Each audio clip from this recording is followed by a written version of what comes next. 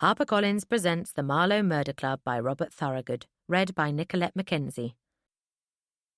Chapter 1. Mrs. Judith Potts was 77 years old and entirely happy with her life. She lived in an arts and crafts mansion on the River Thames. She had a job she loved that took up just enough of her time and no more, and best of all, she didn't have to share her life with any man. This meant there was no one asking her what was for dinner that night, or wanting to know where she was going every time she left the house, or moaning that she was spending too much money on whisky, a small glass of which she'd have at about 6 p.m. each evening. On the day Judith's life changed, it was the height of summer, and England had been in the grip of a heat wave for weeks. She'd kept all of her windows open to capture whatever breezes blew down the valley, but it seemed to make no difference. The heat of the sun had got into the bricks and timbers of her home, into the oak staircase and minstrel's gallery. After taking her evening meal in front of the television news, she put her empty plate to one side and got out the latest copy of Puzzler magazine. She turned to a logic grid and started to work on it. Usually, she enjoyed reducing the language of the clues down to mathematical ones and zeros. But tonight, her heart just wasn't in it. It was too hot to concentrate. Judith's hand idly went to the key she kept on a chain around her neck, and her thoughts began to drift into the past, into a much darker time. She shot up from her chair. This wouldn't do, she told herself, wouldn't do at all. There was always something else she could do to keep herself busy. She needed a change of scene, that was all, and she had the perfect solution. Judith began to take off her clothes. With each garment she removed, she felt more and more released from the stifling constraints of the day. By the time she was naked, she was buzzing with an impish delight. She crossed the hallway, past the Bluthner grand piano she only ever played when she was really very drunk, and took up a dark grey woolen cape she kept by the front door. Judith's cape was her most treasured possession. She'd tell anyone who asked, and many did, that it kept her warm in winter, served as a picnic blanket in the summer, and she could pull it over her head if ever she was caught in a spring shower. Best of all, Judith believed it was a cloak of invisibility. Every evening, come rain or shine, she'd take off her clothes, wrap the cape around herself, and step out of her house, feeling a delicious frisson of naughtiness. She would plunge her feet into a pair of ancient wellies and stride through the knee-high grass, swish, swish, swish, to her boathouse. Like the rest of Judith's house, it was pink-bricked, timber-framed, and somewhat crumbling. Judith entered the cobwebby darkness and kicked off her wellies. She hung her cape on an old hook and, still hidden from the outside world by a pair of ancient boathouse doors, stepped down the stone slipway and into the Thames. It was almost a religious experience for her, accepting the cold water onto her skin, and she exhaled with a whoosh as she leant forward into the embrace of the river. Suddenly she was weightless, supported by the soft water that felt like silk to her body. She swam upstream, the evening sunshine flashing diamonds on the water all around. Judith smiled to herself. She always smiled to herself when she was out swimming. She couldn't help it. After all, there might be dog walkers on the Thames path, and there were very definitely plenty of people in the near distance as she looked at the spire of Marlow Church and the span of the Victorian suspension bridge that linked the town to the neighbouring village of Bisham. None of these people were aware that there was a 77-year-old woman swimming nearby, entirely in the nude.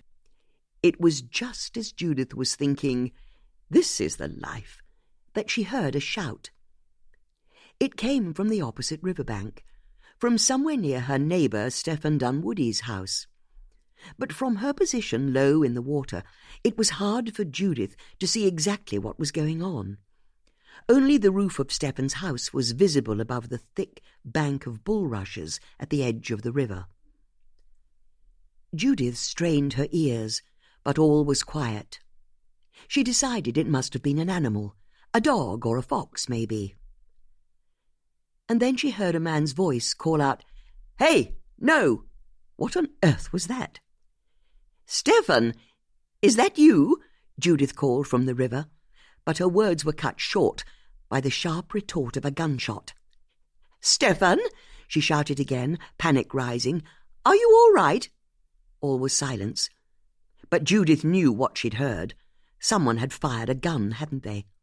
And Stefan's voice had called out immediately beforehand. What if he was now bleeding from a bullet wound and needed saving? Judith swam towards Stefan's house as fast as she could, but as she reached his riverbank, she realized she had a problem. Beyond the bulrushes, Stefan had put corrugated metal across the span of his lawn to protect it from river erosion. Judith knew that swimming through the rushes would cut her body to shreds, and, even if she made it to land, she wouldn't be able to pull herself out. She wouldn't have the strength. Ahead of her, she could see a blue canoe wedged in among the reeds.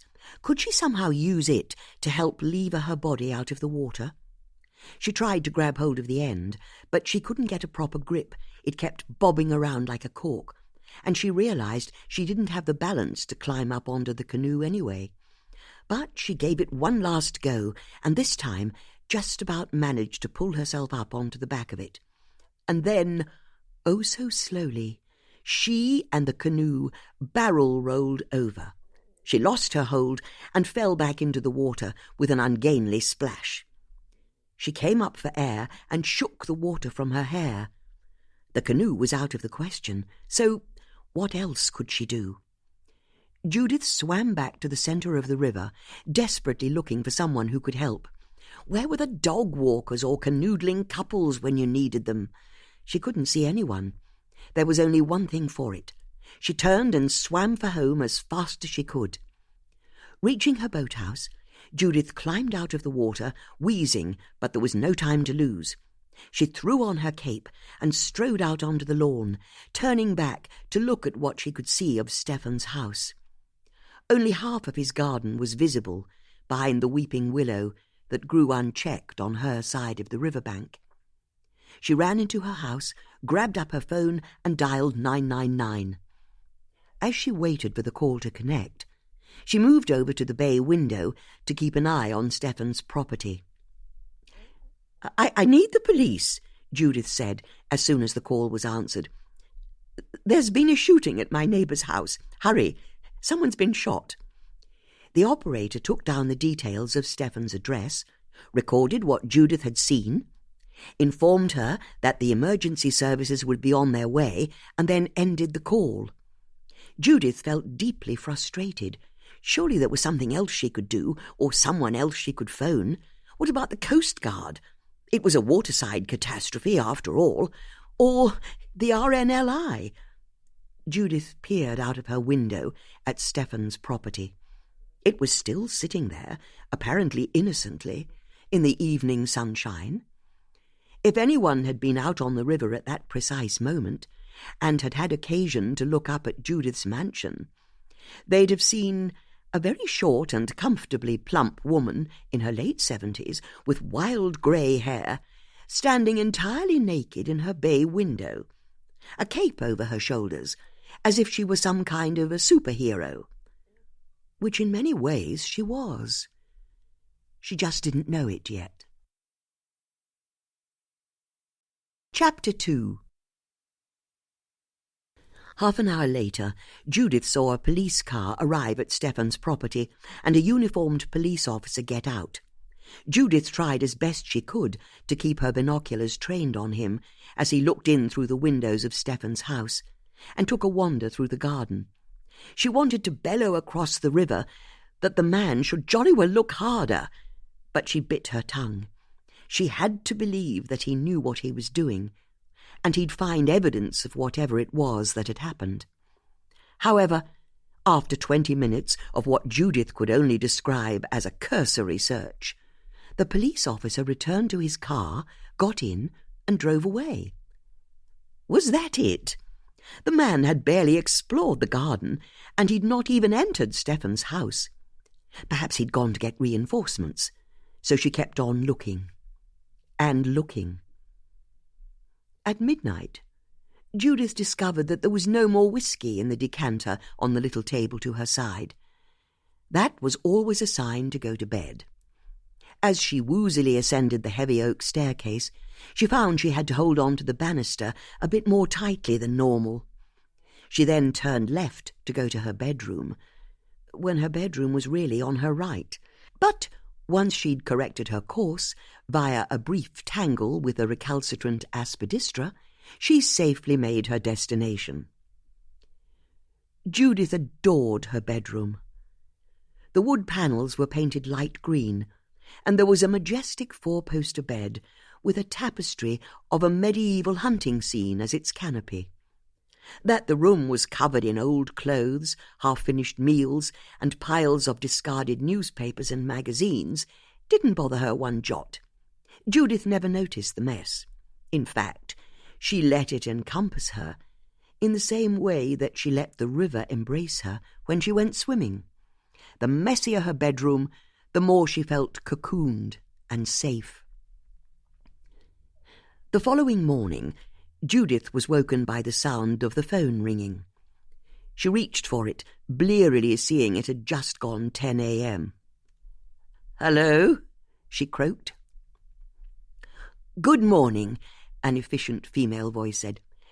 "My name's Detective Sergeant Tanika Malik from the Maidenhead Police Station. I'm following up on the incident you reported at Mr. Dunwoody's property last night." "Ah, thank you for calling," Judith said, still somewhat groggily. The detective sergeant explained that she'd sent a constable to inspect Mr. Dunwoody's house and garden. He'd not found anything of note, so she was ringing to inform Judith that there was nothing to worry about. "But I know what I heard," Judith said. "Yes, the report said you heard a gunshot. Not just a gunshot. I heard someone call out something like, 'Hey, no!' And then I heard the gunshot." "But I understand you were swimming in the river at the time. Are you sure it was in fact a gunshot?" Judith was now fully awake and thoroughly irritated. "I grew up on a farm. I know what a gunshot sounds like." "But what if it was something else?" "Like what?" "Well, for example, maybe it was a car backfiring." This hadn't occurred to Judith. She thought for a moment before answering. "No, I'm sure I'd have known if it were a car. It was a gunshot. I take it this constable of yours reported that Stefan's car is still parked at his house?" "Why do you mention that?" "Because I presume Stefan didn't answer his phone when you called him, did he?" "No, I'm sorry. I can't quite follow your line of thought there. What phone call?" "Well, you must have phoned him last night." "I'm afraid I'm not allowed to share specific details with you." "But a neighbour reports a shooting at a house. Of course you phoned to check up on him. And the fact you haven't told me he answered suggests to me that he didn't answer. So, seeing as his car is still on his driveway, well, that tells me that something's up with him. After all, if you're at home, you answer your phone. If you're away, you take your car. At least, someone who owned a car would. I don't." D.S. Malik didn't respond immediately. "You've really thought this through," she eventually said. "It's all I could think about last night. I was so worried for Stefan. What if he's been shot and the gunman's escaped?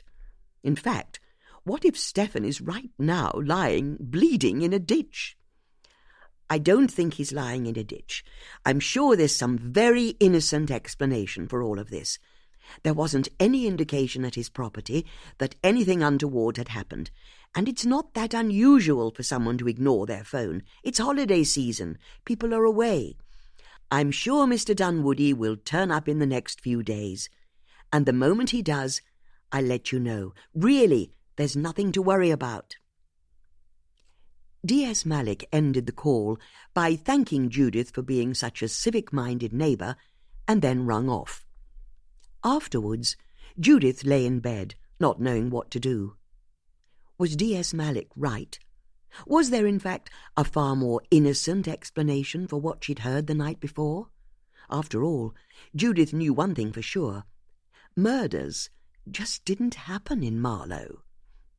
She decided to put the matter from her mind and get on with her work for the day. When Judith had inherited her house from her great-aunt Betty in 1976, she'd also received a portfolio of shares that provided her with a modest income, so she didn't have much need to work for a living. But nothing would have ever made Judith give up her job. She loved it too much. Judith compiled crosswords for the national newspapers. She set 2 or 3 a week, and the hours she spent each day working on the puzzles were a cherished refuge for her mind. When she was setting a crossword, a calm descended on her, and she could lose herself for whole stretches of time as she carefully worked through all the permutations of a particularly satisfying anagram, or considered an elegant phrase or word which could be interpreted in more than one way. Judith crossed her drawing-room to the card table by the bay window and smoothed down the green baize with her hand. Next, she reached up onto a shelf and pulled down a sheet of squared mathematical paper. She then chose a 2B pencil from a mug of 2B pencils and, even though it didn't need sharpening, she pushed the pencil into her metal desk sharpener. It gripped the end, the old electric motor clattering as it spun, and the pencil Judith removed a few seconds later wasn't so much a writing implement as a lethal weapon. Judith smiled to herself. A fresh pencil, the empty squares on the paper in front of her. The fight ahead. Sitting down, she picked up her wooden ruler and began to mark out a 15 by 15 grid of squares. Next, she shaded in a pattern of darker squares around a single line of symmetry, so each darker square had a twin reflected on the right. There wasn't any particular pattern she followed. It was mostly her many decades of experience that guided her hand. Once she had marked out her grid, all she had to do was fill in the blank spaces with words. This, she knew, would take her the next hour or so, and only once she was happy that she had an interesting collection of words intersecting with each other would she turn her mind finally to creating the clues. As for the types of clues she liked to set, she eschewed the willful opacity favoured by many setters, most famously represented by the near-impossible monthly puzzle that used to appear in the Listener magazine. She felt there was something a bit too male about how they tried to show off how very clever they were. "Look at me," they seemed to be saying. "You'll never guess how brilliant I am." Instead, like many setters, she aligned herself with the principles of Ximenes, the legendary setter for the Observer newspaper from 1939 to 1972. Accordingly, her clues had to have 2 halves, the literal clue on one side, the riddle on the other. And the 2 halves had ultimately to play fair with the solver, with the small caveat that if a clue was ingenious or witty enough, she was prepared on occasion to break the rules. This morning, however, the muse wasn't with Judith. Having created her square of blocks and blanks, she couldn't settle on the correct words with which to fill the grid. She lacked all decisiveness. It was Stefan, she knew. She couldn't concentrate. She had to know that he was okay. Judith reached for her tablet computer. She didn't much like the device, but it was useful for photographing and then emailing in her crosswords to the papers, so she'd come to terms with it some years ago. She held it up to her face, but the stupid machine refused to unlock, claiming it didn't recognize her. Judith harumphed. once again cursing at the indignities of being an older woman. The modern world treated her as though she were entirely invisible, and even her own bloody computer criticised her for not looking suitably like herself. But there was no point trying to fight with technology. Judith had learned that a long time ago, in an incident that had involved a strawberry-coloured iMac, an electric cable that wasn't quite long enough, and a trip to accident and emergency. Judith took a deep breath and composed herself. She held the tablet up and looked at it again. Nothing happened. Bloody thing! Muttering to herself, Judith entered the passcode and then opened her web browser. Maybe there'd been some news about Stephen in the last 24 hours. She typed Stephen Dunwoody into the search bar, but all of the hits told her he owned an art gallery called Dunwoody Arts in Marlow, a fact she already knew. But she wanted to be thorough, so she clicked through the pages of results. Although, what was this? One of the later results was a link to a web page from a local newspaper, the Bucks Free Press. It was the headline that caught her attention. Bust Up at Henley Regatta. Clicking the link, she found herself reading a diary piece from a roundup of the Henley Royal Regatta 6 weeks before. Word reaches us that Stephen Dunwoody, local art gallery owner, got into a tipsy dispute in the royal enclosure with Elliot Howard, owner of the Marlow auction house. According to our little birdie, when Mr. Howard threatened to punch Mr. Dunwoody, the stewards were called and both men were forcibly ejected. Judith put her tablet down. So, Stephen had got into a drunken altercation at Henley with someone called Elliot Howard, and here he was only a few short weeks later, and there'd been another set-to of some sort on his property. A set-to where someone had fired a gun. And then Stephen had subsequently vanished. Sod this for a game of soldiers, Judith thought, as she strode across the room, swept up her cloak from its peg, and left the house. She went down to her boathouse, approached an old punt that was half in and half out of the water, and gave it a shove with her foot. She stepped up onto the back of it and grabbed the punting pole as the front of the boat bumped through the rotten boathouse doors and slipped out onto the river. Despite her advanced years, Judith was an expert punter. With a flick of her wrists, she thrust the pole down into the riverbed, bent at the waist, and pushed with all her might. As the punt shot forward, she twisted the pole up and out of the soft mud, and the boat had the momentum to cross the river. Once she reached the further bank, and the river was shallow again, it was no effort to punt upstream the 50 or so yards to Stephen's house, use the prow of the punt to penetrate the wall of reeds that protected his riverbank, and step up onto his land. She didn't need to secure the boat. Entirely surrounded by bulrushes, it wasn't going anywhere. Checking her watch, Judith could see that just over 8 minutes ago she'd been sitting in her house, and now here she was at the sharp end of her neighbour's mysterious disappearance. Stephen's house was really rather splendid to Judith's mind. It was a converted watermill, with a wooden wheel that still turned lazily, but differently sized rectangular glass windows had subsequently been cut into the building. It was both pleasingly old-fashioned and modern at the same time.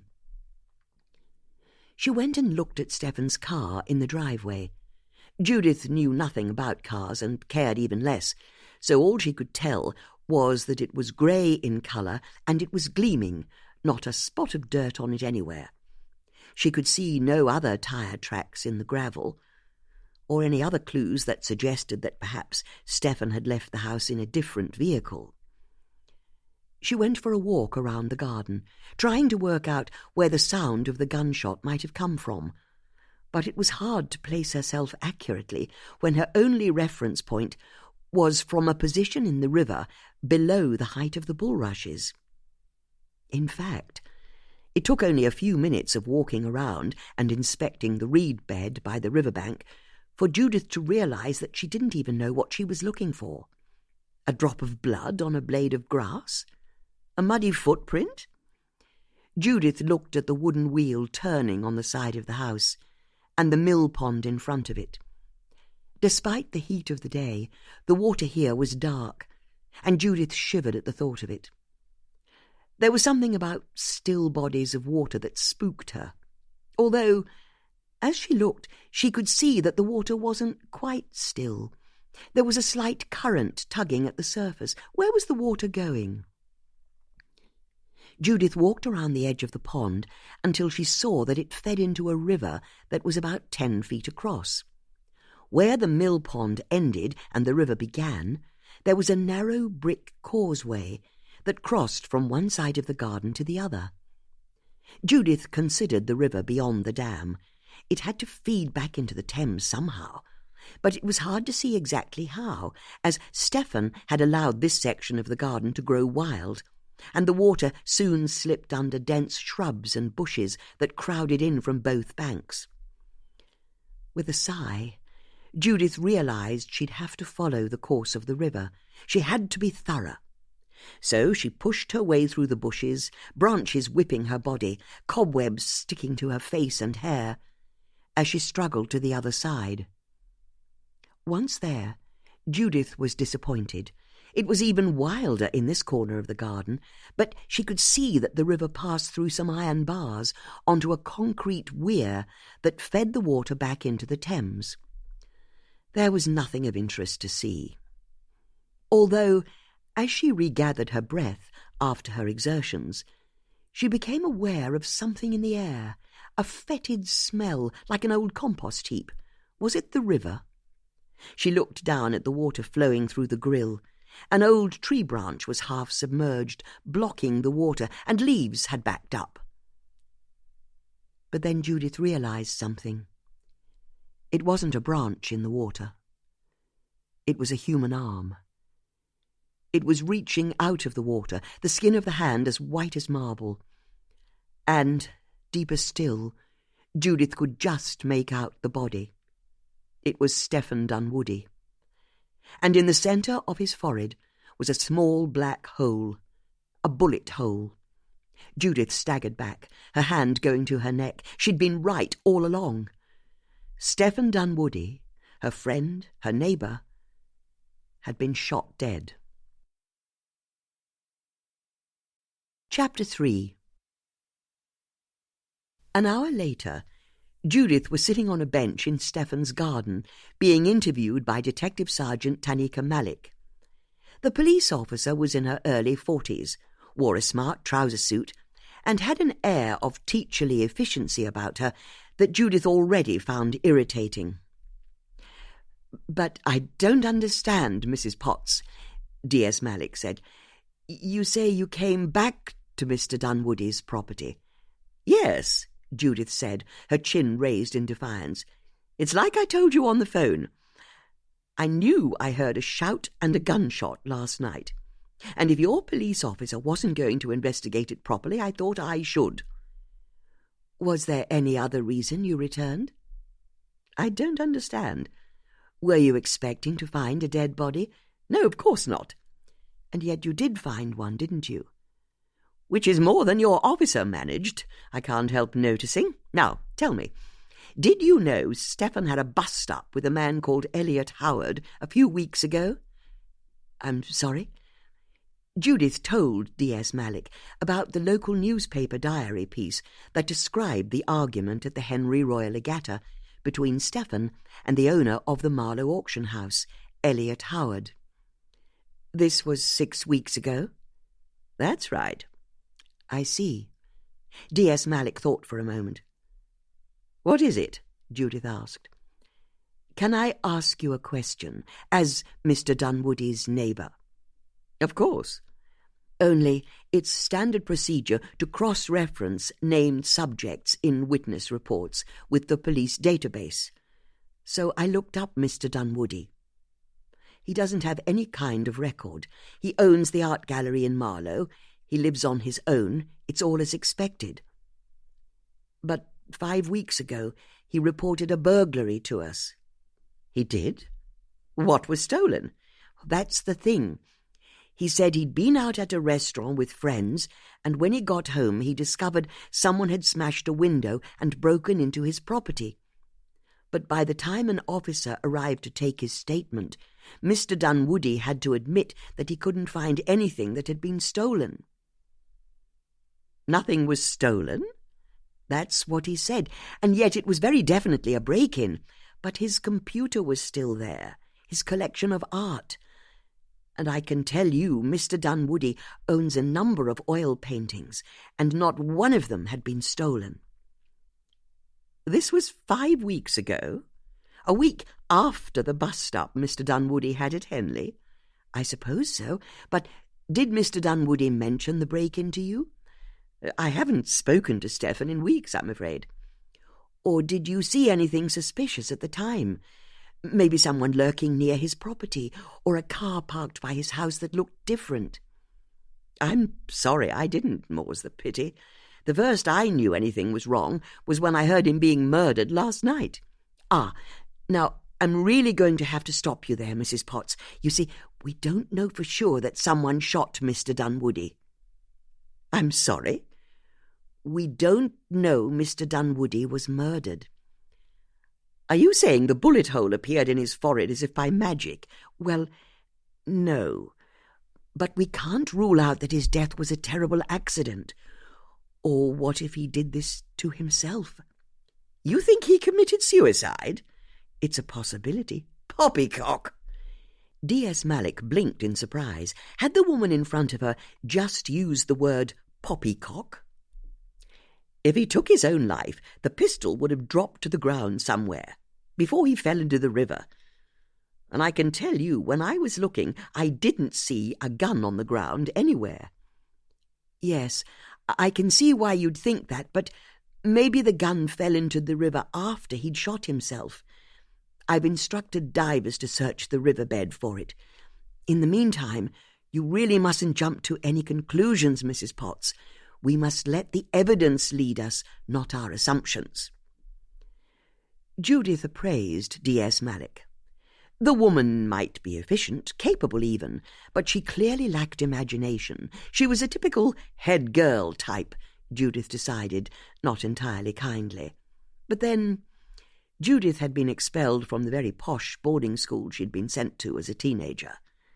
She'd also been expelled from the really very much less posh boarding school she'd been sent to next, and the one after that. Suffice to say, she and the head girls of the schools she'd attended hadn't ever seen eye to eye. Judith sighed to herself. Very well, if the police didn't believe that Stephen had been killed, then she'd just have to investigate his murder for herself, wouldn't she? Once Judith had finished giving her formal statement, she stepped back onto her punt and, with a regal wave at the forensic officers in their paper suits as she passed, she allowed the river to carry her back to her house. She then got out her old bicycle and climbed onto it. After all, if she wanted to discover who'd killed her neighbour, there was an obvious place to start.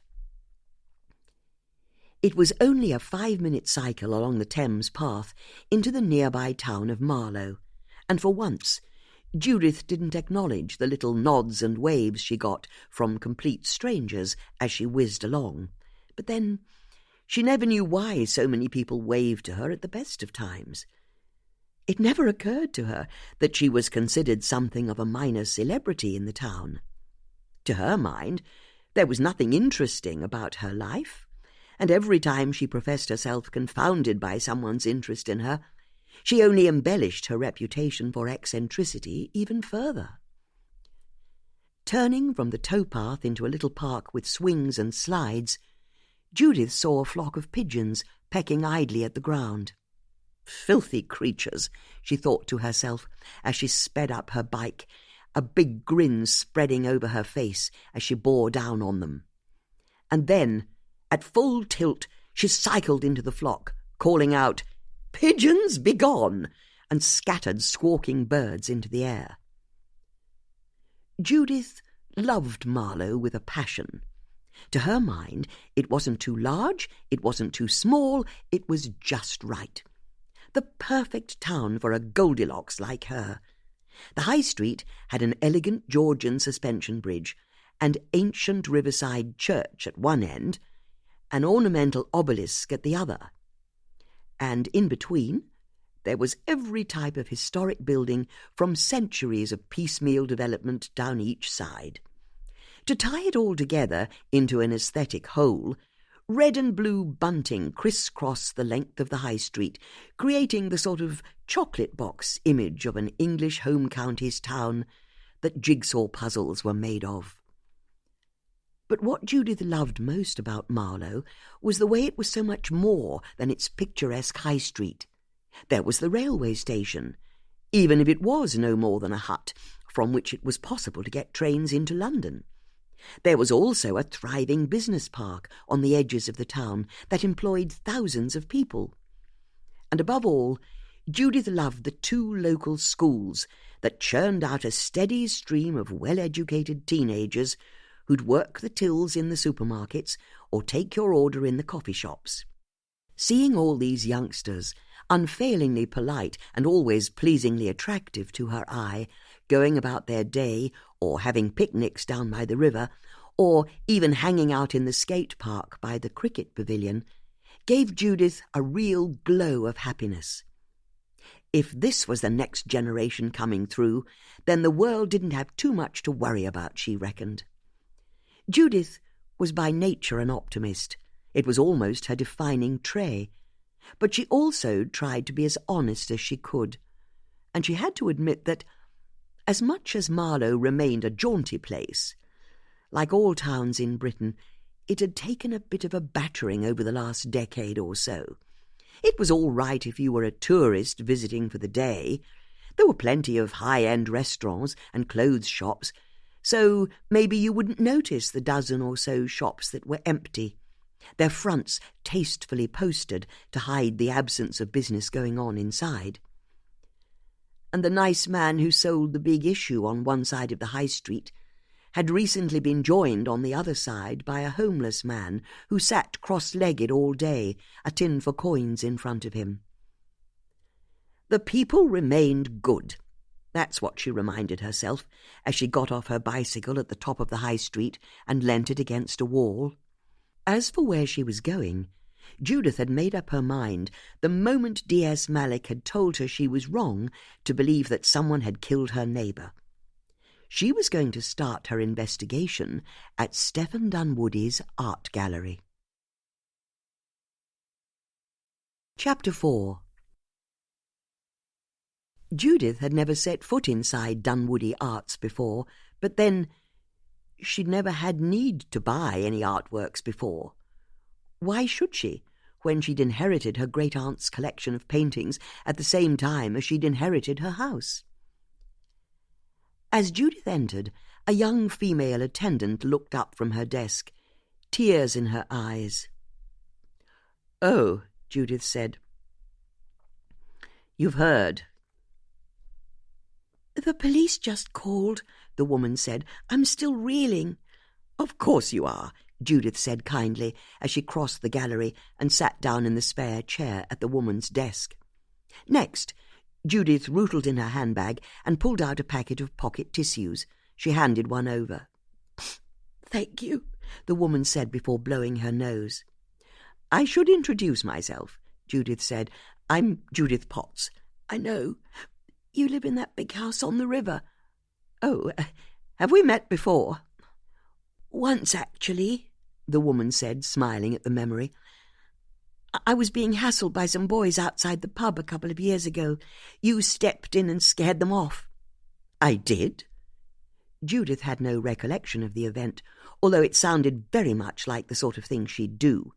She couldn't bear how men seemed to operate in packs at times, picking on young women on their own. "I'm Antonia," the woman said, "Antonia Webster, and thanks for helping me that time. You were totally amazing." "I'm sure you didn't need any help. You look capable enough." Judith rootled in her bag again and pulled out an old-fashioned tin of travel sweets. "Would you like a sweet?" Antonia didn't quite know what to say to the question. "No?" Judith asked. "Then do you mind if I have one?" Judith popped the lid of the tin, plucked a boiled sweet from within the icing sugar, put it in her mouth, and sucked on it for a few seconds. "Lime," she pronounced with satisfaction. "My favourite. Now, I hope you don't mind me coming here, but if I helped you in the past, then maybe you could help me this time. You see, I'm Stefan's neighbour, and I'm trying to work out what happened to him. It's so terribly sad. I take it you work here." "I do," Antonia said, "and of course I'll help. I'm Mr. Dunwoody's assistant, just for the summer, before I go to uni." "So you've not been here long?" "No, but Mr. Dunwoody was so kind. I can't believe he's gone." "I'd agree with you there. But how was he kind, would you say?" "Well, he was interested in me. You know, about what I thought, about politics, or the environment, or what I was going to do at uni." "He was interested in you?" "Not in that way," Antonia said, picking up on Judith's tone. "He wasn't a creep. He was just an old man. That's how he described himself. An old man who lived on his own with all of his art. I liked him." This description certainly chimed with Judith's limited wave-to-her-neighbour-once-a-fortnight relationship with Stefan. He always seemed happy enough to see her, and always had something to call across the river. "Beautiful morning," or "lovely day," he'd shout. Judith smiled sadly at the memory. "He was a good man, I think," she said. "He was," Antonia agreed. The two women sat in companionable silence for a while, Judith contentedly sucking on her boiled sweet. "And someone killed him," she said. Antonia's eyes widened. "What's that? You didn't know?" "No. The guy on the phone said he'd had an accident." Judith's handbag on her lap was still open, and she closed the clasp with a snap. "I'm sorry to say that's not what happened at all. He was shot dead." "No way." "Oh, yes, I'm sure of it. So, I suggest I help you shut up shop. You can't possibly be expected to do a day's work after a shock like this." "You think that's what I should do?" "Of course." "You'd help me?" "I've got nowhere else to be. Now, how do we do it?" Antonia got a set of keys, explained how the alarm system worked, and together the two women locked up the gallery, turning over the sign at the front so it said it was closed. As Judith had suspected, the simple act of doing something physical seemed to give Antonia the space to process all that had happened. Judith picked her moment with care. "You know, it can't have been as perfect as all that," she said, as though the thought had only just that moment occurred to her. "What's that?" "Mr. Dunwoody. Logic suggests he was either not as blameless as he appeared, or he had at least one friend or acquaintance who was very much a wrong-un, seeing as someone did this to him." Oh, I see what you mean, but that's not possible. He was really a nice guy, and there was no one bad in his life either." Judith saw Antonia frown. "What is it?" Judith asked. Antonia didn't say anything. "Go on," Judith cajoled, and then she waited. She knew that sometimes the best way to get someone to talk was to stay silent yourself. "Well, it's just," Antonia eventually said, "if you're going to suggest there was someone who was around here who was maybe a bit of a wrong-un, well, you put a person in my mind, that's all." "And who is this someone?" "No idea. I don't know his name." "Then why don't you tell me about him, and let's see if we can work it out together." "He's an older gentleman, with grey hair, or silver. It went down to his shoulders. He was very tall and grand." "And this was a friend of Mr. Dunwoody's?" "I don't think so. He came into the gallery last week." "What day last week?" "Monday." OK, so this man came into the gallery last Monday. That's right, and whoever he was, Mr. Dunwoody took him straight to his office. It was like he was embarrassed that this guy had visited. I see. How very interesting. Then what happened? Well, I'm not sure. They were in Mr. Dunwoody's office, but it wasn't long before I heard raised voices. I didn't know what to do. You see, it's my job to make coffees for Mr. Dunwoody if he ever has any guests, and I was in such a panic I didn't know if I should make them coffee or not. Did you hear what they were arguing about? Not while I was outside the office, but in the end I got up my courage, knocked on the door, and asked if they'd like coffee. It was like thunder in there. The tall man, the silver-haired man, he didn't want anything, and he was kind of rude about it. He dismissed me with a wave of his hand. Antonia lapsed into thoughtful silence. How interesting, Judith said. But you say you didn't hear what they said while you were outside? Antonia wasn't able to follow the line of Judith's reasoning. What's that? You said you didn't hear what was said while you were outside. That suggests to me that maybe there was something you heard while you were inside. Oh, yes, of course. Sorry. Anyway, after the silver-haired gentleman waved me off, I left. But as I was closing the door, I heard Mr. Dunwoody say to him, I could go to the police right now. And what did the silver-haired man have to say about that? I don't know. I left before I could hear his reply. I see. But Mr. Dunwoody definitely said that he could go to the police right now. He did. And you've really no idea what he was referring to? None at all. I'm so sorry. You didn't perhaps raise the matter with Mr. Dunwoody later on? No way. But he did, now you mention it. We were locking up for the night, and Mr. Dunwoody apologised that I'd had to witness the argument. What did you say to that? Well, I could see he was really uncomfortable about it all, so I told him it was just fine. I'd not really seen or heard anything. And then he said something weird. He said, desperation drives people to do stupid things. What on earth was he referring to? No idea, but it's what he said. Judith felt a buzz of excitement. Who was this silver-haired man who was in dispute with Stefan? Remembering how Stefan had got into an argument with Elliot Howard at the Henley Regatta, she had an idea. Is your computer connected to the internet? She asked. Antonia nodded. Then can you do a quick search for me? Of course. What do you want to know? Could you look up the name Elliot Howard? You think he might be the man who was in here? It's a possibility, but let's see if we can find a picture of him online. Okay, Antonia said, going over to her desk and firing up the browser on her computer.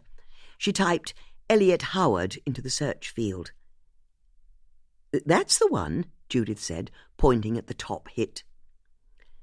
Antonia clicked the link that opened the website for the Marlow auction house.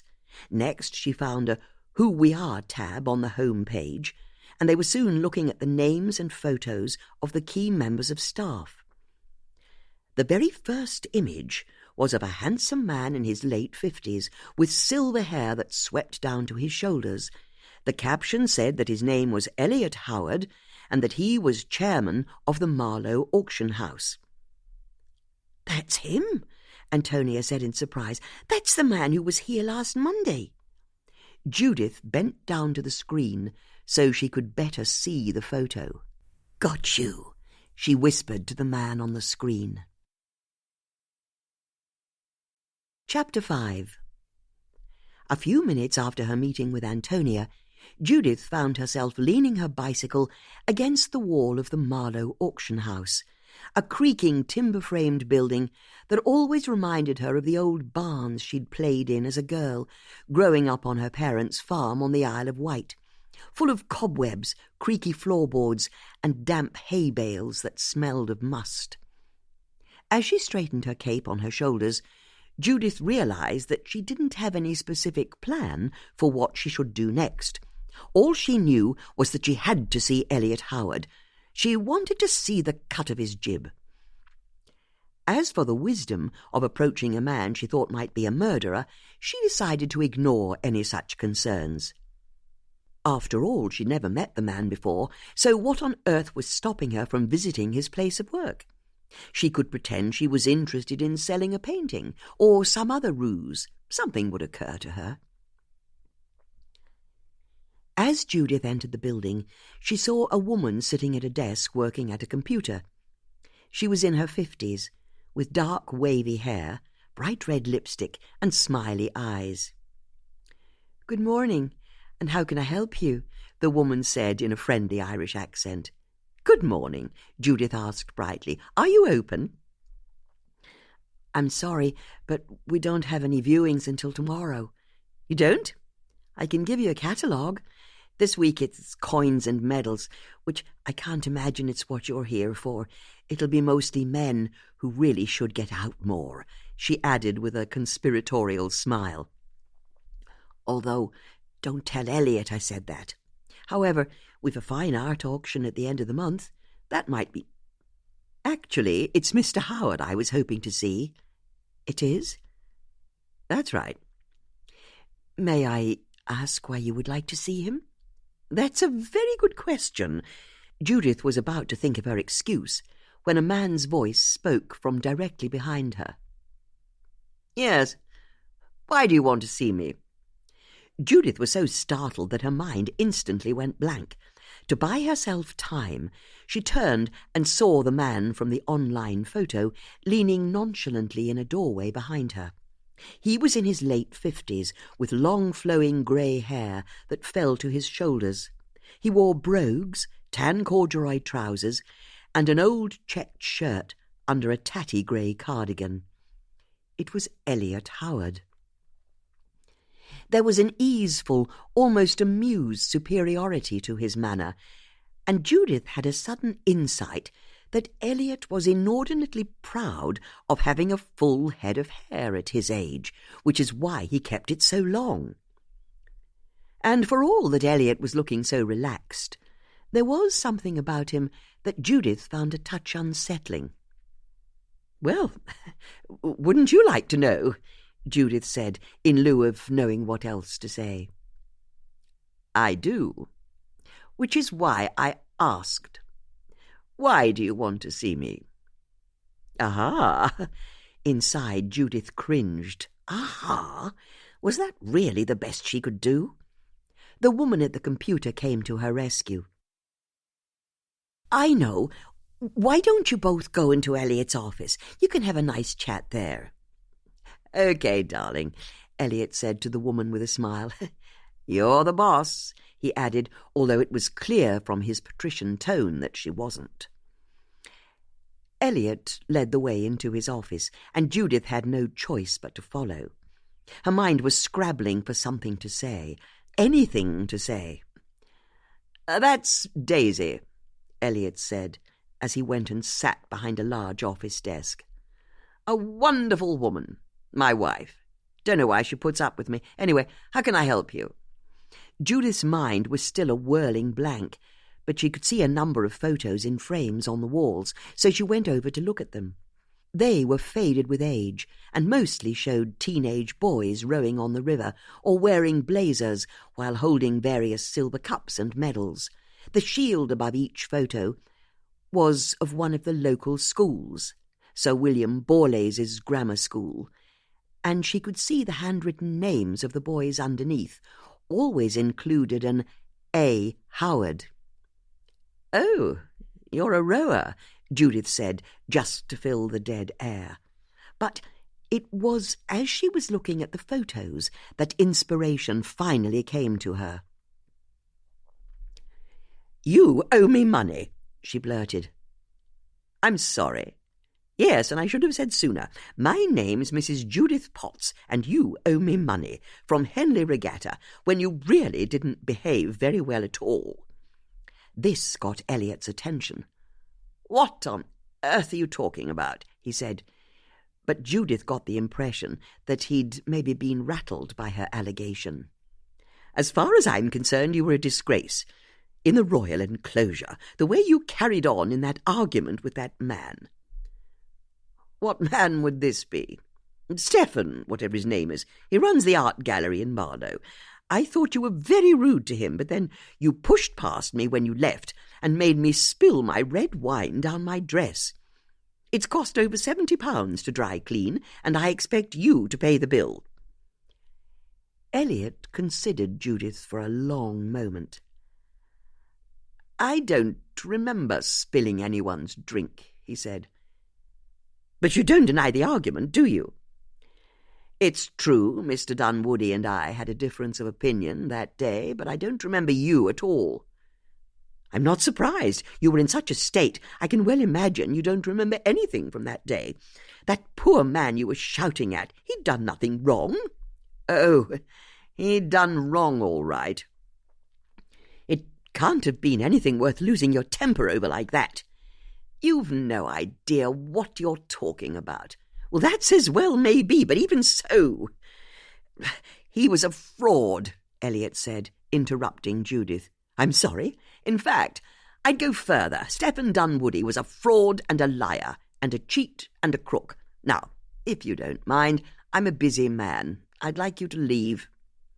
With a cold smile that said the meeting was over, Elliot picked up some papers on his desk and started reading.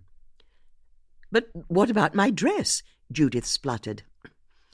"If you ask me," Elliot said without looking up, "you've invented the whole thing, God knows why, because I've an excellent memory for faces, and I'm sure we've not met before. What's more, I definitely didn't spill any wine on anyone's dress at Henley, and if I had, I'm sure that person wouldn't have waited nearly 2 months before approaching me. Now, I must ask you to leave my office." Judith opened her mouth a couple of times, rearranged her hold on her handbag, and then realized she still had nothing further to add. She turned to leave, but stopped as she was about to open the door. "What do you mean he was a fraud?" she asked. "Are you still here?" Elliot said with a sigh as he looked up again. "Yes, and I want to know why you're talking about Stephen in the past tense." Elliot shrugged, as if it was of no concern to him. "Isn't it obvious?" he said. "Well, he's dead, isn't he?" "But how do you know that?" "It's all over the office this morning. How the doyen of the art world, Stephen Dunwoody, has had a tragic accident and been gathered up to God. But let me ask you a question. How do you know?" "How do I know?" "Yes, this auction house knows Stephen well, but what's your connection to him?" "That's rather an impertinent question." "Hardly, considering," Elliot said, and leant back in his chair, looking at Judith levelly. Once again, Judith couldn't quite place Elliot's manner. What was it he was reminding her of? "So, what's your connection?" he asked again. "As it happens, I'm his neighbour," Judith said, unable to keep up the subterfuge any longer. "The police interviewed me this morning, and if you ask me, it wasn't an accident. Someone killed him." "Oh, I see," Elliot said, delight lighting his face. "I beg your pardon? You seriously believe someone killed him? Shot him dead, yes. How interesting. This was never about the dress, was it?" Elliot's smile didn't waver, but the light seemed to die from his eyes, and Judith felt as if the air had been sucked out of the room. "Of course it was about the dress," she said, knowing that Elliot could see through her lie. "No, I don't think so, because I think you're a nosy neighbour, aren't you? A nosy neighbour who's got it into her head that just because I argued with Stephen at Henley a few weeks ago, and now he's dead, you wanted to have a poke around here, thinking yourself the amateur sleuth. I'm right, aren't I?" "Nothing of the sort." "Very well, then perhaps you can tell me precisely when Mr. Dunwoody died." Judith was surprised by the question. How could Elliot talk so easily of times of death like this? but it was all part of his attitude that she couldn't place. "About 8 last night," she said. "Maybe 8:10. "Well, wouldn't you know it? But I've an alibi for then." "You have?"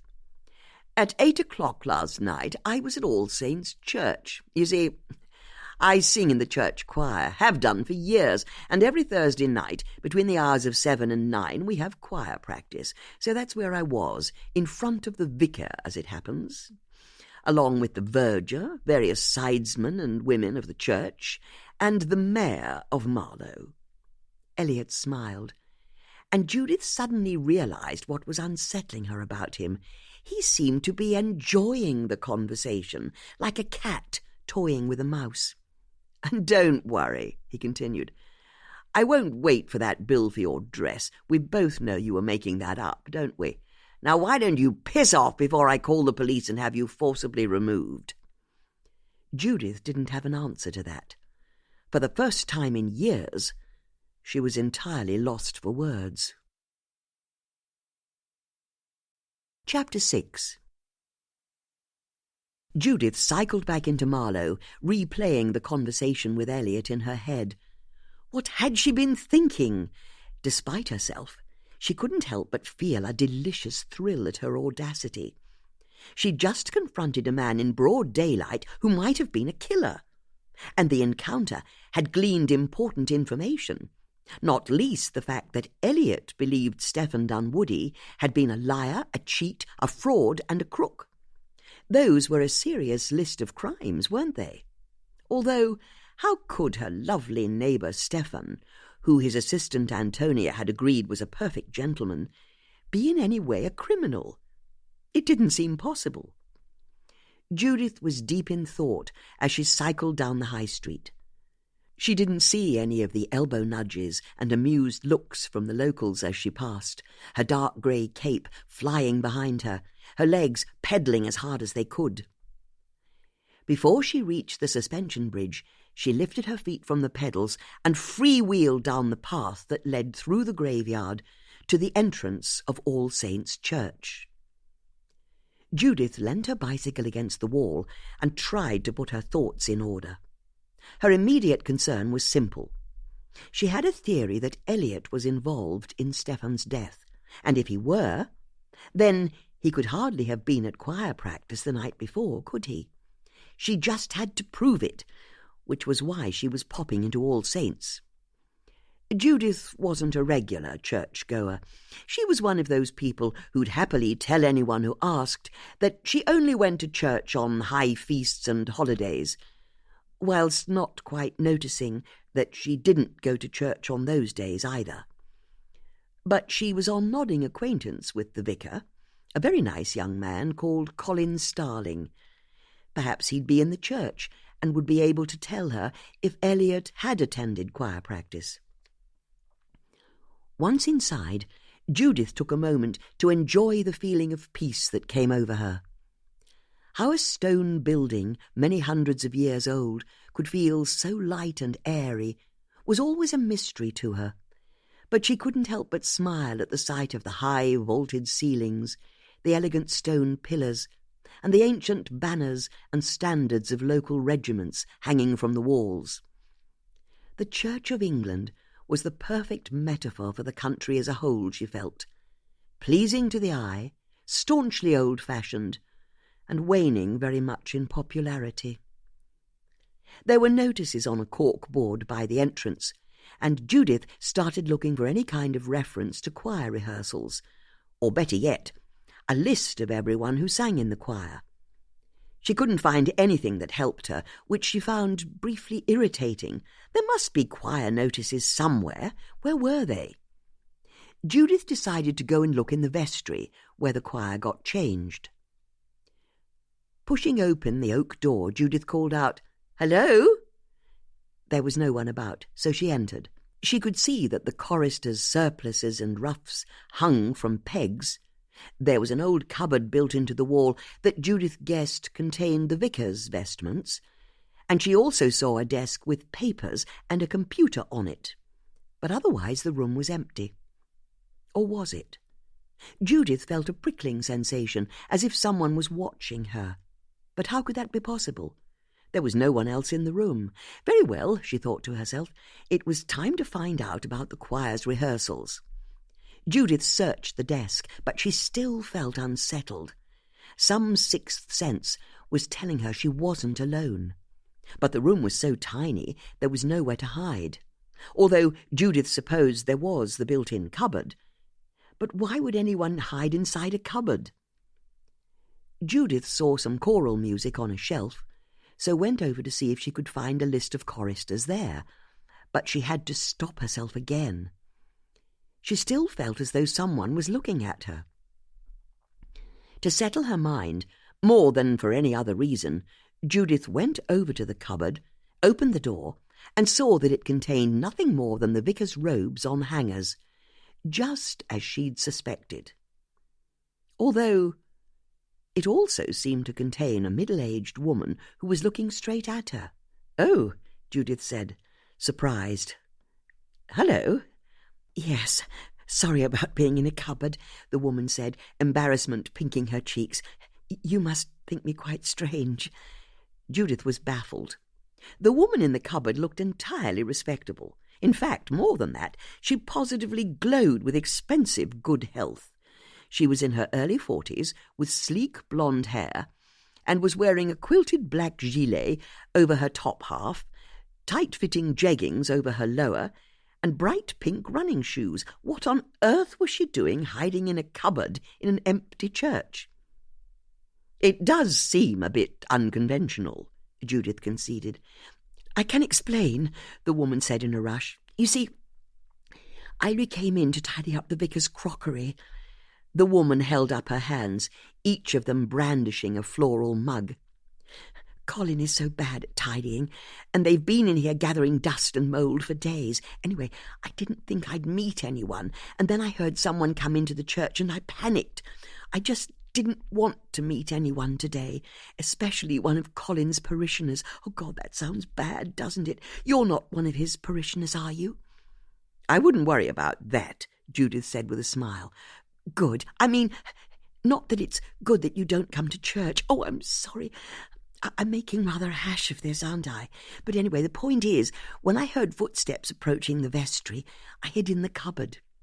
"And closed the door behind you?" "That's right. It sounds mad, doesn't it? Now I'm saying it out loud. Do you think it's mad?" "Not at all. But let me introduce myself. I'm Judith Potts." "Yes, I know." "You do?" Now it was Judith's turn to be surprised. She was sure she'd not met the woman in front of her before.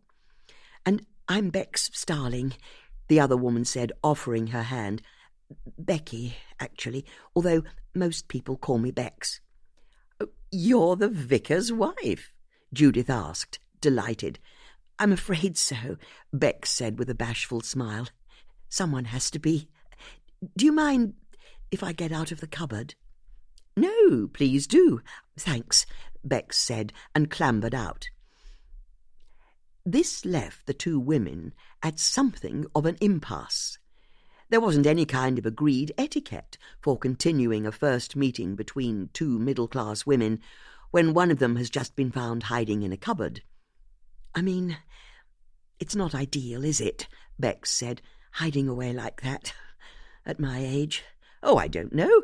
I remember at university I had a ground-floor set of rooms, and I hid under my desk when a friend came to visit who I didn't want to see." "You did?" "Only for a few moments. Or so I thought. Turned out my friend really, really wanted to see me. She waited outside my window for nearly 3 hours, which meant I had to hide under the desk for nearly 3 hours. But I could never reveal I was hiding from her. It would have been too embarrassing.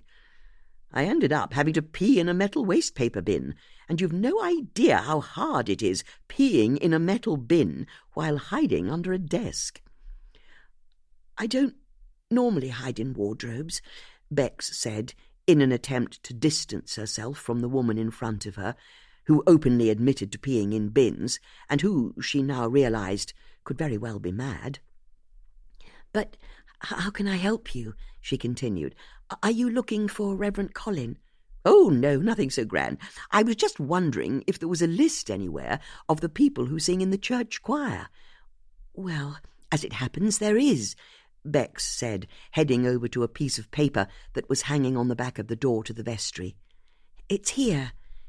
Judith saw 30 or so names on the paper written out in different hands and different inks, with quite a few crossed out.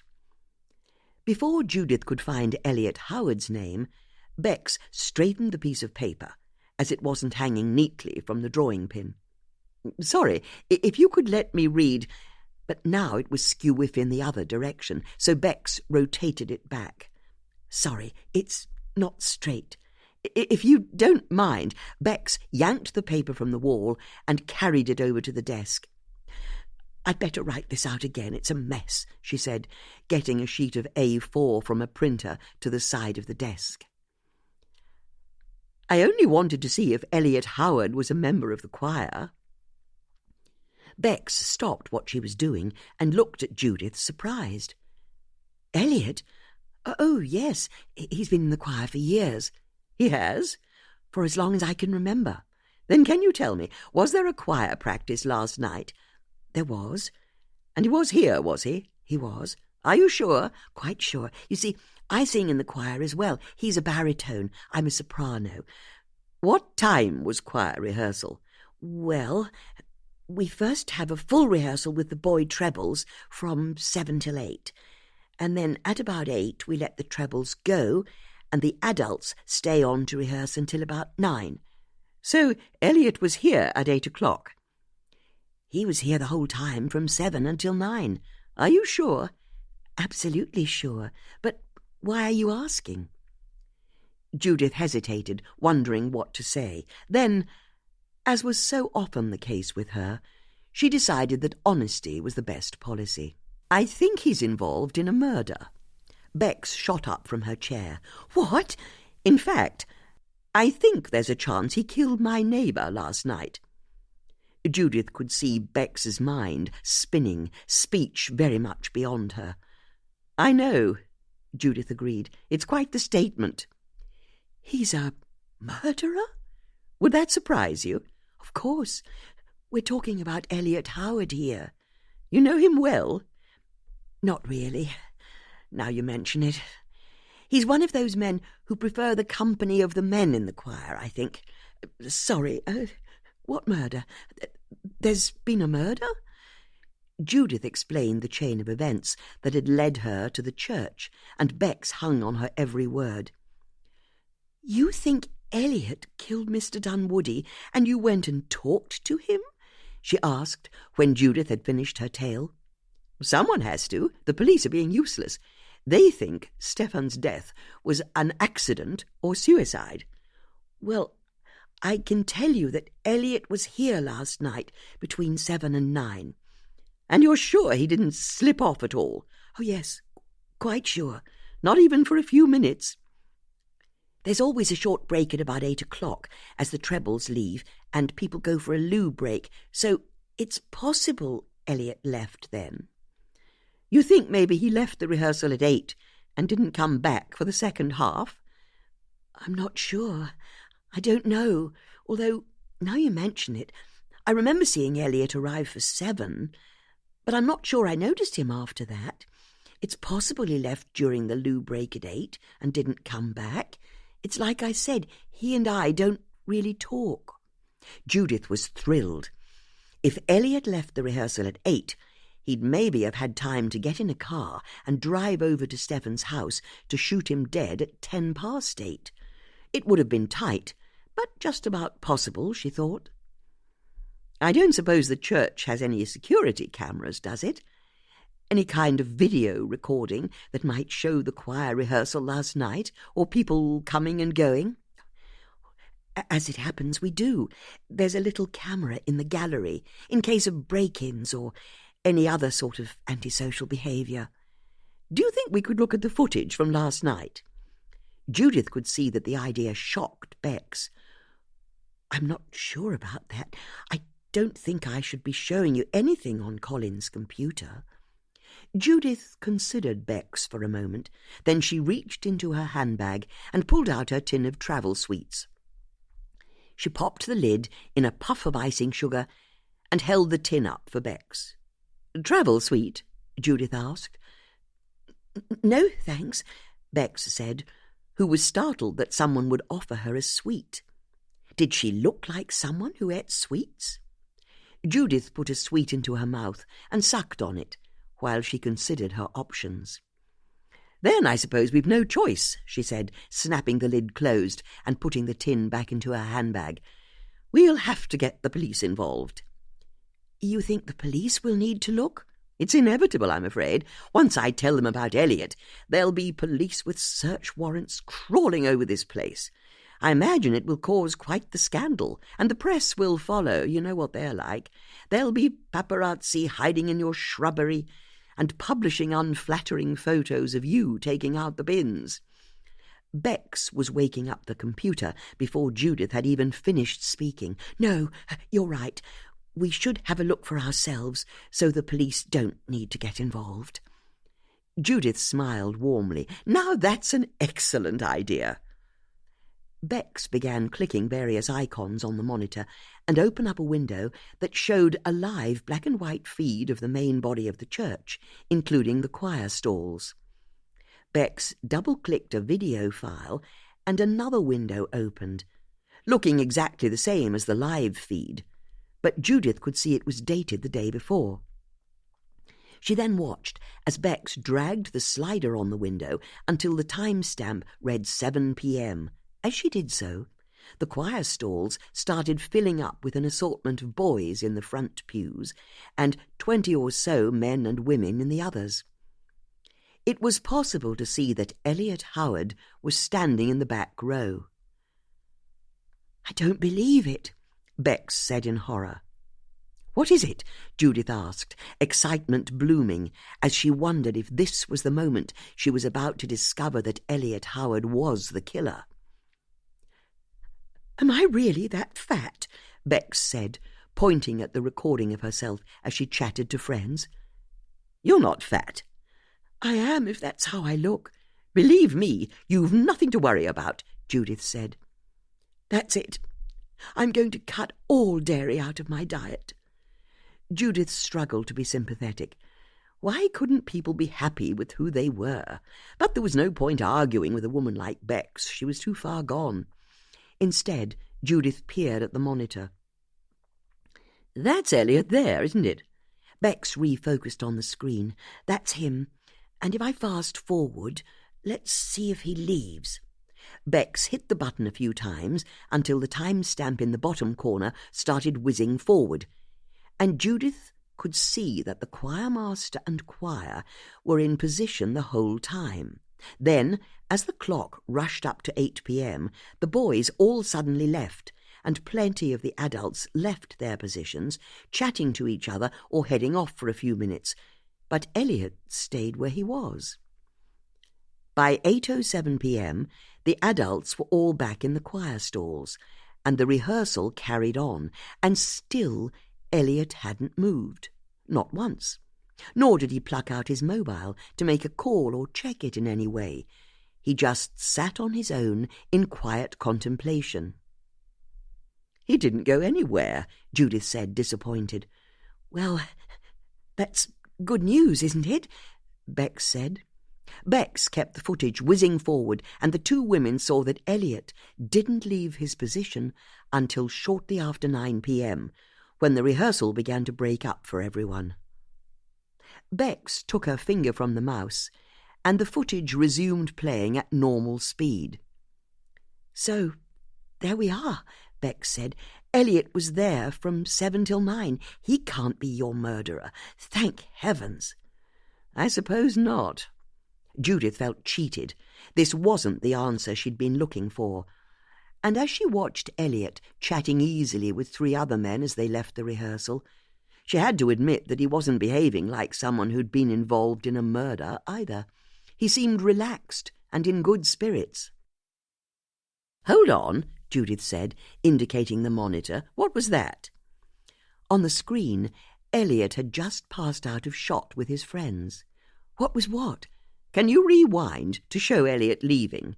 Bex rewound the footage, Elliot and his friends walking backwards into the frame. Can you replay it from there? Judith asked. Bex pressed play, and Elliot and his friends started to walk down the aisle again. This time, both Judith and Bex saw it. Just before he disappeared from view, Elliot looked directly into the lens of the camera. But almost as soon as he'd looked, he turned and clapped one of his friends on the back, the men all leaving, chatting happily together. "He looked at the camera," Bex said. "He did, didn't he? He knew it was there. I suppose he's had years to notice it. Maybe it's a coincidence." "I don't think so. You saw it too, didn't you? That look on his face." Bex bit her lip. It was true. She'd seen it as well. It's like he knew someone would watch the footage to check up on his alibi. And for a split second, his ego took over, and he couldn't help himself. He had to look at the camera. "But how would you describe that look on his face?" "I know exactly how I'd describe it," Judith said. "It was a look of triumph." The women looked at each other. They both knew that Judith had hit the nail on the head. Elliot had looked at the camera triumphantly. Bex shivered. "Sorry. These old stone buildings, even in the height of summer, they're cold." "Okay," Judith said. "So what's our next move?" "I'm sorry?" "That footage proves he can't be the killer, but he's definitely involved in Stefan's murder. Somehow, he managed to be in two places at once. Or he hired someone else to do the killing, but that look he gave to the camera proves his guilt as far as I'm concerned. Don't you think?" "Hang on. What do you mean, what's our next move?" "Well, we're the only two people in the world who currently believe Elliot's implicated in any way in Stefan's murder. So it's up to us to work out how he did it." Oh, no, I couldn't possibly get involved," Bex said. "This is a matter for the police. We have to let them do their job. That's what they do, catch criminals and murderers, whereas I make sandwiches. That's my job. I serve tea and biscuits, raise my kids, and help my husband. So I'm sorry. It's been lovely meeting you, Judith, but I couldn't possibly get involved." And with that, Bex left the room all of a twitter. Judith smiled to herself. She remembered being that young, not neurotic like Bex, or desperately worried about what people thought of her. But in her book, anyone who could pick up a couple of coffee cups and a few short minutes later find herself hiding inside a cupboard was okay by her. She looked forward to meeting Bex again. In the meantime, though, how could she prove Elliot was involved? Chapter 7. After her encounter with Judith, Bex hurried back to the vicarage, a gorgeous bow-fronted Georgian house to the side of the church. But she found she couldn't settle. Her second-hand brush with a possible murder had upset her more than she'd like to admit.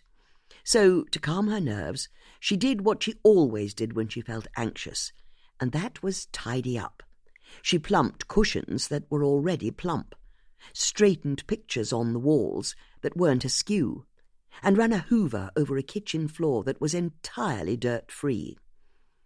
Her 14-year-old son Sam was slumped over his phone at the kitchen table. "Where's your sister?" Bex asked. "I don't know," Sam said without looking up. "Probably snorting nitrous oxide somewhere." "Don't say that," Bex yelped. Although Sam was joking, both he and his mum knew that while Sam was a high-achieving student who liked to follow the rules, his 16-year-old sister Chloe was very much the opposite. All she wanted was to hang out with her friends and party. But then, in her moments of honesty, Bex knew that Chloe wasn't doing anything that she hadn't done at the same age. It's just that her behaviour worried her sick. Not that she really understood Sam either. In the last year or so, he'd become increasingly withdrawn, And as far as Bex could see, the only meaningful social interactions he had outside of school hours were with his hamster, who he doted on. "You look lovely, darling," the Reverend Colin Starling said as he entered the room wearing his black suit, bib and white collar. "How can you say that?" Bex snapped. "These are my yoga clothes." Exasperated with her husband's lack of sensitivity, Bex went upstairs to get changed. At some deep level, she knew she'd behaved unreasonably, but she couldn't shake her feeling of unease. In the bedroom, she grabbed up her mobile phone to see if Chloe had been in touch. She hadn't. "Bex," Colin called up from the bottom of the stairs, "you remember we're having Major Tom Lewis and his wife over for dinner?" Bex didn't even bother to respond. Of course she knew they had guests for dinner. She'd been up at 6 that morning, rubbing fennel into a belly of pork, so it could have the full 10 hours in the slow cooker. Even though Major Tom would be drunk before he arrived, and Mrs. Lewis would criticise her by a whole set of criteria she'd only reveal once Bex had failed to meet them. Bex couldn't help thinking to herself, where had she gone wrong in her life? It wasn't that she was unhappy, far from it. But she wasn't happy either.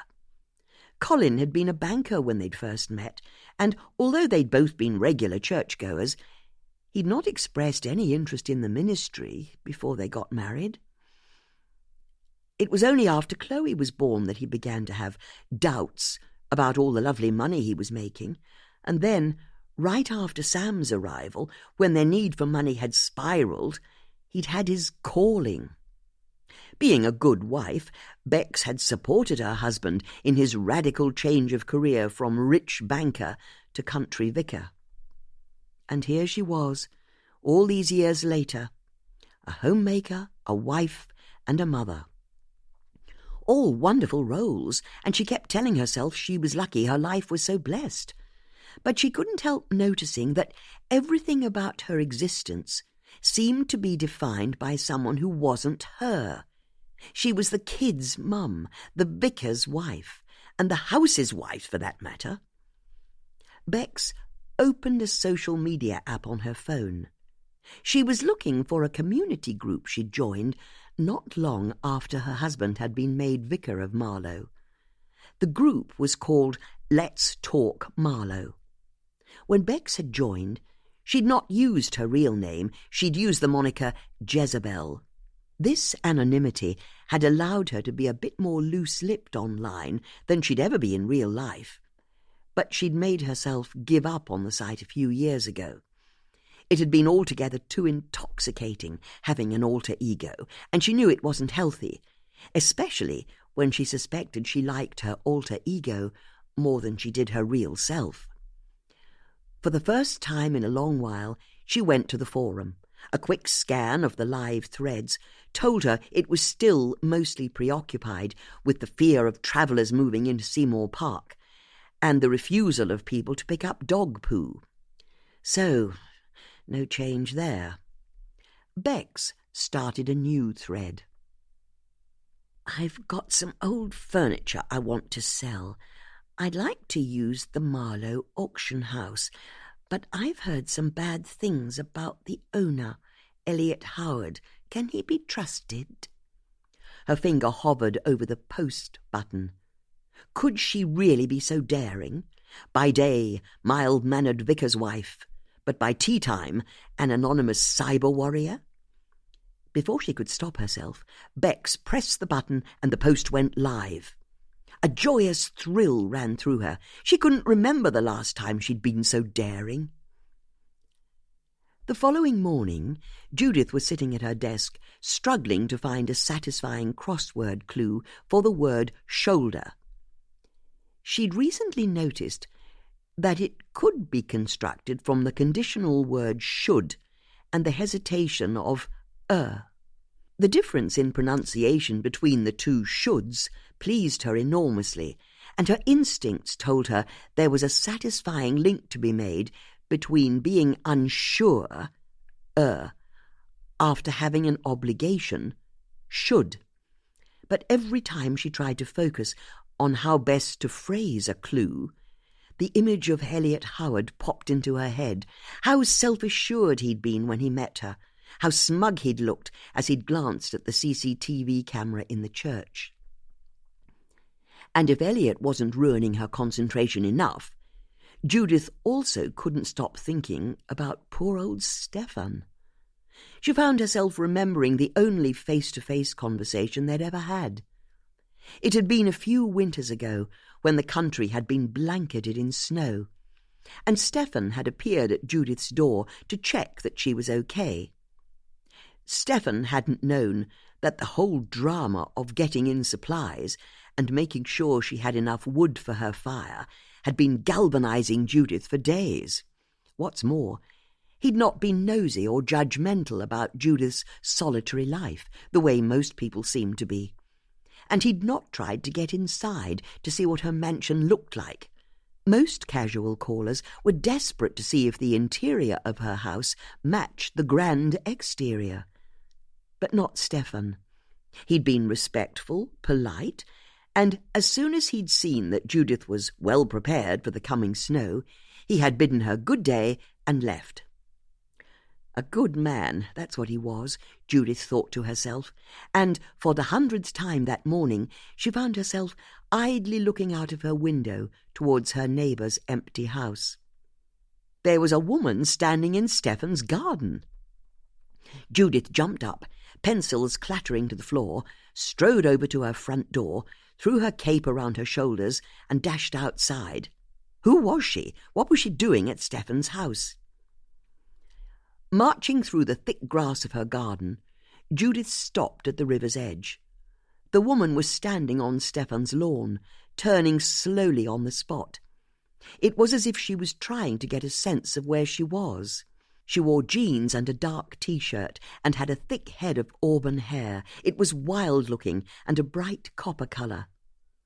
Like a pre-Raphaelite painting, Judith found herself thinking. "Hello!" Judith called out from her garden. The woman turned at the sound of Judith's voice. "Hello!" Judith called out again. "I'm Judith Potts, Stefan's neighbour. Can I help you?" Judith's eyes weren't quite what they'd once been, so it was hard for her to make out the woman's features clearly, but she was pretty sure the woman looked panicked by her sudden appearance. And then all doubt was removed as the auburn-haired woman turned and all but ran away. "I only wanted to say hello," Judith called after her, but it was too late. The woman had vanished around the side of Stefan's house. Chapter 8. D.S. Tanika Malik was reading the ballistics report on Stefan Dunwoody's death when an officer rang through to tell her that a woman called Mrs. Judith Potts was waiting in the reception area for her. D.S. Malik was briefly puzzled, but told the officer to take Mrs. Potts to a meeting room and tell her she'd join her in a few minutes. There was a very pressing matter she needed to deal with first. She picked up her phone and dialed the number at the top of the report. "Are you saying the bullet that killed Mr. Dunwoody was an antique?" she asked the forensic officer as soon as she was put through. "That's right," the woman on the other end of the line said. "Are you sure?" "The bullet we retrieved from Mr. Dunwoody's skull was a 7.65 millimetres by 21 millimetre parabellum. And that's a very specific size that was only used up until the Second World War by the German armed forces." "Are you serious?" "I'm afraid so. It was fired from a Second World War German Luger pistol." "And that would work, would it? A 70-year-old bullet?" "The Germans knew how to make pistols, still do. Sure it would work." D.S. Malik thanked the officer for her help and hung up the call. One of the truisms of policing in the UK was how hard it was to lay your hands on a working handgun. It was just as hard to get hold of an antique gun that hadn't been decommissioned. Unless you were an antique dealer, perhaps. After her second conversation with Judith, D.S. Malik had rung Elliot Howard to follow up on her tip-off. Elliot had happily admitted that he had indeed had an argument with Stephen at the Henley Royal Regatta, but it had only been because Stephen was blocking his view, and although it had got rather heated, it had been 6 weeks ago, so it was all water under the bridge. As for his movements on the night Stephen died, D.S. Malik knew that the pathologist's report had concluded that Stephen had been shot sometime between 7 p.m. and 10 p.m, so she'd asked Elliot where he'd been between those hours. He explained that he'd been at choir practice at All Saints' Church, then gone to the pub for a pint afterwards, and he hadn't left the pub until around 10 p.m. D.S. Malik hadn't much liked Elliot's manner. He'd seemed too smooth, almost as if he'd been expecting her phone call and had prepared for it. In her experience, members of the public got flustered when they became part of an investigation, especially when it was to do with a possible murder. But a quick call to the vicar in Marlow confirmed Elliot's story. In fact, the vicar said that he'd gone to the pub with Elliot after choir practice as well, so he was able to say that he'd been in the same room as Elliot between the hours of 7 and 10. And seeing as Elliot's alibi was the local vicar, D.S. Malik hadn't taken things any further. But now she'd learned the murder weapon was an antique German pistol, was it perhaps worth revisiting him? Or was it just a coincidence? D.S. Malik tried to shake the thought. Stephen Dunwoody had taken his own life. It was the only thing that made sense, even if he'd used an old pistol to do it. Although, D.S. Malik thought to herself, there was still the mystery of the bronze medallion, wasn't there? This was previously the only aspect of the case that had given D.S. Malik pause. When the divers had fished Stephen's body out of the river, they'd found a small medallion, about the size of a 2-pound coin, attached by a silver chain to a buttonhole on Stephen's jacket. The medallion was clearly very old, a dull brown in colour, with a swirling pattern of leaves carved around the edge of it, and the word faith carved across the middle. It was something of an anomaly, if only because none of her team had come across a medallion attached to a jacket like that before. But an old religious symbol was hardly the sort of evidence they could use to build a murder case, any more than they could use an antique German Luger. On her way to see Judith, D.S. Malik stopped briefly at one of her constable's desks. "Have we found the gun yet?" "Not yet," the officer replied. "The divers completed their fingertip search of the riverbed this morning. They didn't find it." "Then what about in the pond?" One of D.S. Malik's working theories was that Stephen had perhaps stood on the brick dam that separated his pond from the river, shot himself in the head, and had then fallen backwards into the river while his gun had fallen forward into the pond. "They've looked on the pond side of the wall as well. No gun." "They're sure about that?"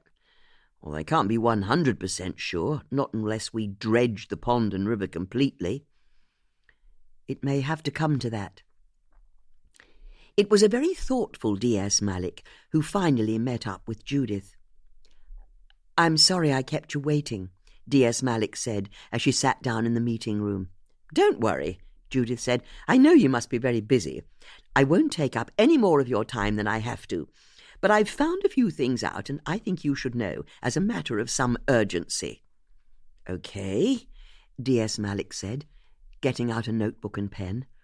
"What do you want to tell me?"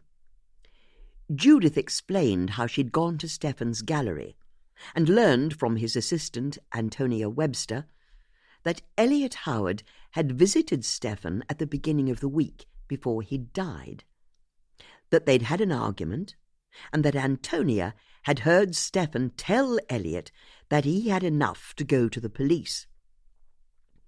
D.S. Malik was surprised. Just as she'd ruled Elliot out from her inquiries, here he was popping up again. Mr. Dunwoody said that, did he? D.S. Malik asked. I've got enough to go to the police. Those were his exact words to Elliot, according to Antonia. And later on, when Antonia spoke to Stephen about it, he said, desperation drives people to do stupid things. He was suggesting that Elliot was desperate? That's it, exactly. Although, what if he was referring to himself, seeing as he possibly took his own life? His desperation drives people to do stupid things could have been a veiled reference that he was about to commit suicide. Judith threw her hands up in exasperation. You don't still believe it was suicide, do you? It's a possible explanation. I bet there wasn't a suicide note, was there? D.S. Malik frowned. The truth was, Judith was right. They'd found no suicide note on Stephen's body, or in his house.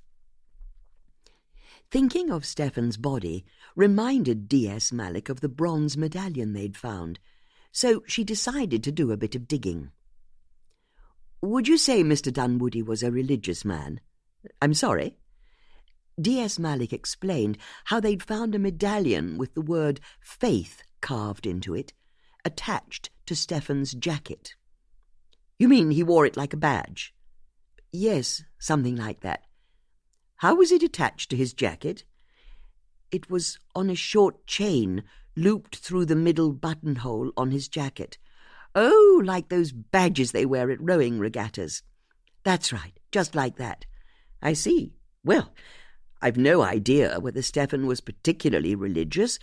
I don't go to church that often, so I wouldn't know. But you've not answered my question. Did you find a suicide note?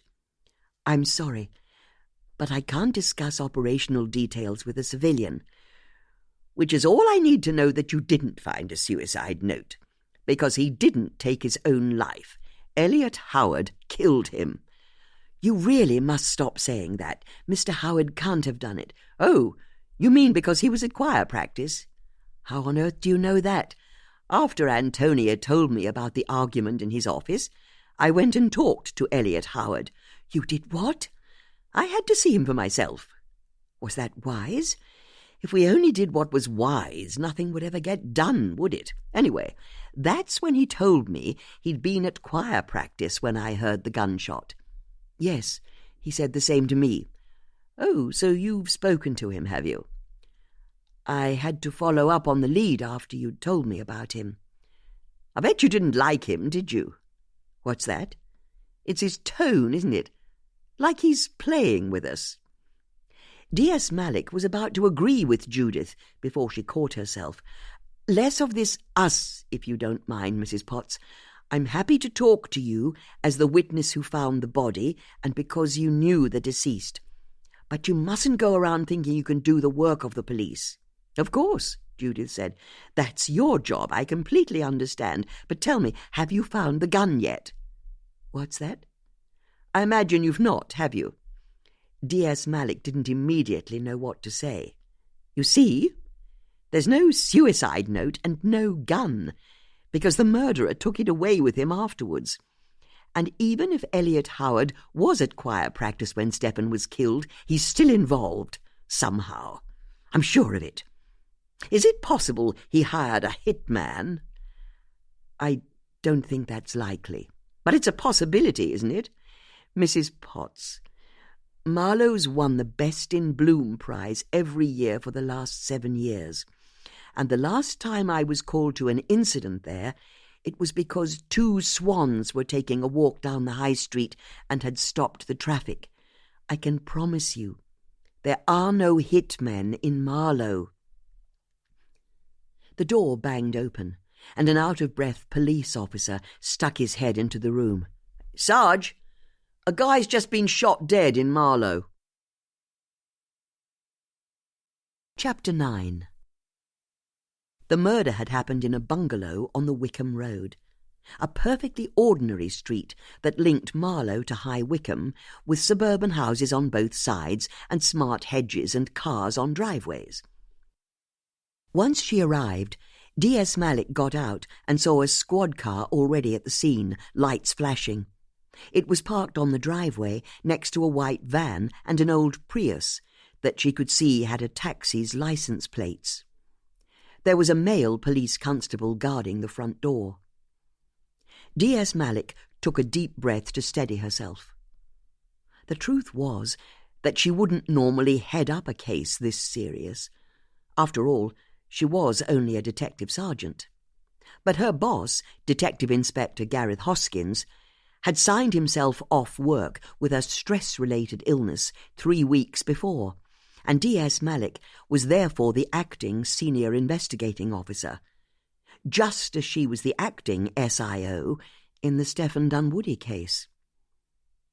D.S. Malik had spent the previous 3 weeks reading and rereading her copy of Blackstone's Senior Investigating Officer's Handbook, on the off chance that a big case might land in her lap.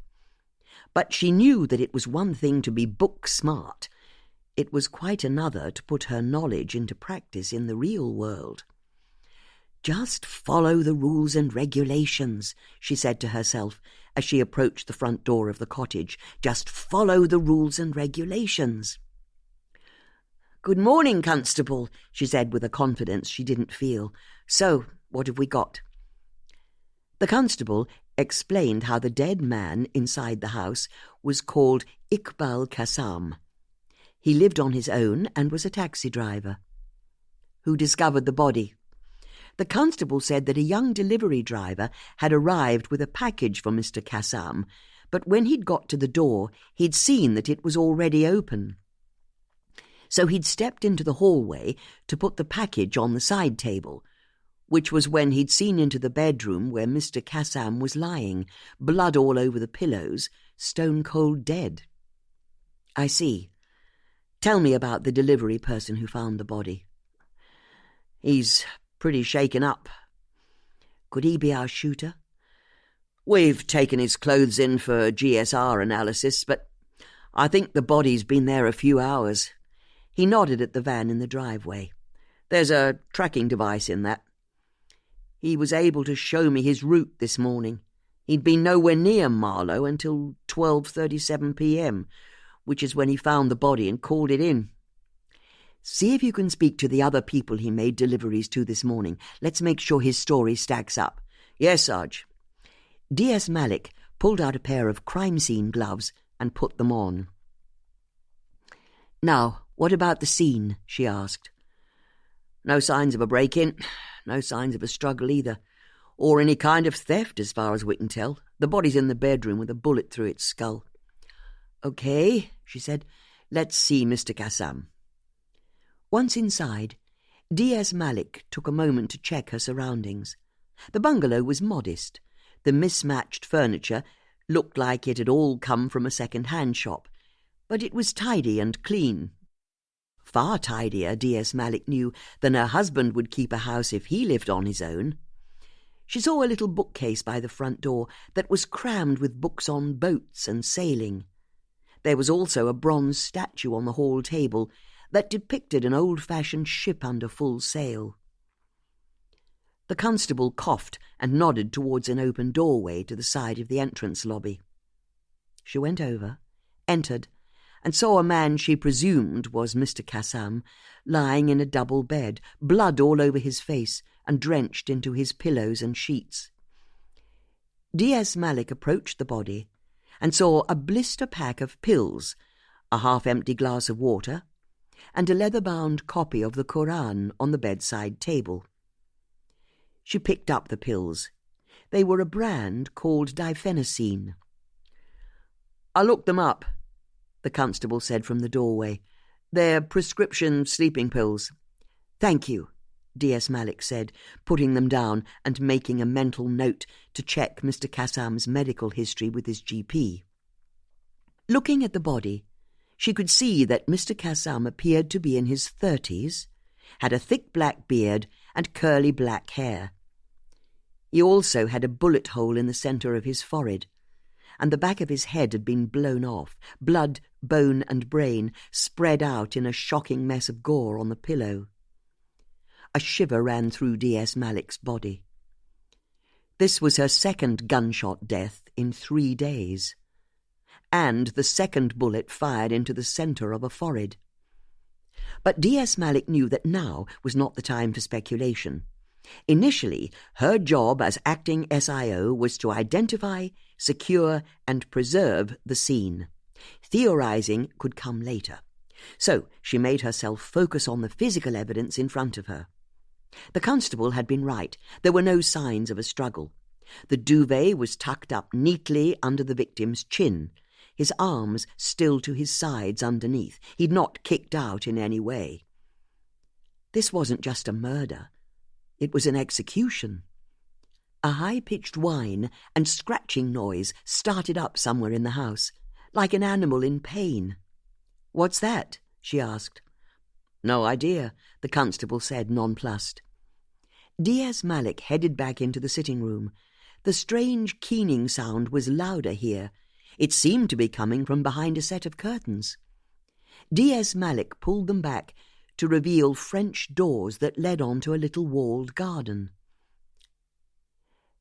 There was a sleek-looking Doberman Pinscher dog outside on the grass, whining. The poor creature looked distressed, but D.S. Malik knew that Dobermans could be vicious. How could she secure and process the scene with a dog like that in the garden? "Sarge," the constable said, entering the room from the main door, "I think there's a woman outside spying on us." "What's that?" "There's a woman in the garden hiding behind a bush." "Okay, keep the scene secure," D.S. Malik said, and left the house at speed. Outside, it took her eyes a few seconds to adjust to the sunshine, but she could see that a laurel hedge separated Ikbal's front garden from the street, and there were a few bushes near a little gate that led on to the pavement. A bush snapped back, and D.S. Malik saw a flash of clothing as someone went out of the gate and disappeared behind the hedge. As D.S. Malik strode after the figure, she reached into her handbag and put a hand around a little extendable truncheon. "Excuse me," she called out as she stepped into the street. The person slowed to a stop and turned to look at D.S. Malik. D.S. Malik let go of the truncheon and took her hand out of her handbag as she saw that she was talking to a very solid-looking woman who was about 50 years old. She had ruddy, sunburnt cheeks and was wearing dirty walking boots, a tatty, wide-brimmed hat, and various little bags and frayed dog leads hung off a belt tied tight around her waist. A jolly farmer type, D.S. Malik thought to herself. "Me," the woman said, pointing at herself as though she was the last person in the world D.S. Malik would want to talk to. "That's right. You've been spying on us." The woman put her hand to her chest in another show of mock surprise, and this time mouthed the word, "me." "Could you please tell me your name?" "Sure." "No problem. But why do you want to know?" "Just tell me your name." The woman thought for a bit, looked up at the sky, wrinkled her nose. Basically, she had a good rummage around for an answer. "Okay. My name's Denise." D.S. Malik could see that the woman was lying. "It is." "That's right," the woman said with a confident nod of her head. "And your surname?" "My surname?" "Yes." "I'm Denise Dennison." "Your name is Denise Dennison?" "Yup," the woman said, and beamed, delighted with her cunning. "You think I'm going to believe that?" "Of course, it's like I said. I'm Denise Dennison." "Then I'm going to make this very simple for you. My name's Detective Sergeant Tanika Malik. I'm at this property investigating a suspicious death, and you need to tell me your real name at once, or I'll place you under arrest." This got through to the woman. "You're not saying Ikbal's dead, are you?" "So you know, Mr. Kassam?" Yes, I do. I'm Susie Harris," she said, all attempt at subterfuge forgotten. "I live at 14 Oakwood Drive." "Thank you. But why didn't you tell me your real name the first time around? Well, you never tell the old Bill your real name, Susie said, as though it were a truth universally acknowledged. D.S. Malik sighed. Can you tell me when you last saw Mr. Kassam? She asked. Susie took a moment to gather her thoughts. Yesterday, I think, when I came to walk Emma. That's his Doberman. You see, Ikbal works nights, sometimes, as a taxi driver. So I give Emma once around the block every morning. Can you tell me why you were hiding behind a bush in his garden? Well, that was only because I saw the police car. I wanted to know what was going on. But are you serious? You're telling me he's dead? He can't be. What happened? D.S. Malik didn't want to share any details, but she knew that in any murder there was a golden hour immediately after the investigation started, when the chances of catching the killer were at their highest. There was no one else who lived with Mr. Kassam to talk to, and she could see that there was only one neighbouring property, and the garden was overgrown, the curtains drawn, and there was a for sale board up by the pavement. There was no one living there. Susie was currently the only witness they had who had even remotely known the deceased. So D.S. Malik explained how it looked as though an intruder had got into Mr. Kassam's house and shot him while he slept. But that's not possible, Susie said, once she'd absorbed the news. Why not? Ikbal was about the nicest person in the world. Ask anyone who knew him. He was kind. He never lost his temper. All he wanted to do was earn enough money to buy himself a nice boat he could keep on the river. D.S. Malik remembered the sailing books and the little statue of an old sailing ship in the house. Then what about family? Do you know who his next of kin might be? No idea. But he was from Bradford originally, that's what he told me. And he spent some of his childhood in Marlow. That's why he ended up back here. Do you have any contact details for his family? I think his parents died some time ago, and he was an only child. So he's got no immediate family? I don't know. There'll be cousins, I suppose. Maybe. Somewhere. One last thing. You say you walked Mr. Kassam's dog every morning? That's right. So you have a key to Mr. Kassam's property? No way. You're not putting that on me. Ikbal was security conscious. Very. I could only access his garden, and I did it through there. Susie pointed to a gate in between Mr. Kassam's bungalow and the empty property that was for sale next door. You're sure he never gave you a key? Quite sure, thank you. Then can I ask, where have you been this morning? Well, one of my clients picked up her black labs from me at about 8 o'clock. I've been looking after them overnight, but since then I've been at home. Was anyone with you? No, I live on my own. And if I was involved in any way in whatever happened here, do you think I'd turn up at Ikbal's house right after the police? You might think I'm stupid, but I'm not that stupid. A grey van with a satellite dish on the roof pulled up on the street outside the house, and D.S. Malik's shoulders sagged.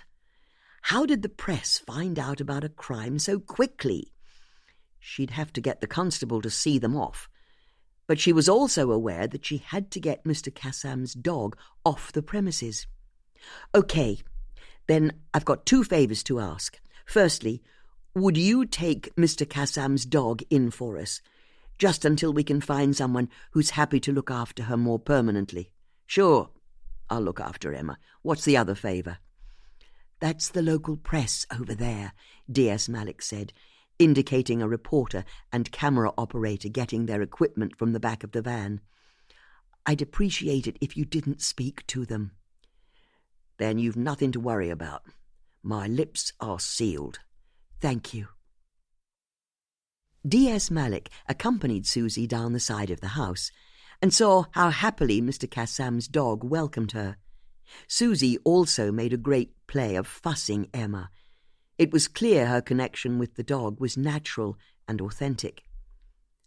Once Susie had left, with Emma on a lead, D.S. Malik headed back inside and returned to the body. If it wasn't for the blood everywhere, Mr. Kassam could well have been asleep.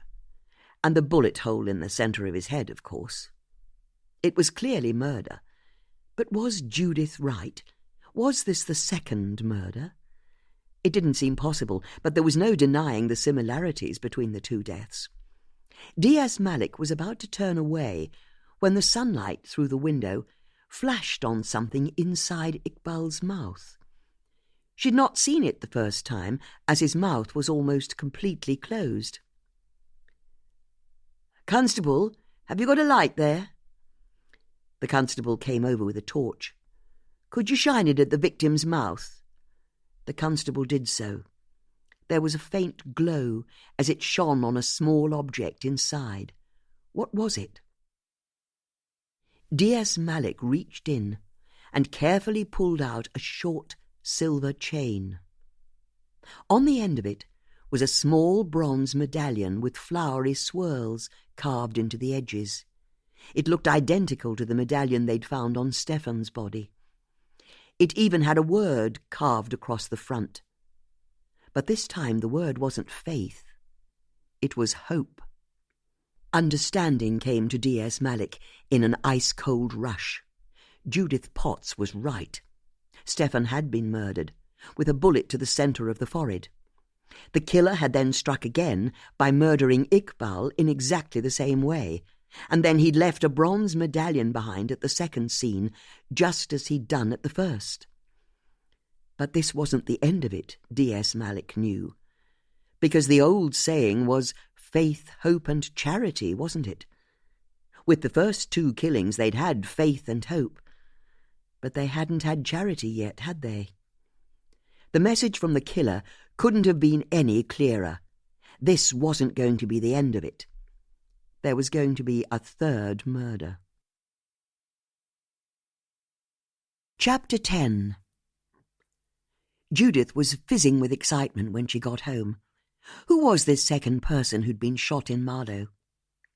She decided she'd only have a short wait until the local television bulletin came on after the 6 o'clock news. It was bound to be featured. But until then, what should she do? Judith looked at all of the old newspapers, periodicals and magazines that lay littered around her drawing room. The mess was getting untenable, she knew, and as she looked at the piles of paper, her fingers went to the chain she wore around her neck, day and night. As she pulled out the key that was on the end, her eyes slipped to the door to the side of her drinks table. She couldn't stop herself from looking and thinking. After a long moment, she shoved the key back down the neckline of her blouse. She had to keep herself busy, that was the answer. It was always the answer. So she went over to her dining table, where she had an unfinished jigsaw puzzle. Yes, that would suit her much better, she decided. It was safe, achievable, just diverting enough, but no more. The puzzle she'd been working on depicted a West Highland terrier in a tartan waistcoat, standing in front of Edinburgh Castle. Not that Judith liked West Highland terriers, and she was very sure she didn't like West Highland terriers in tartan waistcoats. But she bought all of her jigsaw puzzles from the charity shops in Marlow, and took them back once she'd completed them, so she'd just been grateful to find a puzzle she'd not done before. The task absorbed Judith all afternoon, but by 6 p.m. she realised she was feeling peckish. She'd recently been trying to shift a bit of weight, so she decided she'd have a poached egg on a single slice of toast for her tea. Then again, there was no way that one egg would ever be enough, so she had 2 eggs and plenty of butter on 2 slices of toast, and a few oven chips to fill in the corners of her hunger, seeing as the rest of the meal was so healthy, and a nice cup of sweet tea and one of those super tiny bars of speciality chocolate for her pudding. Although she'd not been able to find one of the tiny bars when she'd done her weekly shop, so she'd bought herself a family-size fruit and nut bar. Not that she'd finish it in one sitting, of course. It would easily last her the rest of the week. Judith was just finishing the last square of chocolate when the local news started on her TV, and she was thrilled to see that the murder in Marlow had top billing. Putting her lap tray to one side, she grabbed a sharpened pencil from her crossword table and a pad of graph paper. On it, she was then able to record the basic details. The victim was a local taxi driver called Ikbal Qassam, who had apparently been shot that morning, and the police were asking for witnesses to come forward. It wasn't much, Judith thought, but then she saw a brief interview with a woman who was filmed leaving the property with a Doberman on a lead. "I'm not allowed to talk to you," the woman announced to the camera, but Judith could also see that she was delighted by the attention she was getting and desperately wanted to spill the beans. "But are you a friend of Mr. Qassam's?" the interviewer asked. "My lips are sealed. You won't hear a peep from me, although I'll tell you this much. Whoever did this to Ikbal deserves stringing up from the nearest lamppost. Come on, Emma." The woman walked off, and Judith realized she recognized her. Not that she'd ever spoken to her before, but the woman often walked various dogs in the fields along the Thames path that ran behind her house. She was a local dog walker, wasn't she? And if she'd been visiting Mr. Qassam's house, then maybe she knew him well. Judith went over to her sideboard and poured herself a dash of whiskey. An evening glass of whiskey was a ritual Judith had picked up from her great-aunt Betty when she'd first moved into the house to nurse her through her ill health. That's how her great-aunt would usher in every evening, with a splash of scotch in a heavy cut-glass tumbler. It was medicinal, she'd say, going further, and explaining that she'd never had a cold since she'd started taking a glass of whiskey each evening. After Betty had died, Judith felt it only good manners to pour herself a small glass of scotch each night, to honour her aunt. And anyway, what could be so bad about gently sipping barely an inch of something so organic and natural as scotch? As Judith took her first warming sip, she decided on a plan of action. She needed to talk to this woman who knew Mr. Qassam. Judith downed the rest of the whiskey in one, and poured herself another. It helped her think. The following morning, Judith made herself a thermos of strong tea and some beetroot sandwiches that she wrapped in brown paper, then went for a walk along the Thames. The sun was already high in the sky, and she couldn't help but feel uplifted. On her side of the river, cows cropped idly at the grass, and on the other, the land swept upwards to Winter Hill, a thickly wooded ridge that ran all the way between Marlow and the pretty village of Cookham. What Judith loved most about this particular walk was how there was always activity on the river, whether it was a local school's rowing eight scything at thrilling speed through the water, or a self-regarding older gent driving his motor launch like it was a Volvo estate, or maybe a feathery clutch of cygnets following their mummy in a line on the water. The pathway was similarly busy, with teenagers splashing in little coves that had been created by the cows' nightly trips down to the river to drink. Families on bicycle rides, everyone wearing sensible safety helmets. And every field always had its share of people letting their dogs off the lead so they could run wild. Judith had a favourite spot in the shade of a weeping willow, so she swished off her cape, laid it down, and sat on it to wait with her tea and sandwiches.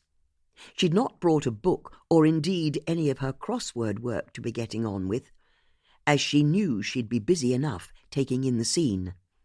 Within a few minutes, her focus had drifted until all she was aware of was the ticking of a grasshopper nearby, and the sun warming her body, seemingly right down to her bones.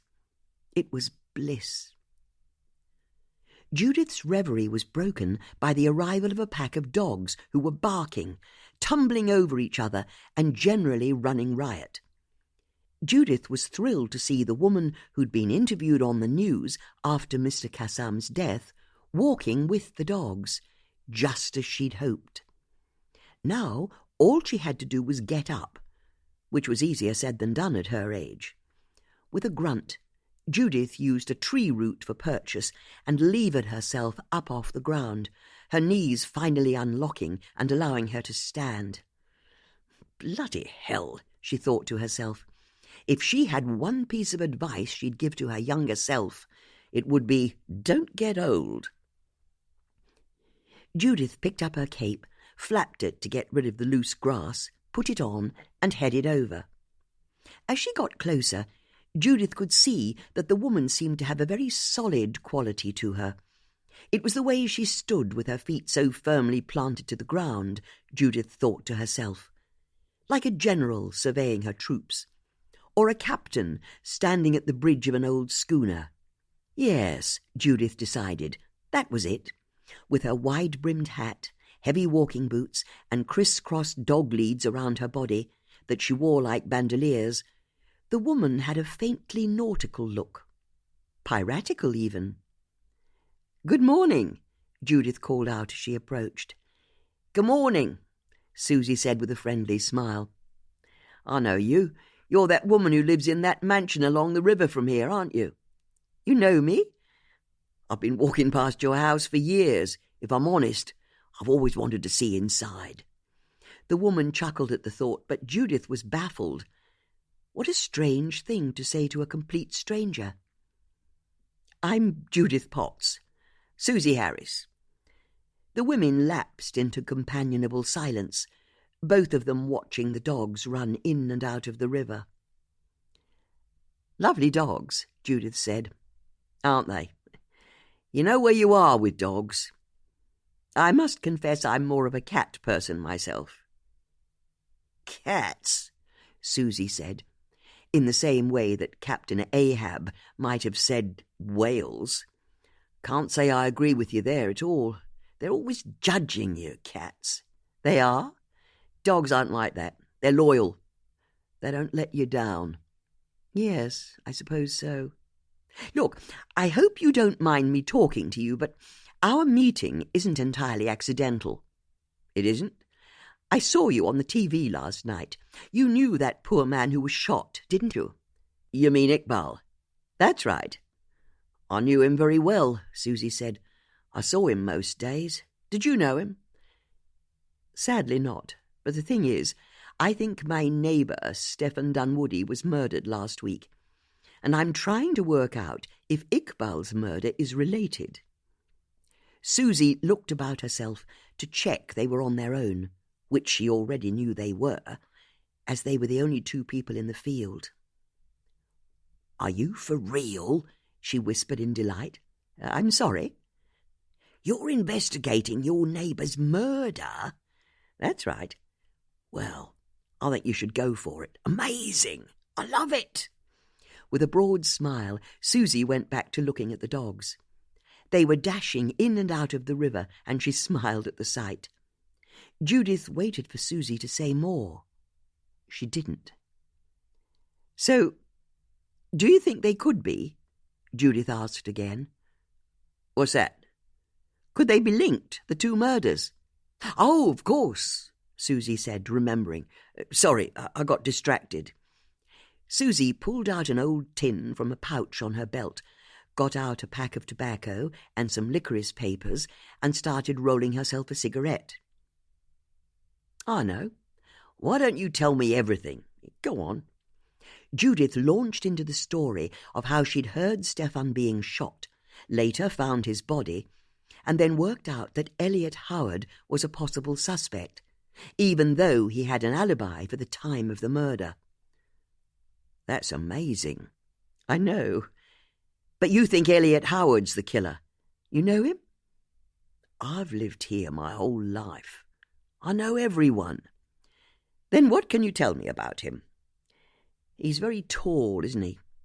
Judith agreed with this statement, and then waited for Susie's next insight. "And he's got all that lovely hair," she added after a bit more thought. This wasn't exactly the deep background Judith had been looking for. "Do you remember the last time you spoke to him?" "I don't think I've ever spoken to him now you mention it. But he lives in that new house up at the end of Gypsy Lane, I know that much. That's something, isn't it?" Judith tried not to let her frustration show. "Well, that's very interesting. Can you tell me, do you have any idea why Ikbal might have been killed?" "None at all. Is it possible he was up to no good?" Susie picked a thread of tobacco from her teeth and flicked it away. "No way. Ikbal was as honest as they come. You see that dog in the river?" Susie nodded at Emma as she swam in the cooling waters. "She's Ikbal's Doberman." "He had a Doberman?" Judith asked, knowing the reputation of the breed. "I'm not having any of that. Dobermans are the best. I mean, they're guard dogs. They can be dangerous if you don't introduce them to people properly, or they think their owner is under threat, or anyone they know for that matter. So yes, don't get on the wrong side of a Doberman pinscher, or they'll tear your arm off. And the females are more vicious than the males, if you ask me. But Emma's the sweetest dog you'll ever meet." Judith waited for Susie to continue. She didn't. "And Emma is Ikbal's dog?" Judith prompted. "Damn right she is," Susie said, her engines firing up again. "But not originally. First of all, she belonged to his neighbour, an old guy named Ezra Harrington, I think. But Ezra got cancer last year, poor man, and he lived on his own. So if Ezra needed to go to the hospital or pick up any medication, Ikbal took him in his taxi and never charged him. All out of the goodness of his heart. I mean, I wouldn't have done it for any of my neighbours, and I've known them for years." Judith smiled politely, not quite finding Susie's joke as funny as she did. "Anyway, things got bad for Ezra. He only had months left to live, weeks, and he was in a panic because he didn't know who'd look after his dog when he died. So Ikbal, who I can tell you didn't know the first thing about dogs, said he'd take Emma in, and that's what he did. He took Emma in when Ezra died. This was last year, and anyone else would have got rid of Emma as soon as they could. That's what I'd have done. But the way Ikbal put it to me, he'd made a promise to a dying man, he couldn't break it. So Emma became Ikbal's dog. And seeing as Dobermans need a lot of exercise, he got me in every day to walk her, when Ikbal was asleep after working nights. And that's all you need to know about Ikbal. There's no way he could be mixed up in anything dodgy. He was nothing less than a saint. Even so, someone had reason to shoot him dead. Doesn't mean it had anything to do with Ikbal. It must have had something to do with him. That's not how I see it. What I'm thinking is, he's a taxi driver. He could have had some criminal in the back of his car and overheard something or seen something, and this criminal, whoever he was, realised Ikbal could put him in prison, or whatever. I don't know the details. So he heads over to Ikbal's house and rubs him out. Judith realised that for all her bluster, Susie had a point. Yes, perhaps you're right. Maybe Ikbal saw something bad in his line of work. Although it rather begs the question, what on earth's going on in Marlow that's worth killing over? Susie chortled huskily, took one last drag on her cigarette, and then threw it away. "Oh, there's plenty of wrongdoing going on. Don't be fooled by the nice front gardens and smart cars." "You think so?" "I've been a dog walker the best part of 3 decades, and I can tell you, people around here are wicked." There was a finality to Susie's pronouncement that surprised Judith. "Emma, no!" Susie suddenly shouted, looking over as Emma the Doberman started to chase down a dachshund that was part of the group. Having caught the tiny dog, she grabbed it by the neck. "Put Arnold down!" Susie yelled, running towards the two dogs. "Sorry, gotta go," Susie called back to Judith as she ran after the Doberman again. "Emma, no! Put Arnold down!" As soon as Susie had left, Judith went over to the cigarette that she'd dropped and stepped on it to stop it from smouldering. With the sort of heat wave they'd been having, it could have started a grass fire.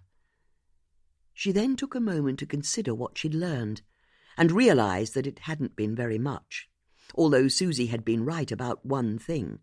It was very possible that Ikbal had overheard or seen something in his taxi, and that's why he'd later been killed.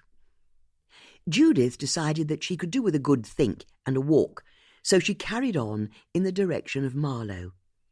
Passing through a couple of fields, she was soon in Higginson Park, where she briefly stopped to watch the children running around the playground like tiny hooligans. She loved their energy and joie de vivre. She then carried on past the church and entered a field on the other side of town. In the distance, she saw a woman walking towards her. She was a good way away, but Judith could see that she had red hair, a bit like the auburn-haired woman she'd seen in Stefan's garden the day before. But then, as the woman got nearer, Judith realized something with a jolt. It wasn't just someone who looked like the woman from Stefan's garden. It was the same woman. Judith waved her arms and called, "Hello!" across the field. The red-haired woman stopped in her tracks. "Hold on a second," Judith called, and started striding towards her. The red-haired woman turned on her heels and ran out of the field.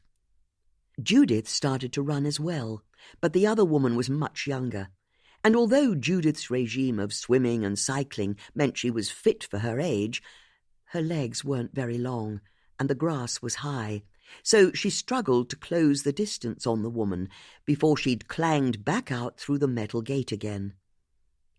Judith reached the gate half a minute later, yanked it open, and stepped into a little gravel car park. There were a dozen or so cars parked up, but where was the red-haired woman? A maroon-coloured car pulled out of a parking space with a squeal of tyres, and Judith caught a flash of bronze hair as the driver drove away at speed, the old car briefly backfiring as it belched fumes from the exhaust. Why had the woman run away from her a second time? But it wasn't just that. There was something else as well. Now that she'd seen her at closer quarters, Judith knew that she recognized the woman. She'd spoken to her before, or knew her from Marlow somehow. But she couldn't place the memory. Where had they met? Judith racked her brain, but to her frustration, the auburn-haired woman's identity remained tantalizingly out of reach. Chapter 11.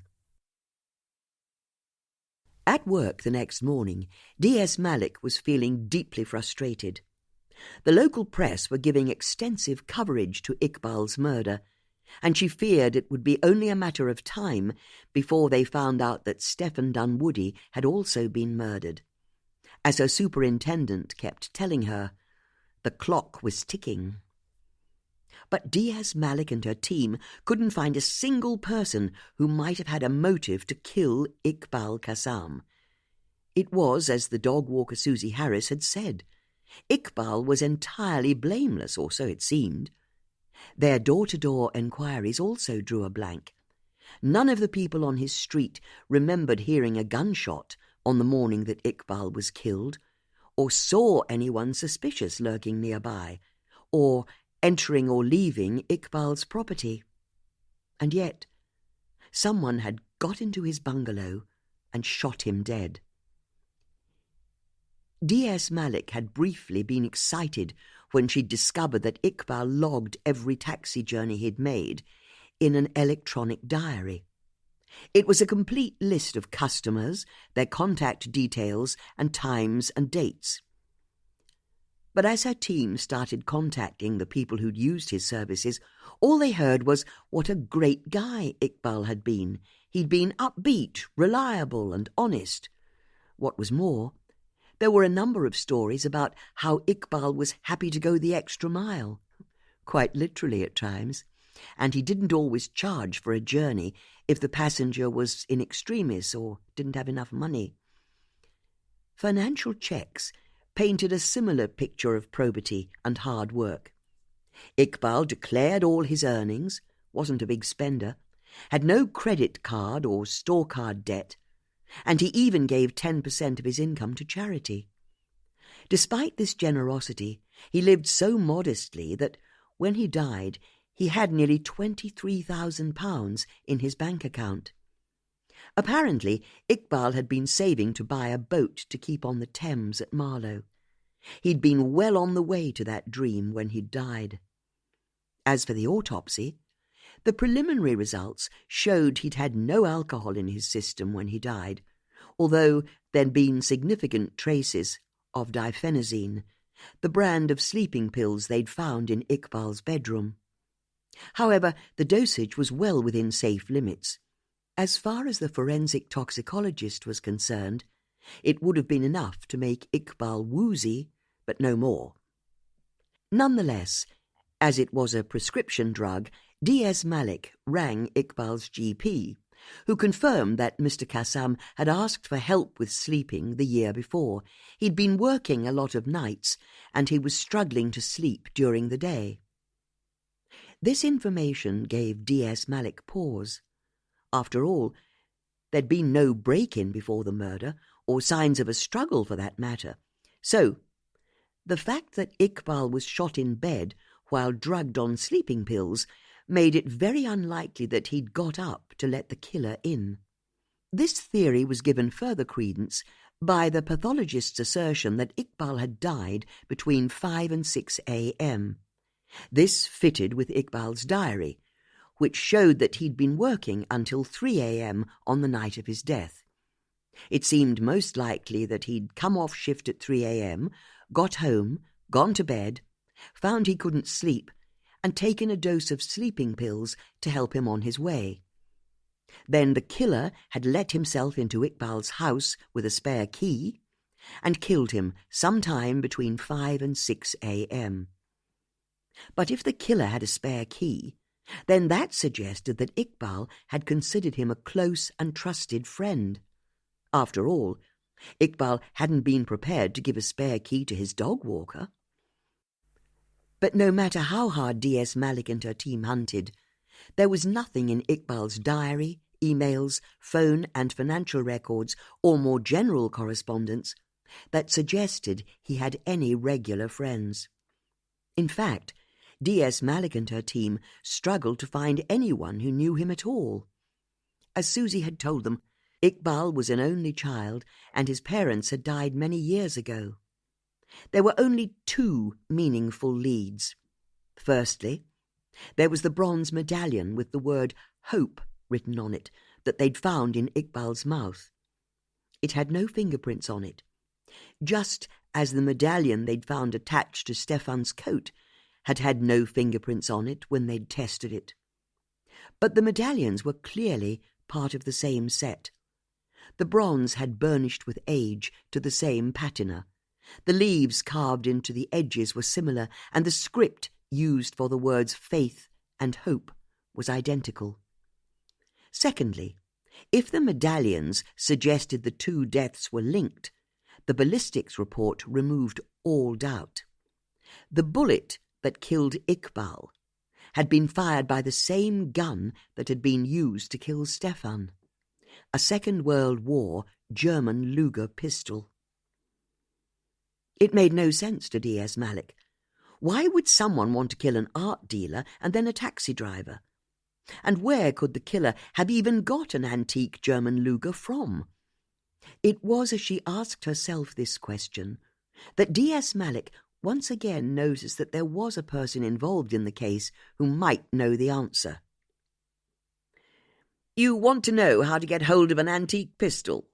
Elliot Howard said, once D.S. Malik had explained why she was phoning him.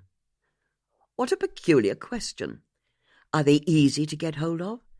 "It depends. There's certainly a trade in old weaponry, from halberds, maces, and so on, through to more recent memorabilia. But can I ask, do you mean a decommissioned pistol? One that's had its firing mechanism removed? After all, it's only legal to sell antique guns that have been decommissioned.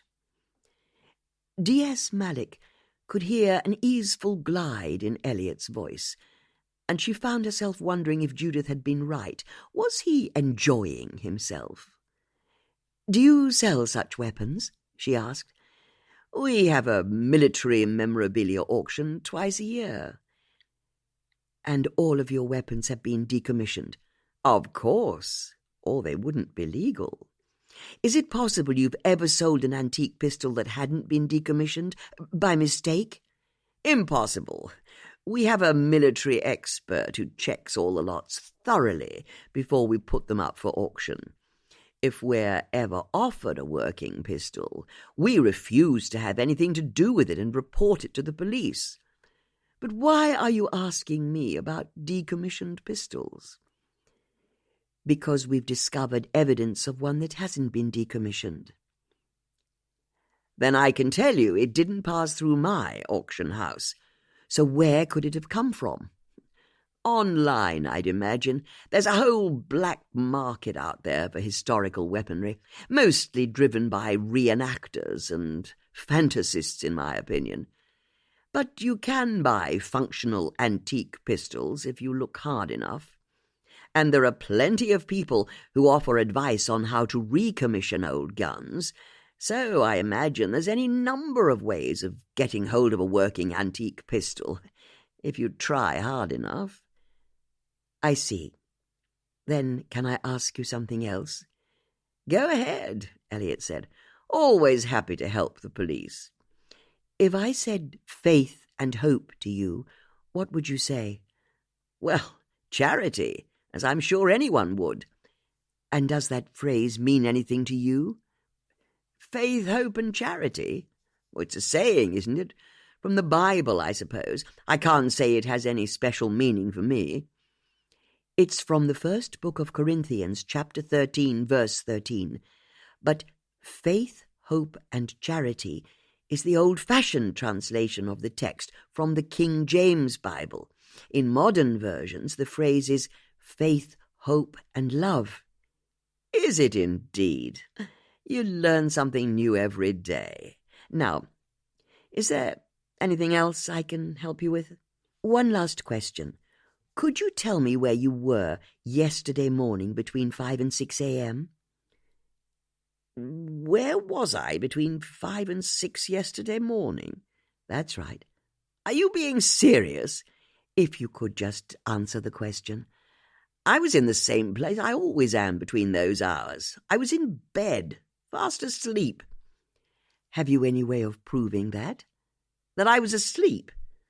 You could ask my wife Daisy, but I imagine she was asleep as well." "So you can't prove you were in bed?" "Of course not, any more than I'm sure you can.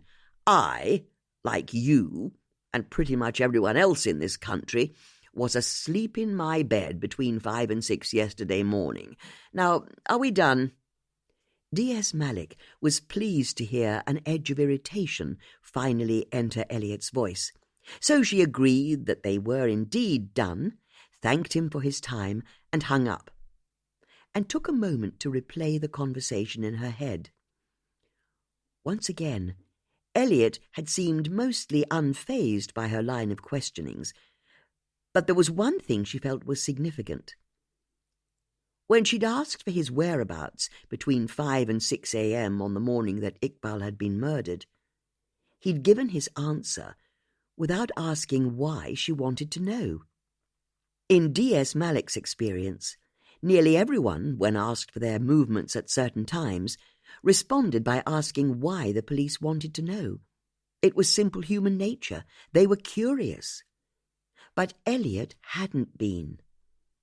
And yet D.S. Malik knew it was all very well thinking that Elliot's manner was suspicious, but the truth was she and her team hadn't been able to find any reference to Elliot Howard anywhere in Ikbal's life. There were no phone calls, no emails, no texts, no taxi rides. And without any kind of evidence, she couldn't possibly spare the resources to investigate him further. D.S. Malik checked her watch. Back home, she knew her husband would be sitting on the sofa, snuggling with their gorgeous daughter watching the movies. The washing up from tea would still be in the sink. The piles of dirty clothes she'd separated out into piles of white, darks, and mixed would still be sitting on the upstairs landing, and no homework would have been done or packed lunches prepared for tomorrow. She'd have to do all that when she got back. She'd also agreed to pop in on her dad on the way home. He'd phoned earlier to remind her that his boiler was broken, and what sort of daughter would let an old man not have hot water to wash in? With a start, D.S. Malik realized a constable had entered her office. Sorry, she said. Drifted off there. What have you got? I've had a call from the Daily Mirror. They're saying they know that Ikbal's the killer's second victim. The first was Stephen Dunwoody. D.S. Malik sighed. She'd hoped she'd have a few more days before the national press got involved. Did they mention anything about German Lugers or bronze medallions? Not in their call to me. Then we can be thankful for that. What did you tell them? The usual. I wouldn't talk to anyone about an ongoing investigation, and if they had any questions, they should direct them to the press office. Tanika's phone started ringing. It was the press officer for the Thames Valley Police. She steeled herself as she answered the call. It was going to be a long night. Chapter 12. Judith was sitting in her favourite wing-back chair, nursing a small glass of whisky, when the doorbell rang. She tutted to herself. The whole point of living on your own was that you didn't have to share your home with anyone. Judith went to her front door, opened it, and was surprised to see Bex Starling, the vicar's wife, standing there. "I hope you don't mind me calling on you," Bex said. "No, of course not. But how did you know where I live?" "Everyone knows where you live." Judith harumphed. First, that Susie woman had claimed to know where she lived, and now it turned out that another complete stranger knew as well. People in Marlow were so nosy. "And I know I shouldn't have come round," Bex continued, "particularly so late in the day, but I wanted to speak to you, and we had drinks after evensong tonight, and then I had to do dinner for the family and the washing up. This is the first chance I've had to get away all day." "Is it to do with Elliot Howard?" "It is." "Then you'd better come in," Judith said, stepping to one side. As Bex entered the house, Judith paused briefly on the threshold. She couldn't remember the last time she'd voluntarily invited someone into her house. What surprised her was how natural it felt, how easy it had been. Life was full of surprises, she thought to herself. As for Bex, once she was inside, she couldn't help but be impressed by the faded grandeur of the house, from the grand piano in the oak-panelled hallway to the ancient oil paintings on the walls. But she also noticed that the air was thick with dust. Piles of old newspapers and magazines covered just about every surface. Crockery and empty glasses littered side tables and window-sills. And, most surprisingly of all, it appeared as though a grey bra was hanging from the shade of an old standard lamp. Bex sneezed. "Sorry," she said, whipping out a fresh hanky from her sleeve. "I've got a bit of an allergy to dust. Actually, I'm really quite allergic to it." "Then you wouldn't last a minute in this house," Judith said, with a complete lack of embarrassment. "Would you like a whisky?" "A whisky?" "Yes, whisky." "You don't have a cup of tea, do you? Herbal, preferably," Bex added hopefully. "It is quite late." Judith pulled a face at the thought. "Look, it doesn't matter," Bex said. "I only wanted to tell you what I'd found out about Elliot Howard." "Of course," Judith said, happy, finally, to be getting down to the meat of the conversation. "What have you got?" "You see, I posted on a local online forum, asking people if Elliot could be trusted." "That was rather courageous of you," Judith said, "going public like that, as the vicar's wife." "Actually, I didn't use my real name. I used an alias, and I didn't check it for a few days. I forgot I'd even done it, if I'm honest. Then today I remembered the post and went to see what people had said." Bex handed her phone over, and Judith tried to read the screen. "I'm sorry, I can't read this without my reading glasses," she said, handing it back. "Well, there aren't that many comments, but they're mostly complimentary." "They are?" "It turns out Elliot's well-liked and trusted, although one person isn't very complimentary about his wife, Daisy. She's apparently the real power behind the throne, and ruthless when it comes to doing deals. She's tight-fisted where Elliot is generous." "I've met her," Judith said, "and that's not how she came across to me. But I suppose I wasn't trying to buy or sell anything. However, the real reason why I wanted to see you isn't because of Elliot. You see, someone mentioned Stefan here, your neighbour, the one you told me had been murdered." "They do?" Judith asked eagerly. "And it's not flattering. Let me get it up. It's a comment from someone called John Wayne's Horse. No idea why anyone would call themselves that, but anyway." Bex scrolled through the replies until she found the one she was looking for. "Here, let me read it to you. It says, 'Elliot's a good guy, which is more than his dad was. He was a real crook, him and Stefan Dunwoody together.'" "It says Stefan was a crook?" It goes on, "Shouldn't speak ill of the dead, seeing as he's only just died. But I used to work at the auction house back in the day, and Elliot's dad and Stefan had the place stitched up. It was scam after scam. I'm amazed they didn't end up in prison. And I can tell you, things only changed when Elliot took over and started to clean the place up." Judith was stunned. Stefan was a crook, just like Elliot had told her? She began to consider an impossible thought. Despite his off-putting manner, had she got everything the wrong way round about Elliot Howard? Both at the same time, the women heard the sound of glass smashing in the distance. Bex and Judith looked at the bay window, the direction the sound had come from. "What was that?" Bex said. "Shh," Judith said, as she went to look through the glass. All she could see were the dim shapes of shrubs and trees, and the river shining pewter in the gathering dusk. But then her eye caught a flicker of light upstream on the other side of the river. "Do you see that?" "What is it?" "In the direction of Stefan's house." Judith pointed, and this time they both saw it, a stab of light behind a window. There was a torch moving inside Stefan's house. "There's someone in there," Bex said in surprise. "You don't think it's a robber, do you?"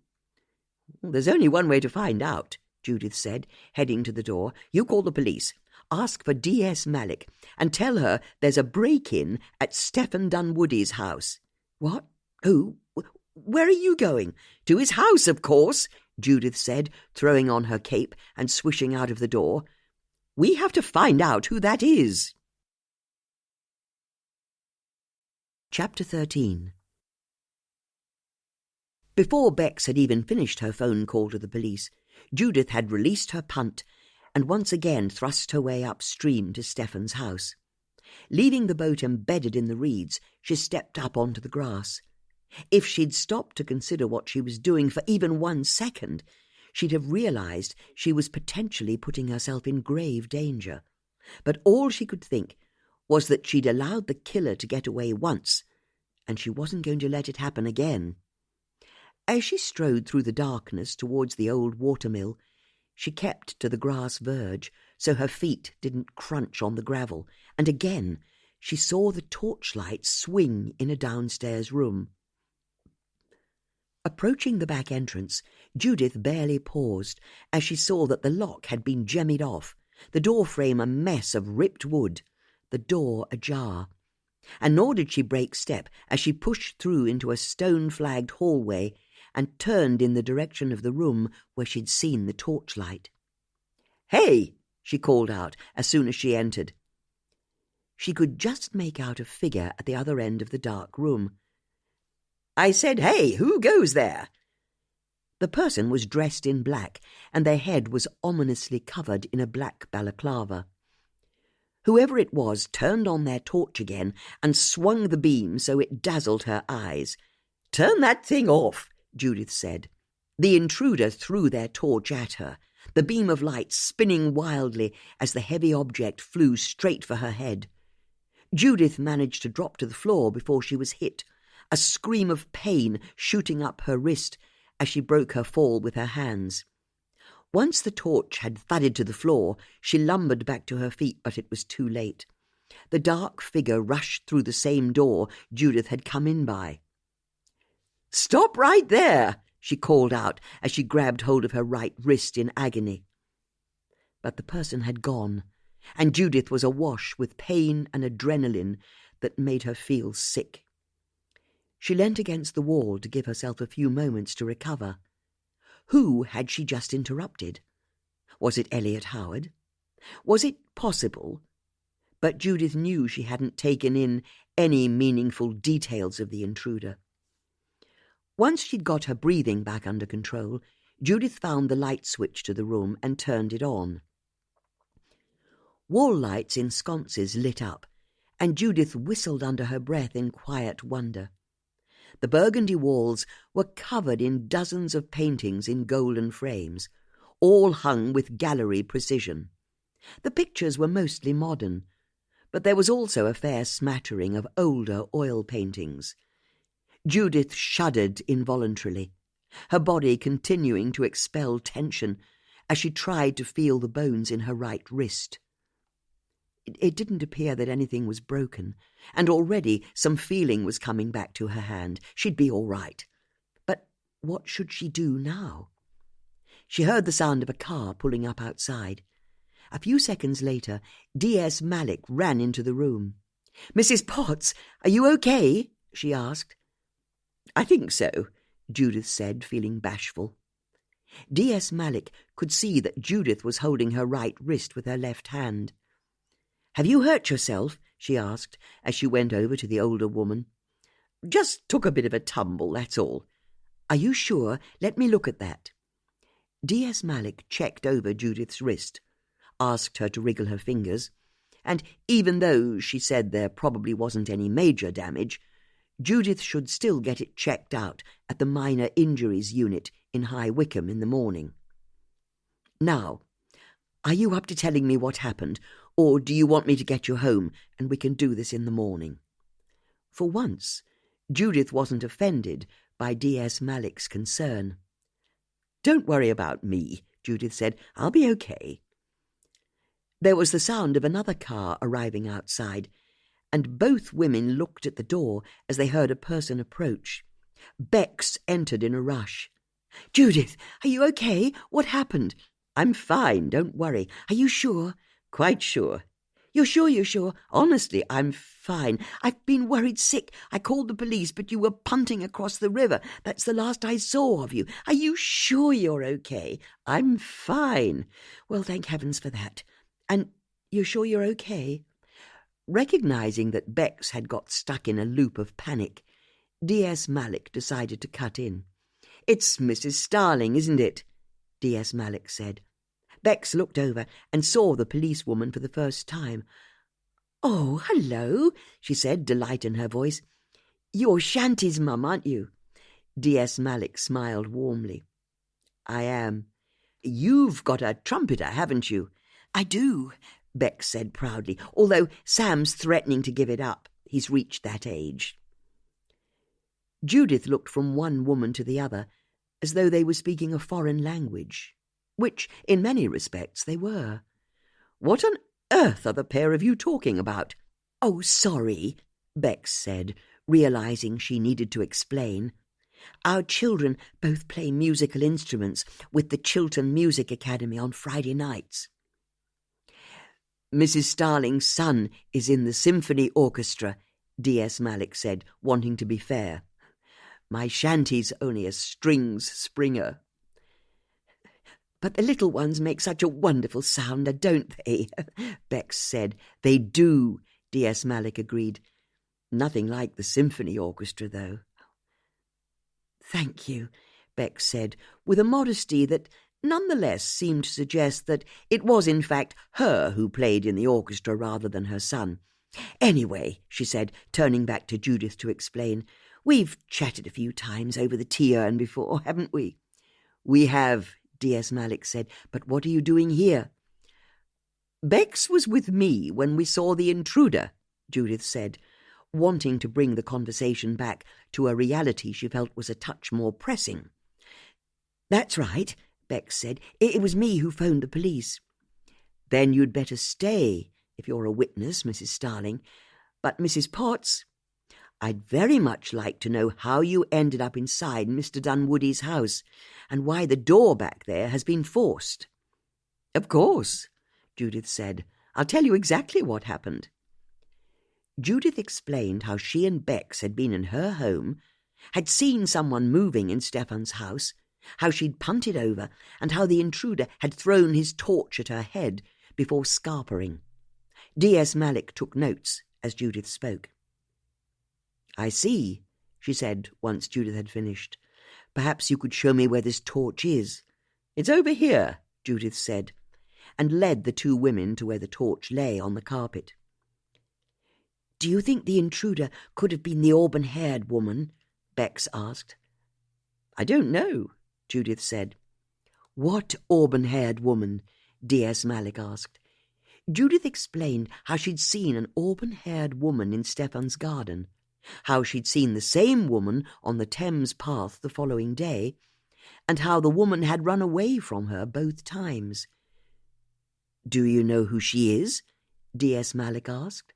No, infuriatingly. But I think I've seen her before. In fact, I'm sure I have. But I can't place her. I need to keep thinking. Hopefully it will come to me. But you don't think it was her? Bex asked. I don't know, Judith said. It's possible, I suppose. Whoever it was had their hair hidden underneath a balaclava. Can you tell me where the intruder was standing when you entered the room? D.S. Malik asked. Over by that far wall, Judith said, pointing. The three women went over to look. Someone's left a terrible mess, Bex said, indicating some wood shavings that were spread across a walnut writing table. There was also an old cloth and a hammer and a chisel. Yes, this was about where they were standing, Judith said, by this desk. There's no way the owner of this house left this mess here, Bex said, suddenly animated, because I'm telling you, there's not a spot of dust anywhere, and these paintings are all perfectly spaced. I mean, look at them. Bex indicated the walls, and the other women could see that she was right. The 50 or so paintings were all placed at perfect right angles to each other. Bex was almost wistful as she spoke. Your neighbour was very tidy, I can tell you. You're right about these tools, D.S. Malik said. I checked over the house after Mr. Dunwoody's death, and there were no wood shavings on this table, and no chisel or hammer either. Apart from that painting, Bex said, puzzled. I'm sorry? Bex indicated a painting on the wall a few feet away. That painting's not quite straight, isn't it? Not quite. D.S. Malik and Judith shared a look. It is, Judith said. It's nearly straight, but it's a bit off, believe me. You're at a crime scene, Judith said, a scene where someone has been using a chisel, throwing a torch at me, and you notice that a painting is a bit skew-whiff. I prefer it when things are nice and straight, Bex said with a tight smile. Do you mind if I... Bex went over to straighten the picture. You mustn't straighten the picture, D.S. Malik said kindly. This is a crime scene. Bex stopped, her hand hovering over the corner of the picture. "But it's not straight." "I'm sorry. You can't interfere with the scene. I mean, who'd even know?" "Me. And I'm the acting senior investigating officer here." "But I'll hardly touch it, just a nudge." "Bex," Judith barked, "step away from the painting right now." "I was only going to straighten it." "But I think you've uncovered what the intruder was doing in here." Bex was stunned. "I have?" But then so was D.S. Malik. "She has?" "I think so," Judith said, as she went over to look at the painting. "I don't understand," Bex said. "You'll see it when you see it," Judith said. D.S. Malik went over and joined the other two women looking at the painting. It was mid-20th century, she guessed. Just 3 thick bands of colour. A deep red across the bottom third, a light grey in the middle, and a warm yellow covering the top third of the picture. The effect was calming, she thought. "I'm sorry," D.S. Malik said. "I don't see it."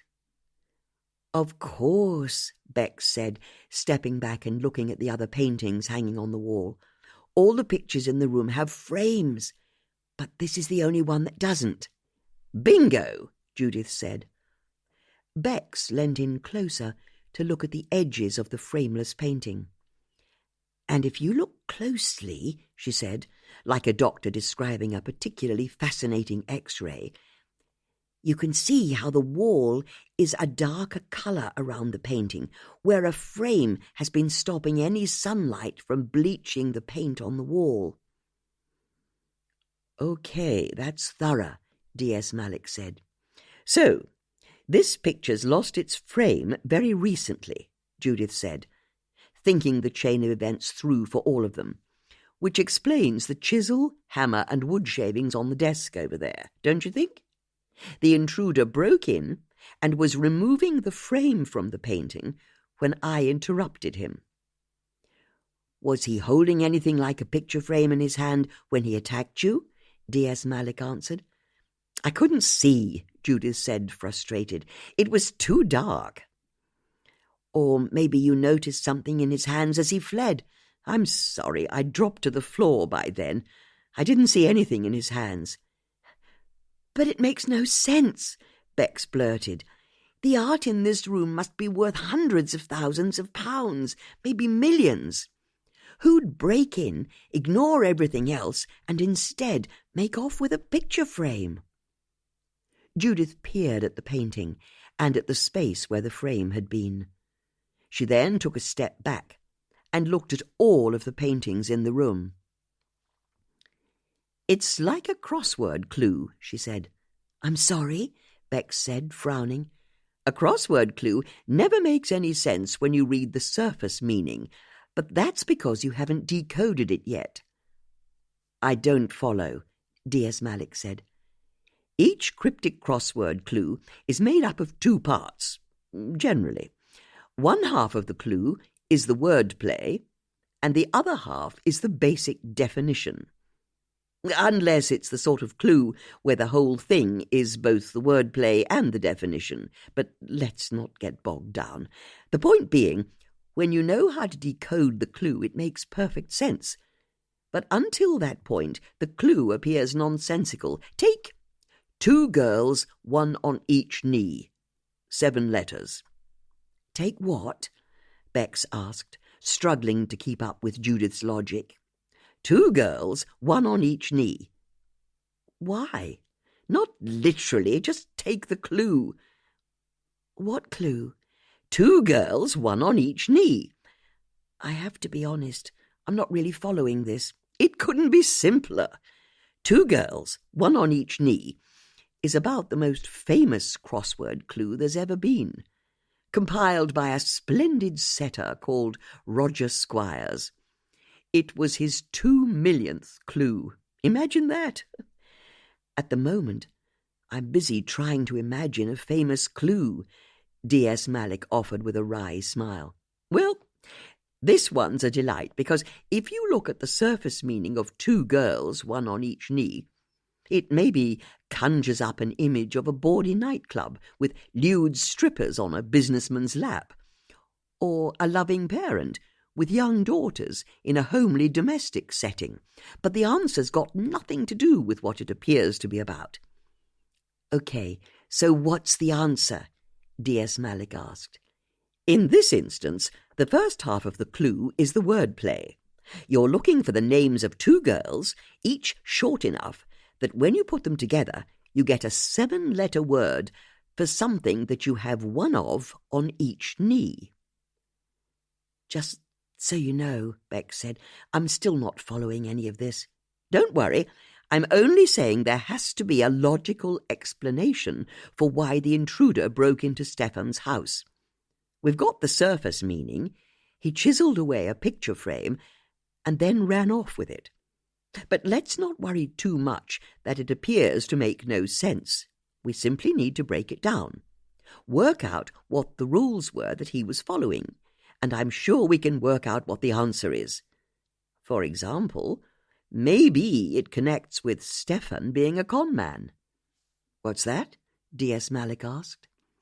Judith explained how Bex had started a thread on an online forum and garnered a response that said that while people liked Elliot, his father had been in cahoots with Stefan, who'd apparently been something of a crook. "How was Stefan a crook?" D.S. Malik asked. "We don't know," Bex said. "The person online didn't say. They just said he ran scams with Elliot's father." "Okay, that's something I can get my team to check out." A silence descended on the women as they looked at the frameless painting. Why on earth had the intruder stolen the frame, but not the picture? D.S. Malik's face suddenly lit up. "Patella," she said. "I'm sorry?" "I've got it. The names of two girls, Pat and Ella, and when you put them together you get patella. You have one of those on each knee. Two girls, one each knee. Patella." "Bravo!" Judith exclaimed, delighted. "I still don't get it," Bex said. "Don't worry, I'll explain later." "That's very clever," D.S. Malik said, as she got a pair of evidence gloves from her pocket and put them on. "Anyway, I think it's time we looked at this painting more closely, don't you?"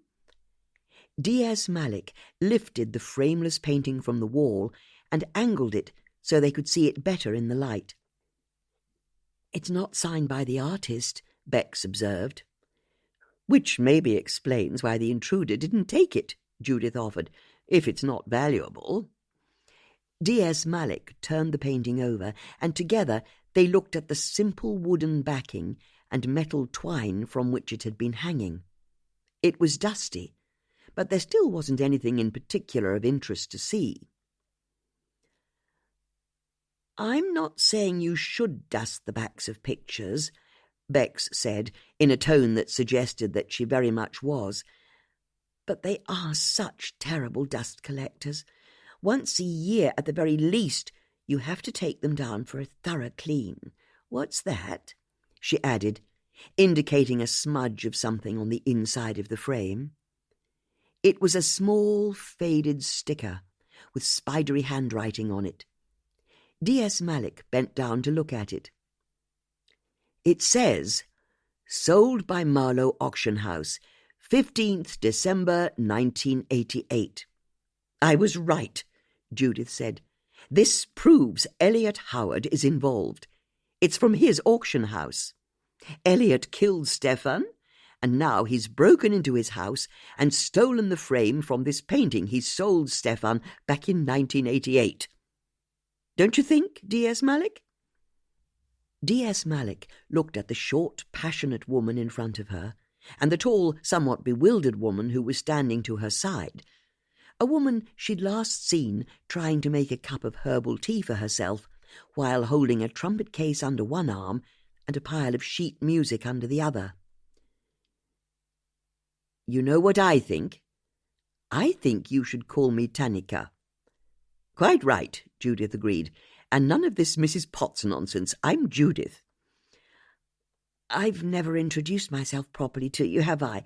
I'm Becky Starling. Rebecca, really. Most people call me Bex. Judith looked at Tanika with a feeling of real warmth. Tanika looked back at the two women with a similar understanding, although both she and Judith could see that Bex still wasn't sure if she should have introduced herself as Becky or Bex. "So, this is what I'm thinking," Judith said. "Elliot argued with Stefan at Henley. We know that. Not that we know what it was about." "He told me it was because Stefan was blocking his view of the races," Tanika said. "I find that very hard to believe." "I agree with you." "So, they had their argument, and I bet it was about this picture. Then, a week later, there's a break-in at Stefan's house, but Stefan reported that nothing had been stolen, which is interesting, don't you think? Because I think that was Elliot's first attempt to get hold of the picture frame. And it didn't work out for him on that occasion. But Stefan eventually worked out that Elliot had been behind the break-in. So he organized a meeting with Elliot at his gallery, which is why it was such an angry encounter, and why afterwards Stefan told his assistant Antonia that he could go to the police right now, and desperation drives people to do stupid things. "You remember all that?" Bex asked. "But it clearly suggests Stefan knew that Elliot was desperate to argue with him at Henley, desperate to break in a week later. But what Stefan didn't know was just how desperate Elliot was, because Elliot decides to try one more time." "He must have really wanted the frame to this picture," Bex said. "It would seem he wanted it so much he was prepared to kill for it. But this time, God knows how, Stefan once again discovers what Elliot is up to. Or maybe Elliot always planned to kill Stefan. I don't see how we'll know for sure, but either way, Stefan was down by the little dam at the end of his mill pond, although that doesn't make sense, does it?" "Why not?" Tanika asked. "Well, what was Elliot doing down at the end of the garden? And why did Stefan agree to join him there? It seems odd when you think about it. Anyway, for whatever reason, Elliot and Stefan were down at that end of the garden when Elliot shot Stefan dead. He's finally free to steal the frame, but the absolute last thing he expects happens. He hears a woman's voice call out." "Really?" Bex asked, eyes wide, lost in the story. "That's right, from the river." Bex was hanging on Judith's every word. "And who was that?" "It was me." It took a moment for the penny to drop. "Of course it was you. You were out swimming. Sorry, I'm so thick sometimes." "You're not thick," Judith said to Bex before getting back to her story. "And I bet Elliot panicked when I called out. With a witness possibly about to haul herself out of the water to see what was going on, he no doubt shelved his plans to break into Stefan's house for a second time. And instead he legged it. After all, you don't want to be found breaking into someone's house while the dead body of the man you just killed is in the garden, do you?" But it left Elliot with the same problem he'd always had. The picture frame that had started all of this off, the very thing he'd originally broken into the house to get, that he'd been prepared to commit murder over, was still hanging on Stefan's wall. So he had to leave it a few days for the heat to die down, and then he made his third attempt to break into Stefan's house, stupid man, this evening.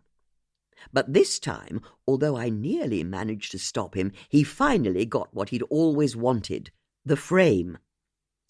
"But how can a picture frame be that important?" Bex asked. "Why would it be worth killing over?" "I've no idea, but if we can find the frame, I'm sure we'll be able to work it out." "Well, I tell you this much," Tanika said. "It's an impressive theory." "Thank you."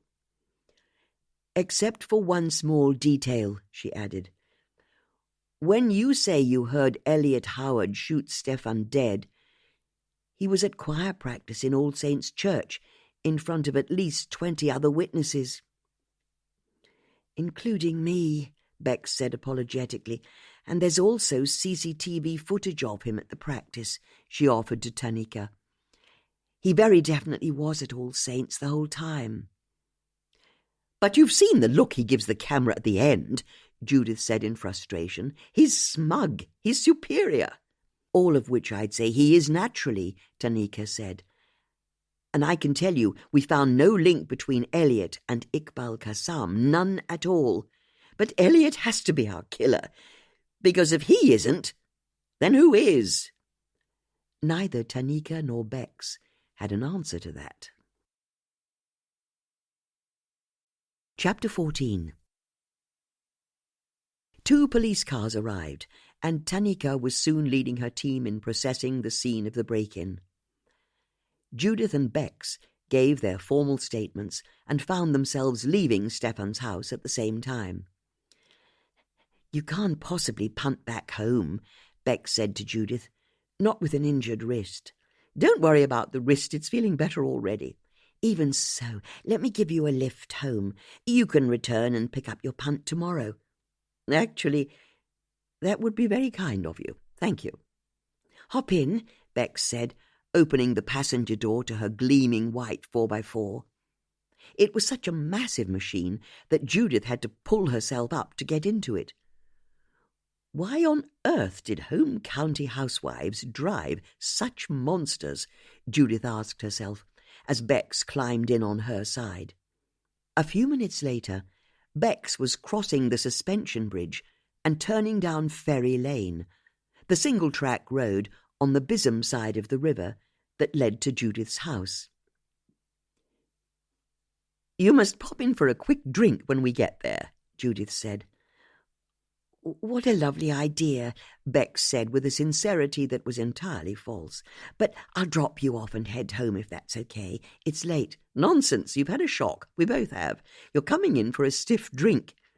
Colin needs me at home. Why? Judith asked bluntly. Well, he works so hard during the day. As I'm sure you do, Judith said, interrupting. Has he rung you? I don't know. I don't think so. So we can assume he's fine. Even so, Bex said, trying to articulate why it was so important that she be at home for her husband. It was something to do with the fact that, since she didn't work outside the home, she felt a sense of duty to be there for Colin, and something to do with a sense of guilt that she didn't have a proper career. So she had to be the best, most perfect housewife in order to feel a sense of worth. It was also, she knew, at a far more humdrum level, simply a habit she'd got into. But how could she even begin to put these half-thoughts into words? He needs me, she eventually offered. You have needs as well, Judith said, as Bex drove up to Judith's house and parked by the front door. There was a grey van outside the house that hadn't been there before. As they got out of the vehicle, Judith saw the dog walker Susie Harris looking in through a downstairs window. "Excuse me?" Judith asked in her most matronly voice. "Oh, there you are," Susie said, entirely unfazed at having been caught snooping. "Just trying to see in through your windows. What on earth are you doing here?" "No, good question," she agreed. Judith waited and realized that Susie had come to one of her halts. "And the answer is—" "Oh, right. Well, I've got a favour to ask about Ikbal, and I was taking Emma for a late-night walk anyway, so I thought I'd knock on your door, see if you were in. And when I wasn't, I thought I'd look in through your window. It's like I told you, I've always wanted to see inside your house." Susie was being so very matter-of-fact about her motives that Judith couldn't help herself and laughed, all offence forgotten. "Who's Ikbal?" Bex asked. "Sorry," Judith said, turning to include Bex. "I should introduce you both. Bex, this is Susie Harris." "I'm actually Rebecca," Bex said, offering her hand, although no one calls me that apart from my mother. Look, why don't you both come in? Judith said. It's been a long day, and I could do with taking the weight off my feet. I can have a look inside? Susie asked. Judith smiled. Yes, you can come inside. Judith unlocked the front door, opened it, and ushered Susie in. Bex still hovered on the doorstep. I don't think I can spare the time, she said. Just one drink, and then I'll let you get on your way. Come on. Think what we've been through tonight. We've earned it. Bex realized it would almost certainly take longer to convince Judith that she had to leave than it would to have the quickest of quick drinks and then depart. Okay, she said, with her best vicar's wife smile. If you insist. One small drink, then I'll be on my way. Bravo! Following Bex inside, Judith found Susie standing by the grand piano, agog. Bloody hell, you must be minted, she said. I think you can guess from the state of the fabric that I'm not, as you say, minted, Judith said with a laugh as she went over to her drinks table and blew dust out of 2 extra cut-glass tumblers, lined them up with her regular glass, and poured 3 stiff measures of whiskey. Even so, this house must be worth millions. Judith couldn't help but find Susie's manner a breath of fresh air. I've no idea what it's worth, she said, heading over with 2 drinks. I inherited it from my great-aunt. Didn't she have any children of her own? Fortunately for me, no, she never married, so I was like the daughter she never had. Now, I strongly suggest you have these, Judith said, holding up the 2 glasses. Is that whiskey? Bex asked, her forehead creasing. I think, when it's as cheap as this, it's better to call it Scotch. Oh, well, thank you, but I'd rather have a glass of water, or herbal tea if you have any, at this time of night. I think we can agree we need something a bit stiffer than tea. I'm with you there, Susie said, taking the glass and knocking it back in one, wincing as the drink burnt into her chest, and then she smiled. Now, that hits the spot, she said in appreciation. While Susie went over to the sideboard to return the glass, Bex finally took a tiny sip from her glass before rubbing at her lips with her fingers. It's better if you don't let it touch your lips, Judith said. It stings less. Sorry, is your toilet through here? Susie said, indicating the oak door to the side of the drinks table. Before Judith could stop her, Susie tried to push the door open, but it was locked. That door's locked, Judith said with a polite smile. Why? Susie said, laughing. Is that where you keep the dead bodies? Judith's smile froze, and Susie's eyes widened in surprise. How come her joke had spooked Judith? As for Bex, being the vicar's wife, she was a past master at saving awkward situations. You were telling us about Ikbal, she said to Susie. Was he the poor man who was murdered? He sure was, Susie said. As Susie filled Bex in on how she knew Ikbal, Judith went over to the sideboard, downed her drink, and poured herself another. When the women weren't looking, she touched the silver chain around her neck with the key on the end. It was still there, still safe. As Susie finished telling her story, Judith put on a smile and went over to join the other 2. And he was shot dead? Bex asked, still trying to process what she'd heard. I know, Susie said, crazy, but the thing is, Judith here came and found me because she thinks Ikbal's murder is connected to the death of her neighbour. It must be, Judith said. Murders don't happen in Marlow. If 2 happen in the space of 3 days, they have to be linked. I reckon you're right, Susie said. It's the reason I wanted to speak to you. You see, Ikbal's imam rang me this afternoon. He said he was putting together the funeral arrangements, and the police gave him my number. Did I know how to contact Ikbal's family? And do you? Bex asked. No. Whenever I asked him about his family, he said he didn't have any, and then he'd change the subject. He was much happier talking about boats." "Boats?" Bex asked. "Oh, God, yes, they were his passion. Once he got going on the subject, there was no stopping him. He was saving up to buy his own boat that he could keep on the river in Marlow. His dream was to do all of the waterways of the UK. But the point is, the Imam said Ikbal didn't attend his mosques that much, so he didn't have any friends there. In fact, I was about the only person he could find who he could invite to the funeral, so would I come?" "And what did you say to that?" Bex asked. "I said I'd go. It's the least I can do. Ikbal was my friend. But it's not good that no one else will be there, so I was wondering," Susie said, turning to Judith, "would you come as well?" "To Ikbal's funeral? Seeing as you think his death may be connected to your neighbours. Maybe someone will turn up out of the woodwork, like a long-lost sister or something. It'll give you a chance to have a poke around. And anyway, the more the merrier, I say, when it comes to funerals." "You do?" Judith asked, tickled by Susie's turn of phrase. "Of course. I've never been to a bad funeral, have you?" "I don't suppose I have," Judith said after a moment's thought. "And thank you very much for the invitation. You're right. No one should be buried on their own. I'd be delighted to come along."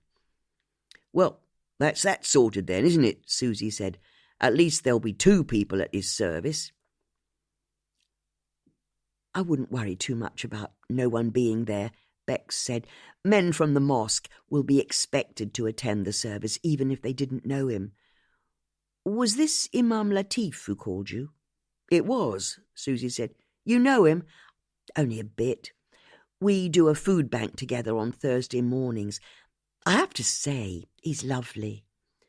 Judith was impressed with how easily Bex talked about working in the local food bank with the imam of a local mosque. Maybe she'd been wrong when she judged her as solely being a gilet and jeggings Marlow clone. In fact, as she looked at the 2 other women, Judith realized she was having more fun than she'd had in a long time, and decided that she didn't want the evening to end yet. "I'll come to the funeral on one condition," she said to Susie with a smile. "I'd like you to help me for the next half an hour or so." "Doing what?" Susie asked. "Don't worry. It's nothing strenuous. But I want to see if we can work out the importance of a painting Stephen Dunwoody bought from Elliot Howard's gallery back in 1988. "And how can we do that?" "Well, I suggest we pour ourselves a small glass of whiskey and see what we can dig up on the internet. What do you say?" Susie didn't want to seem like too much of a pushover. "Yeah, I can't leave Emma on her own in the van." "Then bring her in." "All right. You've got a deal." Judith and Susie looked at Bex, but she was just smiling soupily, no doubt from the whiskey, Judith guessed. Good for her, she thought. She deserved to let her hair down. "So, that's a yes from all of us," Judith said, grinning. "Then I suggest, ladies, we get to work." Chapter 15. The women were looking at their devices, Judith in her favourite wingback, Bex sitting upright at the card table, and Susie lolling like the Queen of Sheba on some cushions in the bay window, Emma lying at her feet, her head on her paws, eyes closed in sleep. Every now and then one of the women would take a sip of whiskey, or make a passing comment about their research, or ask a question of the others. It was companionable, collegiate, and in truth, all of them were having a terrific time. "So, do you have any kids?" Bex asked Susie. "I've got 2 of the best kids in the world," Susie said, smiling. "Tell me about them." "Well, they're in their 20s now. Rachel is 22, lives in Newcastle with her girlfriend, and Amy is 25, married, has a kid of her own." "You're a grandmother." "I am," Susie said proudly. How wonderful. Do you have a partner? Huh, Susie said. There used to be. But he left me after Rachel was born. After your second was born, the same month. He said it was too much for him. You raised your two on your own? I did. That must have been tough. What about other family? Does your mum live nearby? My parents died when I was small, like Ikbal. Yeah, we had that in common. I'm so sorry to hear that. What about cousins or aunts or uncles? Susie took a sip of scotch before replying. No family to speak of.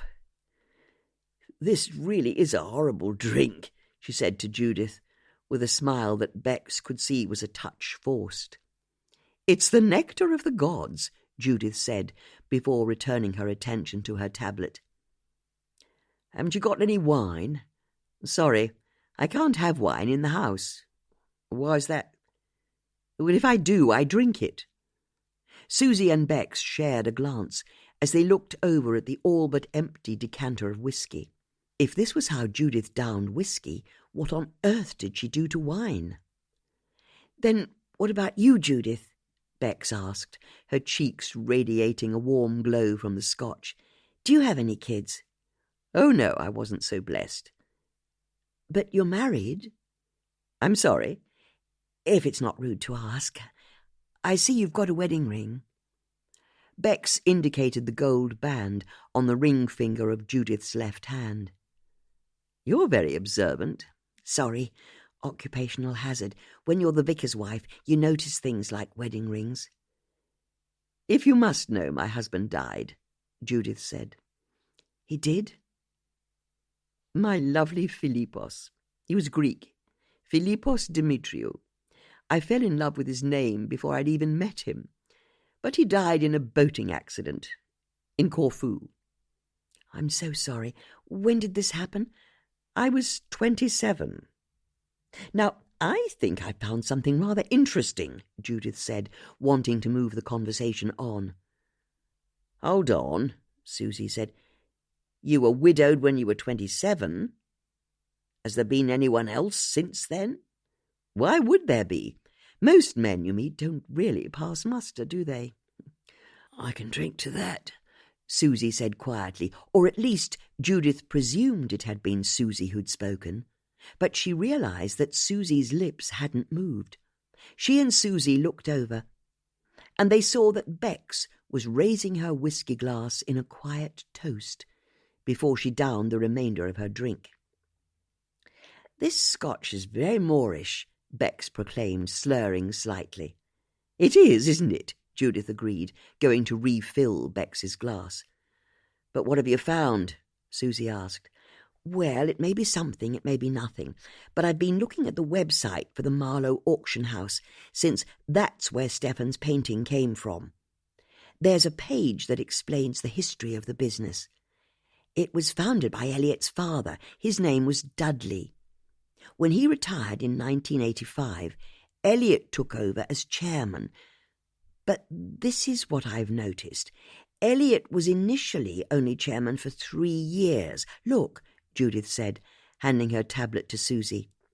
Susie looked at the website and saw that Elliot Howard was listed as the chairman from 1985 to 1988. And then in 1988, a man called Fred Smith took over, Judith said. Fred Smith? Susie asked, her interest piqued. That's right, and he stayed chairman for the next 13 years, until 2001, which is when Elliot Howard became chairman again, for a second time. So why did Elliot leave for a number of years and then come back? Good question, but that's not what caught my eye. You see, Elliot stopped being chairman in 1988. But that was also the date on the painting we found at Stefan's house, wasn't it? Stefan bought it in 1988. Maybe it's a coincidence. The women considered the evidence in their various states of alcoholic glow. It's strange, isn't it? Judith said. Let's say it was Elliot, who I surprised in Stefan's house tonight. It seems the most likely explanation, but if it were, then that would mean he just stole the frame from a painting he sold to Stefan in 1988, the same year that he resigned from the auction house. "You're right," Bex said, enthused. "When you put it like that, it's fishy, isn't it?" If you ask me, we need to find out why Elliot left his business in 1988. "Good idea," Bex agreed. "Which is lucky for us," Susie said, "because I know exactly how we can do that." "You do?" "All we need to do is speak to the guy who took over from Elliot in 1988, Fred Smith. Of course, he'll know what happened, but how do we find him?" "Shouldn't be too hard," Susie said, smiling. "I speak to him at about 11 o'clock every morning." "You do? How come?" "Because, if I'm not mistaken, Fred's my postman." Susie's house was on the eastern side of town, in between the functional red-brick office blocks of the trading estate and the hammering racket of the A404, a dual carriageway that carried a constant roar of traffic. But despite the unprepossessing location, Susie's street was rather sweet, Judith thought to herself as she cycled onto it just before 11 o'clock the following morning. There were pretty two-story semis on both sides of the road, cars on driveways, and geraniums in hanging baskets. Yes, it was all very nice. And then Judith arrived at the address Susie had given her. The front of the house was missing. Judith blinked, trying to make sense of what she was seeing. No, her eyes weren't deceiving her. The front of the house didn't have any kind of wall to it and was instead a jumble of scaffolding, bits of blue plastic sheeting, and exposed jacks and roof-supporting joists. Judith couldn't help but be impressed. She knew that she was someone who was happy to let things slide when it came to keeping up appearances, but even she would draw the line at not having a front to her house. However, as she looked closer, Judith realized that maybe the building work was actually an as-yet-to-be-finished extension, and the original house was still lurking behind the unfinished brickwork. Susie emerged from the front door as Judith was leaning her bike against an old cement mixer. "Sorry about the building work," she said. "Nothing to apologize for. What are you having done?" "Oh, just an extension," she said airily. "I imagine it will be splendid when it's done." "Sure will. That's the plan, anyway." "How long will it take to finish?" "Another 2 months, the builder says. Maybe a bit less if the weather remains good." "Well, there we are then. It will soon be over." "Oh, that's what he told me 3 years ago when he took all my money and scarpered. I've not seen him since." "I'm sorry?" "The house has been like this for the last 3 years." Judith was lost for words. "Oh," she eventually managed. "But that's life, isn't it?" Susie said breezily, as though it barely bothered her at all. "People leave you, your husband, your kids, and if you're me, your builder as well. Come on in. It's much nicer inside, and don't worry, I've got no dogs staying with me. It's only me and Emma." The inside of Susie's house smelled of dogs and stale cigarette smoke. There was scuffed, heavy-duty linoleum on the floor, the door to the sitting room had been removed, and Judith could see that there was no furniture anywhere. Not in the hallway, not in the sitting room. There were only old dog beds and blankets scattered about. Emma padded in from the kitchen and nudged Judith's hand with her head for a stroke. "She likes you," Susie said. "And I like her," Judith said, bending down to give Emma a quick fuss. "Such silky ears," she said to the dog. "We should go upstairs. That's where I live. The dogs have down here. I have upstairs. Come on." Susie unclipped the baby gate at the bottom of the stairs, told Emma to wait, and headed upstairs. Judith followed, and was pleased to see that the first floor had deep pile carpets, side tables with silk flowers in vases, and lots of artwork in clipped frames on the walls. In fact, it was very pretty, Judith thought to herself, even if the air was heavy with the punch of wall-socket air fresheners and stale cigarette smoke. "Well, this is lovely," Judith said, as Susie led her into a sitting room that was covered in dozens of family photos through the years. "Thank you," Susie said with obvious pride. "So, where's Bex?" "She said she had a parish meeting she had to attend. If I'm honest, I think she was making an excuse. So, what happens now?" "I reckon we just have to wait until Fred delivers the post," Susie said, as she picked up her metal tin from a side table. "Mind if I smoke?" "Of course not. You go ahead." While Susie got out the materials required to make a cigarette, Judith went over to a large poster on the wall that had photos tucked into the frame. She pointed to a photo of a boy in a baby bouncer. "Is this one of yours?" "That's my grandson. He's gorgeous. How old is he?" "In that photo, about 2 years old." "Lovely," Judith said. "How old is he now?" 6, I think," Susie said, as she lit her cigarette. "Yes, that's right, 6. Judith realized there weren't any photos of the child older than about 2 or 3 years old. In fact, now she was looking more closely, all of the photos in the room looked quite old and faded. "Do you see much of your grandson?" "Oh, yes, I see Toby all the time," Susie said, although Judith detected a brittleness to her answer. "But this is my refuge, where I have everything I need.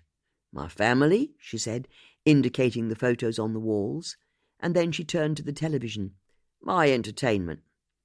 And even a chef if I need it," she added as a final flourish, nodding her head in the direction of an old microwave on a hostess trolley. "Yes, it's very nice," Judith said, but she was aware that maybe Susie wasn't telling the whole story, so she decided to change the subject and turn back to the poster that the photos were tucked into. "I like this poster," she said. The picture in question was a reprint of the famous painting by John William Waterhouse, The Lady of Shalott. It depicted a pale woman sitting in a wooden boat who was wearing a flowing white dress, her copper-coloured hair falling down to her waist. Judith had always disliked the painting. Not that it wasn't beautiful. She loved the hippyish aesthetic, with red and gold tapestries hanging over the side of the little rowboat. But she was done with legends of passive women who pined away from unrequited love for a man. In her experience, the only women who pined at all did so because they were trapped with a man, not because they were liberated from one. "It's beautiful, isn't it?" Susie agreed. There was the clatter of post being delivered through the letterbox downstairs. "Oh, that'll be Fred," Susie said, stubbing out her cigarette at speed. "We need to stop him before he gets away." Susie dashed to the door, and Judith followed. Chapter 16. Fred Smith was an impish man with short white hair and a trim beard who'd had many jobs in his life, but he'd never enjoyed any of them as much as he did being a postie. As a Marlow boy born and bred, he knew where everyone lived before he'd even taken up the job, so delivering letters around the town never felt like a chore. Not when you could stop and have a good natter on the doorstep with everyone as you went. It turned out that the one thing Fred liked above all else was gossiping. Not that he'd ever be indiscreet. That would be unprofessional. When Susie and Judith bombed out of Susie's house after him, he was none the less surprised. It wasn't usual for women to chase him down the street. "Susie, are you okay?" he asked, startled. "Can we have a quick word, Fred?" "You always got time for a quick word," Fred said with a broad grin. "And it's great to meet you finally, Mrs. Potts." As Judith lived on the outskirts of Marlow, she had a completely different postman and had never met Fred before. "You know who I am?" "I'm a postie," he said with a friendly wink. "I know who everyone is. So, how can I help you, ladies?" "It's about Elliot Howard," Susie said. "It is? Do you know him?" Judith asked. "Of course. I used to be his boss. Back in the day, mind. A long time ago now." "So, what's the gossip?" Susie asked. "About Elliot," Fred said with a conspiratorial smile. "Where do you want me to start?" "Is he trustworthy?" Judith said eagerly. "What a weird question. But he could be difficult, I'll grant you that. A bit patronising in his manner sometimes, but he was totally trustworthy." This wasn't what Judith wanted to hear. First, there were the online comments that Elliot was a good person, and now Fred was saying the same thing. "Was this when you were chairman of the auction house?" Susie asked. "That's right. You know about that?" "We saw it on the website." "I'm on their website? Whew, that's something, isn't it?" "It sure is," Susie agreed, and she could sense that Fred wanted to settle down to a good chinwag. "Bet it's an interesting story. How you ended up working in an auction house." "You can say that again. I was 16 when I joined, about 100 years ago now, but that was under Elliot's dad, Dudley." "Yes, what was he like?" Judith asked. Fred looked guarded. "Why'd you ask?" "Only we've done some digging, and we've heard he was something of a crook." "Was he?" "You're not wrong there. He was a piece of work, I can tell you. Always doing deals on the side or using stooges to push prices up in the auctions. If there was a sharp practice, he'd do it. And he didn't like his son, not one bit." "He didn't?" "No way. Elliot's big thing was rowing when he was a teenager." Judith remembered the photos in Elliot's study of him in various rowing teams. "And he was good, but his dad wouldn't have any of it. The way Elliot told it, Dudley spoke to his rowing coach to find out if Elliot could go professional. And as soon as he said he couldn't, that was it for him as far as he was concerned. He wouldn't pay for any more coaching. Wouldn't take his son to any of the training sessions or regattas. It was over." "That's harsh," Susie said. "Dudley was a harsh man." "Where was Elliot's mother in all of this?" Judith asked. "I think she left Dudley when Elliot was young. I don't know the story, but Elliot was raised by his dad on his own. That's why it was so bad for Elliot when Dudley said it was over for his rowing. He was his only parent, so his word was gospel." "Hang on a minute," Judith interjected, an idea flashing in her mind. But what was it?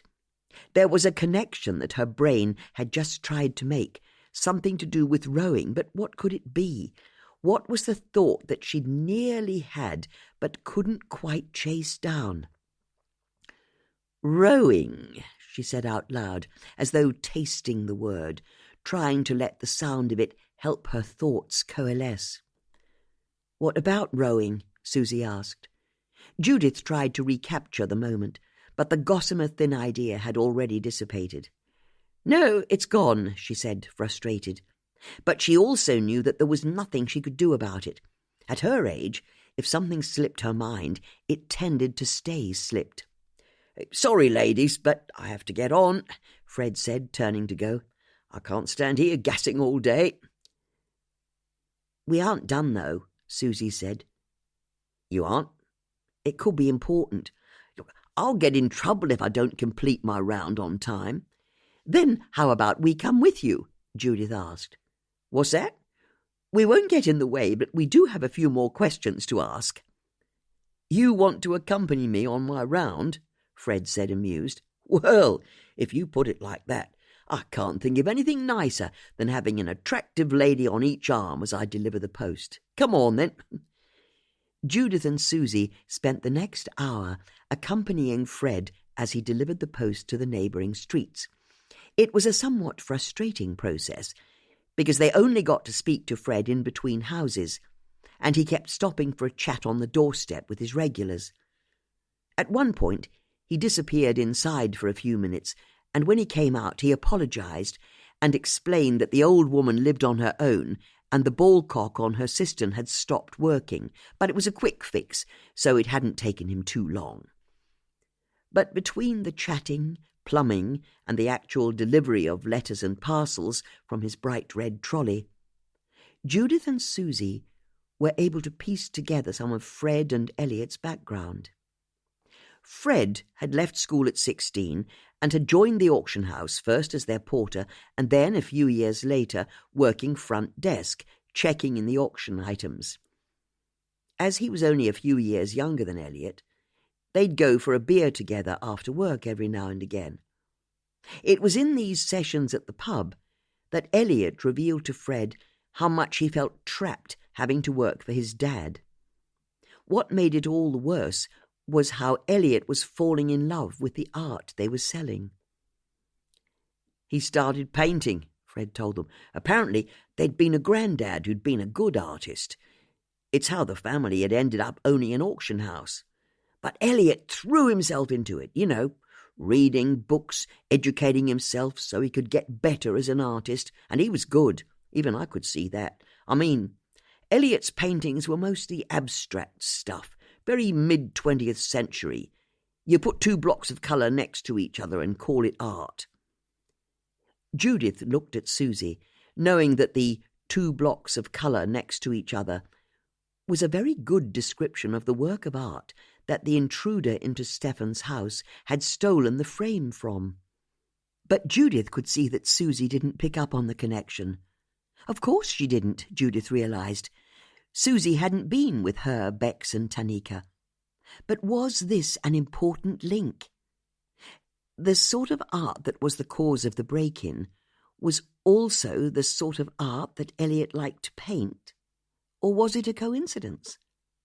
After all, anyone learning to paint in the late 20th century, as Elliot had, would no doubt paint like a painter from the late 20th century.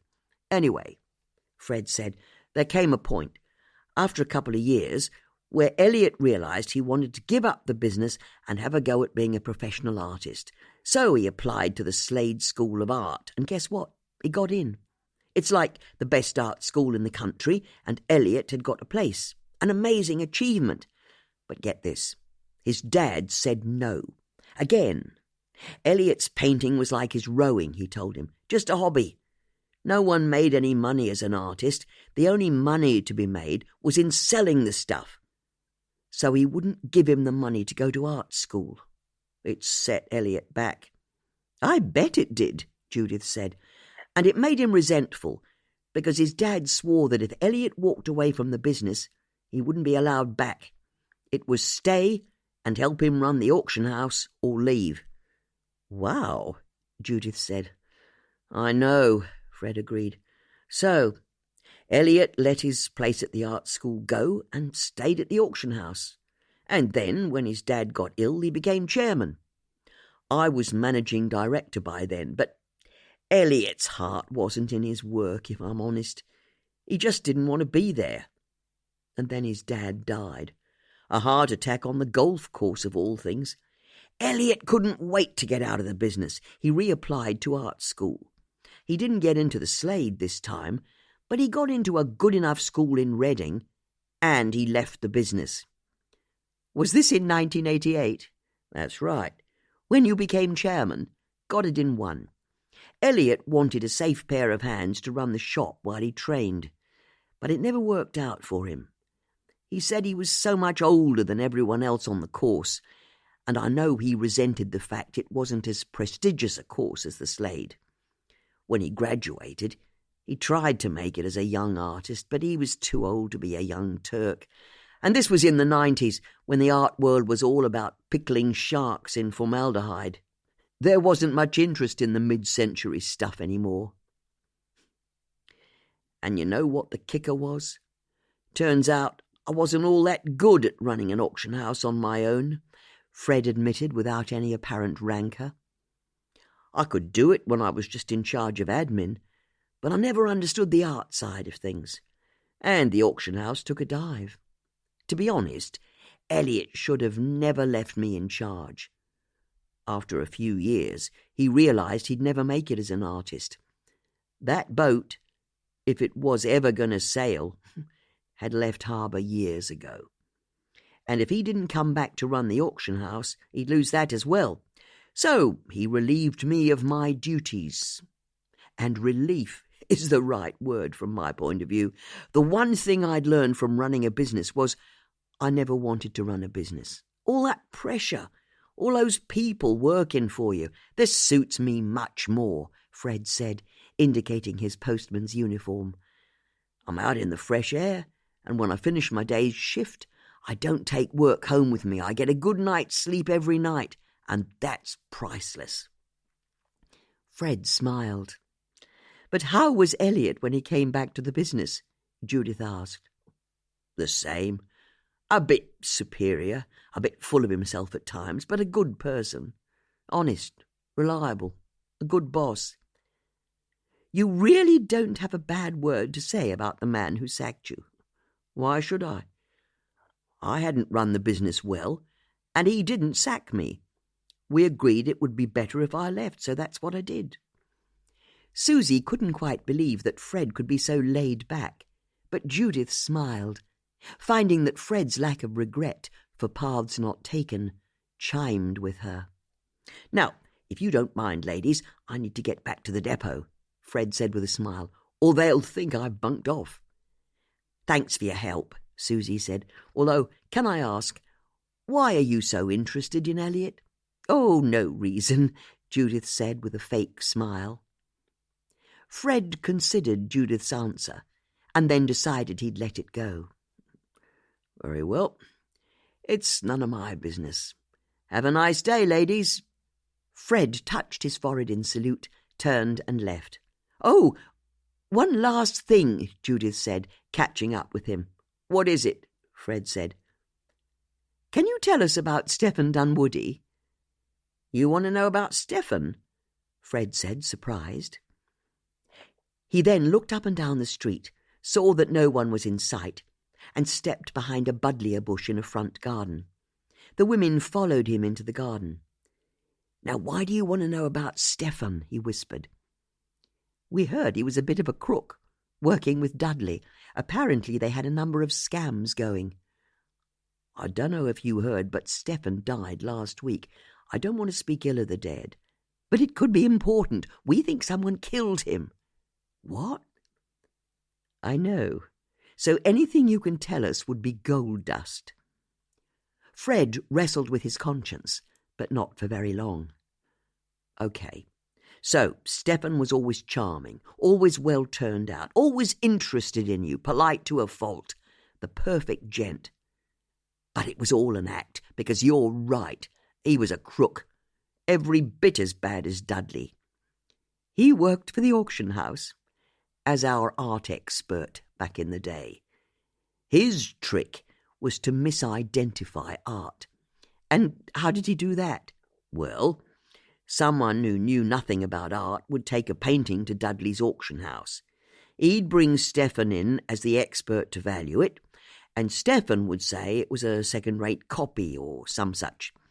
Dudley would then convince the owner to sell it to him privately for a knocked-down rate. Then, wonder of wonders, the artwork would magically reappear at the Marlow auction house a few months later, this time properly identified as being the work of a well-known artist. Mind you, the sort of art we're talking about was never worth tens of thousands. It was only a few £1,000s here and there, but it was still illegal, and I know for a fact the pair of them were making a fair bit on the side each year. It was despicable. Did anything happen in 1988? Judith asked. Like what? We think Stephen bought a painting from the Marlow auction house, the same year that Elliot left for art college. Fred thought for a few seconds before the memory came to him. He did. You're right. It was a massive scandal at the time, or at least it was to us in the industry. You see, when Dudley died, Elliot inherited all of his art, and Elliot got Stephen to value his dad's artwork to get it ready to be auctioned off. And at that point, he didn't know what a crook Stephen was. None of us did. And the collection was worth a few £100,000. It was a serious windfall for Elliot, even though, in among the good stuff, there was quite a bit of tat. Including, Judith said, an abstract painting that was 3 plain bands of colour. The top one yellow, the middle one grey, and the bottom a sort of dark red. You know it, Fred said. So, following your logic, I take it that Stephen said it wasn't worth much. That's it. You see, it wasn't signed, and it was found in a box with a couple of other unsigned paintings. And the other 2 paintings were amateur hour. They weren't worth a penny. So Elliot was happy to let Stephen buy the box for a few quid. But it was another one of his scams, wasn't it? Because as soon as he owned it, Stephen said he wasn't sure if it was what he thought it was. So he took it up to London for a second opinion. And it only turned out to be by Mark Rothko, about the most famous American painter of the 20th century. How much was it worth? Susie asked. Well, the thing is, it was only a sketch, not the finished article. That's why Rothko didn't sign it. But there's a photo of him painting it. So the provenance is proven, and that made it worth a few £100,000. You're kidding me, Judith said, amazed. And Stephen refused to give it back to Elliot or pay the correct market price for it. He told Elliot he was sorry he'd misidentified it, but there was nothing he could do. It was an honest mistake. And you're right, Fred said in realization. It was only a few months later that Elliot applied to art school. I'd not made the connection before. Stephen betrayed him, and Elliot had left the business by the end of the year.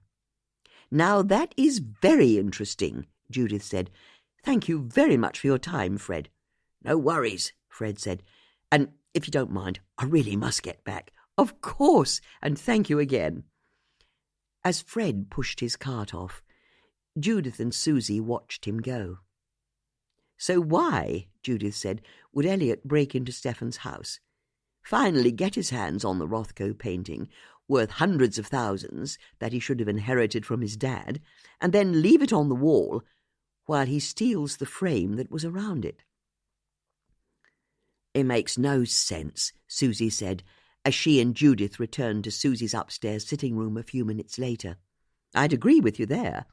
But it explains why Elliot hated Stephen, doesn't it? And you know what else? Fred told us that Elliot's painting style was mid-century, didn't he? Whatever that means.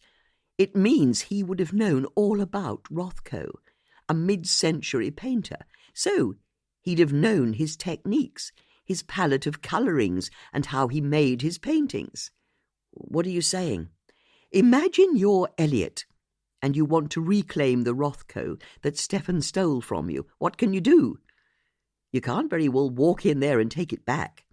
Stephen would notice the gap on his wall and know who'd stolen it. But Elliot is a painter who's trained in the techniques of Rothko, isn't he? Oh, you think he painted a fake? Susie asked, her eyes alight at the idea. It's a possibility, isn't it? And I reckon Elliot is exactly the sort of person who'd think he could paint a forgery of Stephen's Rothko. So let's say that's what he did.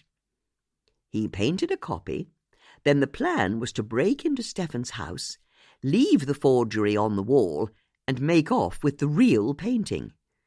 You think that's what he did? It's worth hundreds of thousands of pounds. And from Elliot's point of view, Stephen stole it from him back in 1988. Now, that would fester with anyone, but you know what? This could explain why there's no longer a frame on the Rothko in Stephen's house. How come? Let's walk this through. Elliot makes his forgery, but the one thing he can't do is fake the frame. So he breaks into Stefan's house with his forgery, but as he's in the process of taking the frame off Stefan's real Rothko, I interrupt him. And this is the third time he's either broken in or tried to break in to get the Rothko. Elliot isn't going to be thwarted. So he grabs the real Rothko from the wall, frame and all, and puts his forgery up in its place, hoping that no one will notice it doesn't have a frame on it. I still don't follow, Susie said. I think the Rothko that's currently hanging on Stefan's wall is a fake, painted by Elliot. And Elliot laid it with the real Rothko, frame and all. Oh, I see. Then we need to tell the police. I'll ring Tanika the moment I get home. Tell her they need to have the Rothko in Stefan's house inspected by an art expert. But now we have a proper motive for why Elliot might have wanted to kill Stefan. Stefan found out that Elliot was the person behind the first break-in, and we know from his assistant Antonia that Stefan threatened Elliot, telling him he could go to the police right now. Elliot must have feared he'd end up in prison. So he killed Stefan to silence him. Brilliant! So Elliot's the killer. He has to be, even though he can't be, Susie added. I know, it's so frustrating. How did he do it? That's the question. We should be following him when he's out and about, staking out his business, putting spy cameras in his house. But we're not allowed to, are we? We're only civilians. Maybe I can help there. You can? Let me do some digging. I'm sure I know someone, or know someone who knows someone, who lives on Gypsy Lane, where Elliot's house is. Maybe I can get him under a bit of surveillance. Now that sounds like an excellent idea, Judith said. As she said this, Judith found herself glancing at the poster on the wall that showed the Lady of Shalott. She idly wondered why her eye was once again drawn to it. And then it hit her. Liz Curtis, she suddenly blurted. This by no means was what Susie had expected Judith to say next. What? That's who the woman is. Come again. The auburn-haired woman I told you about. The one who was in the garden of Stefan's house after he died, and who ran away from me in the field the first time I spoke to you. I knew I recognized her from somewhere. Her name's Liz Curtis. How on earth did you work that out? Well, she's got auburn hair, like your Lady of Shalott in the poster here. And just like your Lady of Shalott, the last time I saw her she was in a rowboat. You see, Liz Curtis runs the Marlow Rowing Centre. Now it was Susie's turn to be excited. And you're sure the woman you saw those 2 times was Liz Curtis? I am. Do you know her? Damn right I do. And if you're looking for someone capable of murder, then I'd put Liz Curtis at the top of your list. You think so? I don't think so. I know so, Susie said darkly. You see, she's killed before. Chapter 17. The seats in Susie's van were ripped. There were old bits of fast food packaging strewn on the floor, and where the ignition key should have been, there was an old screwdriver jammed into the wheel's steering column.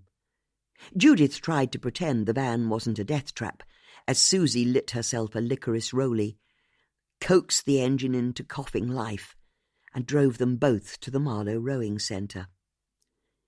Told you I know everyone in Marlow, Susie said, very pleased with herself, although me and Liz Curtis haven't spoken in about 10 years.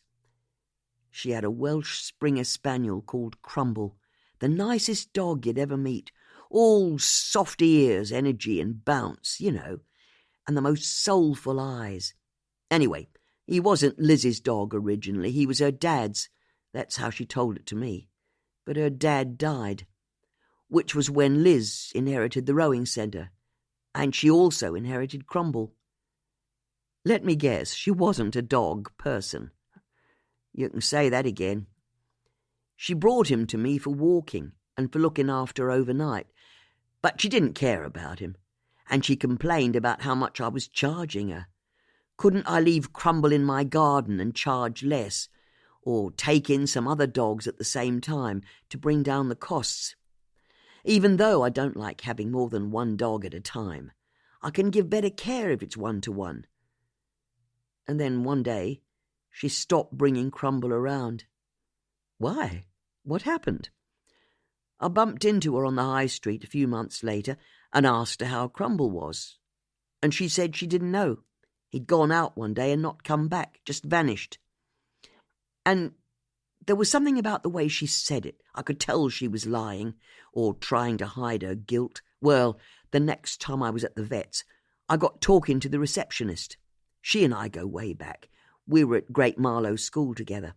So I asked her if Lizzie's Crumble had ever been found. She was shocked I knew about it, which I didn't, but I pretended I did.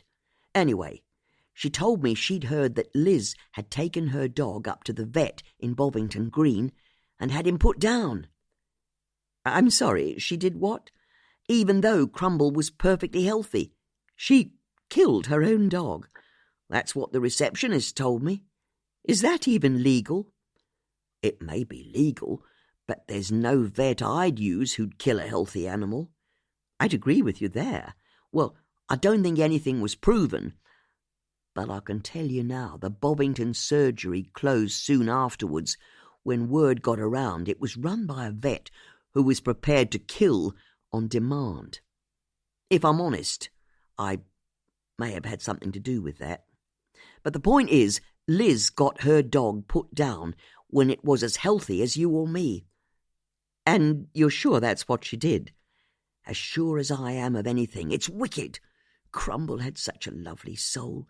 Anyone would have taken him in if Liz didn't want the responsibility. I'd have taken him, but that's Liz. She's a dog killer. Judith and Susie lapsed into silence as they pulled into the little gravel parking area of the Marlow Rowing Centre. It was made up of a clutch of porter cabins and huts that had been built on the edge of town on a bend of the Thames. The setting was gorgeous, but the buildings were weather-beaten, and the red, blue and white canoes and kayaks that were stored in metal stacks had all seen better days. "You're right," Judith said to Susie as they got out of the van. "We could be about to speak to the killer. Are you sure you want to do this?" "Bring it on," Susie said, and there was something about her blind enthusiasm that gave Judith pause. She pulled her phone out and dialed Tanika's mobile number. "Judith, are you okay?" Tanika said as she answered the call. "I'm fine, thank you for asking. I just wanted to let you know I've worked out who the auburn-haired woman is. You know, the one I saw in Stefan's garden and in the field the day after." "You do? Who is she?" "Her name's Liz Curtis, and she runs the Marlow Rowing Centre." "Are you sure?" As Tanika asked the question, Judith saw the auburn-haired woman step out of a porter cabin with a paintbrush, shake the water out of it, and then head back inside. She didn't look over, and so didn't see Judith or Susie. "Oh, yes, I'm sure," Judith said. "Then you have to promise me something." "What?" "You won't try and investigate her." "What's that?" "Because you've already put yourself at risk once when you chased that intruder in Stephen Dunwoody's house, and I'm not having you do that again." "I wouldn't worry about that. It was very much a one-off." "Because I don't think the killer's done yet." "How do you mean?" "I can't be sure, but I think there might be another murder, a third murder." Judith's hand tightened on her phone. How could Tanika possibly know this? "So you have to promise me you won't do anything to put yourself in danger. I want to hear you say the words." "Of course," Judith said. "I promise. No more amateur sleuthing. You have my word." "Thank you." Tanika sounded relieved. "And thanks for the information about Liz Curtis. I'll see what I can find out about her." Tanika rang off, and Susie, who'd only heard Judith's end of the conversation, asked her friend what it was that she had just promised. "Oh, nothing important," Judith said with a bright smile. "Now, come on. We need to talk to Liz Curtis." They went over to the porter cabin they'd seen Liz come out of. They found her inside, halfway up a ladder, painting the walls white. "Hello," she said as she climbed down from the ladder. Liz was tall, thin, and angular. Her limbs almost longer than seemed entirely natural, Judith thought to herself, like a praying mantis. Most importantly, she also had a shock of flame-red hair and was very definitely the person who'd run away from her twice. Liz's face fell as soon as she saw Judith. "Oh, it's you," she said.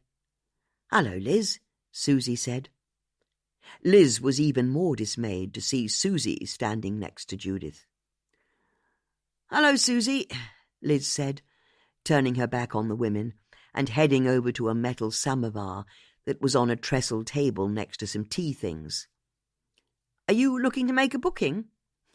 "Not on this occasion," Judith said, glancing at Susie. Both women could see how guiltily Liz was acting. "You see," Susie said, "my friend here wants to know why you keep running away from her." "What's that?" Liz said, as she poured herself a cup of tea, still keeping her back to the women. "Are you saying you didn't run away from me in the field?" Judith asked. Liz didn't reply immediately, but once she'd stirred her tea and put her teaspoon down, she finally turned around. "What's that?" she said, as if she'd not heard. "I saw you in Stefan's garden 2 days after he died," Judith said, "and in a field the day after that. Both times you ran away from me. I want to know why." Liz took a gulp of her tea and then headed over to the reception desk. It was obvious she was trying to buy herself time. "No, I'm sorry, but I don't know what you're talking about," she said. "But we saw each other." "I said, I don't know what you're talking about," Liz said again, and Judith and Susie could see that she was trying to hide her panic. "Oh," Judith said, "are you saying you didn't go to Stephen Dunwoody's house after he died?" "That's right. I don't even know who Stephen Dunwoody is," Liz said. "I've never heard that name before. Now, do you want to make a booking, or do I have to ask you to leave?" "What about Ikbal Qassam?" Susie asked. Liz took a moment before answering the question. "Who?" "Ikbal Qassam, the taxi driver who was murdered the other day." "Yes, I read about that in the papers. It's horrible, but why are you asking me?" "We want to know if you know him." Liz's eyes widened in surprise as she guessed why Susie had asked the question. "What on earth are you suggesting?" "We're not suggesting anything. We're just asking if you know him." "Of course I don't. Why would I take a taxi when I've got a perfectly good car of my own? I have to say that I resent you coming in here and making insinuations." "I'm sorry," Susie said. "I don't know why you're asking me all these questions about those dead men." "I think you know well enough." "I don't." "Then let me say one word to you. Crumble." Liz looked like she'd been slapped in the face. "Because we both know what you did to that poor dog," Susie added. "I didn't do anything to him." "You killed him." "You can't say that," Liz yelped, tears forming in her eyes as a combination of fear, guilt, and confusion seemed to overwhelm her all at once. "You killed him because you never wanted him, because he was too expensive." "You've got to believe me, you're right. I never wanted him when Dad died.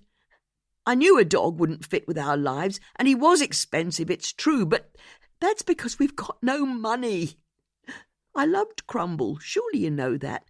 I was distraught when he went missing. We made posters, stuck them to lampposts. It was about the worst time of my life. How on earth can you say I killed him? I'm sorry. You're not doing this to me, not today, not now." Before Judith or Susie could say anything more, Liz turned and scurried out of the porter cabin. "Guilty as charged," Susie said to her friend. "You know what?" Judith said. "I think I agree with you." The two women emerged into the sunshine just in time to see Liz getting into a battered vehicle. It was the same maroon-coloured car that Judith had seen Liz driving when they'd met in the field, once again confirming that it had indeed been Liz she'd encountered. They watched as she drove out onto the main road, and with a squeal of wheels and a loud bang as her exhaust backfired, the car turned right and disappeared in the direction of Marlow town. "Now that's what I call an exit," Susie said. "Where do you think she's going?" "She's in a hurry, wherever it is." "And why would she deny meeting me? That's the car I saw her driving." "Because she's the killer." "Yes, it's how it looks, isn't it? Although, if she were the killer, you would have thought she'd have prepared her answers a bit better. I mean, I saw her twice. She and I both know I did. So why didn't she come up with a story to explain her running away? Something like how she mistook me for someone else, or how she was lost the first time I saw her at Stefan's, and she was embarrassed and ran away the second time." Judith looked around for further inspiration and saw a man in dark green overalls doing some work to a canoe down by the river's edge. "You know who that is?" she asked. "An employee? Then I suggest we have a quick word with him, don't you? I think we should find out a bit more about our recently departed hostess." As Judith approached the man, she could see that he was tall and rather plump. His midriff, in particular, seemed to strain against the cotton of his overalls. Something of a beer drinker, she thought to herself, as she called out a hello. The man had been attending to a rack of old canoes, and he stood up from his work, a spanner in his hand. "Hi," he said. "Sorry to interrupt, but could we ask a few questions?" "Sure. What about?" "Do you work for Liz Curtis?" The man smiled. "You could say that. I'm her husband, Danny Curtis." Danny offered his hand, and the women introduced themselves. "So, how can I help you?" he asked. "I wonder if you can. You see, I'm Stephen Dunwoody's neighbour. I live on the other side of the river to him, and a bit downstream." "Sure, I know you. You've got that pile just before Hurley Lock. I see you from time to time in your garden when I'm out on the river." "He died recently, didn't he? But the papers are now saying he was murdered, aren't they?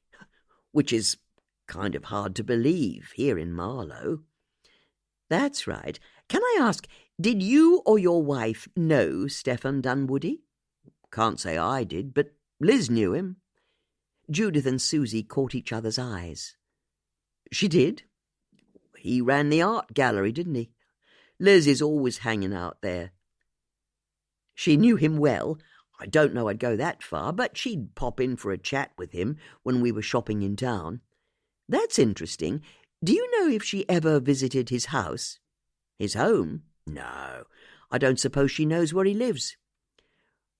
"Was it possible she visited his house last Saturday?" "I've no idea. You'll have to ask her. But I wouldn't want you to get the wrong idea. Even if Liz was friendly with Stefan, it's not like she ever bought anything from him. I mean, look at this place. We don't have the cash for fine art." As he said this, Danny nodded at the tired buildings of the rowing centre. "Yes, I was wondering about that," Judith said. "Where is everyone?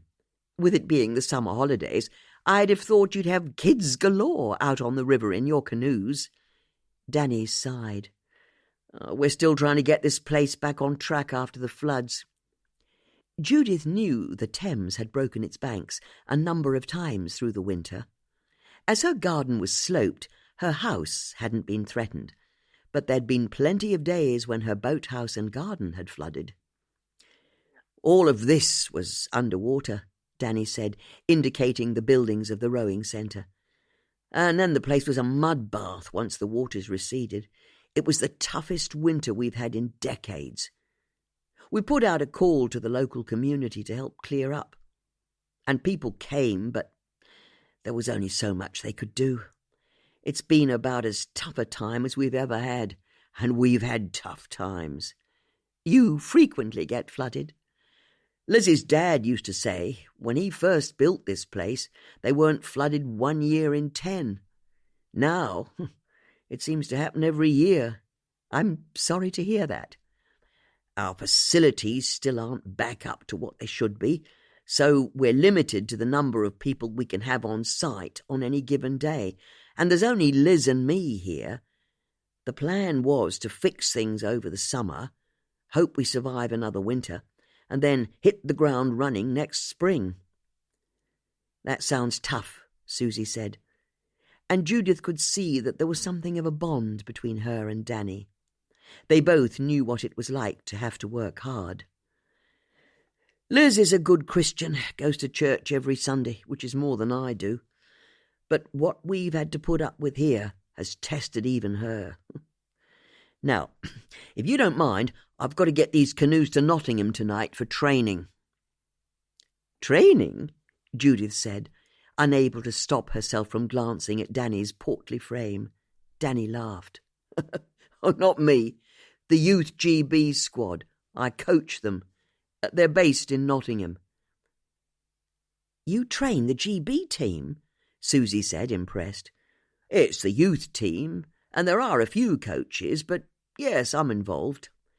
Then we'll take up no more of your time, Judith said. Thank you so much for talking to us. Judith and Susie turned to leave, but Judith stopped after a few paces, as it occurred to her that if Liz had lied to them about knowing Stefan, then maybe there was something else she'd lied about as well. One last thing, she said, turning to Danny. Did you or your wife know that taxi driver who was shot? What's that? Danny asked. Ikbal Qassam.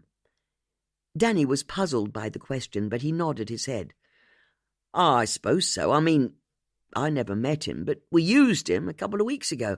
Our car was at the garage and we had to do our shopping, so we booked Ikbal to take us to the supermarket and back.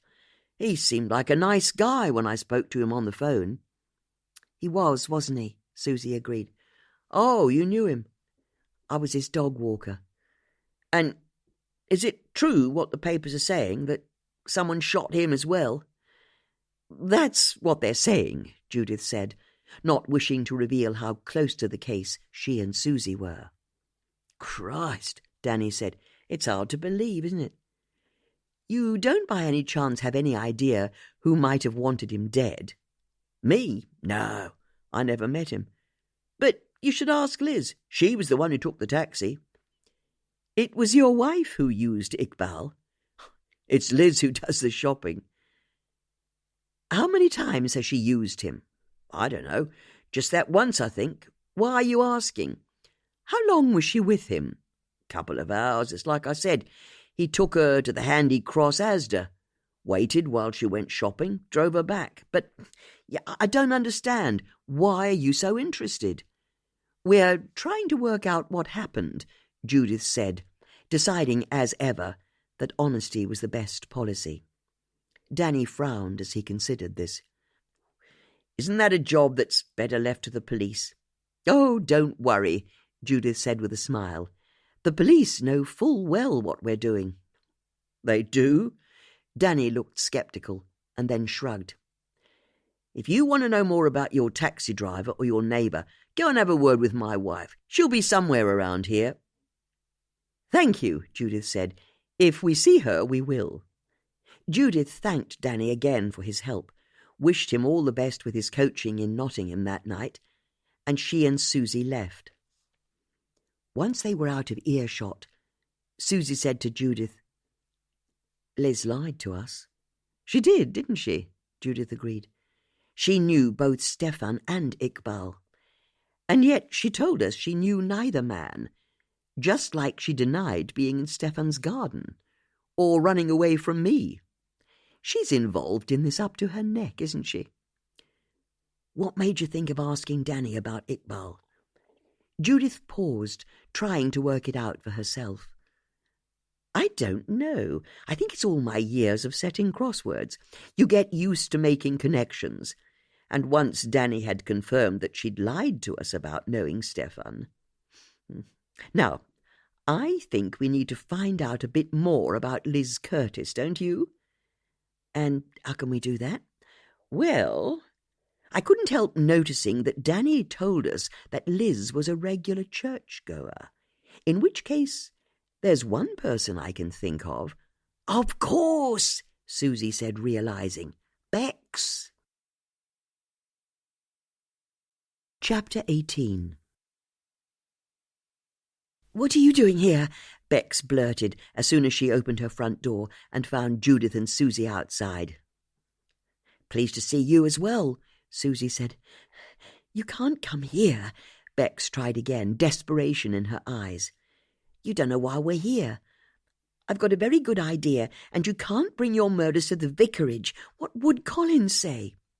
"Firstly," Judith said, drawing herself up to her full but diminutive height, "these aren't our murders. And secondly, if we can't bring them to the vicarage, where can we bring them?" "Well, I'm sorry, but I can't be seen talking about murder." "Why not?" Bex was affronted, but for reasons she couldn't quite specify. "Why not?" Judith asked again. "Who is it, darling?" a male voice called out from inside the house. "No one," Bex called. "They're just going." "We want to know about Liz Curtis," Susie said. This caught Bex by surprise. "What do you want to know about Liz?" "Do you know her?" "Enough to say hello to after church on a Sunday. Why are you asking?" "Because as far as I can see, she could be our killer." Beck's eyes widened in amazement. "But that's not possible. She does yoga." Judith wasn't sure she'd heard correctly. "Are you saying people who do yoga can't commit murder?" she asked. "Yes." "Then maybe," Judith said, deciding to go in for the kill, "you could tell us all about Liz Curtis over a nice cup of tea." Beck's smile froze. As a true-born Englishwoman, she knew there were no circumstances under which she could ever refuse the request of a cup of tea. "What a lovely idea," she lied, and then invited the women in. "Bloody hell," Susie said as she stepped into the house. "It's like an advert." Susie was referring to the tasteful wallpaper, pictures and furniture in the hallway. "An advert?" Bex asked, confused. "You know, like you get in magazines. But it's not real. No one actually lives like this." Bex smiled at what she mistook to be a compliment. "Thank you, that's very kind of you. Why don't you come through? Sorry about the mess," she said, as she led the two women into a kitchen that didn't contain a single mote of dust. "Wow," Susie said in wonder. "It really is very clean," Judith agreed. "Do you clean your sink?" Susie said, going over to look at the sparkling metal sink. Only when I've finished washing. I'm not obsessive." Susie turned to Judith and said, "She washes her sink." Bex took up a bottle of spray cleaner, squirted it at an imaginary smear on the countertop, and then wiped it away with a clean J-cloth. "Now, who'd like tea? I've got caffeinated or decaffeinated." "Normal tea's good for me," Susie said. Black, green or oolong?" "Oolong? What's oolong when it's at home?" "Normal will do fine, thanks. Or how about herbal? We've got rooibos or chai." "Just a cup of normal tea, milk, 1 sugar." Bex dithered, knowing she still didn't have enough information to proceed. "What is it?" Susie asked. "Cow's milk." "What?" "Would you like cow's milk in your tea, or would you rather have soya or almond? Oat or coconut?" "Cow's milk. Just an ordinary cup of tea with ordinary milk." "Oh," Bex said, almost affronted, but also intrigued by the novelty of Susie's wishes. Ordinary tea with normal milk. It clearly hadn't been heard of in the vicarage for a long time. As Bex got down the polka-dot Emma Bridgewater teapot, which matched the polka-dot Emma Bridgewater cups, polka-dot Emma Bridgewater saucers, and polka-dot Emma Bridgewater milk jug, Judith explained how they discovered that it had been Liz Curtis who'd visited Stefan's property after he died, and who ran away from Judith after Ikbal was killed. And the thing is, Susie said, when we asked her, she said she didn't know Stefan or Ikbal, even though her husband Danny said that Liz knew Stefan to say hello to at least, and she'd also travelled in Ikbal's taxi a couple of weeks ago. She lied to you? Bex said, not quite believing the other women. To our faces. Why would she do that? That's where you come in, Judith said. What can you tell us about her? Well, for starters, you know she's got an Olympic silver medal, don't you? She has, Judith said, knowing that the achievements of a person weren't how she'd have started an explanation, but also guessing that it was exactly these external badges of merit that defined people for someone like Bex. She's got that winner's attitude, so focused, so determined. What's her medal for? Susie asked. She's a rower, or she was. It's how she and Danny met. He was a rower as well, but only at a junior level, I think. Liz told me Danny had all the talent in the world, but he didn't have the necessary drive. I'll be honest, she could be a bit scary when she talked about what you needed to be a top-level athlete. It was all about the tiniest margins, she'd say, being committed to your goal and not letting anything get in the way, which is how you end up with an Olympic silver medal, I suppose. What was her class? Judith asked. Class? What sort of rowing did she do? Was she in an 8? No, I think she was a solo rower. It was her on her own. Which is interesting, Judith said. So she's a bit of a loner, would you say? I don't know, I'd say that. I don't really know her. But she comes to church every week, Susie said. I know, but you have to understand, when I'm at church, I'm always representing Colin, so I have to talk to everyone who wants to talk to me, and Liz keeps herself to herself a bit. I get the impression her faith is a very private thing to her. But you'd say she was a Christian? Oh, yes, and had Christian values. Of course. Even though she killed her dog, Susie said. What? Susie explained how she believed Liz had paid a vet to kill her dog. That's not possible. It's not just possible, it happened. Look, I'd agree with you she can be a bit grand at times. She's something like Marlow royalty with her Olympic medal. You can see it in the way she holds herself when she comes to church. She very much thinks she's the queen bee, but then everyone flutters around her and makes a fuss, so it's no surprise, I suppose. Now, I've answered your questions. I'm afraid I have to ask you both to leave. We're only having a cup of tea in your kitchen, Judith said. I can't be seen gossiping about locals. Locals who might have committed murder. You have to stop saying that. But it's true, someone murdered Stefan, and then murdered Ikbal. We have to try to find out who it was. Well, it won't have been Liz, Bex said with finality. I can tell you that much. There's no way she'd commit murder. That's what you think, Susie said, but not everyone's quite what we thought they were, are they? Judith here thought her neighbour Stefan was clean as a whistle. But we now know he stole a painting worth hundreds of thousands from under the nose of Elliot Howard. So there's no knowing what dark secrets lurk in the past of anyone. Isn't that right, Judith? Susie was surprised that her question seemed to catch Judith off guard, and the older woman spilled her tea down her chin as she was taking a sip. Oh, look what I've done, she exclaimed.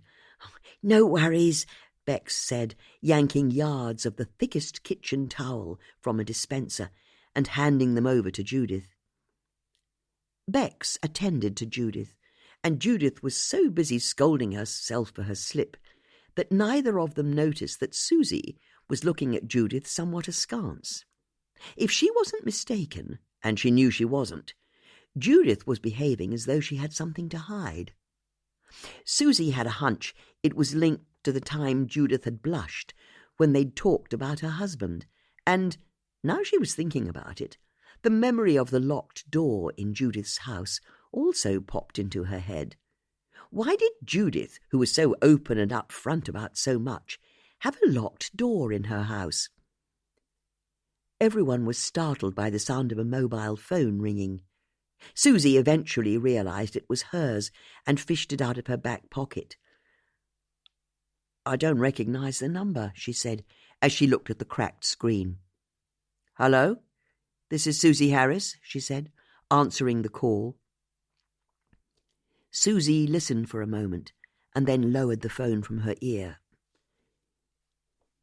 "It's Ikbal's imam," she said in a theatrical whisper that was some degrees louder than her normal speaking voice.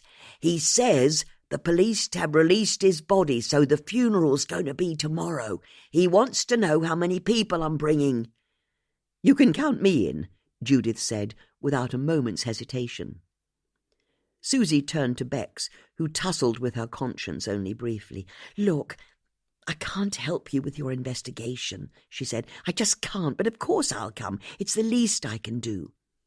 Susie put the phone back to her ear. "Thanks for the invite. There'll be 3 of us at Ikbal's funeral." Chapter 19.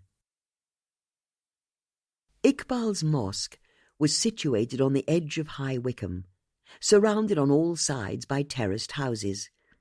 It was a 1980s red brick building, but it had a grand white dome and minaret on top. As for the funeral service, a ceremony that Bex explained to the others was called a janaza. It was both nothing like a funeral the women had been to before, but also a lot like all of them. The main difference was that they had to remove their shoes and put on head coverings before they entered the mosque. Judith had brought a rather splendid 1940s Hermes silk headscarf that had belonged to her great-aunt. Bex had a pretty dupatta in red and gold, and in her handbag were 2 spares in case anyone hadn't come prepared, which turned out to be the case with Susie. Once inside, they were directed to a large prayer room that had a dark red carpet with thick golden lines woven into it that ran the full length of the room. There was also a midnight blue curtain strung down the middle, dividing the space in 2. Apart from a few plastic chairs by the walls, there was no other furniture. At the front, an elderly man in a salwar kameez was reading tonelessly from the Koran into a microphone as 6 men mingled. To the man's side, Ikbal's coffin lay under a clean white cloth on a trestle table. One of the men saw the women enter and headed over, anger furrowing his brow. "You can't come this side," he hissed at them, indicating the curtain. "Women are on that side." "I'm so sorry," Bex said, diffusing the situation with the well-practiced smile of a vicar's wife. "We're going straight there, thank you." Bex led her friends to the other side of the curtain and saw a solitary woman waiting at the front. The woman noticed them and nodded a smile of welcome. The 3 friends smiled back. "We'd better sit here," Bex said, indicating some plastic chairs lined up against the wall. As they sat down, the imam appeared at the front of the room and started the service. While the various prayers and chants were in Arabic, a language they didn't understand, the shape of the ceremony felt reassuringly familiar. It was also pleasantly brisk in comparison to a Church of England funeral, Bex found herself thinking, seeing as it came in at only 20 minutes long. At the end, They saw the men from the other side of the curtain step forward, gather around the coffin, lift it up onto their shoulders, and start to carry it out of the room. As they did so, Imam Latif crossed to their side of the curtain and approached. "I take it one of you is Susie Harris," he said. "That's right," Susie said, offering her hand. "That's me." "I am so very sorry for your loss." "Thank you," Susie said, touched by the Imam's words. "And it's good to see you, Mrs. Starling." "Salam, Imam. How are your flock?" "My husband's flock. They're well. And yours?" "Oh, the same, but I want to apologize to you. I saw how one of my congregation spoke to you when you came in. His tone was unacceptable, and he was wrong to make you move." "Oh, there's nothing to apologize for," Bex said, "and it's not so different in our church. You should see the looks Major Lewis gives if someone he doesn't know dares to sit in his family's pew." Imam Latif smiled. "You always know what to say, Mrs. Starling. The sad truth is one tries to be possessive, but some people feel they have to cling to the old traditions, don't they? Now, why don't we walk together?" Imam Latif indicated the door through which the men had carried the coffin. The four of them started to follow. "Now you I don't know," Imam Latif said to Judith. "I'm Judith Potts," Judith said. "Thank you for inviting us to your mosque." "The pleasure is all mine.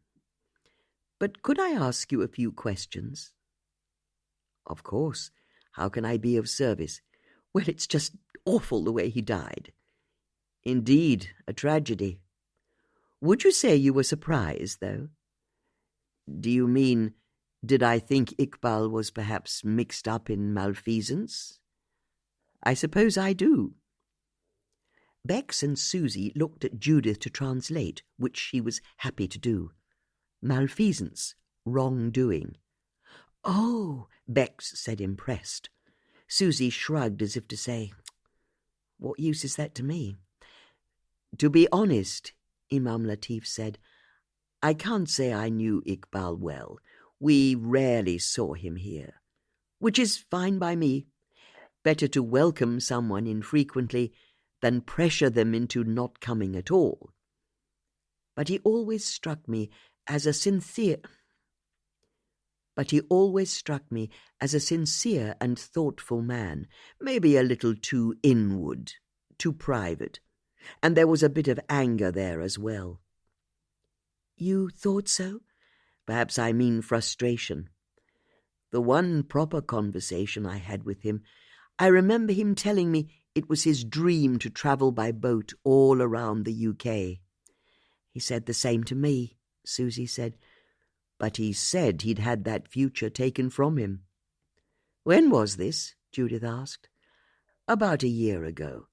Sometime last year, anyway." "And did he say why his future had been taken away from him?" "It was something to do with an inheritance, I think."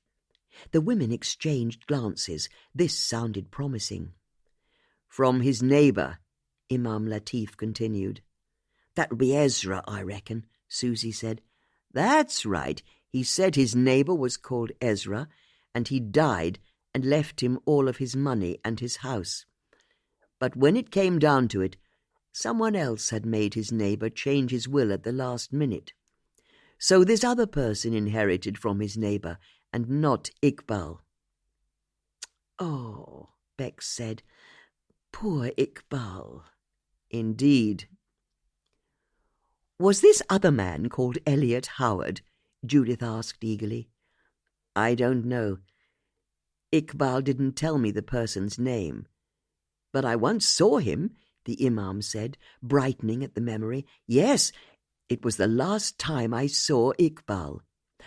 Earlier this year, I bumped into Ikbal leaving the shopping centre, and when I went to speak to him, he was looking across the road at the car park.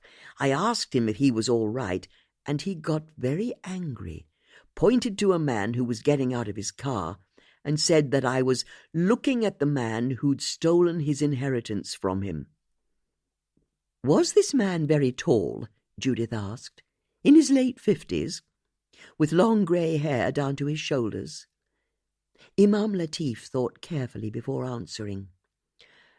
"No, I wouldn't say he was tall, although he might have been in his late 50s. In fact, now I think about it, he was short and very podgy. Like a big ball of dough," he said, pleased with his simile. "He was a very short and very fat man." The women were nonplussed. They'd not met any man involved in either Stefan or Ikbal's case who was very short or very fat. "Do you remember what car he was driving?" Susie asked. "Oh, no," the Imam said, chuckling. "I don't know anything about cars. But I can picture it now. This very short and fat man, wearing a suit and tie and carrying a briefcase, got out of his car and left the car park. Ikbal was insistent that this was the man who'd stolen his inheritance from him by making his neighbour change his will. I didn't know what to say. Ikbal was so agitated. But that was the last time I saw him." As they'd been speaking, Imam Latif had led the women out onto the steps of the mosque, and together they'd watched the men help some undertakers load the coffin into a black hearse. "Thanks so much for talking to us," Bex said, "but don't let us keep you." "Thank you. I need to accompany the coffin up to the cemetery. And thank you again for offering your support today. You are welcome here any time." With a warm smile, Imam Latif went over to talk to the undertakers by the hearse. "That's something of a bombshell," Judith said. "There's a short, fat man out there," Susie said, "who stole Ikbal's inheritance. But he wasn't just short and fat. He was wearing a suit and had a briefcase, so that suggests he's a businessman of some sort. But before we get too excited, how much money are we talking about?" "Well," Susie said, "I can tell you. Ezra's house is in a right old state. I don't reckon it can be worth that much." "But it's currently for sale?" Bex asked. "There's a board outside the house." "And where exactly is it?" "Halfway up the Wickham Road on the way out of Marlow." "Oh, I know the one. 3-bed bungalow, plenty of potential for development, on for £650,000. The other two women looked at Bex, surprised. "You know that?" "Or nearest offer, but it will make the asking price. A local builder will snap it up, I imagine, knock it down and build something more substantial." "How do you know that?" Susie asked. Bex had the good grace to look a touch embarrassed. "I'm interested in the local property market." "But you knew the exact amount it's selling for." "Yes, well, it's like I say, I'm interested." "Do you know all of the house prices in Marlow?" "Of course not. That would be stupid." "But you know the price of a bungalow on the Wickham Road?" "A lucky coincidence," Bex said modestly. "What about the house that's for sale on the High Street?" Susie asked, "next door to the pet shop." "Oh, I don't know," Bex said, but the other two women could see she was lying. "Go on," Judith said, grinning. "I bet you know exactly what it's on for." "Well, since you're asking, 800,000, but I wouldn't touch it with a barge pole. It's not got off-street parking, and none of the bedrooms are en suite, not even the master bedroom. And these days, that's the least you'd expect for a family home." Judith clapped her hands together in delight. "It's like having Google right here, isn't it? What about that glass monstrosity that's for sale further down the river from me? I've always wanted to know how much that's on sale for." "You mean the architect-built family home, 5 bedrooms, each with en-suite, over 200 feet of river frontage. It's on for 3.1 million. "That's a lot of money," Judith said. But it explains why Ikbal was so angry, doesn't it? If he missed out on inheriting a house worth £650,000, it would make anyone angry. Especially someone who was saving up to buy a nice boat. That sort of money would have paid for a real beauty. So, who was this doughy, short, fat man? Susie asked. Oh, that shouldn't be hard to uncover, Judith said. You think so? It should be quite straightforward.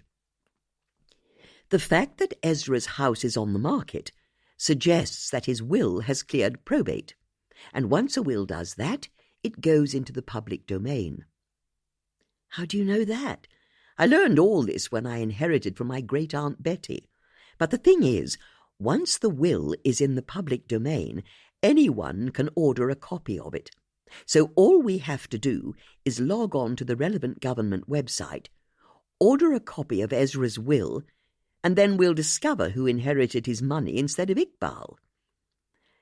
And hopefully he'll be the short, fat, doughy man, Susie said. Agreed. The short, fat, doughy man, Judith said. Whoever he is. Chapter 20. Over the next few days, life returned to a semblance of normality for Judith. She managed to compile and submit a crossword to her editor at the Observer. She completed her jigsaw of the West Highland Terrier before returning it to the charity shop she'd bought it from.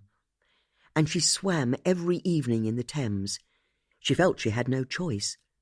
The weather continued to be swelteringly hot all day, every day. As for her new friends, Susie was able to throw herself back into her work, but she couldn't shift a nagging feeling that she was missing out. It wasn't so much that she wanted to solve Ikbal's murder. It was more that she'd enjoyed the sense of camaraderie that working with Judith and Bex had given her. The sad truth was, despite being surrounded by dogs, getting out every day for long walks, and even having people constantly coming and going in her house, Susie was lonely. She had Emma, of course. Susie had grown to like her new Doberman a lot. But the truth was, she'd spent so many years as a single mother raising her 2 children to the best of her ability, whilst also holding down a job, that she'd lost touch with whatever friends she'd once had. And now that her children had left home, she felt stranded, like an old boat that had been marooned on a beach as the tide went out. As for Bex, she spent her time in an increasing tizzy of rising irritation. This was because, as far as she was concerned, she'd just had an amazing adventure, and yet no one in her house seemed at all interested in hearing about it. Colin had listened carefully as she'd explained about seeing Imam Latif, and how he'd told her the story of Ikbal Qassam possibly being cheated out of an inheritance from his neighbour. Once she'd finished, Colin told Bex she shouldn't gossip when she was out and about, in a way that made Bex realise that he hadn't really been listening at all.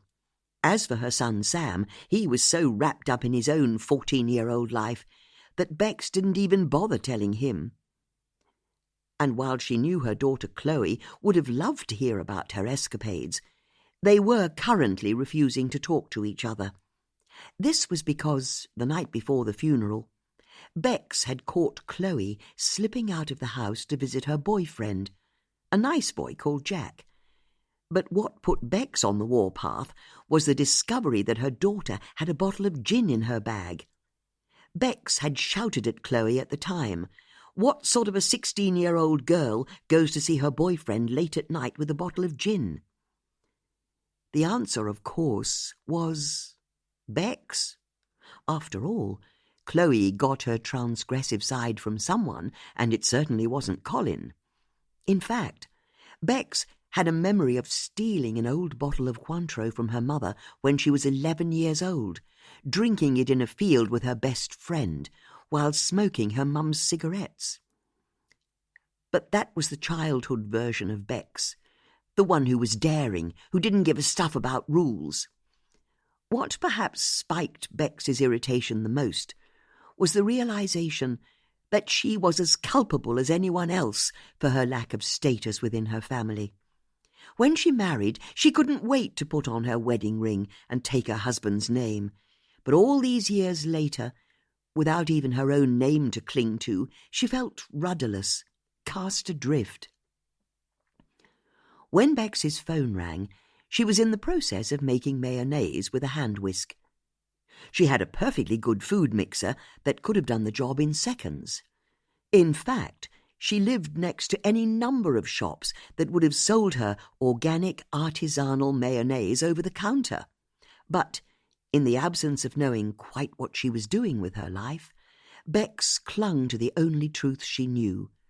She was a housewife, and as such, her only sanity was to be the best housewife there'd ever been. Ergo, the hand whisk. Her heart jumped as she saw the display name on her phone, and she answered the call gladly. It was the same for Susie a few minutes later, when her phone rang. She was down by the river with Emma, 2 whippets called Wally and Evie, and a pug called Crackers, when she saw that Judith was calling her. "Ezra Harrington's will has arrived," Judith said breathlessly. "It came in the post." "Who inherits?" Susie said, cutting to the chase. "His whole estate was inherited by a man called Andy Bishop." "Who?" "According to the will, Andy Bishop was Ezra's solicitor." "Hold on. Are you saying that Ikbal's neighbour ended up leaving his whole estate to his solicitor?" "And his solicitor is also the sole executor, so the same man drew up the will, was in charge of dispensing it once Ezra had died, and was also the sole beneficiary." "Is that even legal?" "I looked it up. It's legal, but it's very definitely not ethical." "We need to meet up, don't we?" "I think we need to meet up as a matter of some urgency." Chapter 21. Marlow wasn't short of places for 3 women to meet. In fact, it sometimes felt that every other business in the town was a coffee shop or drinks bar that had been expressly set up so women could meet. Judith, Susie and Bex were able to take a window seat in a small coffee shop in the high street that was directly opposite Andy Bishop's office. They knew where he worked because he'd listed his company address in Ezra's will. The building was a pretty Georgian townhouse with bay windows, and there was a discreet brass plaque by the shiny black door. According to the company website, there were a dozen or so lawyers in the practice, and Andy Bishop was listed as a senior partner. But what should their next step be? Susie believed they should spy on him somehow. Bex was keen they didn't go near him at all, but Judith overruled them both. As far as she was concerned, there was only one way to find out how Andy Bishop was involved in Ikbal's death. "I'm here to see Mr. Bishop," Judith said to the receptionist a few minutes later. Judith's friends had tried to suggest that barreling into Andy's office was possibly foolhardy, but Judith had pooh-poohed their concerns. Unlike when she visited Elliot Howard, this time she had a plan, or believed she had a plan, which was practically the same thing as far as she was concerned. "Do you have an appointment?" the receptionist asked. "I don't. But could you tell him my name is Mrs. Judith Potts, and I'd like to talk to him about Ezra Harrington's will." The receptionist was puzzled. "Mr. Harrington's will? We dealt with that last year, didn't we?" "Don't worry. Mr. Bishop will know what I'm talking about." With a polite smile, Judith went and sat down in a chair by an empty fireplace.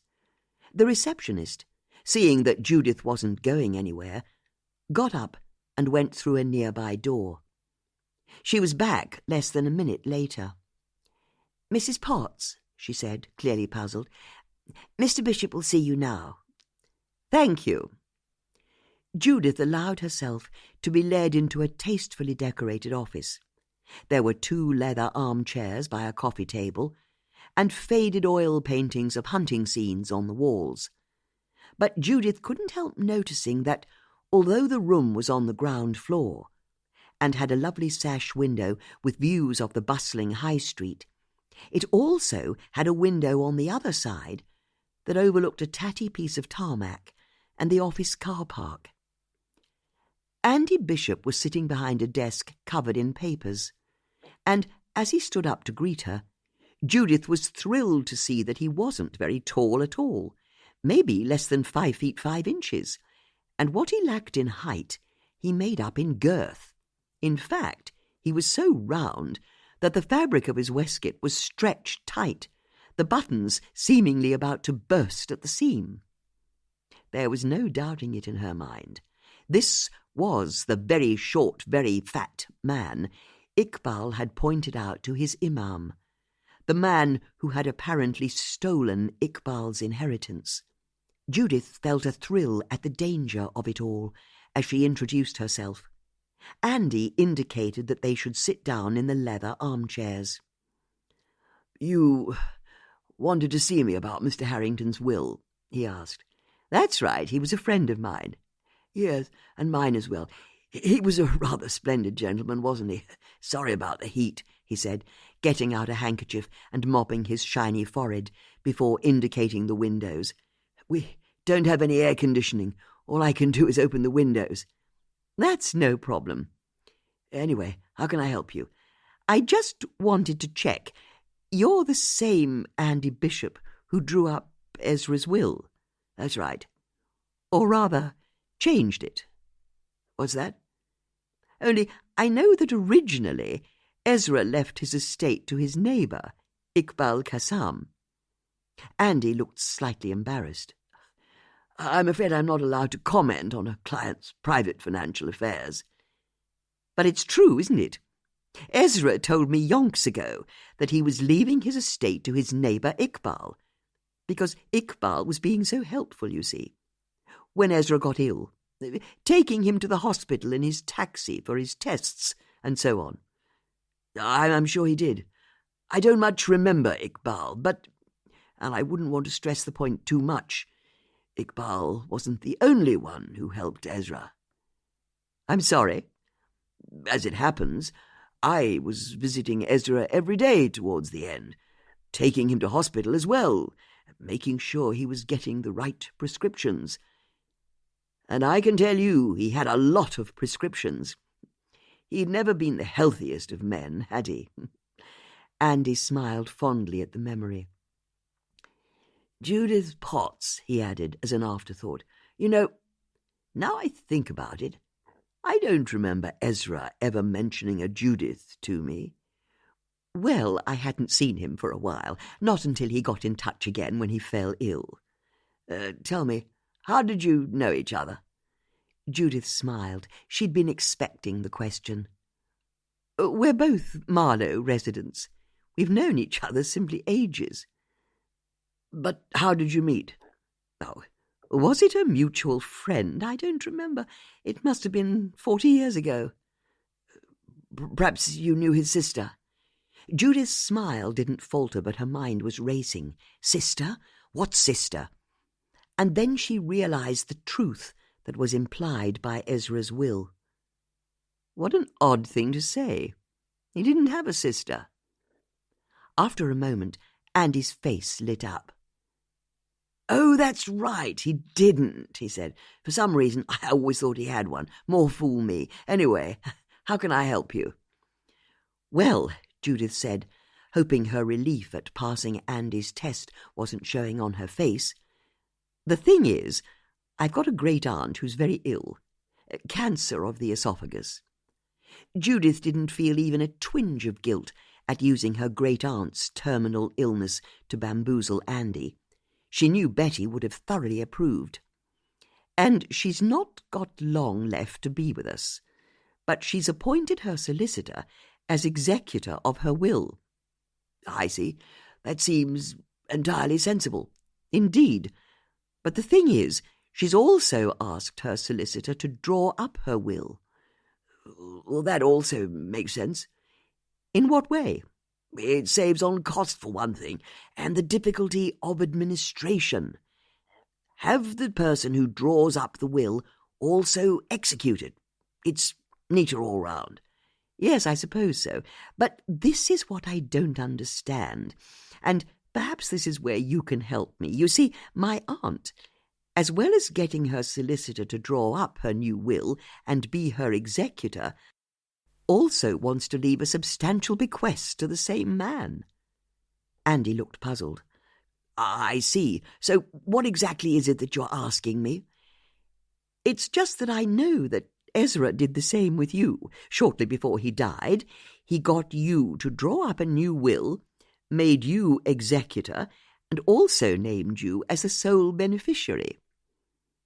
And how on earth do you know that? Ezra told me. It's like I said, he was my friend. He spoke to you about this? Oh, yes, not long before he died.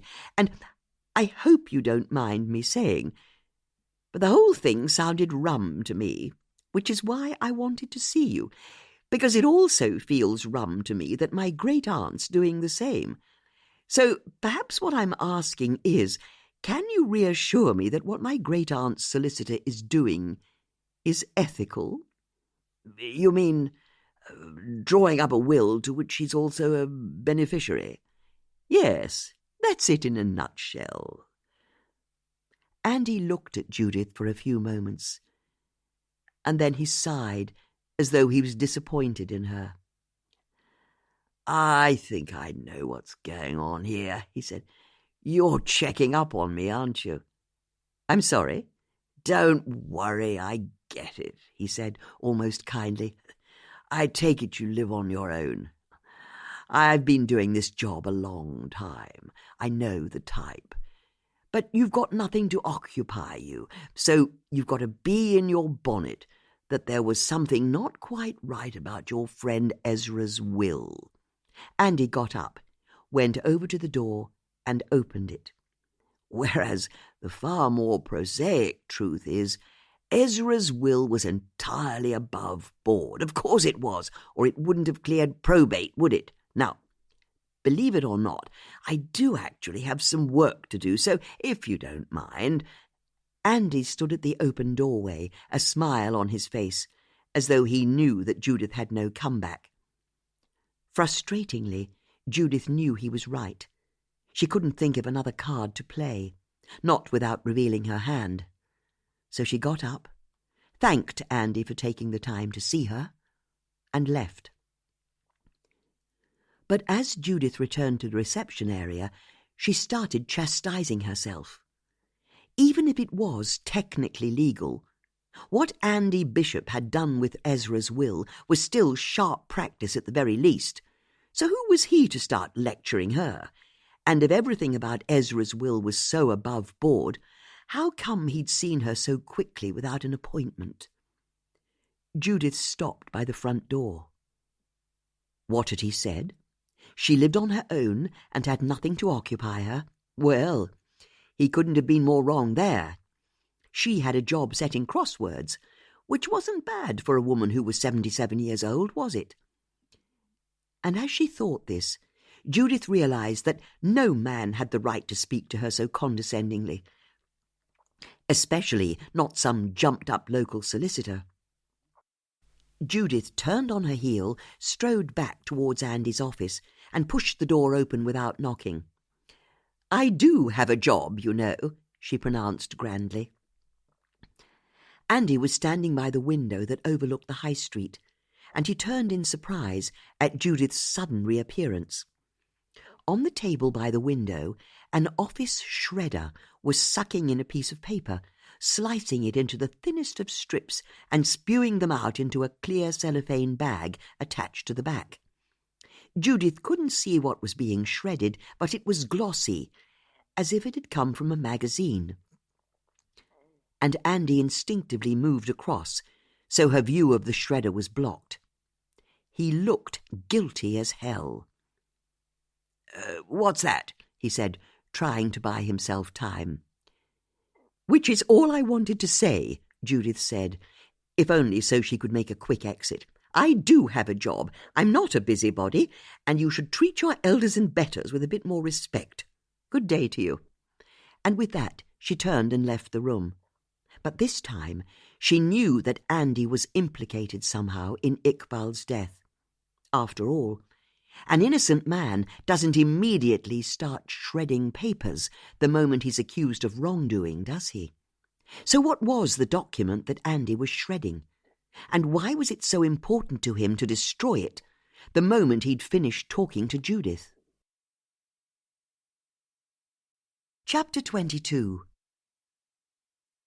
The three women repaired to the vicarage for a council of war, it being only a little way down the high street from Andy Bishop's office. "We need to find out what Andy was shredding," Judith said, as she sat down and was almost entirely engulfed by the puffy Laura Ashley sofa in Bex's sitting room. "There's no way of finding out," Bex said as she entered the room with cups of tea and a plate of biscuits. "Tea?" "Oh, thanks," Susie said as she grabbed a biscuit. "It's normal builder's tea," Bex said, failing to hide her distaste at the thought. "And there's a ramekin of sugar."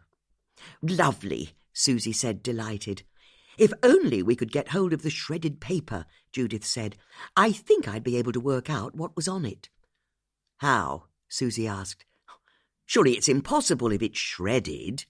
"Oh, no, I think it's eminently possible. But it's something of a moot point if we can't get hold of the pieces." "Which we won't be able to do," Bex said, pouring out 3 steaming cups of tea. "I'm not sure I agree with you there," Susie said. "You don't?" "There's a way we can get our hands on whatever it was Andy Bishop shredded." "But how?" "Well, that's simple enough. We walk in there and take it." "He won't let us do that." "Well, of course not, so we'll have to take it without him realising." "But," Bex said, as she followed through the logic of what Susie had said, "that's theft." "You could call it that." Bex was horrified. Judith leant forward, excitement sparkling her eyes. "And how do you think we should get hold of it?" "There's only one thing for it. We'll have to break in." "Oh, no, no, no," Bex said. "We can't break into a solicitor's office and steal anything." "You make it sound bad," Susie said. "That's because it is bad." "It's not that bad." "It's illegal. We could go to prison." "We won't go to prison." "How can you be sure?" "That's easy. We won't get caught." Bex waited for Susie to continue her explanation. No further explanation was forthcoming. "That's it?" Susie shrugged. "Sure." "I'm sorry. There's no way I can be involved in something like this," Bex said. "I'm the vicar's wife." "You still have free will," Judith said. "Very funny. And you're wrong. No vicar's wife has free will. But what little I have, I won't use to break the law." "It's hardly even theft," Susie said before taking a sip of her tea. "It's exactly theft, and I won't have anything to do with it." Bex had spoken far louder than she'd intended, and she looked in fear at the door to the sitting room. If anyone else was in, they'd possibly have heard her outburst. But the house remained silent. "I quite understand," Judith said, reaching out and patting Bex on the knee. "You have a position to keep up." Take a slow breath and allow this gentle interlude to steady your heart before the story continues.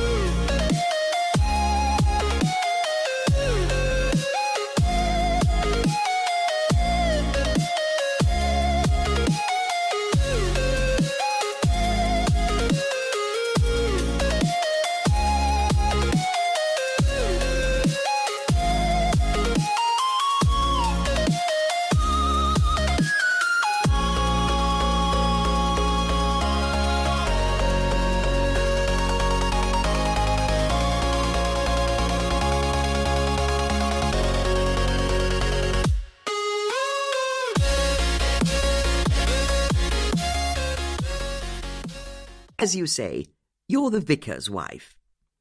OK, Susie said. If you don't want to be involved, that's your call, but do you have a pen and paper? I think Judith and I need to make a plan. Bex went over to the dresser and pulled out some of her stationery. She handed the sheets of paper to Judith, who looked at them in surprise. Maybe they shouldn't have your name and address embossed at the top of each sheet, she said, seeing as we're planning a robbery. Oh, right. And don't say that. It sounds so wrong when you put it like that. Let me get some A4 from Colin's office. As Bex left the sitting room, Susie started asking Judith about the layout of Andy's office, where the main door was, and the precise location of the shredding machine. By the time Bex returned and handed over some sheets of plain paper, a weariness had crept into her like a cold fog. She couldn't explain why, because it went without saying that she had no interest in breaking the law. But there was a vitality to the way that Susie and Judith were talking about ground-floor offices, and the fact that the window at the back of Andy's office was open on such a hot day, that Bex desperately wanted to be a part of. But even if his office window is open, how can we get in? Judith asked. We climb in. Judith hooted with laughter. There's no way we could climb in through a window. All we have to do is make sure we can get up to it. You said it was a ground floor window. I know, but it's still quite a way off the ground. Then we'll have to get a ladder.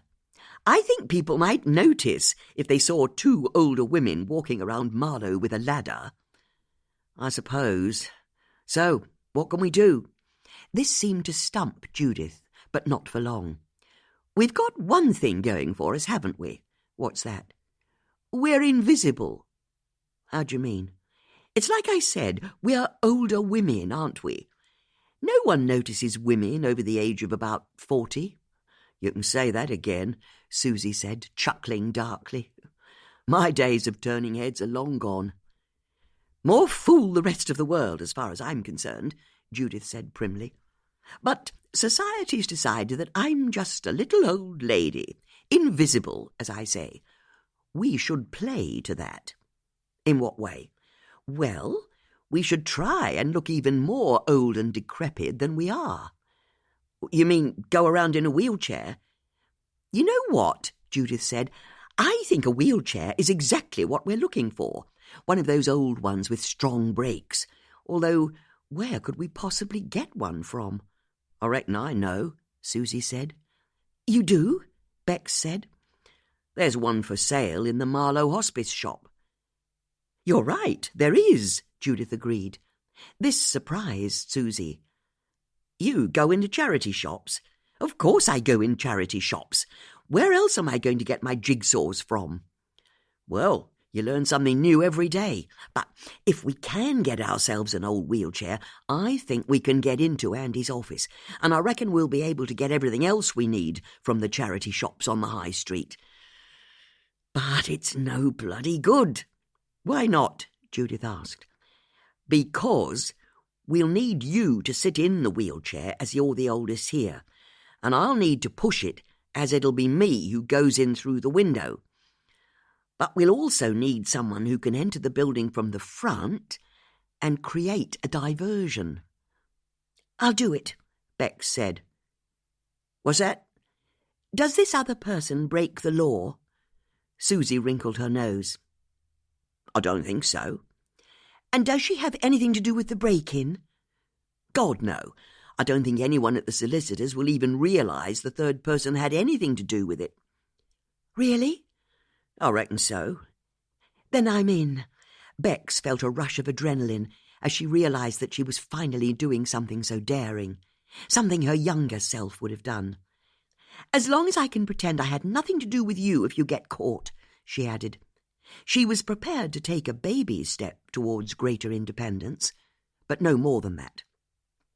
Sure, Susie said. Now, I'm going to ask you a question, and I bet the answer is yes. OK, Bex said. Do you bake your own bread? As it happens, I baked a sourdough loaf this morning. I knew it. That would be perfect.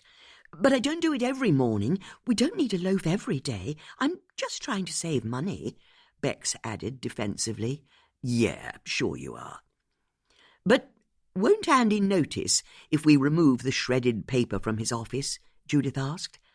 It's kept in a see-through cellophane bag behind the machine. Oh, I see, Susie said with a frown. That's a bit of a problem. Although maybe not. Logically, when we take it, we need to replace it with some shredded paper that looks the same. And where are we going to get a load of shredded paper from? Maybe one of the charity shops has a shredder, Bex offered. They don't, Judith and Susie both said at the same time. Then we're a bit stuck, Bex said, and then her eyes lit up as she had an idea. Or maybe not. In fact, I think I know exactly where I can get a load of shredded paper from.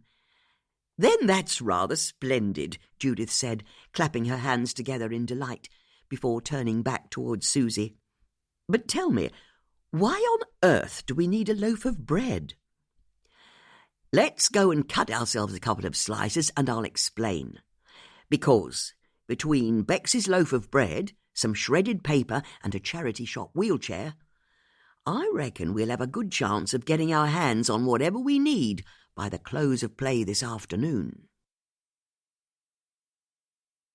Chapter 23. At just after 4 p.m, Bex entered Andy Bishop's office building without an appointment, but with 2 thick slices of white bread, one in each pocket of her coat. As for Judith and Susie, they were at the sharp end of the sting, not that anyone would have realized this if they'd passed them in the street. Having bought everything they needed from the Marlow hospice shop, Susie was pushing Judith along the back alley behind Andy's office in an old wheelchair. Judith's dark grey cape covered her lap, and they couldn't have looked more harmless if they'd tried. Certainly, no one would have thought they were about to carry out a daring heist. They passed a number of terraced Victorian cottages with pretty front gardens, but they soon reached the back of Andy's larger Georgian office building with several cars parked on the tarmac. They could see that his window was still open. "Okay," Susie said. "Here goes." Susie pushed Judith across the tarmac, past a back door to the building, and stopped underneath Andy's open window. As the ground on this side of the building was a little lower, the sill was higher than Susie's head. "You reckon you can get up there?" Judith whispered. Susie didn't reply for a moment. "Sure," she eventually said. They both knew she was by no means sure. It looked far too high for her to climb through. As for Bex, she was inside the building, introducing herself to the receptionist. "Oh, good afternoon. I understand you handle family disputes, that sort of thing." "We do. How can I help?" "Well, it's a delicate matter, but I wondered if there was perhaps a lawyer I could talk to." "Do you have an appointment?" "I don't, but I'm happy to wait until someone's free." "We've a number of lawyers in today, but Mr. Bishop's got a gap in his schedule in half an hour." "Mr. Bishop?" Bex said, suddenly unsure. "If you don't mind waiting." Bex made herself reply brightly, "No, that suits me fine." Andy Bishop was the last person Bex wanted to see. But as she went over to the chairs in the waiting area, she reminded herself that if everything went to plan, she'd be out of the building long before she had to meet him. "Can I take your coat?" the receptionist asked. "What's that?" "It's such a hot day, I'm sure you'll want to take your coat off." Beck's smile froze. "No, I'm all right," she said, her hand unconsciously going to one of the pockets of her coat and touching the thick slice of bread that was wedged inside. "Are you sure?" "Quite sure, thank you." The receptionist looked at Bex askance. She could tell that something was off with Bex, but couldn't work out what it was. "Okay, but if you change your mind, you only have to say." "Thank you. Although, can I ask, do you by any chance have a loo I could use?" Bex knew the whole plan hinged on the answer the receptionist was about to give. "Yes, through that door there," the receptionist said, pointing at a door to the side of a rather grand staircase. "It's at the end of the corridor." "Thanks," Bex said, her heart thumping. She headed through the door. Now she'd given the receptionist the slip. She had to find the office's kitchenette. After all, as Susie had told them, all offices had kitchenettes, didn't they? Outside, in the car park, Judith and Susie were beginning to panic. "What if Andy comes and looks out of the window?" Susie asked in a whisper. "He won't. But if he does, he'll see you sitting there. He's not going to close that window. It's boiling hot. What if he does, though?" Judith twisted in the wheelchair and looked firmly up at Susie. "Now is not the time for backing down," she hissed. "We're seeing this through, for good or for ill." Susie quailed, gulped, nodded. "Okay," she said. Judith checked the watch on her wrist. "Bloody hell, what's she up to in there?" The truth was, Bex hadn't been able to find a kitchenette of any description on the ground floor. It had taken her only a few moments to poke around and find a cleaning cupboard and a stationery room in the corridor behind the main staircase. But there'd also been a rickety old servant's staircase. Knowing how important her part in the plan was, she'd gone up it. So, as Judith and Susie were outside, waiting underneath Andy's window, Bex was on the first floor, trying to find the office kitchenette. "There has to be one somewhere," Bex thought to herself. All she could see were heavy gloss-white doors, each with the name of a solicitor on a plaque to the side. Where was the bloody kitchenette? But then she saw an opening at the end of the corridor that had no door to it, so she headed towards it and was thrilled to see that it led into the office kitchenette. Checking that no one else was in the corridor to see her go in, she slipped into the little room. Inside, a short, fat man was standing by the kettle. Adrenaline flooded Beck's system. This was Andy Bishop, wasn't it? Unless there were two very short, fat men who worked in the building, which seemed very unlikely. "Hello," Andy said with a delighted smile.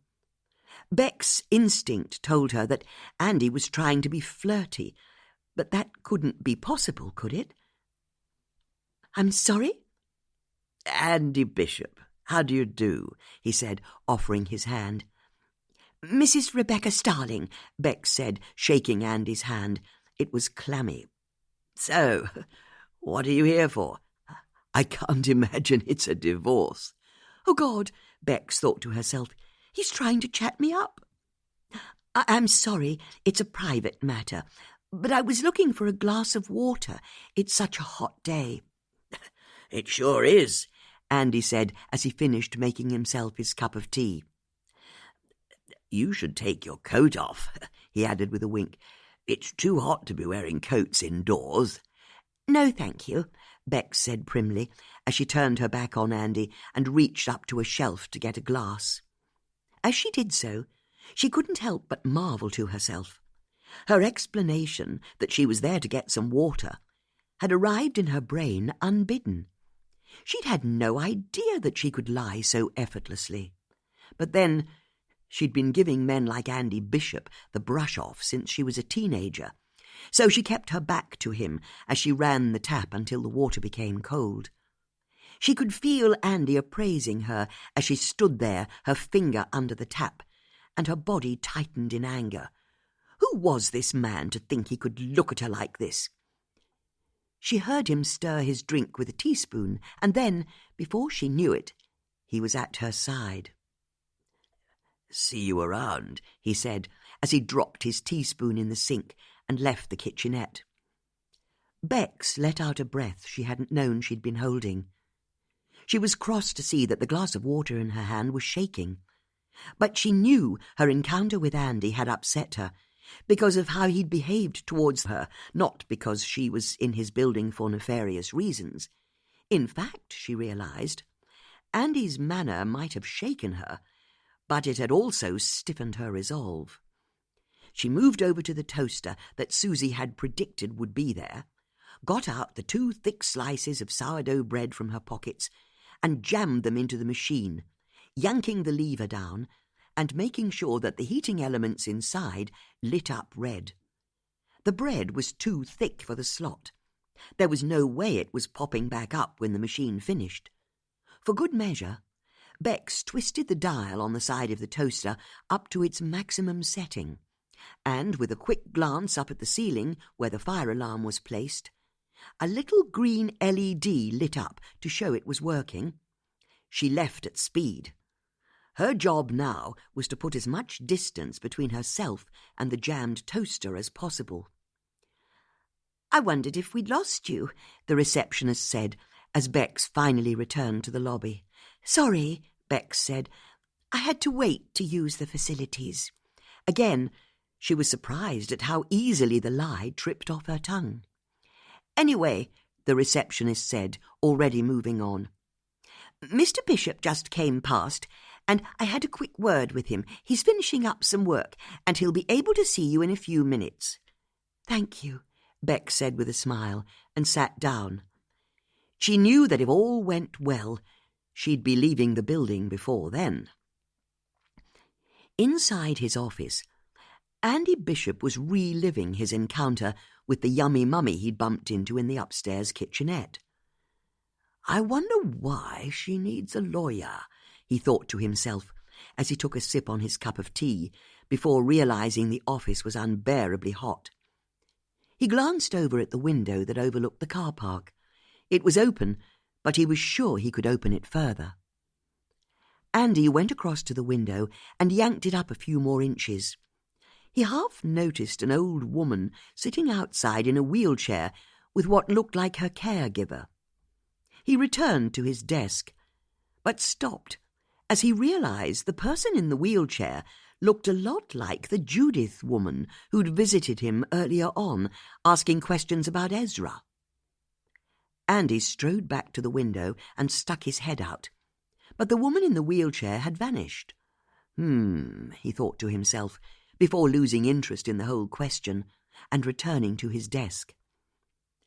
As for Judith and Susie, they'd panicked the moment Andy had first appeared at the window, and Susie had pushed Judith at speed towards the first house that was next to the car park. Judith had kicked the little picket gate open with her feet as Susie had shoved her in, and both women were ducking down behind a pink hydrangea at the precise moment Andy had looked out of his back window for a second time. "Do you think he saw us?" Judith asked. "Shh," Susie said, her heart hammering against her chest. The sound of a piercing alarm suddenly filled the air. Finally! "Okay, you're on," Judith said, straightening up as Susie wheeled her back towards the window that Andy had so recently vacated. As they approached, the sill looked even higher above their heads than it had done before. How on earth was Susie going to climb up and into Andy's office? Inside, Bex sat in the reception area, her hands on her lap in quiet satisfaction as the fire alarm screamed. Half a dozen solicitors and clients emerged from various doors and drifted down the stairs from the floor above. "Is this a drill?" one of them asked. "I don't think so," the receptionist replied. "Okay, everyone to the assembly point. Round the back." Bex stood up, all smug satisfaction gone. "Round the back?" she asked. "When we evacuate the building, the assembly point is the little car park behind the building." "Not out the front?" she asked in quiet desperation. "No, we can't go clogging up the high street, so let's get to the back, everyone," the man called out. Bex was frozen to the spot as the clutch of people started to head towards the corridor that led to the back of the building. There was no way of warning Susie and Judith that the whole office was about to leave the building right next to where they were breaking in. But then what Bex didn't know was that at that precise moment, Susie and Judith were failing to break in anywhere. It had been Susie's theory that as long as Judith stayed sitting in the wheelchair to act as ballast, she'd be able to climb up onto the back of the chair and in through the window. However, the practice was proving harder than theory. This was mainly because it turned out that Susie had terrible balance, and Judith kept trying to shift position to help her, which made the wheelchair risk tipping over. "Stop moving!" Susie called out as she stood on the armrest, one hand holding a wheelchair handle, the other gripping onto the top of Judith's head. "You're hurting. I need to get up. Ow! Hold on." Susie tried to step up, got one foot onto the back of the wheelchair and both hands firmly onto the windowsill. She was halfway there. Or was she? With her weight pressing down on the back of the wheelchair, it was only Judith's mass in the seat that was stopping it from tipping over, and it was precariously balanced. They could both feel it. In fact, the front two wheels on the old wheelchair rose gently into the air as the whole thing started to tip backwards, but Susie was able to shift her weight so that it didn't topple over. "You remember the end of the Italian job?" Judith found time to ask. "Don't make me laugh," Susie wheezed, and then they both gasped as a door at the back of the building crashed open and people started to emerge. Bloody hell, what was going on? It was precisely the impetus Susie needed to push down on the wheelchair and launch herself through the open window, where she landed with a woof of expelled air on the other side, as the first office workers turned and saw Judith sitting on her own in a wheelchair under the open window of Andy's office. Judith smiled to them like the old lady she was. But then she saw Andy Bishop emerge, with Bex stepping out from behind him, so she was blocking his direct view of her. Judith knew she only had seconds before Andy saw her, so she turned the wheelchair around and began to wheel herself away from the car park. Bex glanced across with a sinking heart as she saw Judith leaving in her wheelchair. The plan had been for Susie to get the shredded paper and slip back out of the window before anyone discovered what had set off the fire alarm. But with all of the staff milling about in the car park, how was Susie going to get out of the building now? Susie wasn't thinking that far ahead. Instead, she was in a panic of fear inside Andy's office, her senses overloaded by adrenaline, the fire alarm screaming loudly in her ears as she went over to the shredder. It sat on the table by the window that overlooked the high street, just as Judith had said, and she'd crossed the room and was inspecting it when a fire engine pulled up on the pavement outside, fire officers jumping out with their yellow helmets on. Susie dropped to the floor. Bloody hell, she thought to herself, and now the fire brigade have turned up. She only had a matter of seconds before she would be discovered, and she saw that her hands were shaking. She had to make herself go through with the plan. With a force of will, she reached up onto the table and ripped the clear cellophane bag from the back of the shredder. Pulling it down to the floor, she then opened a leatherette handbag they'd also bought that afternoon from the charity shop and yanked out a carrier bag. Bex had stuffed it full of shredded paper that she'd got from her son's hamster cage. Putting this bag of hamster shredded paper to one side, Susie tipped all of Andy's shredded paper into the handbag and clicked the clasp closed. Next, she grabbed up thick handfuls of hamster shredded paper and stuffed it into the clear cellophane bag from the shredder until it looked about the same. But how to reattach the bag to the shredder? There was only one way. Susie stood up, clear as day, and was relieved to see that there were no fire officers in the high street looking into the building to see her. As she reattached the bag to the back of the shredder, the fire alarm stopped blaring. Her ears rang from the sudden silence. Susie grabbed up her handbag and returned to the window that overlooked the car park. But when she looked out, there was no sign of Judith, and she could see the clump of office workers starting to re-enter the building, marshalled by a fire officer who was holding 2 blackened pieces of toast in his hands. Susie knew her only hope was to leave by the front door before everyone returned to the reception area and discovered her presence. She only had seconds to act, but as her hand reached for the handle to Andy's office door, she stopped. She could see that his computer was on.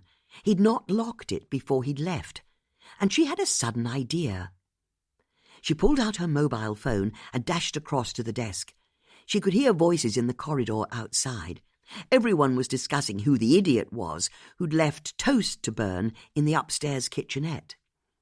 Using Andy's mouse, Susie found his office applications and then clicked the calendar icon. The door half opened. Her heart leapt, but she just had time to use her camera to photograph the screen before dropping to the floor like a marionette who'd suddenly had its strings cut. Andy entered, and it was only then that Susie realized how badly she'd messed up. She was on the floor, partially hidden by the desk, but she'd be discovered the moment he came to sit down. Worse still, her mind was completely blank as to what she could possibly say that would explain her position on the floor. She was about to be discovered hiding in an office, having committed theft. She was going to prison. As Andy headed over, the door banged open again. "Mr. Bishop?" It was Bex. Andy turned back to look at who had entered his office. "Oh, Mrs. Starling," he said, delighted. "I wonder if you could help me after all," Bex said, doing her best impression of a little girl lost.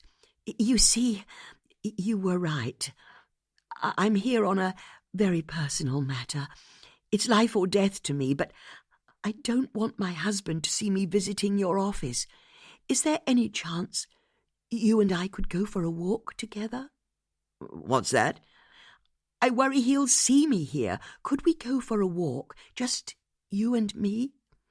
"Well," Andy said, pretending to consider the offer, "it's not every day a pretty young woman asks me out for a stroll. I'd be glad to." "At once?" Bex added. "Oh, I see. And when you say at once—" "I very much mean we need to go right now. Please?" Peering from behind the desk, Susie could see the look of innocent damsel in distress pleading on Beck's face. Andy never stood a chance. "Of course. Lead on." With a grateful smile to Andy for being her knight in shining armour, Bex stepped to one side and caught Susie's eye as Andy left. "Thank you," Susie mouthed, but Bex pretended not to notice. She was too busy playing the role of a distressed wife. As soon as she closed the door behind herself, Susie dashed across to the back window and was relieved to see that, now the coast was clear, Judith had returned to her position. Susie chucked her handbag down, Judith put it on her lap, and then Susie climbed out of the window and onto the back of the wheelchair before once again using Judith's head as scaffolding to help her get down. As Susie pushed Judith away, she realized that her knees were shaking. It had been nip and tuck, but they'd done it. They'd managed to break into Andy's office and steal the shredded paper. Chapter 24. The plan was for the 3 women to rendezvous back at Judith's house, but when Judith and Susie got there was no sign of Bex. Not that Susie much cared. "We did it," she said, as she dumped the handbag of shredded paper onto Judith's card table. "We did, didn't we?" Judith said with quiet satisfaction, "although we so nearly got caught. But we weren't, and that's what matters," Judith said, as she sat down at the table and began oh so carefully removing the shredded paper from the handbag. "Me in particular. I mean, why did I go back to Andy Bishop's desk like that? I should have got out when I could. Well, no harm done. I mean, what an idiot. Not a bit of it. We got away with it, and that's what matters." "But that's me all over, isn't it?" Susie said, self-doubt entering her voice. I never think things through. Judith could see that her friend's ebullient mood was crashing. What's that? I'm too impetuous, that's the problem. What on earth are you talking about? You did brilliantly. But I didn't, did I? I wanted to look at his computer, so that's what I did. When I should have just got out like we'd agreed. I didn't consider the consequences, to me or to you or Bex. I never think of others. I don't agree with that at all. My daughter Rachel's right. I only ever think of myself. As she said this, Susie subsided onto Judith's sofa. That's not true. Susie was lost in her memories, too downhearted to continue the conversation. And what does your other daughter say? Judith asked, trying to lift Susie out of her gloom. I wouldn't know. I've not spoken to Amy in over a year. Why ever not? We fell out. Oh, I see. Then why don't you pick up the phone to her? I can't, Susie said, the logic of her situation unassailable. We're not talking. Judith's heart went out to her friend. The faded photos in Susie's sitting room had suggested that all wasn't well between her and her family. But Judith knew that raising children was about the hardest job in the world. She could only imagine how challenging it must have been to do it as a single parent. An intervention was required. How about I make us both a nice cup of tea, Judith said, with a teaspoon or two of sugar to replace our energy. Yes, Susie said, that would be nice, thank you. Judith bustled out, and Susie was left on her own with her thoughts. She looked at the room, at the shocking mess of newspapers and magazines that lay everywhere, at the Bluthner grand piano by the oak staircase. There was also the door to the side of the drinks table that Judith had told her she couldn't go through. Hearing the sound of clattering cups and saucers from the kitchen, Susie got up, went over to the door and tried to open it. It was locked, as it had been the time before, but what was behind it? She put her eye to the keyhole, but the other side was shrouded in darkness. Before she was discovered snooping, Susie returned to the sofa and tried to take in the room again. Just who was Judith Potts? Here we are, Judith said, returning with a tray that was laden with mismatched bone china cups and saucers, milk in a jug, and a steaming pot of tea. Can I ask you something? Of course, Judith said, pouring out 2 cups of tea and stirring in heaped teaspoons of sugar. You said you were a widow. That's right. Judith poured the milk and handed over a cup and saucer for Susie. Oh, this is exactly what I wanted, thank you, Susie said, taking a sip. Good. But I don't see any photographs of your husband anywhere. Judith didn't want to talk about her past. In fact, she never talked about her past. It was one of the rules she lived by. But Susie had shared some of her family history with her, so she realized it was only fair that she do the same. No, I suppose not. But then, it wasn't a good marriage, she said, as she sat down in her wingback with her cup and saucer of tea. It wasn't? You know what they say, marry in haste, repent at leisure. And I was young. What happened? You really want to know? If you don't mind talking about it. No, it's fine. I don't often think about it these days, that's all. Anyway, I'd just come down from Oxford, and I didn't know what to do with my life. You were a student. It was the 1960s, and love was in the air, as they say. Judith took a sip of tea, and Susie could only imagine what scrapes the student Judith might have got up to. She smiled at the thought. Judith saw Susie's smile. Indeed, she said. But when I left Oxford, the rest of England wasn't quite as advanced. Women were still expected to keep home, to marry well, to help their husband in his career. And none of that appealed to me, not one bit. But what could I do? And that's when my mother told me about her aunt in Marlow, who was something of an invalid. and was looking for some live-in help. This would be your great-aunt Betty. Judith smiled at the mention of her name. We hit it off right from the start. You see, she'd never married and was fiercely independent. The only thing we ever argued over was Philippos. Your husband. My husband. He worked for a Greek tour operator, and I'm afraid I fell for him hook, line, and sinker. He was so very handsome, strong in mind, word, and deed, and he was a terrific sailor. I don't know the first thing about boats, but he'd take me to the sailing club at Bourne End, and it was so thrilling, whizzing across the Thames on a little sailboat, the wind in my hair. You see, Philippos had grown up on Corfu, and he was one of those people who had the sea in his soul. He could read the wind and the tides. Really, our affair was hugely romantic. How old were you? 26 when we met, and I was still 26 when we married, in Corfu. That's when Betty and I fell out. You see, she said Philippos was a wrong 'un, that I couldn't trust him. Oh, you should have seen the arguments we had in this room, Judith said, looking sadly about herself. But I was in love, and as far as I could tell, Betty was being selfish. She knew she'd be losing her home help if I married. She was just trying to poison my mind so I'd never leave her. Fool that I was.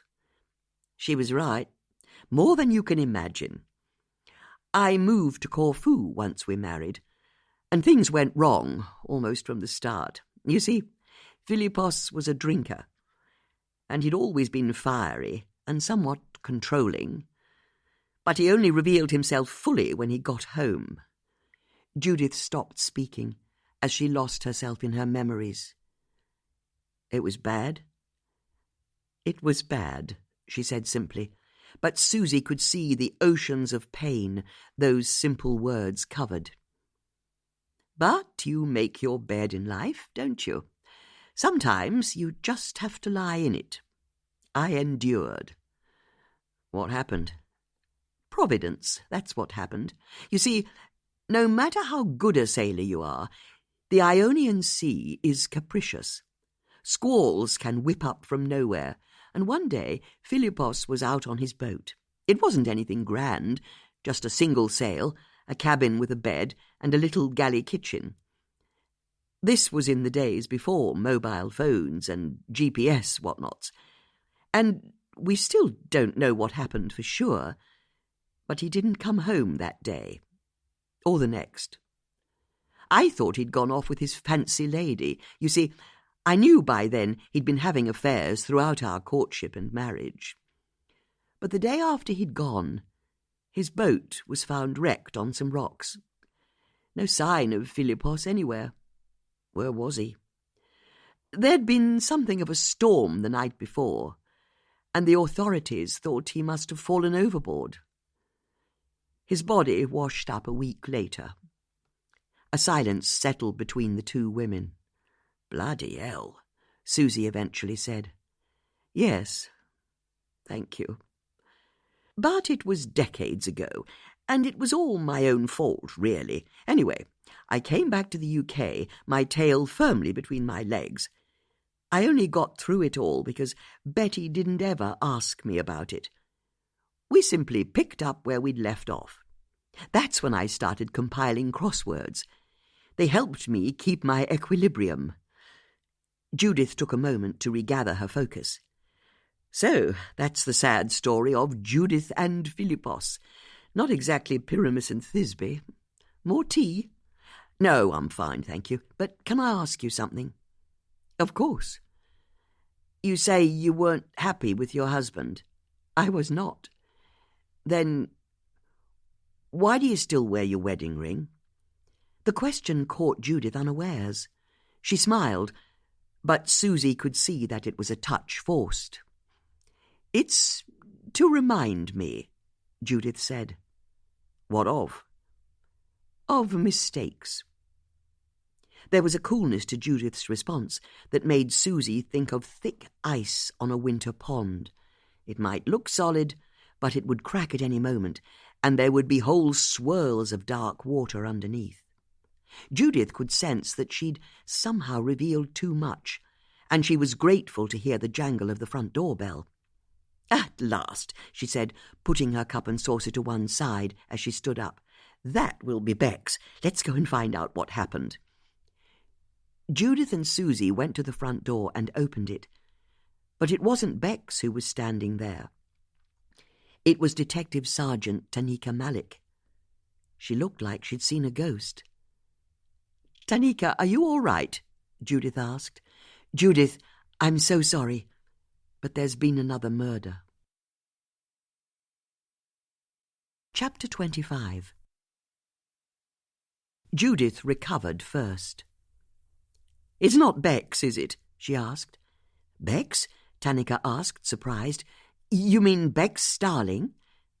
"That's right. She's okay, as far as I know. Why wouldn't she be?" "No reason," Judith said quickly, before she implicated herself any further. "But someone else has been murdered?" "Liz Curtis," Tanika said. "The woman you saw on Mr. Dunwoody's property." "Liz is dead?" Judith said, horrified. "We need someone to formally identify the body, and I was wondering if you could do it. After all, you've recently seen her. Twice, in fact." Judith had the good grace to look awkward. "It's 3, she said under her breath. "What's that?" "I met Liz a 3rd time." "When?" she said. "Well, you remember when you told me I absolutely shouldn't talk to her?" "Of course, you promised." "Well, the only problem was, I was at the rowing centre when you told me that, so I couldn't very well not talk to her, seeing as I was already there." "You talked to Liz Curtis after I told you not to?" Tanika said, exasperated. "Which is fortunate for you, since she's now dead. I'm a witness. I can tell you all about what she was like." "She's a dog killer," Susie chipped in. "Can I ask you what you're even doing here?" Tanika said to Susie. "She's my friend," Judith said. "Look," Tanika said, trying to take control of the situation, "I need you to come with me, Judith. And you'd better tell me about your 3rd meeting with Liz on the way." "What about me?" Susie asked. "What about you?" "I met Liz Curtis as well. Can I come?" "No." "Are you sure? I only need one of you to identify the body." Susie rocked back on her heels a bit. "Well, can't say fairer than that," she conceded. As Tanika drove Judith to the rowing centre, Judith recapped her and Susie's encounter with Liz. In particular, she explained how Liz had denied knowing both Stefan and Ikbal, even though her husband Danny later told them that Liz had known both men. Throughout the story, Tanika kept her eyes on the road and her jaw clenched. As they pulled up at the rowing centre, Tanika parked her car and crunched the handbrake on. Judith finally realized how cross Tanika was. "I should have told you sooner, shouldn't I?" "You shouldn't have spoken to her at all," Tanika all but shouted. "There's someone out there who's killed 3 people, and your life is at risk every time you get involved." Judith felt abashed, so she reached into her handbag, pulled out her tin of travel sweets, and popped the lid. "Travel sweet?" she asked, by way of a peace offering. "No, thank you," Tanika said, in a tone that told Judith that she wasn't going to be let off the hook that easily. Judith put a sweet into her mouth and pretended to be insouciant as she said, "Then perhaps I should tell you about Andy Bishop as well." "Who's Andy Bishop?" "A local solicitor. He drew up the will of Ezra Harrington, the neighbour to Ikbal Qassam." "What are you talking about?" Judith told the story of how Susie had been invited to Ikbal's funeral, and so she, Bex and Susie had all gone along and talked to his imam, who'd explained how Ikbal had died, believing that Andy Bishop had stolen his inheritance. However, Judith was careful to stop her story there. After seeing how cross Tanika had been about her conversation with Liz, she didn't want to tell her that she'd not only spoken to Andy Bishop, but had also broken into his office and stolen a bag of shredded paper. "You went to Ikbal Kassam's funeral?" Tanika asked when Judith finished. "We were invited, so we went. It was the right thing to do." "Are you sure you don't want a sweet?" Judith said, offering the tin again. "No, thank you," Tanika said, and Judith had the distinct impression that the police officer was barely managing to control her temper as she opened the door to her car and stepped out. Judith put her tin back in her handbag and got out of her side of the car. "Is there anything else you need to tell me?" Tanika asked tartly. "Oh, no, that's absolutely everything," Judith said, and she even believed her words as she said them. But then her eyes were drawn to a navy blue forensics tent that had been erected on the grass down by the river. Tanika saw Judith frown, and she softened a little. "Don't worry," she said. "You don't need to approach the body. You can identify her from the photos we've taken. That should be enough." Tanika led Judith into the reception building, and Judith couldn't help but notice the ladder, paint pot and brush that was still in the corner. Liz would never finish painting the room. Somehow Judith found this fact sadder than anything else. The bathos of it all. "I'm sorry to ask you to do this, Judith, but the only other person I could have asked was the scoutmaster who discovered her body, and he's a bit busy trying to care for the scouts who were with him at the time. Don't worry, I'm happy to help. But where's Danny, her husband?" "In Nottingham. A police officer's driving him down as we speak." "Then I'm ready. I can do this." Tanika took a tablet computer from a police officer who was logging evidence. Bringing it over to Judith, she warned her that the photos would be upsetting. "Don't worry, I'm made of strong stuff." Tanika swiped the screen a few times until an image appeared. It was of Liz Curtis lying on the grass, her limbs splayed like a rag doll's, her face a shocking mess of red blood. In the centre of her forehead there was a bullet hole.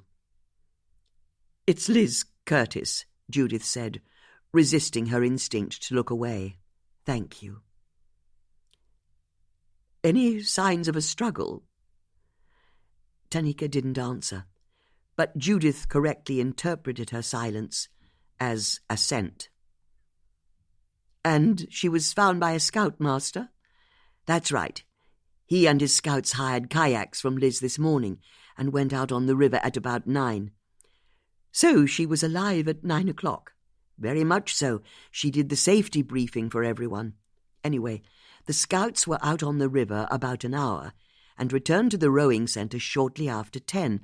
That's when the scoutmaster found her body. Fortunately, he was able to stop the children from approaching, rounded them up and got them back into Marlow. I've a constable taking his statement now." "That's a very clear time of death, between 9ish and 10ish this morning. Have you checked up on Elliot Howard?" "I'll be honest, it was the first thing I did. He's been running an auction since 8:30 this morning." "He has? And it's all being filmed on a live stream for the internet. You're kidding me." "I know. But why would an auction start at 8:30? Apparently it's for the overseas buyers. But he's in the clear. He's got witnesses all around the world who can alibi him for between 9 and 10 this morning." Judith said, deeply frustrated. She was sure that Elliot was behind Stefan's murder. In fact, the theory that had been bubbling away on the back burner for her had been the idea that Liz had maybe killed Stefan on Elliot's behalf, for some reason yet to be established.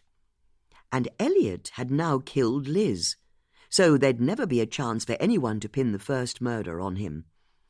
But her theory fell apart if Elliot had an alibi for the time of Liz's murder. Judith realised there was a question she'd not asked yet. "You said her husband was in Nottingham? You think he might be involved? It would be nice if one of these murders was carried out by someone obvious. I know, but between the hours of 9 and 10 this morning, Danny Curtis was having breakfast at a service station by Junction 25 of the M1. He was at the National Water Sports Centre last night. He has an alibi for this morning? He was over 100 miles away at the time. Are you certain? A uniformed officer picked Mr. Curtis up from outside Nottingham at 10:30 this morning. Whoever did this was in Marlow this morning." As Tanika spoke, Judith looked more closely at the photo on the tablet. "What's that?" she asked, indicating a small object on a chain that was lying on the ground to the side of Lizzie's face. Tanika knew it was a bronze medallion. The third bronze medallion, just as she'd feared. They'd found it on a little chain around Lizzie's neck. As she'd predicted, the word across the middle read, "Charity." "It's a bronze medallion," she said. "She was wearing a bronze medallion," Judith said, her interest sharpening. "You mean like the one Stefan was wearing on his jacket?" "You remember me telling you about that?" "Of course. You also said Stefan's medallion had the word faith written on it." "It did." "Then was there anything written on this medallion?" "I'm sorry, but I can't tell you." "Why ever not?" "Because I'm not supposed to be sharing any details of the case with a civilian. I think we can both agree it would be better if you did. But I can't. I'm sorry. It's against rules and regulations," an exasperated Judith said, finishing Tanika's sentence for her. "Exactly." A uniformed officer entered the building. "Sarge," he said, "an officer has just arrived with the deceased's husband, Mr. Curtis." Chapter 26. As Judith and Tanika emerged from the reception building, they saw a police van pull up and an officer help a disoriented-looking Danny Curtis out of the back. "Would you wait here?" Tanika said to Judith. "Of course," Judith said. "Thank you," Tanika said, and went over to introduce herself to Danny. Judith had been entirely sincere when she'd said she would stay put, but she found it so very frustrating not being able to hear what was going on. Surely there was something she could do. Well, no one could really blame her if she went for a little stroll, could they? She ambled off to the side of the porter cabin, hoping Tanika wouldn't notice. She didn't appear to. So Judith looked up at the sky, as though idly checking the weather, and then slipped around the edge of the building.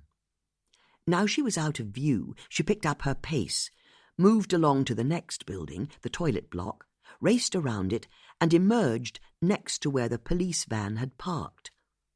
Tanika and Danny were standing on the other side. Oh, so slowly, Judith edged along the side of the van, for once grateful for her diminutive size. Her head barely appeared above the van's windows, so she was pretty sure that Tanika and the other police officers on the far side wouldn't be able to see her through the smoked glass. But if she stood on her tiptoes, she could make out Danny and Tanika's faces, and if she really concentrated, she could just about hear what they were saying. "It can't be true," Judith heard Danny say. "I'm so sorry," Tanika said. "We'll have a family liaison officer here as soon as we can." "But what am I going to do now?" "I know this is hard, Mr. Curtis, but I need to ask you a couple of questions. I'll be as quick as I can." Judith saw Danny nod. "Starting with, can I ask what you were doing in Nottingham last night?" "Last night? We need to get a sense of your movements." "I'm a coach, one of the GB junior canoeing team. They're based outside Nottingham." "It was a planned trip then?" "When we're not in competition. Training's every Tuesday night." "So you go to Nottingham every week?" "That's right. I go up in the afternoon, we train that evening, I spend the night at the centre, and I come back Wednesday morning. So if anyone knew you well, they'd know you'd be away from the family home between Tuesday afternoon and late Wednesday morning every week. I suppose so. Can you think of anyone who might have wished your wife harm? No, it's impossible. Everyone liked Liz. Are you sure? I'm the one who's grumpy, who shouts and is difficult. Liz just gets on with things. You know, never loses her temper. She didn't have a bad bone in her body. As Danny said this, Judith couldn't help thinking about Liz's dog Crumble. If Susie's story were true, then Danny had wildly misjudged his wife. Then can I ask, Tanika continued, how had things been between you and Mrs. Curtis? I'm sorry, Danny replied. It would be good to get a sense of your relationship. Well, I started going out with Liz when I was 20. We've been together ever since. She's the only person I've ever seriously dated. And you were getting on? Yes. I love her. I've always loved her. Why are you asking? Is it possible she didn't feel the same towards you as you did towards her? Are you asking, was she playing around? You've got to be kidding me. We've been working down here all the hours God gave, trying to get the place back on its feet since the floods, working 7 days a week, painting, mending, rebuilding. Okay, then can I ask, did she perhaps have any financial problems? Danny gave a bitter laugh. We were all financial problems. We're broke. That's the problem. She was in debt? Not personally. I don't think so. We never joined our bank accounts, so I can't tell you exactly what her financial situation was, but we've been living on thin air for years. Turns out, these days, if you want to follow your dream of working on the river, you'd be wise to put all your buildings on stilts. Your business was in trouble? Not the business. Liz inherited it from her dad years ago, so there's no mortgage or anything. As long as we take more money than we spend, we're in clover. But we didn't have the sort of savings set aside for the last flood.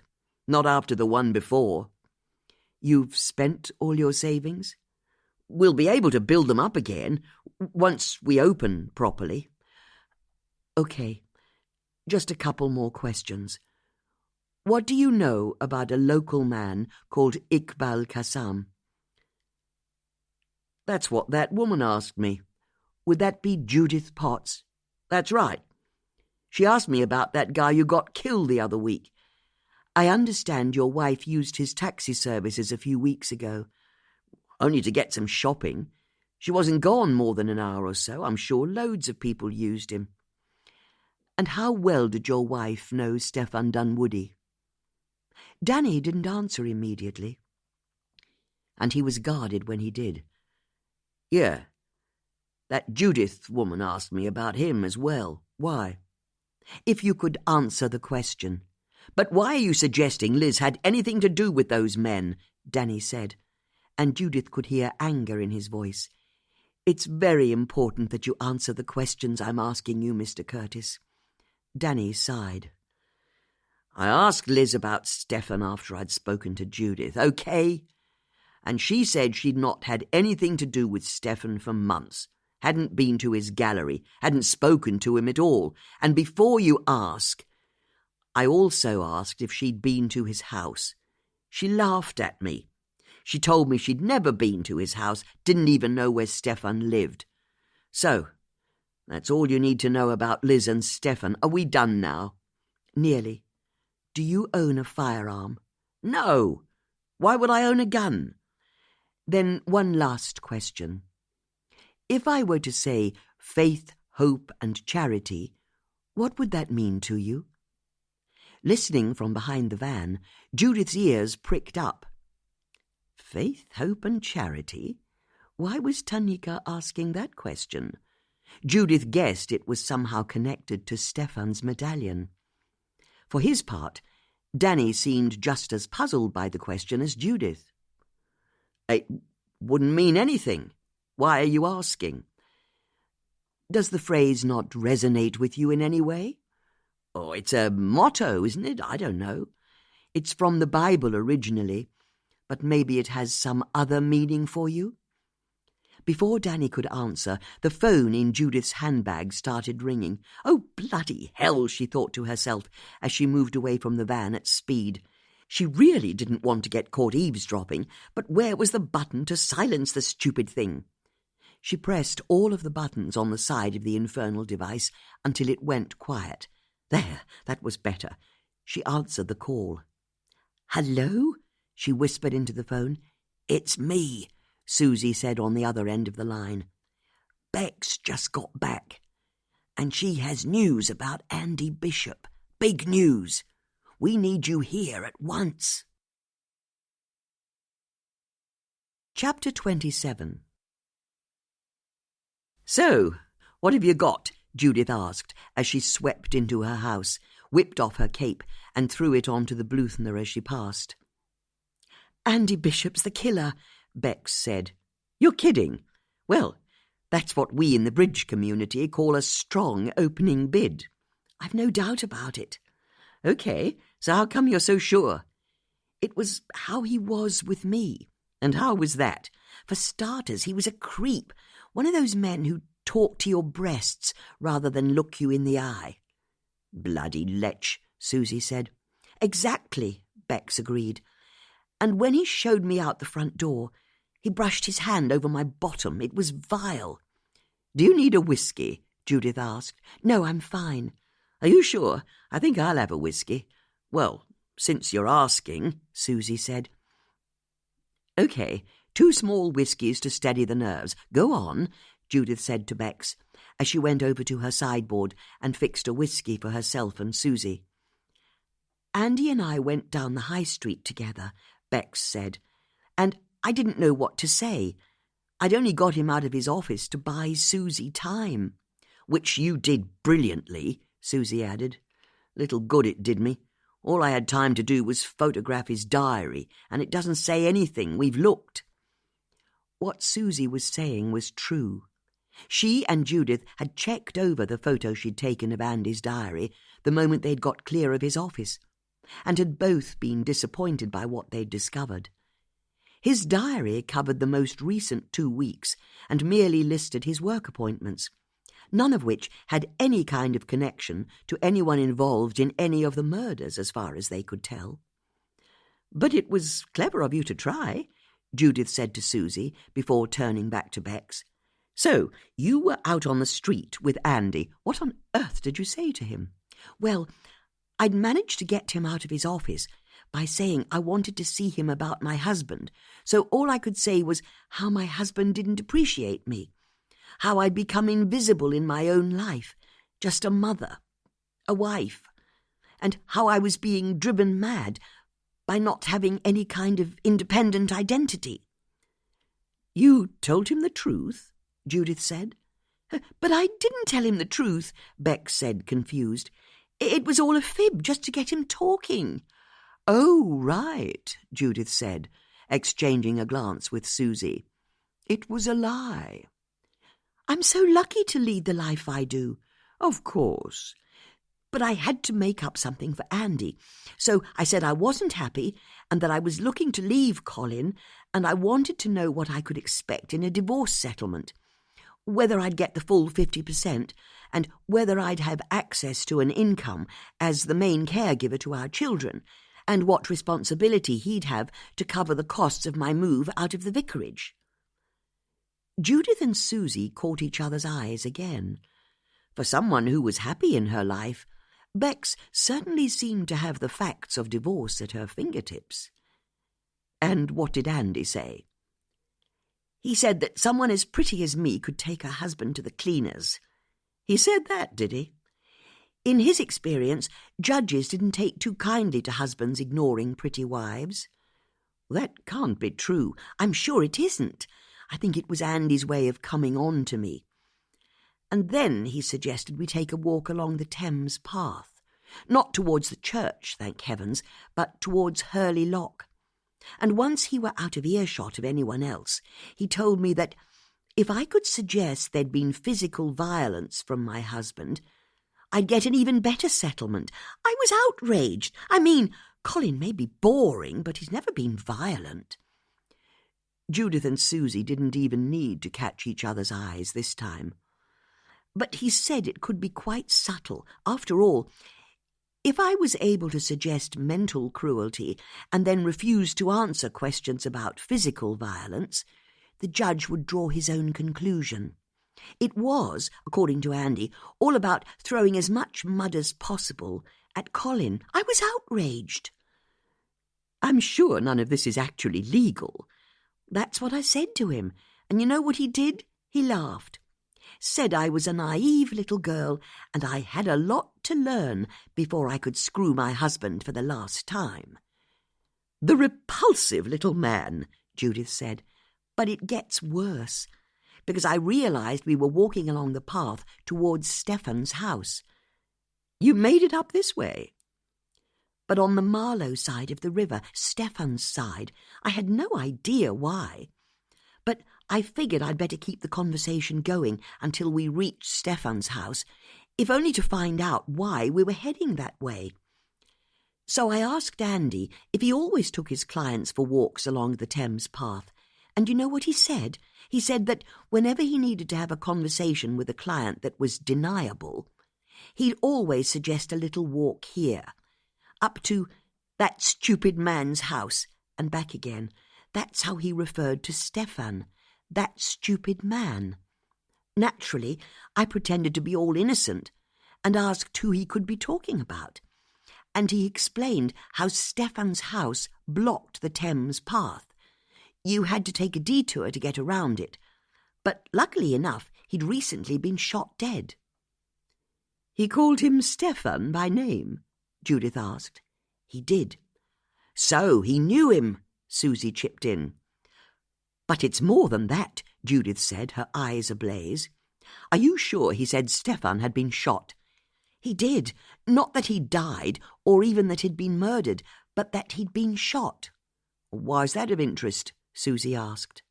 Because, Judith said, the police have never said for definite how Stefan was killed. Although the papers have been speculating, it's never been confirmed. So I said to him, How do you know he was shot dead? Bex said. The other two women were stunned. You said that? I couldn't help myself. I mean, here are we trying to discover who killed Stefan, and there I was talking to someone who knew everything about it. Judith and Susie didn't know what to say. Without having ever conferred on the subject, they'd always dismissed Bex as being cowardly. How wrong they were. What did he say? Judith asked. He laughed, said he knew someone on the inside, and the word was that Stefan had been shot dead with an antique pistol. I'll never forget the moment. It was the look in his face. He was smirking, so sure of himself. He said it was an antique? Judith asked. He did, Bex said. The three women looked at each other. Well, that's very interesting, Judith said, because we're about as close to these cases as you can be, and we've not heard anything about an antique pistol. I know, Bex agreed. So when he told me, I said, how horrible, or something like that. I don't remember. I was reeling a bit, if I'm honest. And then Andy turned to me and said, all matter of fact, I don't suppose you want your husband out of the way like that. I was horrified, and he laughed, saying he was joking, so I pretended that I was an idiot for believing him. People always believe it when I pretend to be an idiot. It's how I look. Don't be stupid, Judith said. No, they do. And for once, I was glad I'm just a silly housewife, because he relaxed, thinking we'd bonded over the whole joke, rather than him making me feel sick to my stomach. And as we turned and walked back to Marlow, I asked him about his life, purely to change the subject. I can tell you, he's got a pumped-up view of himself. Despite having joked about getting my husband killed, he started coming on to me again. It was horrendous, with him saying how he'd been a significant athlete in his youth, how he might have thickened a bit since then, but he was still strong, still capable. That's the word he used. It was disgusting. And you know what? Maybe I'll have a whiskey after all. Bloody hell, you deserve it, Judith said, going to her sideboard, splashing a whiskey into a glass and bringing it over to Bex. Bex, the perfect vicar's wife, the perfect mother, daughter and housewife, took a sip. "Shh," she said, wiping the stinging liquid from her lips with the back of her hand. "Does it always have to be whiskey?" "I'll be honest," Judith said. "Susie and I had tea earlier and it felt wrong. But well done, Bex, you've been a real hero. Setting the fire alarm off with your toast, that was brave enough.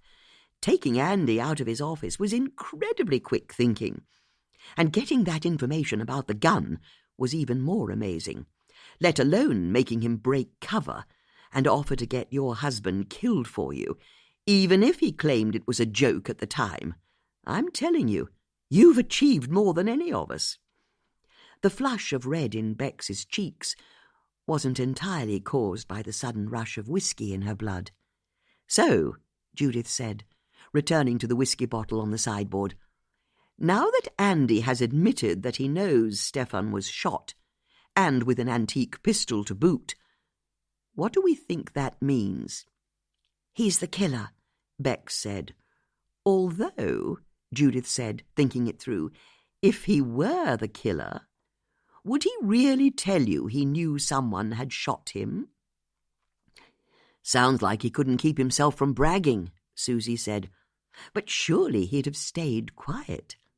And I can well imagine a local solicitor having contacts in the police, or he would know someone who does. I bet there's actually quite a lot of people in Marlow who've heard that Stefan was shot dead. He was showing off, as you say." "But with an antique pistol?" Susie asked. "How did he hear about that?" "And I spent over an hour with him," Bex said. "He may pretend to be all smooth and sophisticated, but he's the killer, I'm sure of it. We already know he's connected to Ikbal's murder, or he wouldn't have been shredding that paper straight after you saw him in his office." "That's true," Susie agreed. "But it's like we said, the most obvious reason he'd know that Stefan had been shot with an antique pistol was because he was the one who shot him. So all we need to do is link him to Liz's murder, and then we can say we finally found someone with clear links to all 3 murders." Judith sipped on her whiskey thoughtfully. "It's so frustrating," she said. "According to Tanika, Liz Curtis was last seen alive at 9 this morning by a gaggle of scouts. Their scoutmaster then found her body shortly after 10 o'clock. If we knew what Andy was doing between 9 and 10, maybe we'd be able to work out if he's the killer. Although," Judith added, brightening, "that's exactly what we can do, isn't it? Susie, get up that photo you took of Andy Bishop's diary." "Sure," Susie said, and pulled out her mobile phone. A few swipes later, and she was able to show the other women the photo she'd taken of Andy's diary. While there were plenty of office meetings across each day, not one of them started before 9:30 a.m. "Well, thanks to Susie's quick thinking earlier today," Judith said, "we now know that Andy Bishop is never in his office before 9:30 a.m. "You're right," Susie said, thrilled. "I did that, didn't I?" "You did," Judith agreed. "Well done. Although it would be tight, wouldn't it? Andy would have to wait in the shadows at the rowing centre with the gun, let the scouts go out on their canoes, and then shoot Liz dead pretty sharpish before turning up for work at 9:30. "But it would have been doable," Bex said. "And he'd have had to have known that her husband Danny would be away," Judith added. "He was away?" Bex asked. Judith explained how she'd overheard part of Tanika's interview with Danny, and that he'd been in Nottingham since the day before.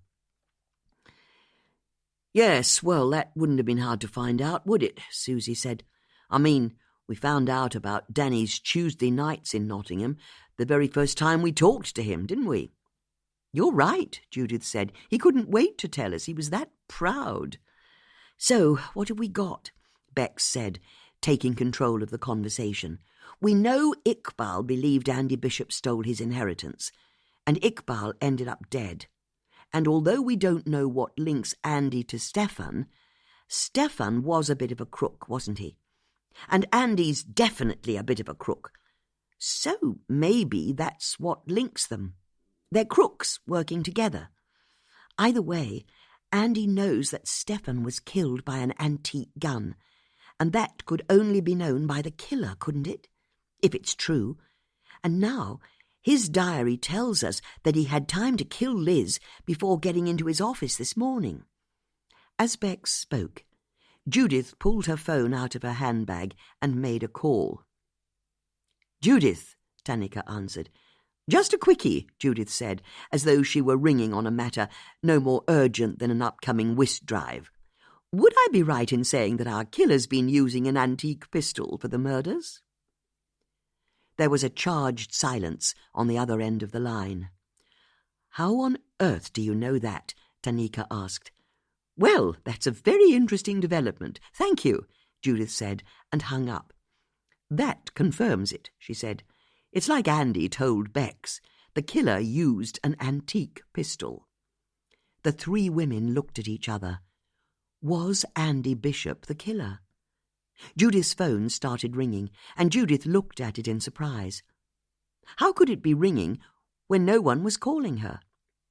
With a start, Susie realised it was her phone, and she pulled it out of her back pocket. Sorry about this, she said, as she looked at the screen. It's an old client of mine. Hello, Brenda, she said into the phone as she answered the call. How are you? Susie listened for a few moments and then said, No way. She listened for a while longer, her eyes alight with excitement. OK, we'll be over in 5 minutes, and thanks, Brenda, you're a star. Susie hung up the phone and turned to her friends. That was Brenda McFarlane. Who's Brenda McFarlane? Judith asked. She used to be one of my clients. Had a cocker spaniel called Monty. Anyway, the point is, Brenda lives next door to Elliot Howard. So I asked her to keep an eye on him. You did? Judith asked. Remember, when you first told me about him, I said I'd find someone to keep him under surveillance? And she has? Brenda's a good sort. You can rely on her. But why's she rung you now? Because she says that half an hour ago, Elliot started a bonfire in his garden. Oh, Bex said, a touch underwhelmed. Is that so suspicious? It's what he's burning that's suspicious. Why? Elliot's just set fire to an old oil painting. Chapter 28. I don't think this is a good idea, Bex said, as Susie drove her friends in her tatty van through Marlow at speed. We should be letting the police deal with Elliot. We are, Susie said. But it'll take Tanika 10 minutes to get from Maidenhead to Marlow. We've got a head start. And anyway, what's the problem? You said Andy Bishop's the killer. Yes, but we shouldn't be doing this. We're just some housewives. Speak for yourself, Judith said. Can't this thing go any faster? I'm going as fast as I can. Hold on, Susie said, as, with a screech of wheels, she turned at speed onto Gypsy Lane without indicating. We've got to get there before he's finished burning the evidence. Gypsy Lane was an old route that had once linked Marlow to the neighbouring village of Marlow Bottom, but it had recently been developed, with family homes on both sides, and it ended in a turning circle, where the last house was much grander than the rest. There were remote-controlled security gates, thick laurel hedges, and the driveway was a rather startling green tarmac, which clashed with the bright red bricks of the house. This was where Elliot Howard and his wife Daisy lived. Susie's van bombed into the turning circle, shuddered to a halt as she slammed on the brakes, and then came to a rest in a puff of dust, the left side wheels bumping up onto the curb. "Remind me never to let you drive me anywhere again," Bex said. "So, which house is Brenda's?" Judith asked. "That one," Susie said, indicating a small house that was next door but one to Elliot's. A twinkly-eyed old dear in her late 80s came to the door as the three women bustled up to her house, and then she looked about herself conspiratorially before beckoning them inside. "This is Brenda," Susie said, once they'd entered the little hallway. "This is all very Vichy France," Judith said in delight, taking in her surroundings. There were net curtains, thimbles on display, and horse brasses on the wall. "What a lovely home," she said. "Thank you," Brenda said, "and thank you for coming, Susie. We'd better go upstairs. Come on." Brenda ushered the women up a staircase into a darkened room off the main hallway that contained a green baize table already laid out with playing cards, bridge notepads, and pencils. "Oh, you play bridge?" Judith asked. I do. Do you? I used to, but I always overbid. It infuriates my partners." "What bidding system did you use?" "It makes no difference. We always seem to end up in 7 spades. "Hello," Susie said, interrupting. "Elliot Howard?" "Oh, of course. Sorry," Brenda said, going over to the curtains and pulling them back an inch. "Because I must say I've never quite liked him, or his wife. They never say hello, and I can see into their house from up here. There's something not right about the way they go about their lives. They're rarely in the same room as each other. Never listen to music or the radio. There's no joy in that house. Anyway, it was all normal up until today. I had nothing to report, although I've been keeping an eye on them like you asked, Susie. And then I was up here getting ready for bridge, and I saw, well, you can see for yourself. Go on, have a look." Brenda stepped to one side, and the 3 other women all sidled up to the gap in the curtains and peered through. From their position on the first floor, they could see over the laurel hedge into the garden of the grand house at the end of the road. Elliot was standing alone, a small bonfire at his feet. It looked like he was burning a square of canvas on a frame. "You're right," Susie said. "He's burning a painting." "That's what it looked like to me," Brenda said, "and Susie had said I should keep my eye out for anything strange. And burning a painting is very definitely what I'd call strange." As she said this, the 4 women watched Elliot head back towards his house. He then reappeared, holding a few more canvases in his hands. "He's not just burning one painting," Judith said, as they watched Elliot throw the new paintings onto the bonfire. "Why is he burning all those other paintings?" Bex asked. Before anyone could offer an answer, they saw a police car pull up outside Elliot's house and Tanika get out. "About bloody time," Susie said, letting the curtains close as she turned to Brenda. "Thanks for the tip-off, Brenda. You're the best." Outside Elliot's house, Tanika had no sooner pressed the entrance buzzer to the side of the gates than she saw Judith, Susie, and Bex bustle out of a nearby house and head towards her. "I could have guessed," she said as the women arrived. "It's only because of us you know Elliot's burning paintings in his garden," Judith said, a touch irritated at Tanika's lack of a welcome. "Paintings?" Tanika answered. "You told me it was only one." "We've been watching from my friend Brenda's house," Susie said. "Brenda?" Susie pointed to where Brenda was looking down at them from a window in her house. She waved a friendly hello. "Although I've a bone to pick with you," Judith said to Tanika. "Why didn't you tell me straight away that Stefan and Ikbal had been killed with an antique pistol?"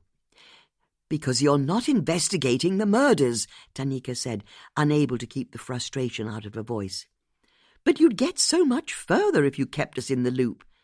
"That's as maybe, but you're civilians. I'm not allowed to. It's that simple. For example, Judith said, ignoring Tanika's words, I'd be able to tell you the significance of the phrase faith, hope, and charity.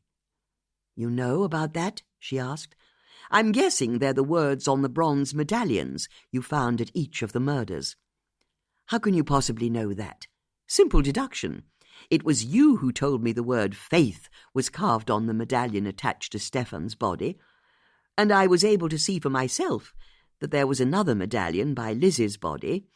So, if you're now asking about the phrase faith, hope, and charity, it seems only logical to conclude that the words faith, hope, and charity were found carved on 3 medallions you found with each body. She's very clever, Susie said, indicating Judith with her thumb for Tanika's benefit. Judith beamed at the compliment. Okay, Tanika said. According to you, what does faith, hope, and charity mean?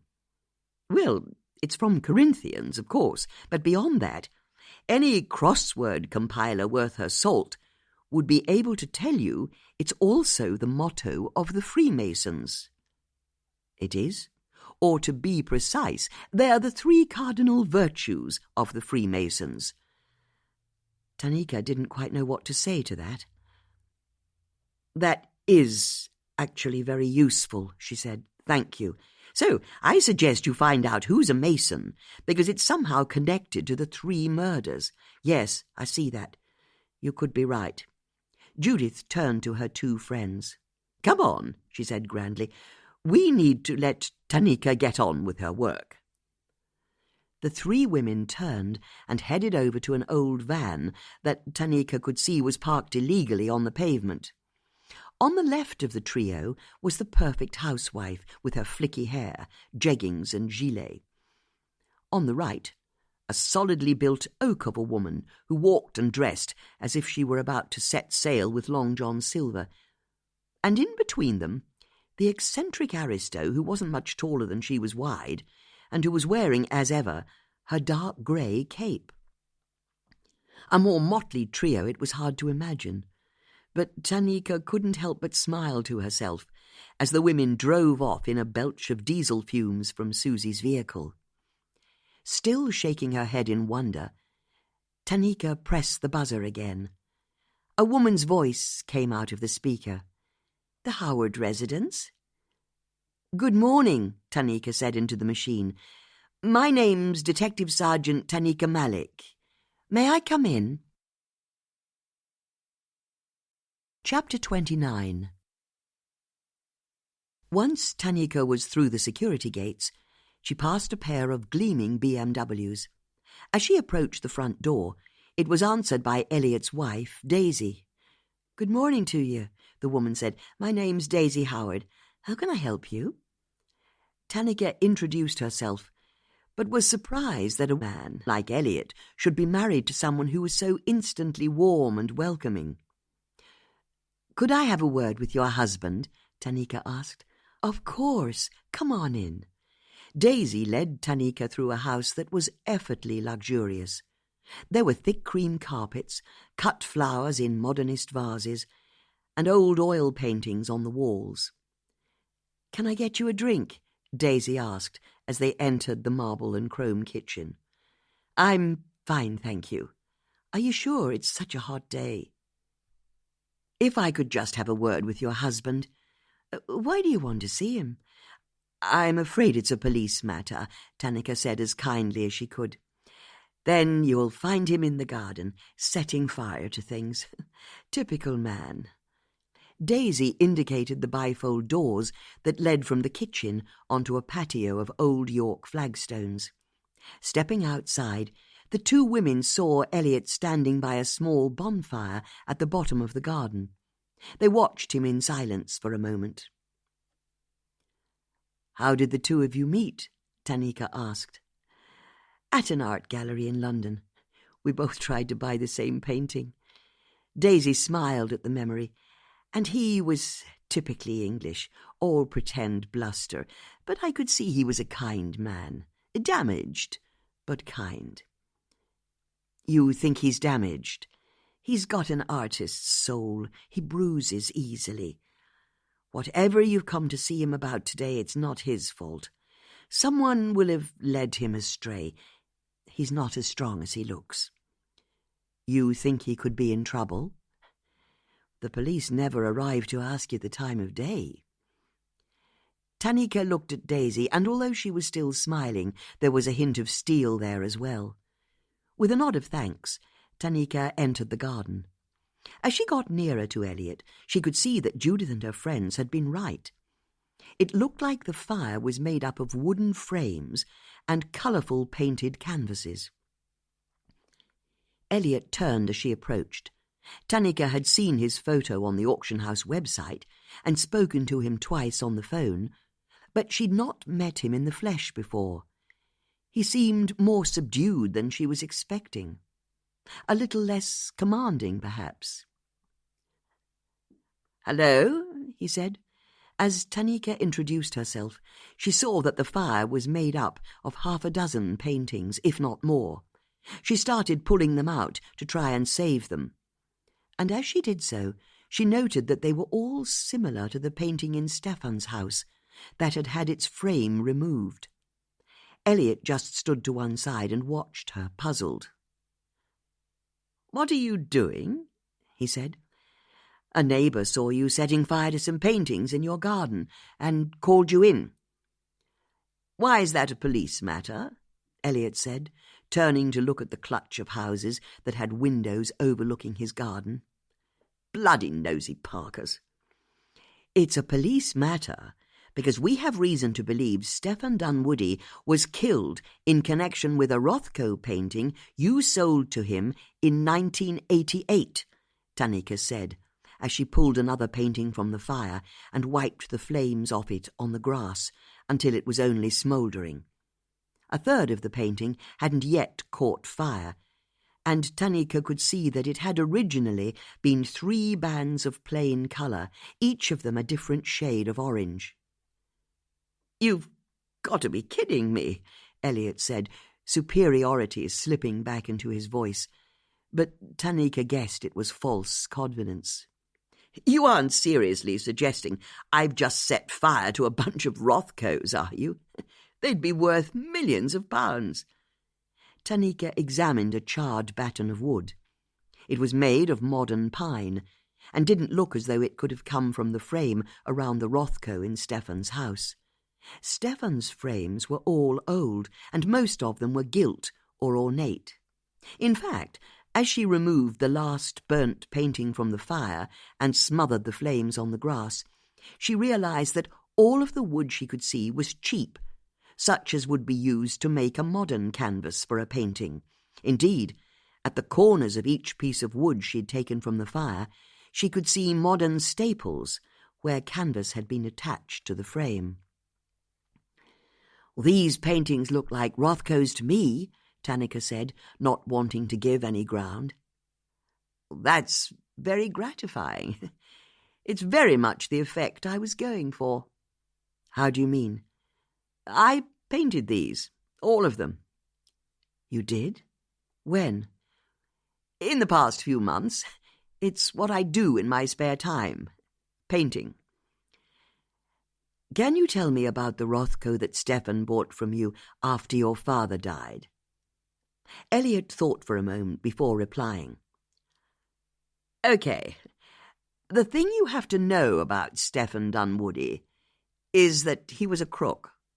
"Is that so?"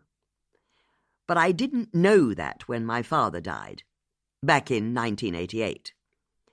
Which is why I got him to value Father's paintings. And he did a good job, or so it seemed to me at the time. But he said that one of Father's pictures was a fake, bought it for a pittance from me, and then, much later, got it reassigned as a Rothko, which hurt, I can tell you. Rothko's always been my specialism. I mean, look at my paintings. All these years later, and I'm still obsessed with him." "Then why have you set them on fire?" "I always destroy my work, after a time." "Why?" Elliot stared into the dying embers rather than answer. "Why do you burn your paintings?" Tanika asked again. "Because I'm no good," he said, and Elliot seemed to be talking more to the fire than to her. "I'm sorry. My work is worthless." He said the words so quietly, Tanika wasn't sure she'd heard them correctly. "You went to art college? Anyone can go to art college. You only need ability for that. And I always had ability. But I didn't have it, the gift, the thing that says you're different, special, that you have something to say." Tanika remembered how Judith had told her that Elliot had been awarded a place at art school when he was much younger, but his father had forbidden him from attending. "What about when you were younger, the first time you got into art college? Was your work special then?" "I'll never know, will I?" For the first time, Tanika felt as though she were talking to the real Elliot Howard. Not pompous, not superior at all, in fact. He was more a little boy lost. Although, Tanika knew, little boy losts were still capable of committing murder. And it was surely suspicious that he'd be painting and then burning Rothko-styled paintings after there'd been a Rothko-related theft from Stefan's house, even if it was just the frame that had been taken. "Did you break into Stefan's house after your argument with him at Henley?" she asked. "No. What are you talking about?" "Then was it you who broke into his house last week?" "I don't know what you're on about. What break-in?" "Did you steal the frame from Mr. Dunwoody's Rothko?" "Seriously, this is the first I've heard of any of this. What frame?" Tanika could see that Elliot was apparently sincere in his answers. But if he hadn't broken in and stolen the frame, then who had? And why was the frame so important in the first place? Daisy headed over, a phone in her hand. "Detective Sergeant," she called out, and Elliot and Tanika turned around. "I'm going to have to ask you to leave." "What's that, darling?" Elliot asked. "I've got our lawyer on the phone, and he says we don't have to answer any questions, not unless he's present. And the police aren't allowed on our property without a warrant." "I'm just answering the detective sergeant's questions." "Well, don't," Daisy said firmly, before turning to face Tanika. "Now, if you're not going to charge my husband with anything, and you don't have a warrant, then you'll have to leave at once." Tanika knew that Daisy was right. Without the owner's permission, she wasn't allowed to stay on the property. She looked at Daisy and could see a determination to her that brooked no disagreement. Tanika smiled tightly, made her excuses and left. But as she returned to the house, she paused briefly by the bifolds and glanced back at Elliot and his wife. It looked very much as though Daisy was reading the riot act to her husband. Now what was that about? Chapter 30.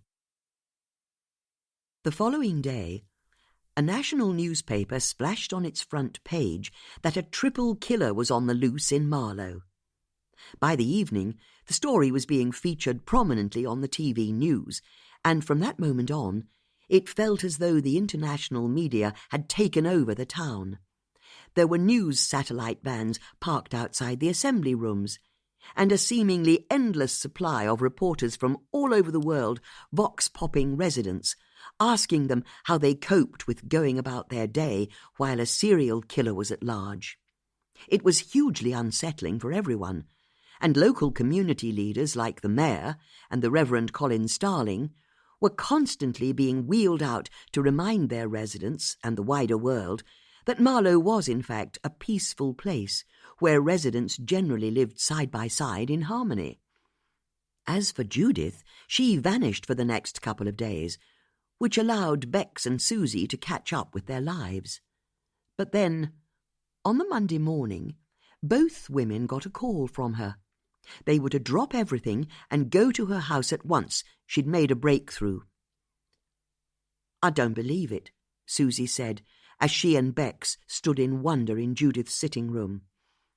In front of them, on the green baize table, were the shredded pieces of paper Susie had stolen from Andy Bishop's office.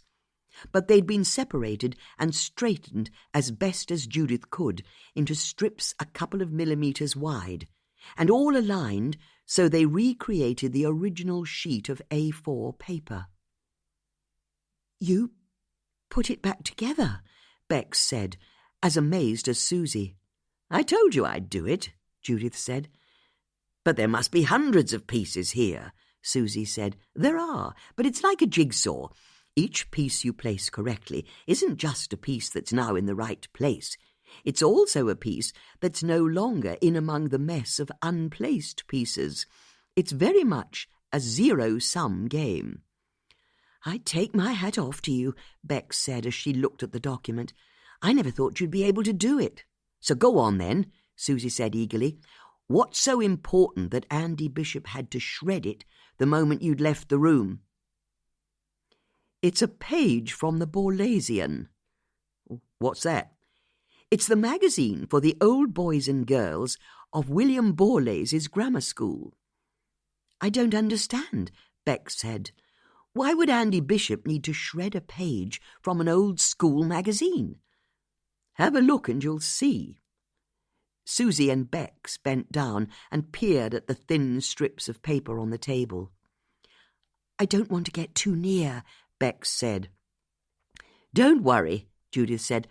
"I bought some cellophane and glue.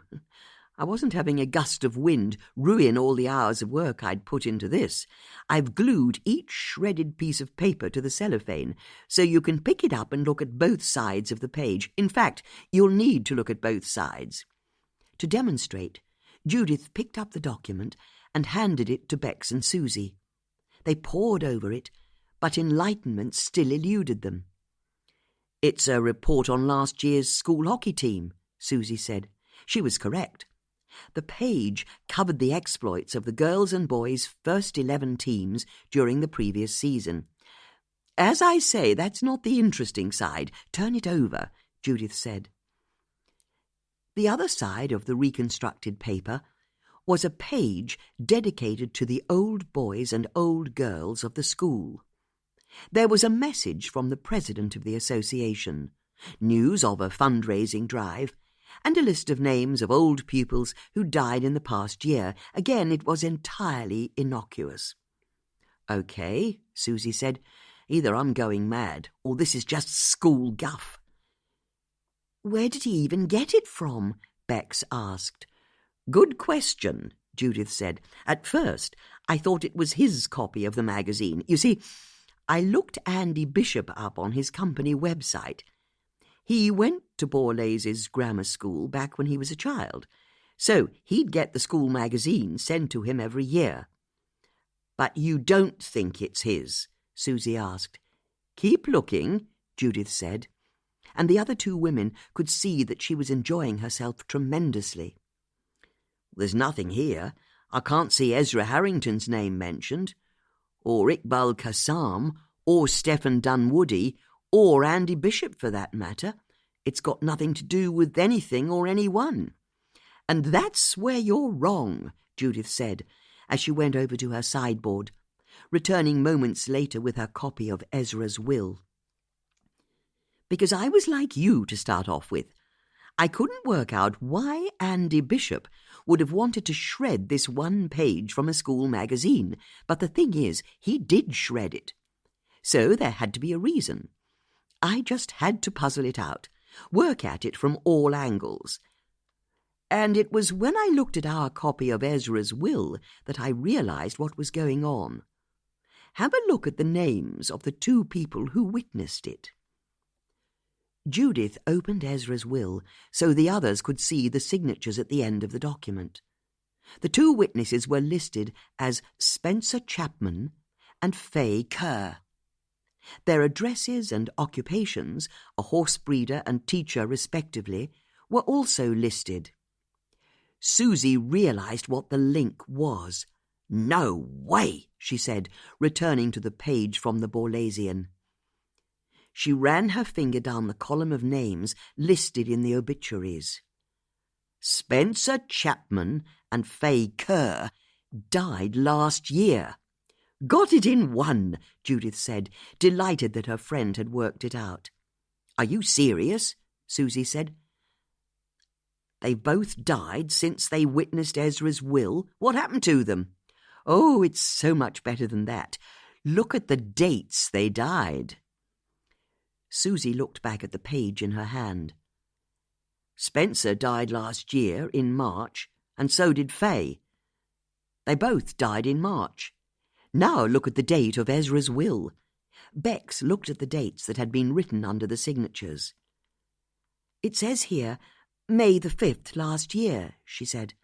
Hang on, that doesn't make sense. Oh, it makes perfect sense, Judith said. But how did these two manage to witness Ezra's signature a month after they died? Because they didn't, did they? Susie said, now realizing what must have happened. Those aren't their real signatures. Andy Bishop forged them. Exactly, Judith said. But he couldn't risk choosing the names of people who might later stand up in court and say they'd never witnessed the will. So he got two people who'd recently died and faked their signatures. Which is why he needed to shred this page after he saw you, Susie said, finally understanding. He was worried you'd find out. But how did he manage to trick Ezra? Bex asked. That's the easy part, Judith said. Ezra's will is dated 2 weeks before he died. He would have been in terrible pain towards the end, and drugged up on morphine and confused. I've seen someone die of cancer. The last 2 weeks of Great-Aunt Betty's life, she didn't know who she was or what day of the week it was. She spent a lot of the time hallucinating from the drugs she was on in the hospice. I'd have been able to get her to sign anything if I'd been minded to. Just like Andy Bishop did with Ezra. He wrote a new will that left Ezra's whole estate to him, got Ezra to sign it, and then faked a couple of signatures afterwards to make it look as though it had been witnessed at the time, and who'd ever find out? Until their names were published in the obituaries column a year later in the Formalizing magazine. So it's like I've been saying, Bex said. Andy Bishop's our killer. He has to be. I think you could well be right, Judith said. It's the only thing that makes sense.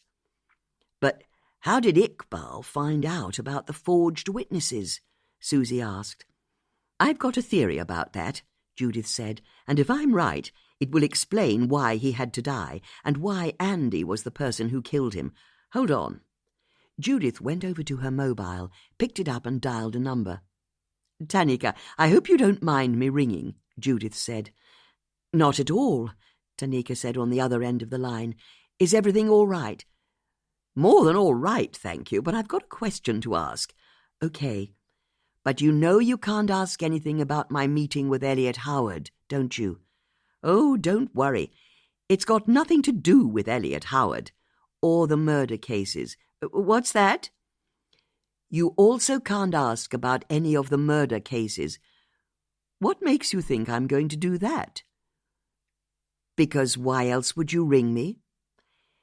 Did Ikbal Qassam go to William Borlase's grammar school? That's to do with the case. Of course it's to do with the case. Then I can't tell you. It's a simple yes or no answer. It could be very important, but he did, didn't he? Judith waited what felt like an eternity before Tanika replied.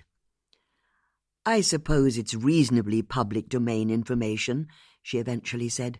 But you're right. Mr. Qassam's parents spent 1 year in Marlow when he was 12 years old. He spent all of his year 7 at Borlase's grammar school. I guess it's why he moved back here after his parents died. He had a connection to Marlow. Then you need to go to Mr. Qassam's house as a matter of urgency, and if you look hard enough, I think you'll find a copy of the most recent Borlasian magazine, and it will have precisely 1 page missing, page 74. I'm sorry. You want me to do what? Tanika asked. "It's the proof that Andy Bishop faked Ezra Harrington's will, because that page lists the names of 2 people who died the month before they apparently witnessed Ezra's will. And Andy Bishop forged the witnesses' signatures, got it in one. But Andy was unlucky from his point of view, because both of the people he'd chosen had gone to Borlase's grammar school back in the day, which is hardly a surprise. There are only 2 local schools here. There's a 50-50 chance that anyone in Marlow went to Borlase's. So, a year after Andy had forged Ezra's will and got away with it, and was about to pocket £650,000 from the sale of Ezra's house, little did he know that the latest edition of the school magazine would list the names of the 2 witnesses to Ezra's will in their obituaries section, and that it would say, clear as day, that they died the month before the date of Ezra's will. Even worse for Andy, Ikbal was sent a copy of the magazine because he'd spent a year at the school himself. As to what happened next, I suppose we won't ever know exactly. But I can well imagine Ikbal idly flicking through his copy of the magazine when it arrived, and seeing that the 2 people who'd witnessed Ezra's signature had both died. Remember, Ikbal already believed there'd been foul play. Ezra had promised to leave his estate to him, but at the last minute had left it to his solicitor. And now, over a year later, Ikbal found himself holding evidence in black and white that both witnesses of Ezra's will had been dead at the time. So what did he do? Well, I think he must have contacted Andy, told him he knew about his crime. And then what? Did Andy offer to share some of Ezra's cash to buy Ikbal's silence? Or did he flat out deny everything? Who knows? But what we do know is that Andy now had a cast-iron, copper-bottomed, gold-plated motive for wanting Ikbal dead. He had to kill him to silence him, to keep hold of the £650,000 inheritance he'd tricked out of Ezra. "Okay, give me a few seconds, Judith. This is quite a lot to take on board. Are you serious about all this?" "Deadly serious. Forget Elliot Howard, for all of his bonfire of the vanities. Whatever beef he had with Stefan has nothing to do with anything, because Andy Bishop's our killer. Which makes sense when you think about the medallions he left with each body. As I told you, faith, hope and charity are the Masonic virtues. And I'd be very surprised if Mr. Bishop attained his position of prominence as a local solicitor without joining the funny handshake brigade. What's more, he let slip to Bex that not only had Stefan been shot, but he knew an antique gun had been used. So how could he have known that if he weren't the killer? You need to arrest him at once." "I'm impressed. Really, I am. The only problem is Andy Bishop didn't kill Ikbal Qassam. But he must have done. I've just explained. He didn't. You see, he wasn't in the country when Ikbal was killed. He was in Malta." Judith wasn't sure she'd heard correctly. "Say that again." "After you told me about him, I got my team to check him out. And according to both the UK Borders Agency and the Maltese Department of Immigration, Andy Bishop was at the end of his annual 2-week holiday when Ikbal Qassam was murdered, which means he was also in Malta when Stefan Dunwoody was killed. He was on a 2-week holiday throughout all of this? I'm sorry, Judith, but he was about 1,000 miles away at the time. There's no way he could be the killer." Judith was rendered speechless. If Andy wasn't even in the country for the first 2 murders, then it didn't matter how much of a motive he had to kill Ikbal. He didn't do it. As for the murder of Liz Curtis, it was still possible that he'd killed her, if he'd acted swiftly before arriving at his place of work that morning. But if he hadn't carried out the first 2 murders, then why on earth would he have carried out the 3rd? Especially when they'd not been able to find a link between him and Curtis. Judith realised they were back to square one. They'd already ruled out Elliot Howard, and now they'd have to rule out Andy Bishop. And if neither of them had done it, then who on earth had killed Stephen Dunwoody, Ikbal Kassam, and Liz Curtis? And why? What on earth was the link between the three victims that meant they had to die? Chapter 31. If Judith and her friends were at something of a low ebb, so was Tanika. The sad truth was that with the murder of Liz Curtis and the subsequent exposure in the international press, she and her team had become overwhelmed. There was no way an officer as inexperienced as Tanika could lead 3 such public murder inquiries. Her superintendent had spoken to the regional crime commissioner about getting an experienced detective inspector brought in to head up the cases, but it was taking time to arrange. For the time being, Tanika was on her own. To make matters worse, her team could see how out of her depth she was. It's not that she wasn't up to the job, far from it. Her diligence and desire to do everything by the book meant that her team knew exactly what they were doing and when they were supposed to do it. It was more that there was simply too much for her to stay on top of. Tanika saw it in the glances from her team when they thought she wasn't looking, and in the way conversations would sometimes stop when she walked into the room. They were losing confidence in her. "Have you any active leads?" her super asked at his daily meeting with Tanika in his office. "Which case, sir?" Tanika asked. Her super could see that for once she wasn't sitting bolt upright and putting on her best face. She looked exhausted. "Liz Curtis. I'll be honest, sir, we've almost nothing." "Nothing? No leads, no witnesses, no motives. What about her husband?" "Multiple witnesses place him at a roadside outside Nottingham when she was killed. We've also pulled his life apart, and we can find no link, be it email, phone, text message, you name it, between him and Stephen Dunwoody or Ikbal Kassam. So he's not our shooter. He can't be. Then what about the weapon that killed Liz Curtis?" According to ballistics, it was the exact same Luger pistol that killed Ikbal Kassam and Stephen Dunwoody. "So the press are right. We have a serial killer on the loose." "We have." "In Marlow?" "I know. In Marlow." Tanika's boss could see how bewildered she was. He well remembered running his own homicide cases, how easy it was to get swamped. Nonetheless, he had a job to do.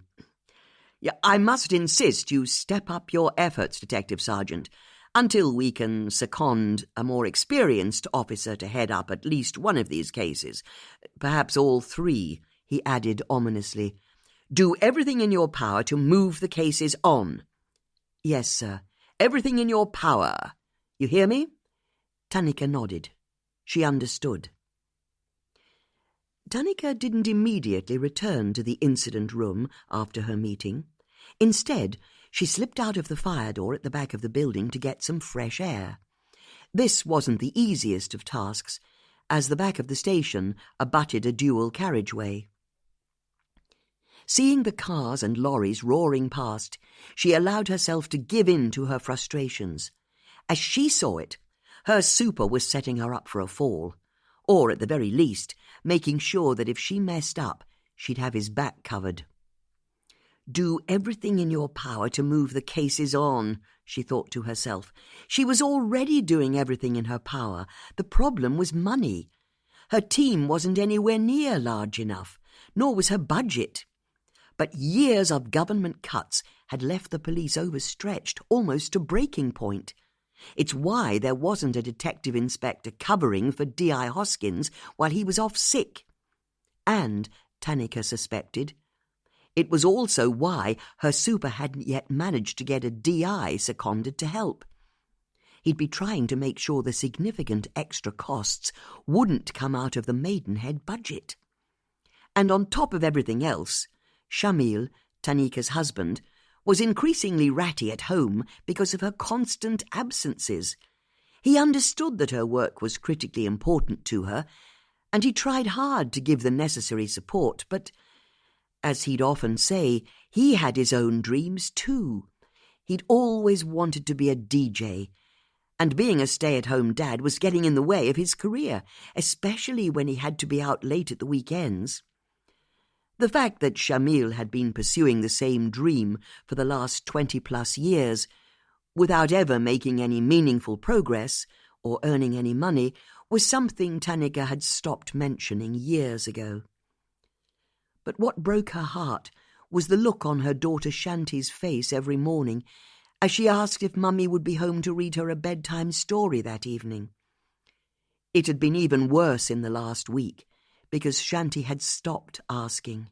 She already knew the answer. And as well as all of her responsibilities at home, Tanika also had to do the lion's share of looking after her father, despite the fact that she had 2 brothers who were perfectly capable of helping but didn't. They didn't explicitly say it was woman's work, but then they didn't have to because their father did. As far as he was concerned, since Tanika's mother had died, it was his daughter's duty to take over as his cook, driver, social secretary, cleaner, and washerwoman. Tanika scrunched her fists and eyes shut and allowed herself an internal scream. She wanted to do her best, to be a good police officer, a good wife, a good mother and daughter, and she wanted to deliver justice for the 3 murder victims. But there was nothing more she could do. That wasn't quite true, was it, she thought to herself, because, for all that she knew she'd done her best, she couldn't stop thinking about Judith's comment about faith, hope and charity being the motto of the Freemasons, and how, if she'd only told her about it earlier, she'd have been able to tell her what it meant sooner.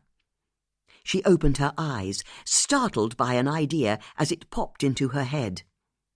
It wasn't a sensible idea, and it was by no means doing things by the book, but her super had told her to do everything in her power to move the cases on, and there was no doubting that there was still one resource she hadn't fully utilized, one that had been coming up with solid leads ever since the murder of Stephen Dunwoody. Tanika fished out her phone and dialed a number before she could change her mind. "Hello?" Judith's voice said as she answered her phone. "Any news?" "I think you could say that," Tanika said with a smile in her voice. "How very exciting! What have you got for me?"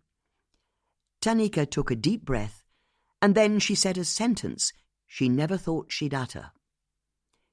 "Judith Potts, I'm bringing you in." Chapter 32.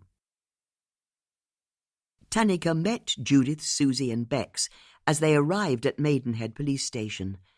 "I still don't understand," Bex said as Tanika handed passes to each of them. "I'm asking the 3 of you to join my team as civilian advisors, if you can spare the time." "Oh, we can spare the time," Judith said, putting her lanyard over her head. "Is there any money in it?" Susie asked. "Sadly not," Tanika said. "As you can imagine, I wouldn't be asking you to help if we were lavishly funded.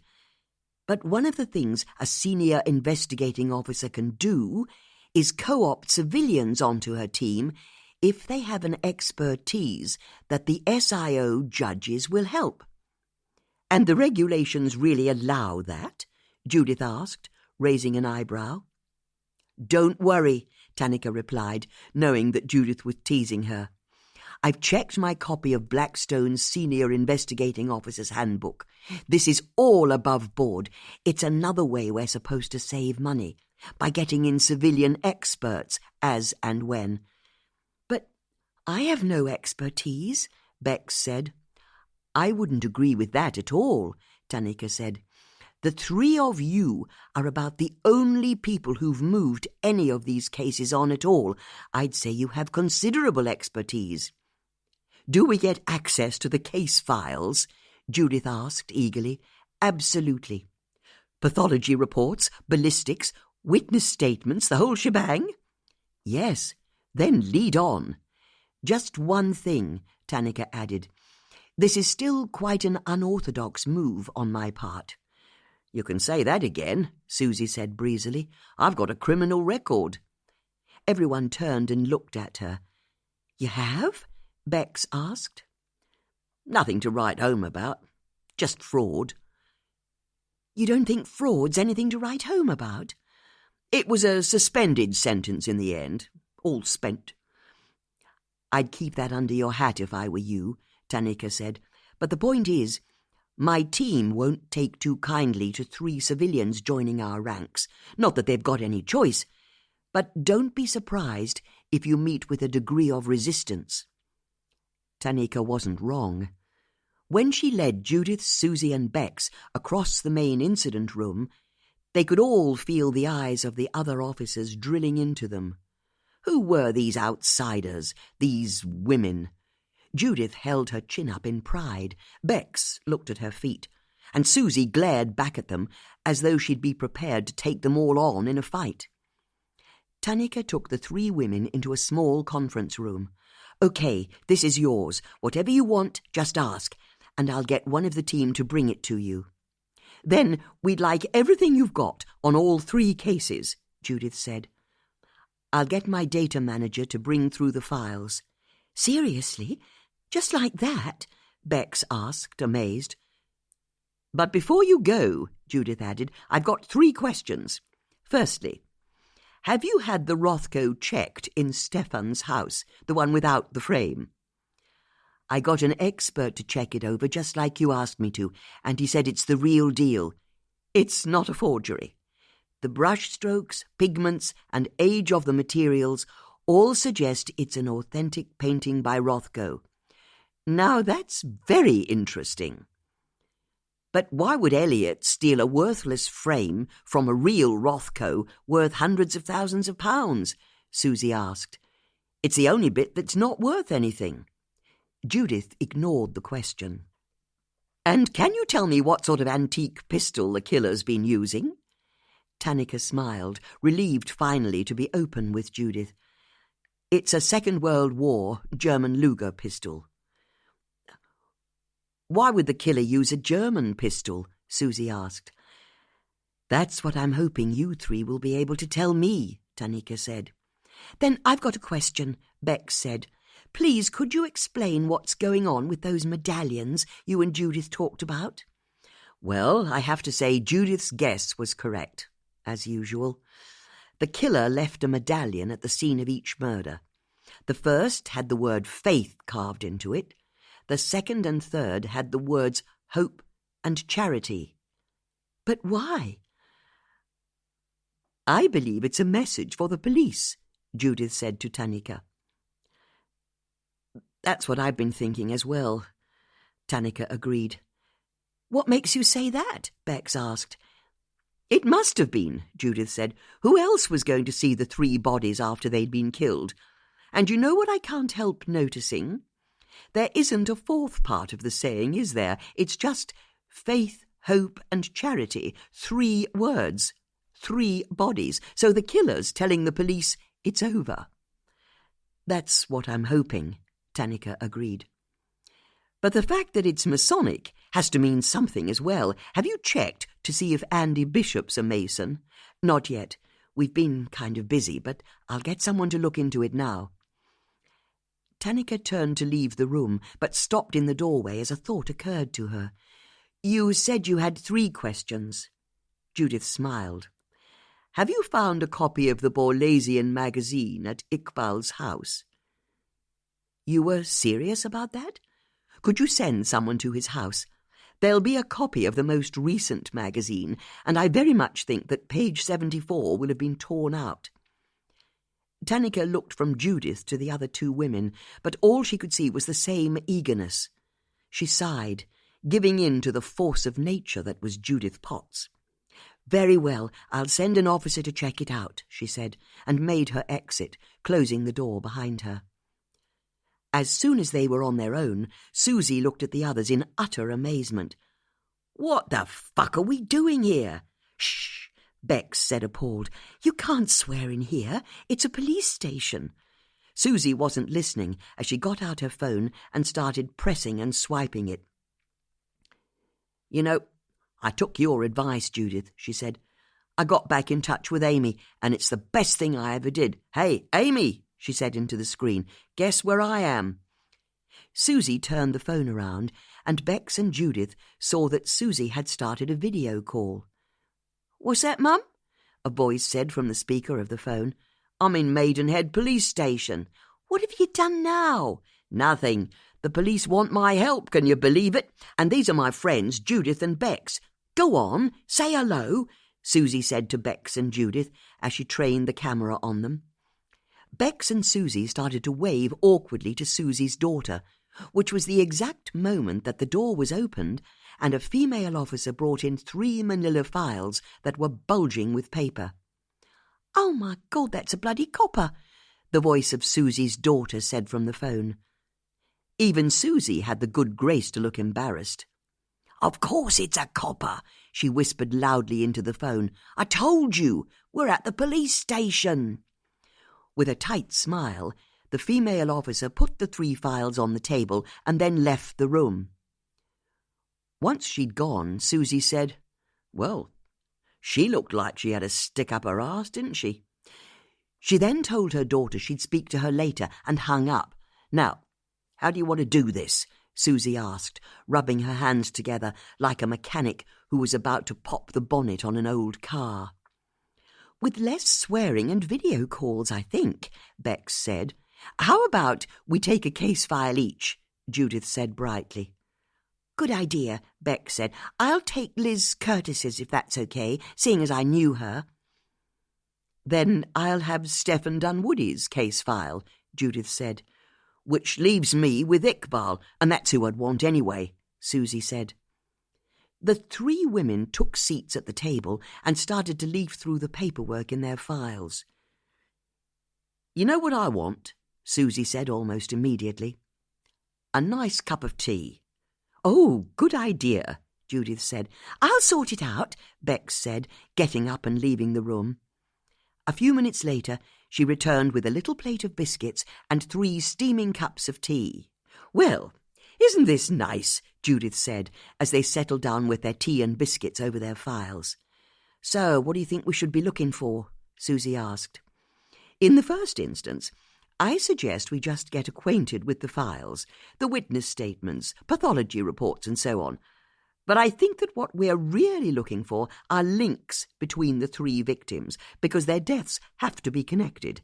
They were killed within 13 days of each other. Find out what that link is, and we'll be able to work out who the killer is." "But why don't we focus on Elliot Howard and Andy Bishop?" Susie asked. "I think that way lies madness. For the moment at least," Judith added. "How so?" "Because whenever I try and think about those 2, I end up tying myself in knots. Andy Bishop couldn't have killed Stefan or Ikbal. He was out of the country at the time of both deaths. So he's in the clear, even though he has a motive the size of a barn door to want Ikbal dead. And Elliot couldn't have killed Stefan either, even though he'd hated him for years for stealing a Rothko painting from him.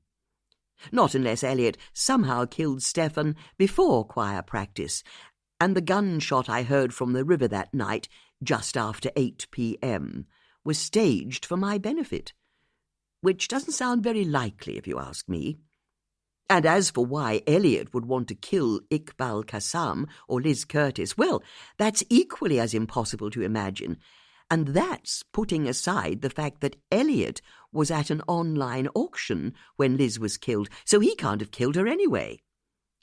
"But it has to be one or other of them," Bex said. "I'd agree with you there," Judith said. "Their fingerprints are all over the murders, metaphorically at least."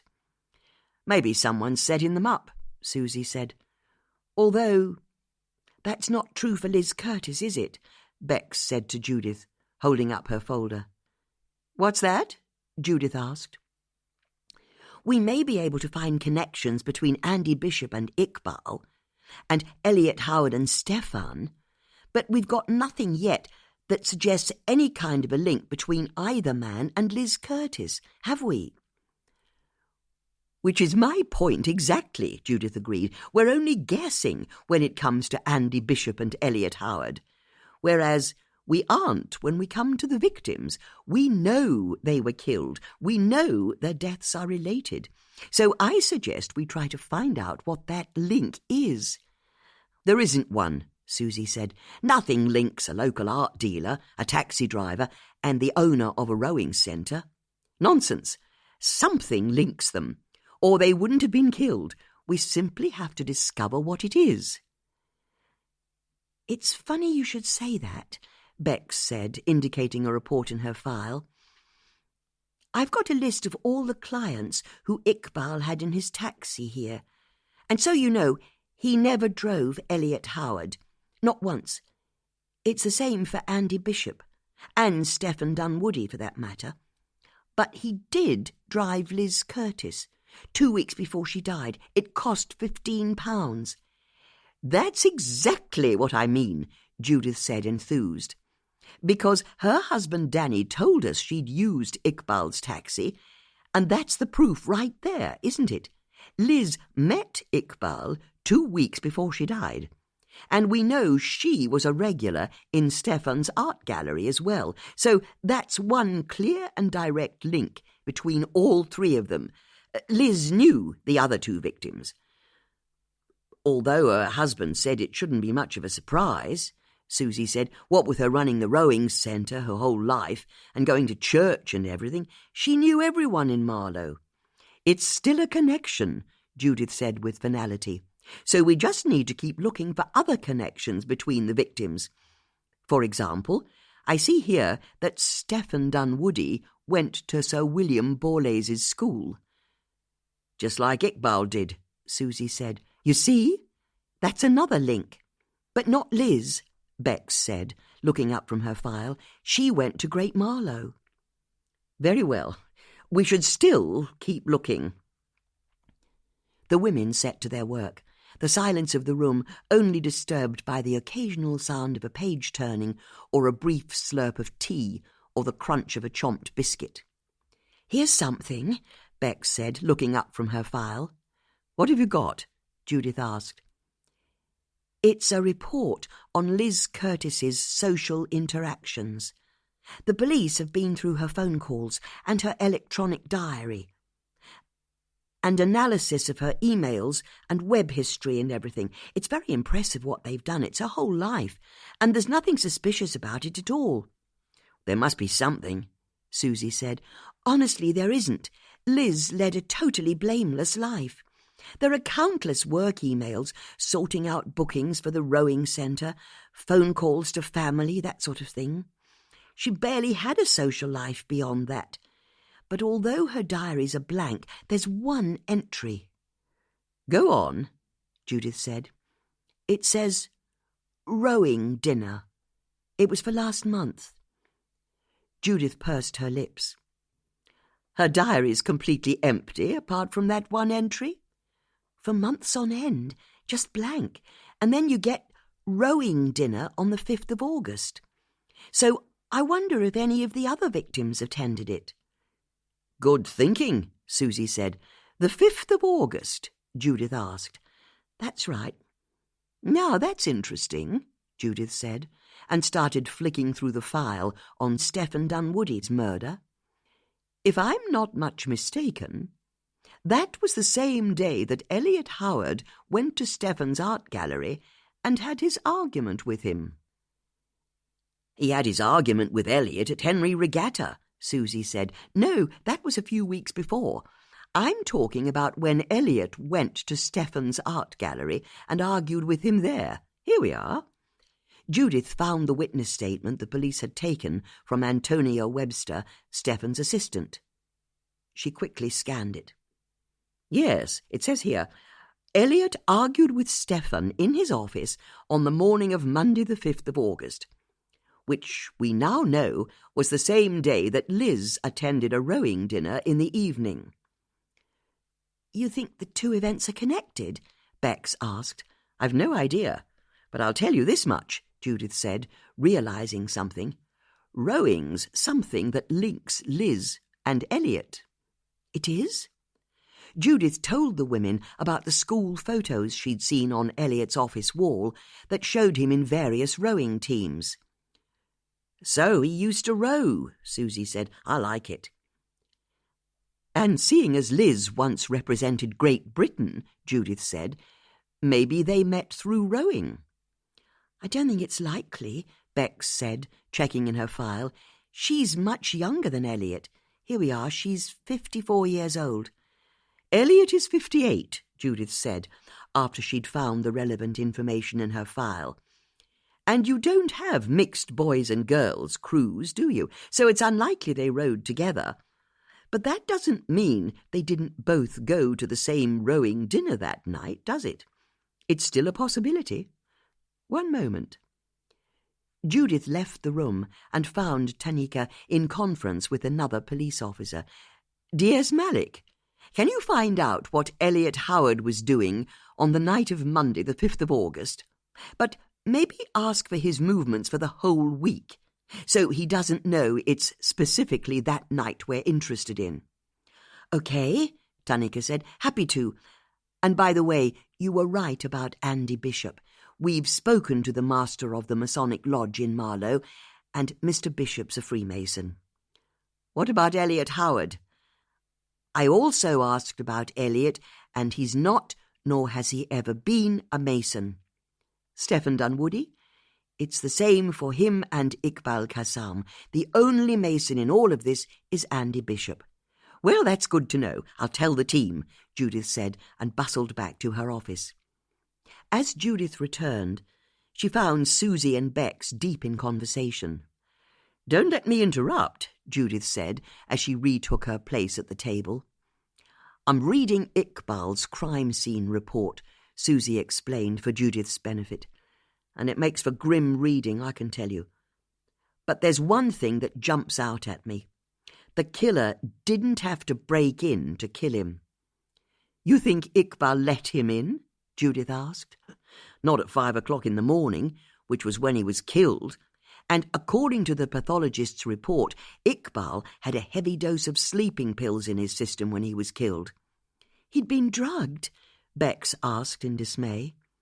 It's a prescription sleeping pill. Ikbal told me he took pills to help him sleep when he'd been on a night shift. But I don't think he opened the door to anyone that night. So the killer had a key? Judith asked. Is that what you're saying? It's the only thing that makes sense. But I know how security-conscious Ikbal was. I mean, he wouldn't even give me a key to his side gate so I could pick up Emma. Every day he'd open the gate for me, or leave it open when he knew I was coming. I even asked him about it one day. I said it would be easier if he just gave me a key, but he wouldn't. He said he'd rather let me in. So, if he wouldn't give a key to you, who would he give a key to? Judith asked. That's the thing. We all went to his funeral. The only people there who weren't us had been told to attend by Imam Latif. There's no one he'd give his key to. You'd give it to your neighbour, Bex said, almost to herself. What's that? Judith asked. We don't give the front door key of the vicarage to anyone, but we have given a copy to our neighbour. Of course, Judith said, suddenly excited. You give it to your neighbour. That's exactly what Ikbal did. But how does that help us? Because Ikbal's neighbour was Ezra, and they were good friends, so I'm sure Ikbal trusted him with a key. But Ezra's dead, Susie said. What are you saying? Think about it. There's Ikbal's key in Ezra's house, in a cupboard or a drawer. Ezra dies, and who inherits his entire estate, including the contents of his house? One Andy Bishop. All Andy has to do is go through Ezra's house, as I'm sure he did after the old man died, and he'd have found the spare key to Ikbal Qassam's house. Hang on, I don't understand, Bex said. Are you saying Andy Bishop killed Ikbal after all? All I know is Andy had a motive to kill him, and now we know that he might have had the opportunity as well. In fact, he's possibly the only person who'd have been able to let himself into Ikbal's house without needing to break in. But he was in Malta at the time, Susie said. Then what if they're working for each other? Bex said. The women looked at each other. Keep talking, Susie said. Well, Andy Bishop kills Stephen Dunwoody for Elliot Howard, and then Elliot Howard kills Ikbal Qassam for Andy Bishop. Yes, I wondered about that myself, Judith said, but I'm sorry to say it doesn't add up. Take the first murder, that of Stephen Dunwoody. Elliot was at choir practice, so can't have been the killer. And Andy was in Malta, so he can't be either. No, there's something we're missing here. I can feel it. Something obvious, something hidden in plain sight. If we could only work out what it was. The door opened, and Tanika entered, holding some printouts. Before she could speak, Susie turned to her. What links have you found between Andy Bishop and Elliot Howard? She asked. None, Tanika said with a sigh. We've cross-referenced Mr. Bishop's and Mr. Howard's phone records, emails and diaries, and they've never contacted each other as far as we can tell. All of our investigations suggest they're complete strangers. Well, that blows that theory out of the water, Susie said. Now then, Tanika said, turning to Judith, an officer's searched Ikbal's house. She found a copy of the most recent Borlasian magazine on a bookshelf, and page 74 is missing, torn out, just as you said it would be. I don't know how you do it. Really, I don't. Perhaps on this one, Judith said, it's best if you never ask. Okay, I won't. But I went online and got up the magazine on the school's website, and it's like you said. Page 74 has a list of recent deaths in the old Borlasian community, and two of the names listed are the two people who witnessed Ezra Harrington's will, Spencer Chapman and Faye Kerr, even though they were dead at the time, which means we'll be able to bring criminal charges against Andy Bishop for forging Ezra's will. So well done, that's a fantastic result. But more than that, the magazine in Ikbal's house suggests Ikbal knew about the forgery as well, and if he was going to spill the beans, that's a clear motive for Andy wanting Ikbal dead. But tell me, how did Andy kill Ikbal, seeing as he was in Malta at the time? Still working on that one, Judith said. Then let me tell you about my phone call with Elliot Howard just now. You spoken to him? Bex asked. Of course, Tanika said, as she gave the printouts in her hand to Judith. I asked him to send through copies of his diary for every week since his argument with Mr. Dunwoody at Henley. So, what was he doing on Monday the 5th of August? Judith asked eagerly, flicking through the pages. And how was he when you spoke to him? Fed up, Tanika said, like I was some stupid woman getting in his way. Well, you're not stupid, but you're definitely getting in his way, Judith said with a smile. Ah, here we are, Monday the 5th. Was he at the rowing dinner? Bex asked. Judith said, not answering immediately. Well, sadly not. According to this, he went swimming that night, Judith said, and then flicked through the pages to get a better sense of the other diary entries. And he records everything. We've got drinks with friends, dinners, choir practices on Thursdays, football matches, badminton on Saturdays. He and his wife lead a full life. Why are you so interested in that Monday night? Tanika asked. It's the only night that Liz Curtis has an entry in her diary. It was for a rowing dinner. And seeing as we know Elliot Howard rowed back in the day, we were wondering if it was a connection between them both. But according to his diary, every Monday night from 8 until 9, Elliot goes swimming in the Court Garden Leisure Centre. Every Monday night? Susie asked sceptically. Every Monday night, that's what it says here. So he's very unlikely to have been at Lizzie's dinner. Judith wasn't happy. Does anyone else get the feeling that whenever we interrogate Elliot's life, he's already got himself an alibi? He's swimming, or he's at choir practice, or he's on a webcam holding an auction. Policing can often feel like this, Tanika said. You keep hitting brick walls, but you have to trust in the process, trust in yourselves, and knowing what you three have already achieved, even before you had access to the case files, I know you're going to make a major breakthrough. I just know it. Sadly, Tanika's confidence was misplaced, because although the three friends pored over the ballistics, coroners and other forensic reports, even though they read all the witness statements and waded through the financial and other background checks, they could find nothing that significantly moved the case on any further. It was so frustrating. Someone out there was the killer, if they could only work out who it was. And all along, Judith kept telling them that there was something big they were missing, something obvious even. She could feel it in her bones. What was it? Chapter 33. There were no major breakthroughs for the women on the first day.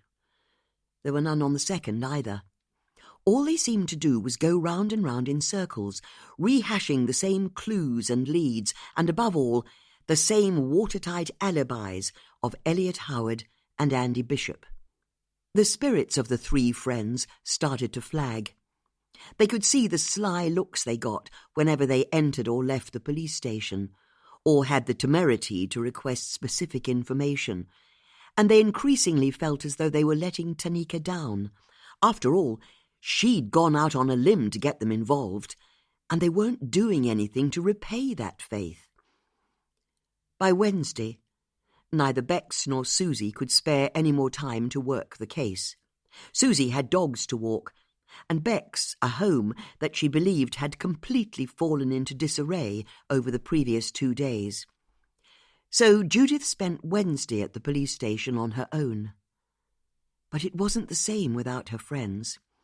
She felt a touch foolish, like the silly, interfering old woman she knew Tanika's colleagues already thought she was. When she finally got home, after a whole day cooped up inside, she decided she needed a swim more than ever to clear her mind. After weeks of sunshine, the evening brought bruised clouds and the air was oppressively hot. A storm was on the way, Judith could tell as she swam upstream. To try and relieve her feelings of frustration, Judith did what she always did. She counted her blessings.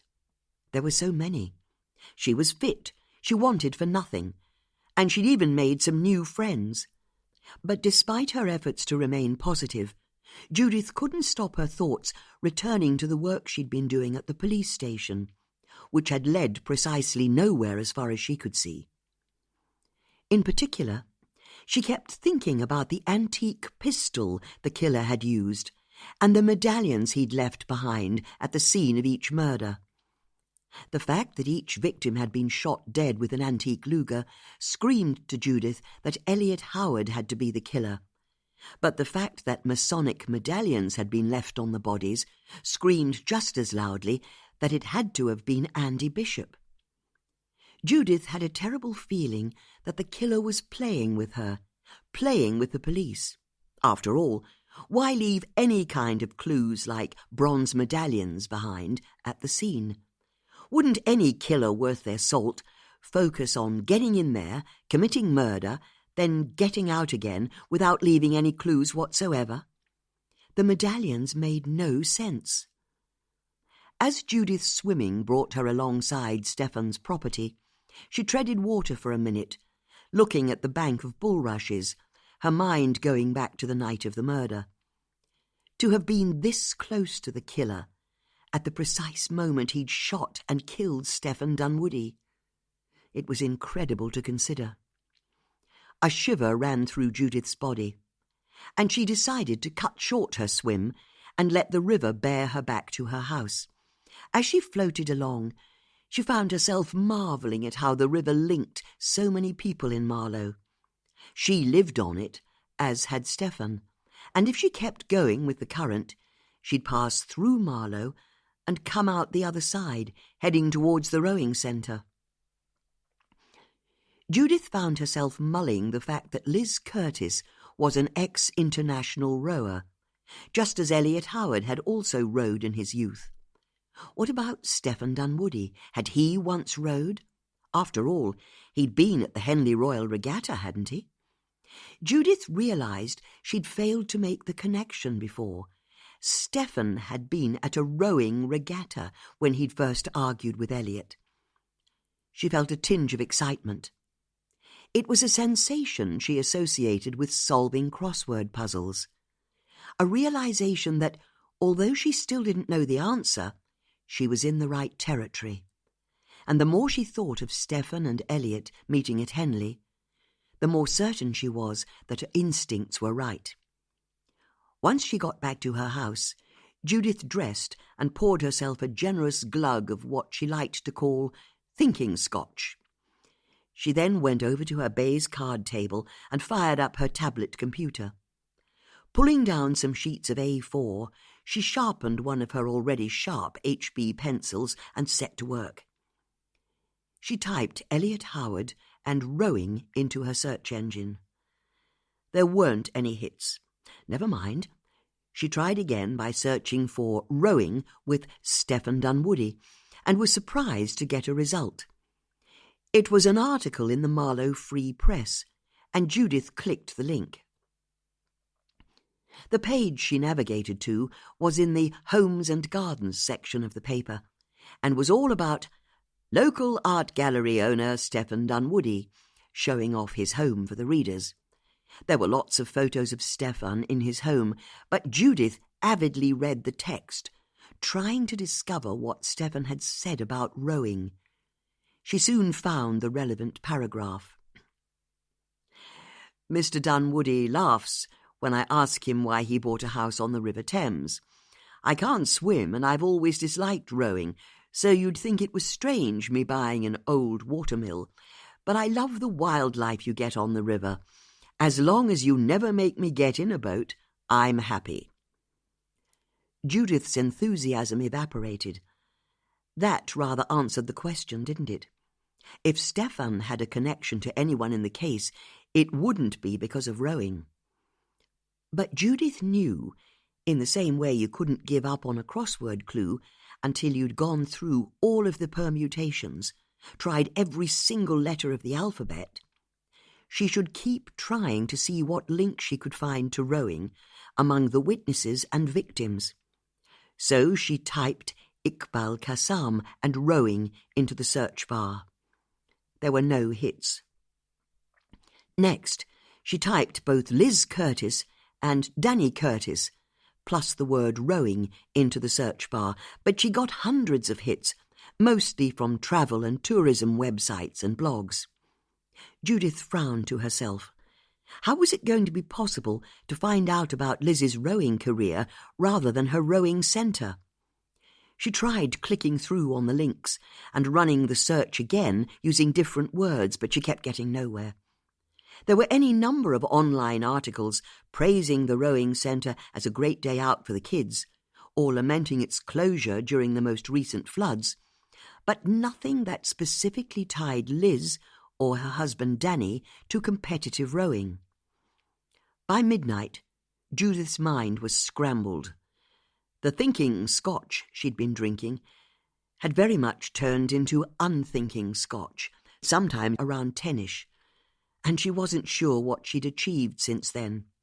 She'd tried searching every local newspaper's website, and every nearby rowing club's website as well, from William Borlase's and Great Marlow's schools to the Marlow Town Rowing Club and the Leander Club in Henley.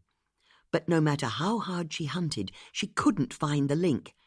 Her whole evening had been a busted flush. And yet Judith still had a feeling in her soul that she was on the right track.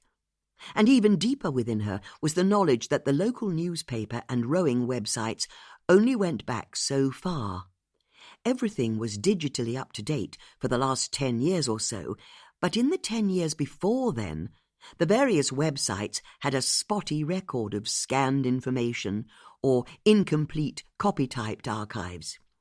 As for the preceding decades, the 1990s and 1980s, none of the newspapers had a searchable database, and it was the same for the rowing clubs as well. Both Elliot's career as a schoolboy rower and Liz's for Team GB predated the internet by some distance. Judith hauled herself to her feet. It was time for bed. But before she oriented herself so she could aim for the foot of the staircase, she found her hand going to the key around her neck and her eyes blurrily focusing on the oak door to the side of the drinks table. She was dimly aware that, while this was very definitely not the time, it was possible she wouldn't be able to put it off any longer. On the way to bed, Judith told herself that a good night's sleep would hopefully provide a solution. The extraordinary thing was, she was right. Chapter 34. The next day, Elliot Howard was hungry. He'd arrived at work at 10 a.m. sharp as usual, and his morning had been no more taxing than any other, but he'd felt fidgety, on edge. He wanted to get out. So, although it wasn't yet 11, he decided to leave the office. A short walk away was the commercial estate, where a sandwich van would sell him a nice bacon butty that he could accompany with a styrofoam cup of tea. Telling everyone he was popping out for half an hour, he left the building. As he strode off, Elliot didn't notice the older woman sitting on a bench by a large hydrangea bush, even though she was wearing a dark grey cape. Judith watched Elliot leave, and a surge of adrenaline coursed through her. The coast was clear. But for how long? That was the question. She got up from the bench, picked up the carrier bag that was at her side, and bustled over to the auction house. Striding in, she saw Elliot's wife, Daisy, sitting at her desk. "Good morning," Judith announced, knowing she would have to use all of her force of personality to get what she needed. Daisy looked surprised to see Judith. "What are you doing here?" "You won't remember, but I saw your husband a few weeks ago." "Oh, I remember very well. He told me all about it. You made up a story to trap him, something about a dress and a glass of wine." Judith was thrown. This was a very different Daisy to the last time they'd spoken. What on earth had changed? "I'm sorry." "He said you'd come to spy on him." "That's not true. I merely asked him to pay for a dress he'd ruined." "A lie." "I beg your pardon?" "It's a lie, I can tell. You're lying." "I'm doing no such thing," Judith blustered. "Now, if you don't mind, I need to leave the damaged dress in your husband's office." "You can't go in there," Daisy called out, but it was too late, as Judith strode into Elliot's office and tried to look at all of the framed rowing pictures on the walls. This had been the idea she'd woken up with that morning. After all, if she was looking for a record of Elliot's rowing past, where better to start than the walls of his office? Here was every triumphant crew he'd participated in, and they even had a list of the names of the people in the photos written on the cardboard mounts. It would be perfect for finding out if he'd ever rowed with any of the witnesses or victims in the murders. But before Judith could get a good look, Daisy stormed in behind her. "I said you can't come in here. This is my husband's office, his private office." There was a ferocity to Daisy that Judith found frightening. She was like a she-wolf defending her young cubs from danger. "We've worked so hard to be happy," Davy hissed, "together, Elliot and me, and I'm not having anything get in our way, or anyone. Now get out! Get out!" Judith realized she'd better do as she was told, or she was at risk of being physically assaulted. As she left the auction house, Judith tried to process what had happened. Why had Daisy overreacted like that? Was she just protecting her husband? Or was there more to it than that? It was an interesting question, but Judith couldn't give it her full attention. This was because, while she'd been in Elliot's study, she'd made what she knew was a major breakthrough. In the row of photos on the wall, there'd been a gap that hadn't been there before. Since her last visit, Elliot had removed one of the rowing photos from the wall. Judith was now convinced. Rowing was the link they'd been looking for all this time. It had to be. And if that were the case, then Judith knew she had no choice. Her hand went to the key on the chain around her neck. It was time. "You wanted to see us?" Bex said, as Judith showed her and Susie into her house, and explained about her trip to Elliot Howard's study, and her encounter with his wife, Daisy. "She went for you?" Susie asked. "I couldn't understand it.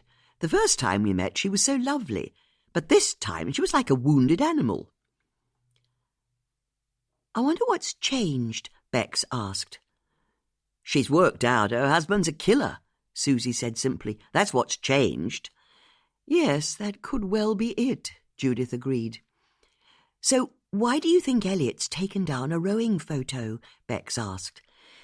"Well, I can tell you I've researched everything to do with rowing online," Judith said, "and I've found nothing." "So it's not connected?" Bex asked, confused. "No, I still think it's connected, but Elliot was a schoolboy rower, and that was back in the 1980s, long before we had the internet. So I suggest we see if we can find out for ourselves what the link was." As she spoke, Judith took the chain off from around her neck and held up the key on the end of it. Susie's eyes widened, although Bex didn't yet realize the significance of what was about to happen. Judith smiled for Susie's benefit as she headed to the door that stood to the side of the drinks cabinet. "Don't get your hopes up," Judith said as she inserted the key into the lock. "It's not as interesting as you might think." On the one hand, Judith was right, and on the other, she was so very, very wrong. Chapter 35. After Judith opened the door, her friends didn't speak for quite a few seconds. "Bloody hell," Susie eventually managed, summing up the feelings of both her and Bex. The room that Judith had opened was thick with dust and stuffed wall to wall and floor to ceiling with piles and piles of newspapers, magazines, brochures and leaflets, all stacked in towers up to 10 feet tall that leant one against the other or were heaped in great slicks of paper where a tower had collapsed, and the whole seemed to be held together by thick cobwebs that went from the skyscrapers of paper to the ceiling and to the walls. Beck's mouth opened in horror as she realized she was looking at her own 10th circle of hell, and then she sneezed, and sneezed again. She fished out a hanky from her sleeve and held it over her nose. "Why?" Beck started to add, but abandoned hope of ever finishing her sentence. "I don't like getting rid of newspapers." "No shit, Sherlock," Susie said, "but this isn't just newspapers. There are local papers as well, and magazines, periodicals have to be saved, and parish newsletters, brochures of what's coming up from the council." "How far back?" Bex asked in wonder. 1970. "Is that when your great-aunt died?" Susie asked. "No, she died a few years later." Susie's eyes narrowed. "When did she die?" "A bit after. What year?" 1976. "So you'd been hoarding papers for 6 years already. Look," Judith said irritably, "we need to go through to the other room." Bex was dismayed. "There's another room?" There are 2 other rooms. Come on. Judith picked her way between the towers of paper, her 2 friends following.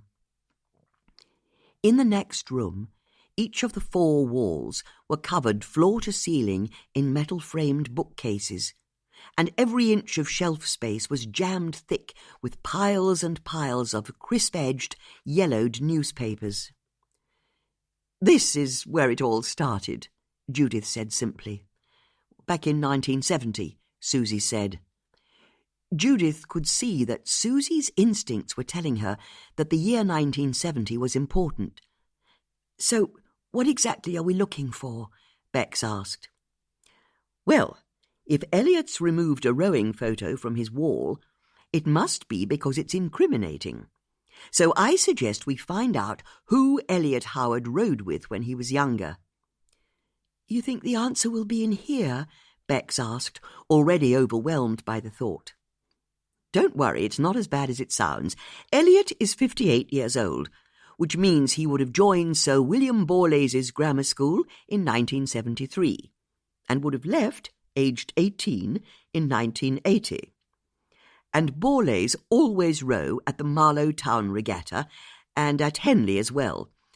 They happen in June and July. So we're only interested in checking the local papers for the months of June and July in the 7 years between 1973 and 1980. It shouldn't take too long." "Are you saying that Stefan's murder didn't have anything to do with the Rothko on his wall?" Bex asked. "He was killed because of something to do with rowing?" "Actually, I think I've worked out how the Rothko fits into all of this, seeing as the painting currently on Stefan's wall is the real deal." "You've worked out why Elliot stole the frame from the real painting?" "I think I have, but that's just a sideshow for the moment. I'm convinced that if we can find who Elliot rode with, we'll finally work out why Stefan, Ikbal and Liz had to die." Judith had said their task wouldn't take long, but she was wrong. It turned out she couldn't remember what system she'd used for storing local newspapers in the 1970s, although she was at pains to point out that there had been a system of some sort in the early days, unlike in the more recent decades. It seemed that each publication had its own stack, with the oldest papers on the very bottom. But the system was by no means thorough. It was only possible to say that there'd be a run of one local paper for a number of months, or even as long as a year, if they were lucky, and then the stack would change, for some unknown reason, to a different local newspaper, or suddenly jump to a different year.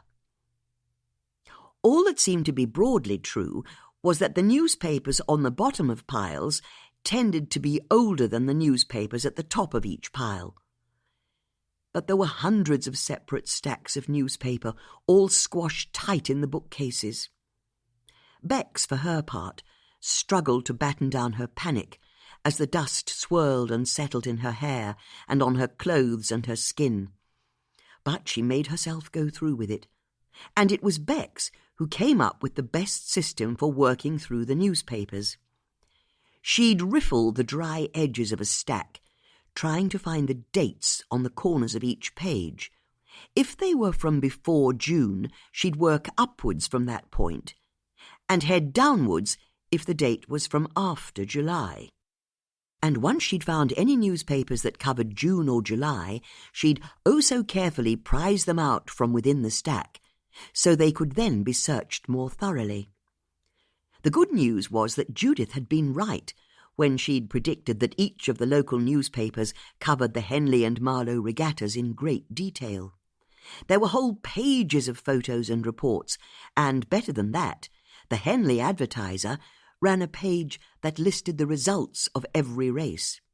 However, the paper merely recorded the names of the boats rather than the names of the crew who were rowing, so Borlase's first 8 would be rowing against Abingdon first 8, and while it might list that Borlase's won the race, while Abingdon went through to the repechage competition, it didn't list the names of the crew. After 2 hours of searching, Judith threw up her hands in despair. "Please don't send any more dust into the air," a grime-smeared Bex begged. "But it's useless. We'll never find what we're looking for." "If it's here, we will," Bex said. "But it's not here, is it?" "We just have to keep looking." Judith knew that Bex was right. There was still a chance they'd find Elliot's grinning face in a photo somewhere, and with it the names of the other people in the photo, but it seemed such a long shot. "And you could actually try helping, Susie," Judith said, taking her frustration out on her friend. "What's that?" Susie said, looking up from the newspaper in her hands. "Only I can't help noticing that you've not found a single article in all this time." Susie looked as though she wasn't sure how to respond, but then she brandished the newspaper she was holding. "I wouldn't say I've found nothing." She was holding a truly ancient copy of the Bucks Free Press, and it was turned to one of the inner pages that had a headline that screamed, "Marlow Woman's Greek Tragedy." Underneath the headline, there was a large black-and-white photo of a much younger Judith Potts. Chapter 36. "Where did you find that?" Judith asked, standing quite still. "It's your wedding ring," Susie said. "What's that?" "You said your husband was a bully, that he was violent, but all these years later, you're still wearing your wedding ring. That's really none of your business, because I know what it's like to have a husband who lets you down. And I can tell you, I couldn't wait to get rid of my rings. Sold them in town, spent the money on extra Christmas presents for the girls. But you're still wearing yours.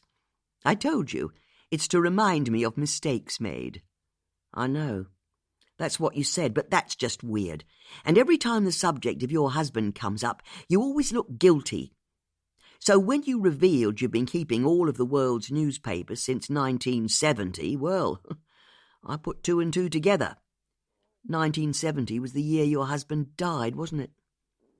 His name was Philippos. And for some reason you can't let go, which is why you still wear your ring, and why you've got this mad Aladdin's cave of every newspaper that's been published since then. And all I can think is, all of this is because you did wrong when he died. So I started looking. I reckoned I had to look at the very bottom of the bottommost pile, and I'd find the newspaper that sparked all this off. So I've been digging through every paper from 1970 I could find. The Maidenhead Advertiser, Henley Advertiser, Windsor Echo, Marlow Free Press, Reading Evening Post. And then I found it. Susie handed the old article to Bex, who started reading it avidly. Judith was still rooted to the spot, but she could feel anger bubbling up inside her. This was why she didn't let people into her house. It was why she kept these rooms behind lock and key. If people didn't know anything about you, they couldn't betray you, could they? And anyway, Judith knew that no one would understand that her need to keep the newspapers wasn't based on any kind of a weakness on her part. It was simply a habit she'd got into. That's all. At first, when she'd returned from Greece after Philippos's funeral, she'd kept them because she needed to know the papers weren't printing any more lies about her.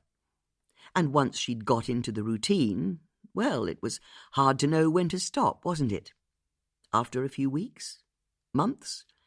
As far as Judith was concerned, it was entirely natural that collecting newspapers and other printed materials had evolved into becoming an end in itself. She found it comforting, like the feeling of security you'd get in the old days from owning a full set of the Encyclopaedia Britannica.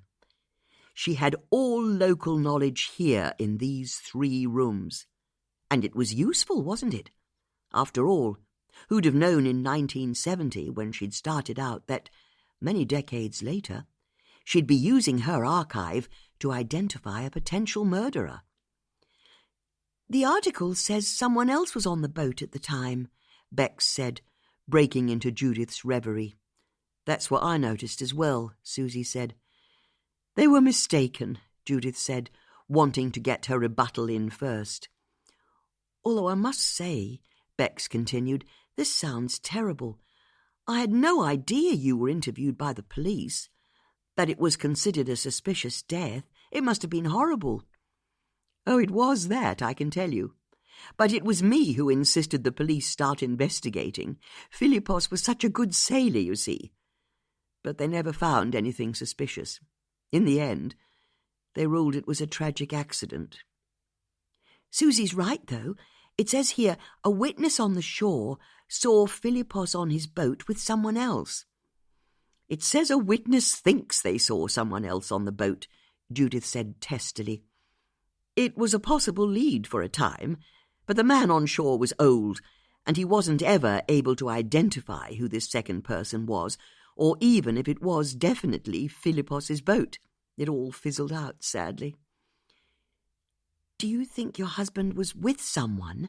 Bex asked, and the tone of her voice made her subtext clear. "Do you mean, was he with his fancy lady? I don't know. I know he had one at the time, he always did, but I doubt it. Only Philippos's body was ever found. If he'd been with someone, her body would have been found as well, or been reported as missing.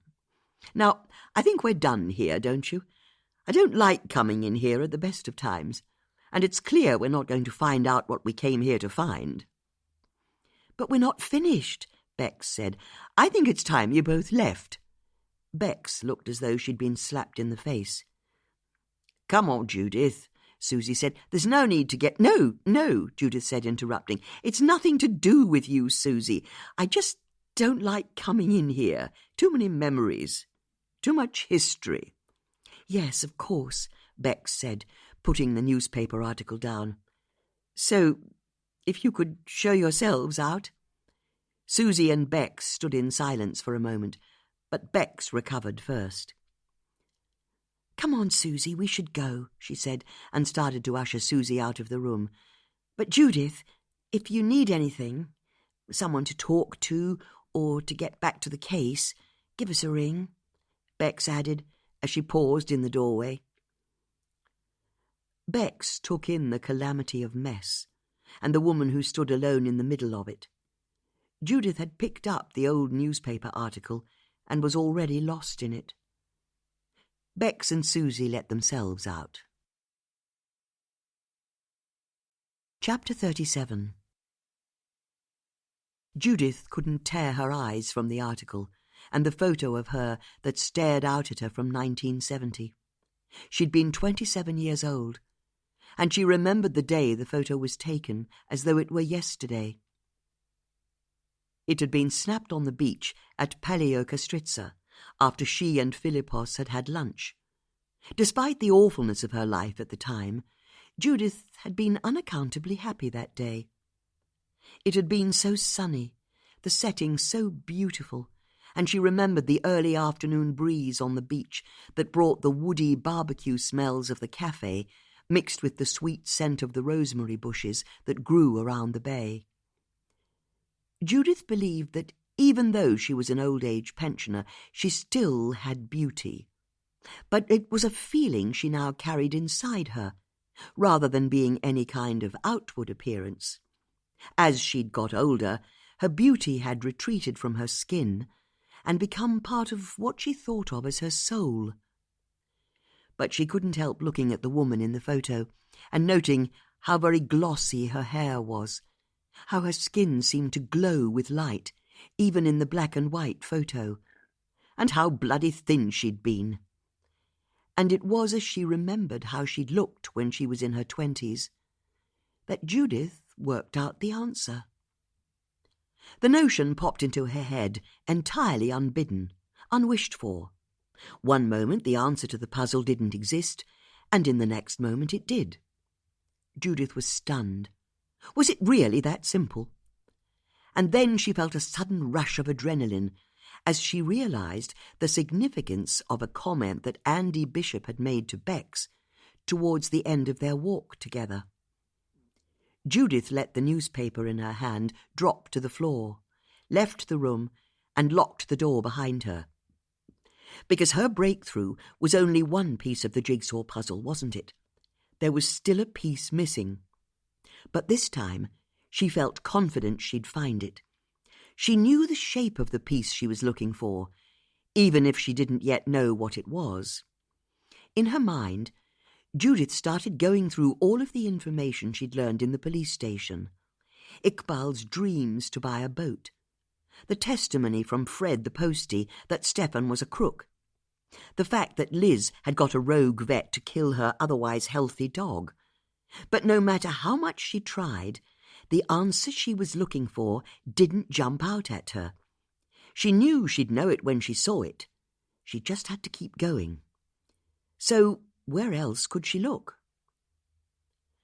Judith got up her tablet computer and started checking through the history on her web browser. But that didn't trigger any answers either. But she knew she had to be methodical. So she went back to the very first web search she'd done after Stefan had died. It was the article on Stefan's argument at Henley with Elliot Howard. She clicked the link and carefully read the article again. But the answer to the question she was asking wasn't there. So she closed the web page down and reopened the next one in her history. As Judith worked forward in time in her web history, a calm descended on her. The same calm she felt when she was compiling a crossword. She'd open a web page, read it carefully, and then close it down and open another. It took an effort of will to stay focused, but she kept plodding, knowing she'd get there if she was patient. And then she found it. As fate would have it, it was the most recent web page she'd visited, and therefore the very last page she could check. It was the article in the Marlow Free Press about Stefan Dunwoody's riverside house. Judith couldn't believe that she'd read it so recently, and the salient fact from it hadn't registered at the time. But since seeing the old photograph of herself and remembering Bex's comment, she now read it again with fresh understanding. Mr. Dunwoody laughs when I ask him why he bought a house on the River Thames. I can't swim, and I've always hated everything to do with rowing, so you'd think it was strange me buying an old watermill. But I love the wildlife you get on the river. As long as you never make me get in a boat, I'm happy. It was so obvious. These few sentences revealed who'd killed Stefan Dunwoody. And finally, everything made sense to Judith. Why you'd want to kill Stefan Dunwoody, and then Ikbal Qassam and Liz Curtis. And why you'd use a Second World War Luger to do it. And why the killer then left a Masonic medallion behind at the scene of each murder. Judith was so deep in thought that it took her a while to realize her phone was ringing. She finally registered the sound and picked up the call. "Hello?" she said into her phone. "What were you doing in my office today?" Judith's blood chilled. It was Elliot Howard. "I'm sorry?" "My wife told me you went into my office when I wasn't there. What were you doing?" "Where did you get my number from?" Judith asked, trying to buy herself some time. "I know a lot about you, Judith Potts." "You can't call me on this number, and you can't go into my office when I'm not there." Judith's mind was reeling. She didn't know how to respond, so she lashed out. "I think you'll find I can do what I like, as long as you refuse to pay for cleaning my dress." "You're not still pretending I spilt wine on you, are you?" Judith knew her only option was to double down. "You know you did, and I've got the dress to prove it. Pathetic. And I'll come and show you it, and then you'll pay for it. Oh, I don't think we'll meet again." Elliot was so casual in the way he said this that Judith was instantly alarmed. "You can't possibly know that." "I think I can." "Well, it's a Thursday today, isn't it? So you'll be at the church at 7 for choir practice. I'll bring the dress to you then. I'd like to see you refuse to pay for its dry cleaning in front of all your friends." Sadly. I won't be at choir practice tonight. I'm off to a football match in Highbury with some old friends. Goodbye, Mrs. Potts." The line went dead, and Judith shivered as though someone had walked over her grave, which in many respects was exactly what she suspected had just happened. Judith's legs buckled under her, and she sat down on her sofa. Her mind was frozen. She was unable to process anything. Dimly, though, she realized there was something she had to do. She picked up her phone again, looked up the number of Andy Bishop's company, and called it. When the receptionist answered, Judith explained who she was and asked to be put through to Mr. Bishop. "Unfortunately," the voice said on the other end of the line, "Mr. Bishop is away on business at the moment." "He is?" Judith managed to reply. "When will he be back?" "I believe he said he was travelling to Plymouth this afternoon and staying the night. But I know he'll be back in the office on Monday morning. Would you like to make an appointment for then?" "No," Judith said in a whisper, and hung up. As she did so, a depth charge of fear detonated inside her, because she now knew the truth. There weren't going to be just 3 murders in Marlow, were there? There was going to be a 4th. And it was going to be her. Chapter 38. That evening a storm broke. Thick clouds had rolled in from the west all afternoon, and then at tea-time the heavens opened, the rain pummelling down, the sky splitting with terrifying bolts of lightning. Judith didn't know what to do. She was sure she'd finally worked out who'd committed the murders, but how to prove it, that was the question. She felt so frustrated, outwitted even, and it wasn't a feeling she liked, not one bit. Although there was one thing going for her. She knew what was about to happen. There was going to be an attempt on her life that evening. Surely there was a way of using this knowledge to her advantage. There was one way. It was dangerous. It was foolhardy. And there was every chance it would end with her lying in a pool of blood with a bullet at the centre of her forehead. She could use herself as bait. After all, if the killer was caught trying to kill Judith with the antique German pistol from the other murders, that would be enough to get a conviction, wouldn't it? In which case, all Judith had to do was quietly fill her house with police officers, and the moment the killer walked in with the pistol, they could move in and make their arrest. Although, she realized, what if the killer saw the police arrive? In fact, the more Judith thought about it, the more she realized that the killer was very possibly already outside in the storm, spying on her house. The moment any kind of police presence arrived, the killer would slip away and wait for another day to end Judith's life. A day when she didn't have police protection. No, Judith realized, she couldn't risk involving the police, not yet. She had to do this on her own, and only after the killer was inside her house, antique Luger in hand, could the police arrive. But how could that be achieved? Judith was too wired to eat, but she poured herself a small glass of scotch, went over to her card table, sharpened a pencil, and started to write down her thoughts, what she knew, what she suspected, and what she believed was about to happen. As she finished her scotch, her hand reached for the decanter for a refill, but she paused. One drink was enough, tonight of all nights. But she still had a craving she needed to satisfy, so she reached down to her handbag and pulled out her travel sweets. She put the tin on the table, lifted the lid, and saw that the contents were now mostly icing sugar. But there were still a couple of boiled sweets left, so she popped one in her mouth and carried on with her work. By 8 p.m., the storm had intensified, the wind now violently whipping the trees, and Judith had finalized her plans. She'd come to the conclusion that while she couldn't have police cars arriving at her house, she still needed an early warning system of sorts. After all, once the killer arrived, She might not have the chance to ring the police herself. Or what if the killer asked to see her phone and saw that she just called the police?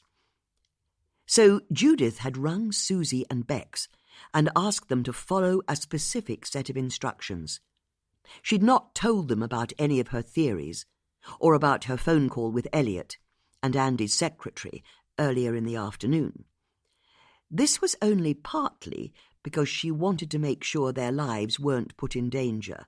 It was also because Judith was still smarting from what she felt was their betrayal when they'd confronted her with the newspaper article that reported Philippos's death. So she'd told them the bare minimum that would nevertheless allow them to do what she needed them to do.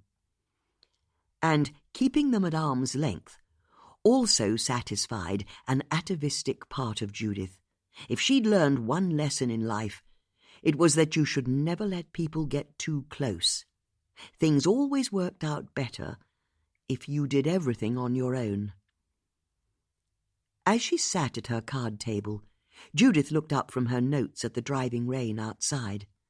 Lightning split the sky with a fearsome crack, and Judith jumped. Why now, she thought to herself, and after so many weeks of sunshine? She had to find something to do to calm her nerves while she waited. Starting a crossword or jigsaw was out of the question, so she got out an old pack of playing cards, shuffled them, and started to play Clock Patience. It wasn't a very good solitaire game, but it was the one her great-aunt Betty had taught her, so it was the one she'd play now, while she waited. Judith sat with her back to the room, which she knew was brave to say the least, but it allowed her to keep looking out of the window at the raging storm. Inside, the only sound was the steady slap, slap, slap of the cards on the table as Judith continued to wait and wait. It was just before 9 o'clock when Judith saw a flash of torchlight on the other side of the river, and then another flash. Fear clutched at her heart. 2 flashes, a brief break, and then another 2 flashes of light. Judith raised her arms above her head as though she were yawning, and the flashing lights stopped. But this was it. It really was happening. Judith looked down at the cards on the table and found that she couldn't focus properly. The numbers and pictures were all swimming in front of her eyes. She was losing her grip, she knew, even as her limbs seemed increasingly so heavy that she feared she wouldn't be able to move at all. "Tanika will get here," she said to herself. 10 minutes, and all this will be over. Tanika will get here. There was the sound of glass smashing somewhere in the house. Judith's fear sharpened. Her killer was inside. "Why didn't you tell me sooner?" Tanika shouted at Bex in the passenger seat of her police car as they bombed up the A404 towards Marlow, the sirens wailing and blue lights flashing. "Judith said I couldn't," Bex said. "She told me I had to wait at the station, make sure you didn't leave, and then, when Susie rang me, I had to tell you the killer had arrived at her house and was about to shoot her. But I should have been there to intercept him. She said she couldn't risk you scaring the killer off. She had to do it on her own." "She can't deal with a serial killer on her own," Tanika said as she spun the wheel, a wall of spray shooting up from the road as she took the roundabout to Marlow at speed. Bex held onto the passenger handle, petrified, but for once wishing the vehicle she was in could go faster. They were still minutes away from Judith's house. As for Judith, it felt as though time had stopped for her as she sat in her chair waiting. For seconds? Minutes? She couldn't tell. And then she felt a presence enter the room behind her. There was the drip, drip, drip of water falling to the parquet. This was it.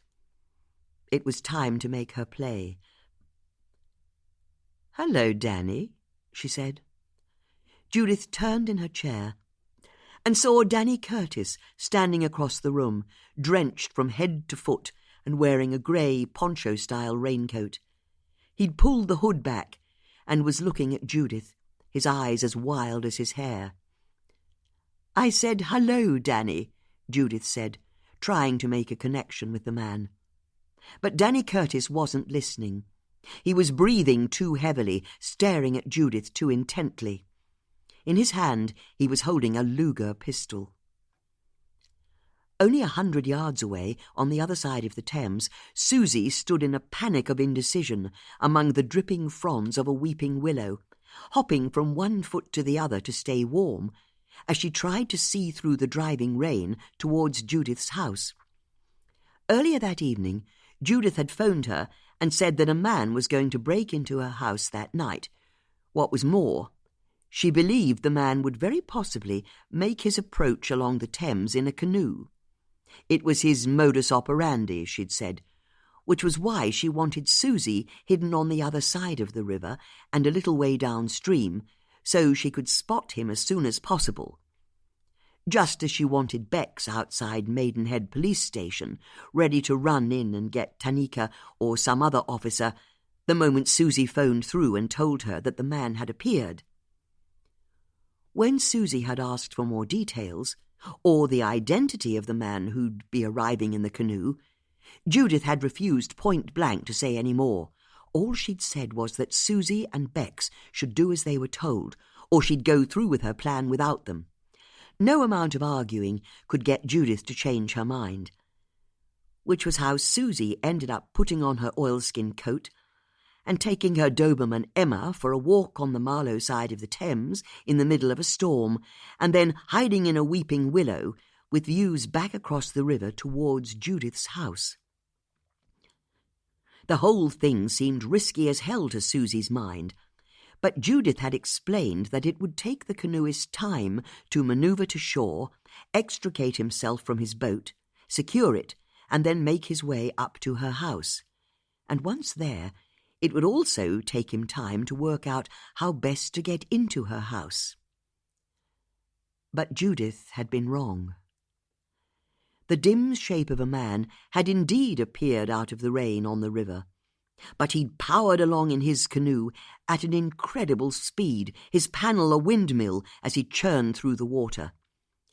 As soon as he'd passed Susie's hiding place, she'd stepped out and flashed her torch twice for Judith's benefit. She'd then seen Judith in her downstairs sitting room stretch and yawn, which was her way of acknowledging that she'd received the message, and then Susie had stepped back into the safety of the weeping willow to phone Bex. But while she waited for the call to connect, Susie had seen the canoeist paddle up to the riverbank at the end of Judith's garden and jump out of the boat before pulling it up after himself in one easy motion. He'd then run to her house almost without breaking step. Judith had predicted that the whole process would take the man at least 10 minutes. It had taken him less than 2. Inside the house, Danny took a step towards Judith and lifted the Luger pistol. "You've wanted Liz dead a long time," Judith said, trying to connect with the man in front of her. "Haven't you?" With his other hand, Danny wiped the excess water from his eyes and face. He looked entirely unhinged. "I wonder when the resentment started," Judith continued. "Keep talking," she told herself. "Keep talking. Buy yourself time. I imagine almost from the off. From the days when you were a promising rower and you hooked up with another promising rower in Liz. But she wasn't just promising, was she? She was the real deal, and went on to represent GB at the Olympics, where she won a silver medal. Unlike you, your rowing career never quite took off, did it?" Danny's jaw tightened. "And you couldn't bear to be married to a woman who was more successful than you. You felt undermined, a failure. But then Liz did something I think you couldn't possibly forgive. At the height of her success, another 2 or 3 Olympics ahead of her, she gave it all up, in her mid-20s. Judith saw Danny frown at the memory. Yes, she thought to herself, that's it. keep him engaged. And let's remember, you can make a lot of money if you're a successful rower.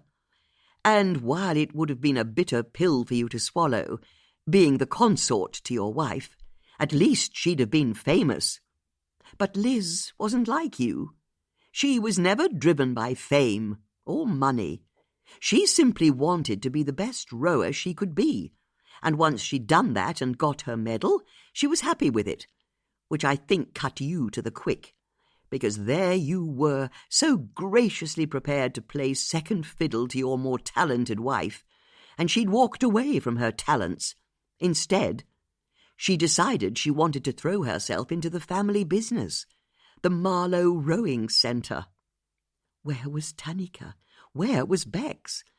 But the rowing centre wasn't a good idea, Judith continued, trying to keep her voice calm. I mean, it's possible it made financial sense back when Liz's dad founded it. But the climate's tipped over since then, hasn't it? And the centre keeps flooding. Every winter, or so it must seem to you. And now Liz makes her next mistake as far as you're concerned. She doesn't walk away, even though the business is failing, even though it has burned through all of your savings. At every step of the way, I think you felt that life had let you down. First, you'd failed to triumph as a rower yourself. Then you'd not been allowed to do it as the +1 to a famous rower. And now you weren't even able to do it as the successful owner of a local business. The business wasn't successful. As Judith had been speaking, she'd not taken her eyes off Danny, but in her peripheral vision she'd seen that his gun hand had started to waver and lower. Judith dared to feel the first flutterings of hope. Was her plan going to work? Was she going to be able to keep Danny talking until Bex and the police arrived? 1 minute away, Bex called out to Tanika as she gripped the passenger-side handle with all her strength, while also checking her mobile phone's Maps app. We're going to make it. Hold on, Tanika said as she powered her police car through Bism village, chicaning through the cars parked up on either side of the narrow road, and then accelerating out of Bism and approaching Marlow Bridge at terrifying speed.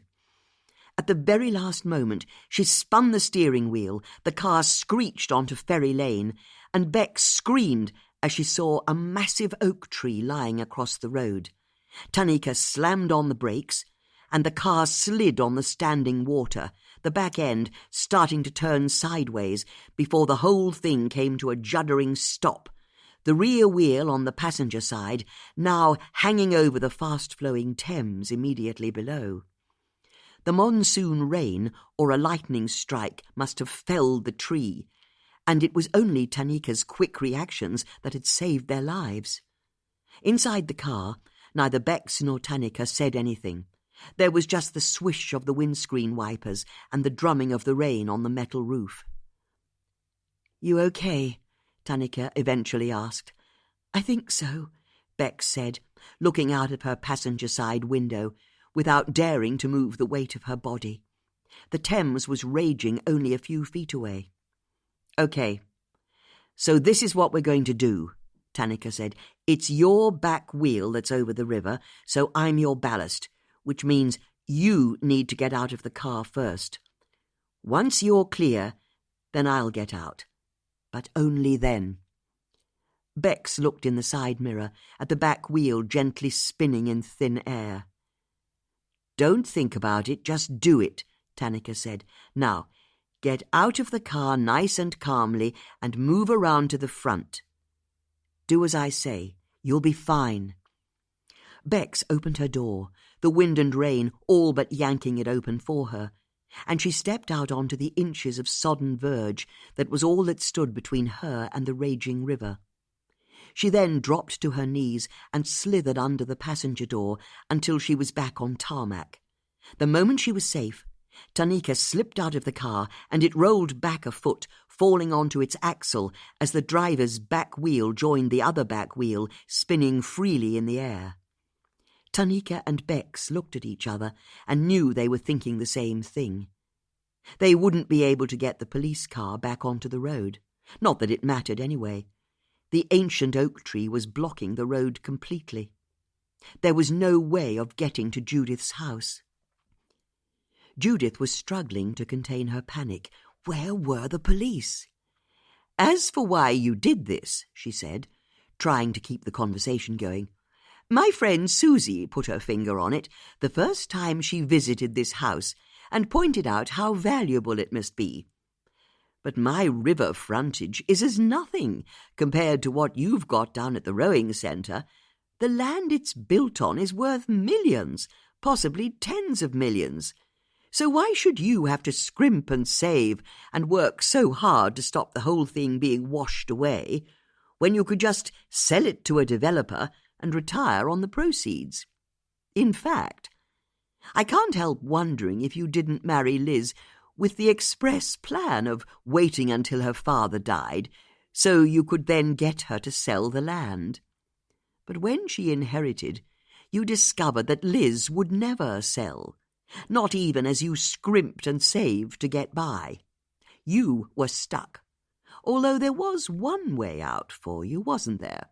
If your wife died, you'd inherit the land from her, and then you'd finally be free to sell to the highest bidder and make the millions of pounds you felt you deserved. But how to kill your wife? That was the question. Judith saw the moment. Danny seemed to come out of his reverie and look at her as though for the first time. "Shut up, bitch," he said. He then raised the Luger, pointed it across the room at Judith's head, and pulled the trigger. On the other side of the river, Susie heard the gunshot and saw the window to Judith's downstairs drawing room blown outwards, glass flying everywhere. "Oh, Christ," she said before looking at Emma. "Go and save Judith. You've got to save Judith." But Emma didn't move. She was wet through, cold and miserable, and Susie knew there was no way of communicating to a dog that her friend Judith on the other side of the river needed saving. What could she do? Susie's phone started ringing. She grabbed at it, saw who it was, and answered. "It's me," Bex said on the other end of the line. "Where the hell are you?" Susie asked. "You were supposed to be here ages ago. Are you even with Tanika?" "We're together, but Ferry Lane's blocked," Bex said on the other end of the line. "A tree's fallen across it, and Tanika's car is hanging over the river." "I think he shot Judith," Susie said, interrupting. "What?" "I think Judith's been shot," Susie shouted against a clap of thunder that rolled through the sky. "Jesus! Then you have to get to her. We can't." "I'm on the wrong side of the river. Cross it." "I can't." "You have to." "I can't." "You've got to." "I can't swim." There was the briefest of pauses on the other end of the line. "What do you mean you can't swim? Everyone can swim." "I never took any lessons." "You've got to be kidding. Look, then stay where you are. We'll get past this oak tree somehow. I don't know how, but we'll do it." Bex ended the call and strode over to Tanika, who was in the middle of a phone call. "Susie thinks Judith's been shot," Bex said, interrupting Tanika. "You've got to get someone to her house at once." "I've called for backup," Tanika said, "and an ambulance. But everyone's already out on shouts in this weather. It's going to take time." "We don't have time. What about the police helicopter?" "It can't take off in a storm." "But Judith's on her own." "Is there another way to her house other than this road?" "There isn't," Bex said, and desperately looked about herself for inspiration. There was nothing. She was standing on a blocked road, a police car half hanging over the River Thames. A few dozen or so feet away on the main road, the suspension bridge to Marlow sat in the rain as though Judith's life wasn't in the balance, and beyond the bridge, an even more elegant presence against the roiling skies, was the church, her church. And it was a Thursday, and it had only just gone 9. "Wait here," Bex said as she headed for the bridge. "Back in 2 minutes."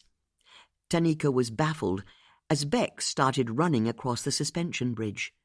Where was she going? Judith had been lucky. Although she'd felt Danny's bullet whistle past her head and blow out the window behind her, it had missed her head by inches. Danny was just as surprised that he'd missed, and Judith could sense that in the next few seconds he was going to pull the trigger again. She had to keep him distracted. It was her only hope. "It was you who killed your dog, wasn't it?" she blurted. Danny blinked. "What?" he said. "Good," Judith thought to herself. Finally she'd got him talking. "My friend Susie said that Liz got a vet to kill your dog, but she was only half right, wasn't she? It wasn't Liz who got the dog put down. It was you." "So what?" he spat at Judith. "You've got no proof, and a dog's a dog, and I didn't kill Liz. When are you going to get it?" "As it happens, I agree with you," Judith said, but Danny wasn't listening. "Because I was in Nottingham at the time, wasn't I?" "I know, and very clever it was. When Liz was last seen alive at 9 o'clock, you were 100 miles away, and you were still 100 miles away when her body was found an hour later." "Then how do you think I did it?" "I've already said you didn't." "What?" "You didn't kill your wife. You killed Stephen Dunwoody." "What?" "That's right, it was you who killed Stephen, and who then tied the bronze medallion with Faith written on it into his jacket buttonhole. I perhaps should have guessed that a rower killed Stephen sooner. After all, only a rower would attach a medallion like that to someone, like you do with your passes to enter the various enclosures at regattas." "This is crazy." "Oh, no, this is the opposite of crazy. It was very rational. Shockingly so, in fact." "You think I killed that Stefan guy? I didn't even know him. It was only Liz who knew him." "Which is what makes your crime all the worse. You killed him in cold blood. And the thing is, I wondered at the time why Stefan was shot at the end of his garden. I couldn't work out how he'd got there. You see, Elliot Howard was my number one suspect for Stefan's death. Stefan didn't like Elliot at all. In fact, he suspected Elliot of having broken into his house. So if Elliot came to his house, how did they end up at the bottom of the garden? Exactly how had that conversation gone? "Hello, Stefan," Elliot would have said. "I know you hate me, but could we go for a stroll in your garden?" It made no sense. But what if the killer came from the river? Well, that was a different matter. Because you're right, Stefan didn't know you from Adam. So when you appeared at the bottom of his garden, he would have been surprised, but not fearful. "What do you mean when I appeared at the bottom of his garden?" "I'll be honest, I'm disappointed it took me so long to work it out. But on the night Stefan was killed, when I was swimming in the river, I saw a blue canoe in the bulrushes by the edge of Stefan's garden. At the time, I presumed the canoe belonged to Stefan, and even tried to use it to help me climb out of the water. But it wasn't his because, as I found out this afternoon, Stefan hated rowing and everything to do with it. So he was hardly going to be the owner of a canoe, was he? And more than that, I should have realized it wasn't his anyway, because every time I've swum up to Stefan's house since he was killed, and even when I searched the garden area before I found his body, the blue canoe was no longer there. And if it wasn't there, then who had removed it, if not the killer? Judith could see that Danny was now hanging on her every word. "I can well imagine the panic you must have felt after you'd shot Stefan dead, and then heard a woman call out from the river, when all along your plan had been to arrive secretly, kill Stefan secretly, and then leave just as secretly, returning with the current of the Thames to the rowing centre. Who'd ever think you were the killer? As you said, you'd never met Stefan before, and who'd kill someone they'd never met? Which brings me to your poor wife. Because now we know it was you who killed Stefan, her actions finally make sense. I think there was something about you on the night of the murder that made her fear you were involved. Were you in a panic when you got back? Or did she see you get out of the canoe with the Luger?" As Judith said this, she indicated the gun in Danny's hand. "But she became suspicious of you. Remember, as you told Susie and me, Liz knew Stefan to say hello to. His death would have shocked her. So whatever story you told Liz that night wasn't enough to allay her suspicions that you'd been involved. So she went to check up on Stefan's property the next day, which was when I saw her and shouted across the river to her. And now I understand why she ran away. She wasn't acting suspiciously because of what she'd done, as I thought at the time. She was acting suspiciously because of what she suspected you'd done. It's why she ran away again when I bumped into her in the field a day later. And it also explains why she acted so guiltily when we talked to her, denying things that were true, tying herself in knots. My heart goes out to her. I can't even begin to imagine the torment she must have been going through. Suspecting her own husband of being involved in a murder, she was falling apart. Unlike you, it has to be said. Because you were cool as a cucumber when Susie and I talked to you, weren't you? More than that, you'd already prepared to really throw suspicion onto your wife. So you told us she was friendly with Stefan, which was at least true. But how clever you were getting Liz to take a taxi from Ikbal a few weeks beforehand, and how smart to pretend to us that we'd dragged that information out of you when Susie and I talked to you.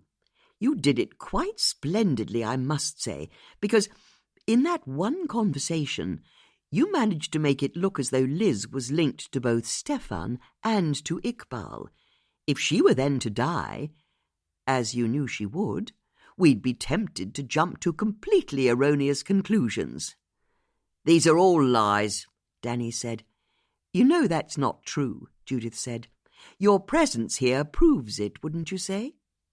Judith held Danny's gaze, and she was willing herself to stay strong. But what Danny didn't know was that Judith hadn't a clue what else she could say to keep him talking. She'd completely run out of ideas. Her mind was a terrifying blank. All she could think was how Danny was still pointing the Luger at her, still pointing, and still looking as though he was about to pull the trigger. Where the hell were Bex and the police? Bex burst through the double doors of All Saints' Church and ran into the aisle, her hair all over the place, her dress filthy with mud and drenched in rainwater from top to toe. The choir were breaking up after their rehearsal, and they all looked over in shock at the bedraggled and wild-eyed appearance of the vicar's wife. "Darling?" Colin asked, thoroughly embarrassed. "I need your help," Bex said. "The killer's about to strike again, and there's a tree we've got to get out of the way." "The killer?" Colin asked as he went to calm his wife down. "What on earth are you talking about?"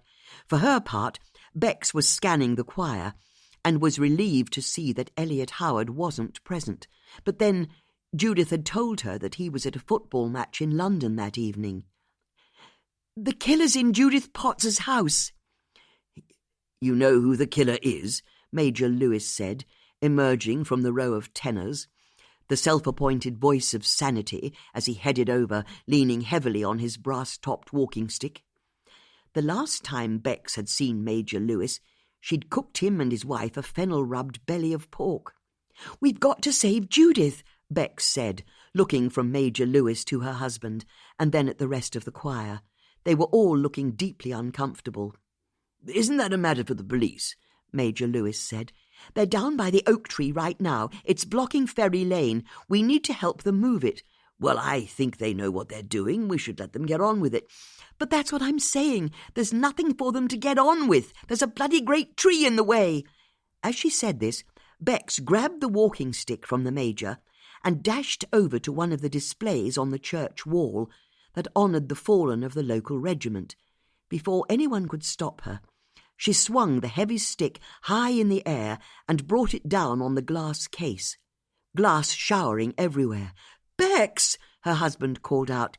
"Don't just stand there," Bex said as she reached in and pulled down a sword that had been used by a subaltern during the charge of the Light Brigade. "She's gone stark raving mad," the Major called out. "Someone call the police." "When are you going to get it? I'm with the police," Bex called back as she ran to the bell tower and started up the rickety staircase as fast as she could. As her legs pumped, and despite the seriousness of the situation, she briefly congratulated herself on her fitness regime, her core strength coming from a punishing weekly program of spinning, boxercise, and yoga classes. The choir, led by Major Lewis and her husband, drifted up the aisle, their heads upturned as they watched the vicar's wife running up the steps of the bell tower, waving a sword above her head. Halfway up, Bex stopped on the mezzanine floor where the bell ringers stood to ring the 8 church bells in the tower. She grabbed at a rope for the largest bell and started pulling hard on it, the bell ringing out over the town. She hoped the people of Marlow would realize it would only be tolling in the middle of a storm because there was an emergency and would head to the church. After she'd rung it a number of times, she grabbed at the one rope that ran all the way down to the floor far below. This was the one bell that could be rung by someone at ground level. Bex took the rope in her left hand and started to saw across it with the sword in her other hand. After pulling and pushing the sword a few times, she was through. The rope was cut. "Mind your heads!" Bex called, and let the 50 feet of now severed rope fall in a snake to the floor. "Someone get hold of that rope," she said as she started to run back down the stairs. "Come on, pick the bloody rope up." By the time she got back to the ground, Bex realized that the 20 or so people of the choir were looking at her as though she'd lost her mind, her husband included. "Are you saying a woman's life is in danger?" her husband asked. "It's Judith Potts. The killer's in her house." "And that rope will help how?" "Just get it across the bridge. There's a policewoman on the other side, Detective Sergeant Danica Malik. She'll tell you what to do with it. Colin, I need your help right now." There was a tone to Bex's voice that finally got through to her husband. "Of course, darling," he said, snapping into focus. "Come on, everyone," he said to the choir, as he bent down and started to pick up handfuls of rope. "Let's get this rope to the detective sergeant." As Bex joined in, she dared to hope. With this many people, and with the rope, surely they'd be able to move the oak tree, and with it out of the way, then maybe there'd still be time to save Judith. For her part, Judith was sitting in panicked silence, her mind spinning, still unable to think of what to say next. Fortunately for her, it was Danny who broke the silence. "You said I didn't kill Liz." It was a statement. "That's right, I did. And there's no way you could ever prove I killed Stefan, someone I'd never met, someone I had no motive to kill." "Indeed," Judith said, thankful that Danny had prompted a further line of conversation. "It's quite the puzzle, isn't it? But like a lot of puzzles, the solution's simple when you know how to look at it. Like 2 girls, 1 on each knee." "What's that?" "It doesn't matter, but I agree. You had no motive to kill Stefan, but Elliot Howard did. So, seeing as you're the person who killed Stefan, it's logical to presume you must have done it for him." "This is just fantasy talk." "Oh, no, it's real enough. You killed Stefan for Elliot." "Why would I do that? You tell me." Danny frowned, trying to orientate himself within Judith's logic. "All I can think is, you're going to say I killed Stefan for Elliot so he could kill Liz for me, but that's crazy. He was on a webcam running an auction when Liz was killed." "How do you know that?" Judith asked, pouncing. "I don't know," Danny said to buy himself time. "The police told me. Poppycock. But you're right. While you killed Stefan for Elliot, he didn't kill Liz for you. He killed Ikbal." "What?" "He killed Ikbal. But how did that help me?" "It didn't. It helped Andy Bishop. Because that's how your plan went, wasn't it? You killed Stephen Dunwoody for Elliot Howard. Elliot then killed Ikbal Kassam for Andy Bishop. And finally, Andy killed Liz for you. To complete the round, it has a mathematical simplicity to it that's really rather clever when you think about it. I mean, if you'd killed Stefan and Elliot had then killed Liz, well, I think it wouldn't have taken the police more than 2 minutes to work out that you'd swapped murders. But add a third person? Suddenly it's not so obvious, is it? You kill Stefan, a man who's a complete stranger to you, and Elliot, the person who wanted him dead, makes sure he's at a choir rehearsal when it happens, even though he couldn't stop himself from looking smugly at the CCTV as he left. He was so proud of how clever he was being. But Elliot's in the clear. He has to be. He was elsewhere at the time. And that gives him the space to slip out of bed at 5 o'clock on a Saturday morning and murder Ikbal. Again, a man he'd never met. So how could he ever be the killer? What's the motive? As for Andy Bishop, the man who actually wanted Ikbal dead, and who gave Elliot the key he'd need to get into Ikbal's house, he made sure he was in Malta at the time, and also in Malta for when you killed Stefan, so he'd have a double alibi just for good measure. Although he had no choice but to be back in the UK when he killed Liz for you. Which he did, even though, once again, he'd never met her before. And clever though your plan was, your masterstroke was the Luger and the medallions saying faith, hope and charity that each of you left at the scene. You see, there was only one weakness in your plan. Using the same antique Luger helped misdirect the police from that weakness. After all, if it was the same gun that killed all 3 people, surely they must have been killed by the same person. Who's ever heard of 3 different murderers sharing the same gun? But the medallions were cleverer still. After all, everyone knows that the phrase faith, hope and charity is only 3 words long. By putting a medallion on each body, you were giving another message to the police that the victims were all linked, and it was the same lone shooter who was committing these murders. But you were also clearly saying that there would be only 3 murders. As soon as Liz's body was found with the charity medallion around her neck, the police would know the shootings were over. There weren't going to be any more. So, as time passed, and they failed to find out what the link was between the victims, the police would soon get distracted by other more pressing cases. These murders would have gone on to the back burner, and you'd have got away with it. But despite your best efforts, I now know it wasn't one person carrying out these 3 murders. It was 3 men pretending to be one. "What weakness?" Danny asked, as he took another step towards Judith. "Oh, yes, I was wondering if you'd pick up on that," Judith said calmly, although her inner monologue was screaming, "Where the hell are the police?" over and over. As a plan, it had an Achilles heel, and that was if the police realized that there was indeed no meaningful link between the 3 victims, despite the same gun being used, and your faith, hope and charity ruse. And instead, they focused on the 3 men who most obviously benefited from the 3 deaths. Because the 3 of you all share a link, don't you? A very strong link. "There's no link between me and those other 2 people," Danny shouted. "Oh, there is, and you know it." "All right, then. What is it?" On Ferry Lane, Tanika was standing in the lashing rain as she watched Colin Starling and a number of choristers carry a length of severed bell rope across Marlow Bridge. By the time they arrived, she realized what Bex expected her to do.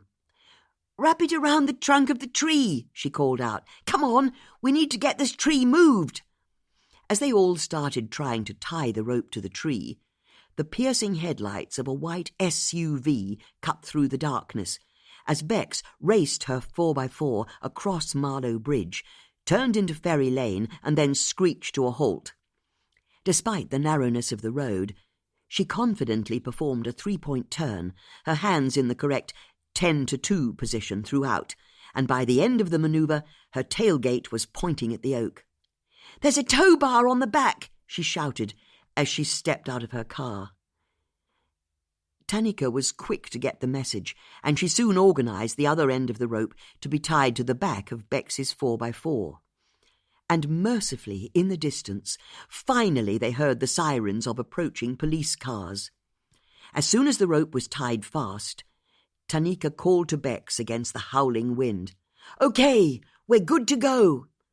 Bex climbed back into her car, slammed the door shut, but Colin grabbed her arm through the open window. "Bex," he said, but he didn't know what on earth to say next. As Bex looked at her husband, she saw a sparkle of excitement in his eyes. "I don't know what's going on," he said, "but if I haven't told you recently, I think you're amazing. I've always thought you were amazing." Beck's heart jumped. This was the Colin she remembered, full of life and sincerity, and able to focus entirely on her. "Love you," she said with a wink. "Love you too," he said. "Now, if you don't mind, I need to put my pedal to the metal," Bex said, and turned her attention back to her cockpit. As Colin stepped back, Bex put her car into 4-wheel drive, jammed it into its lowest gear, and floored it. The back wheels spun on the wet road, exhaust spewing out, the smell of burning rubber filling the air. But the oak tree didn't budge. Bex took her foot off the pedal for a rethink as 2 police cars drove into Ferry Lane, sliding to a stop so they didn't smash into Bex's SUV. The police officers climbed out of their cars as Bex floored it again, the bell rope snapping tight, and this time she crushed the accelerator, the back of her car juddering left and right, the engine roaring over the sound of the driving rain. But still the oak tree wasn't moving. It was too big, too massive. Inside her car, Bex took her foot off the pedal and smashed her hands into the steering wheel in frustration. Nothing was going to be able to move the tree. Judith was entirely on her own. Judith had come to the same conclusion over the previous few minutes. She was on her own, and the shocking realization had crept through her body like ice water. After all, if Bex had managed to get hold of Tanika, they'd have arrived ages ago. Something must have gone very badly wrong. "Go on," Danny said to her, and Judith's focus snapped back into the room. "Tell me about this link I have with these 2 other men." "That's easy enough," Judith said, even though she felt entirely numb. "All 3 of you went to the same secondary school, Sir William Borlase's. So what? Is that all you've got?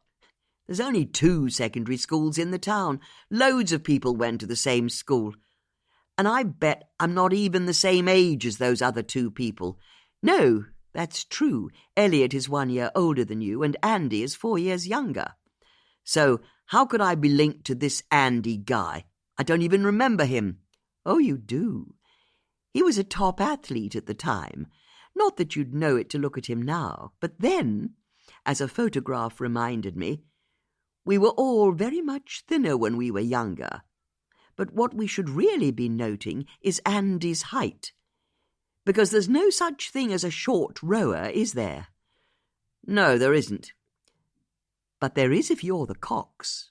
In fact, the Cox has to be as short as possible, and thin, and that's what Andy used to be, wasn't he? A mere slip of a thing. As he boasted to my good friend Bex Starling, he'd been quite the athlete in his youth. We dismissed the comment at the time, but it was true. He, you, and Elliot were a triumphant rowing team for your school, weren't you?" For the first time, Judith thought she saw panic dart in Danny's eyes. "That's right. The 3 of you may have drifted apart over the decades since then, but back when you were teenagers, you were one of the best rowing teams your school had ever produced. A coxed pair, I now know, which is one cox, who was Andy, the youngster with guile and cunning to navigate the route, and two much older, taller and stronger lads in you and Elliot to do the rowing. I imagine you cleaned up at all of the regattas. This is guesswork. Not at all. I went to Elliot's office once I'd worked out that rowing was the connection, and guess what?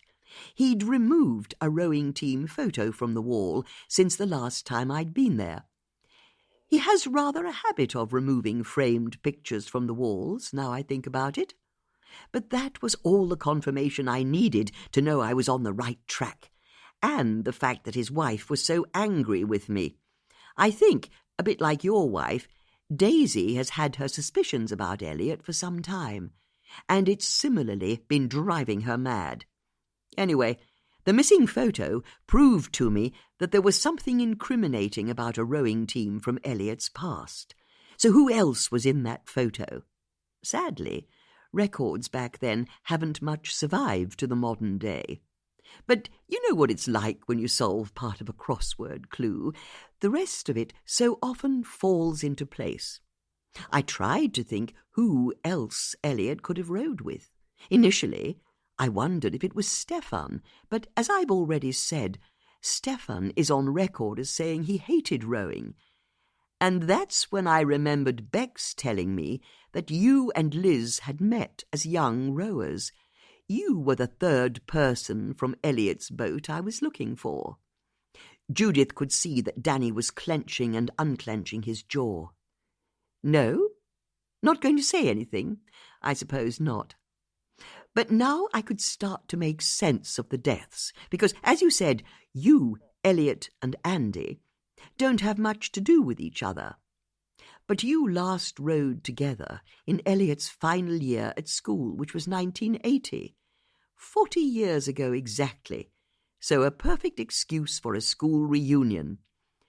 Which is why Liz had a diary entry saying rowing dinner for Monday the 5th of August.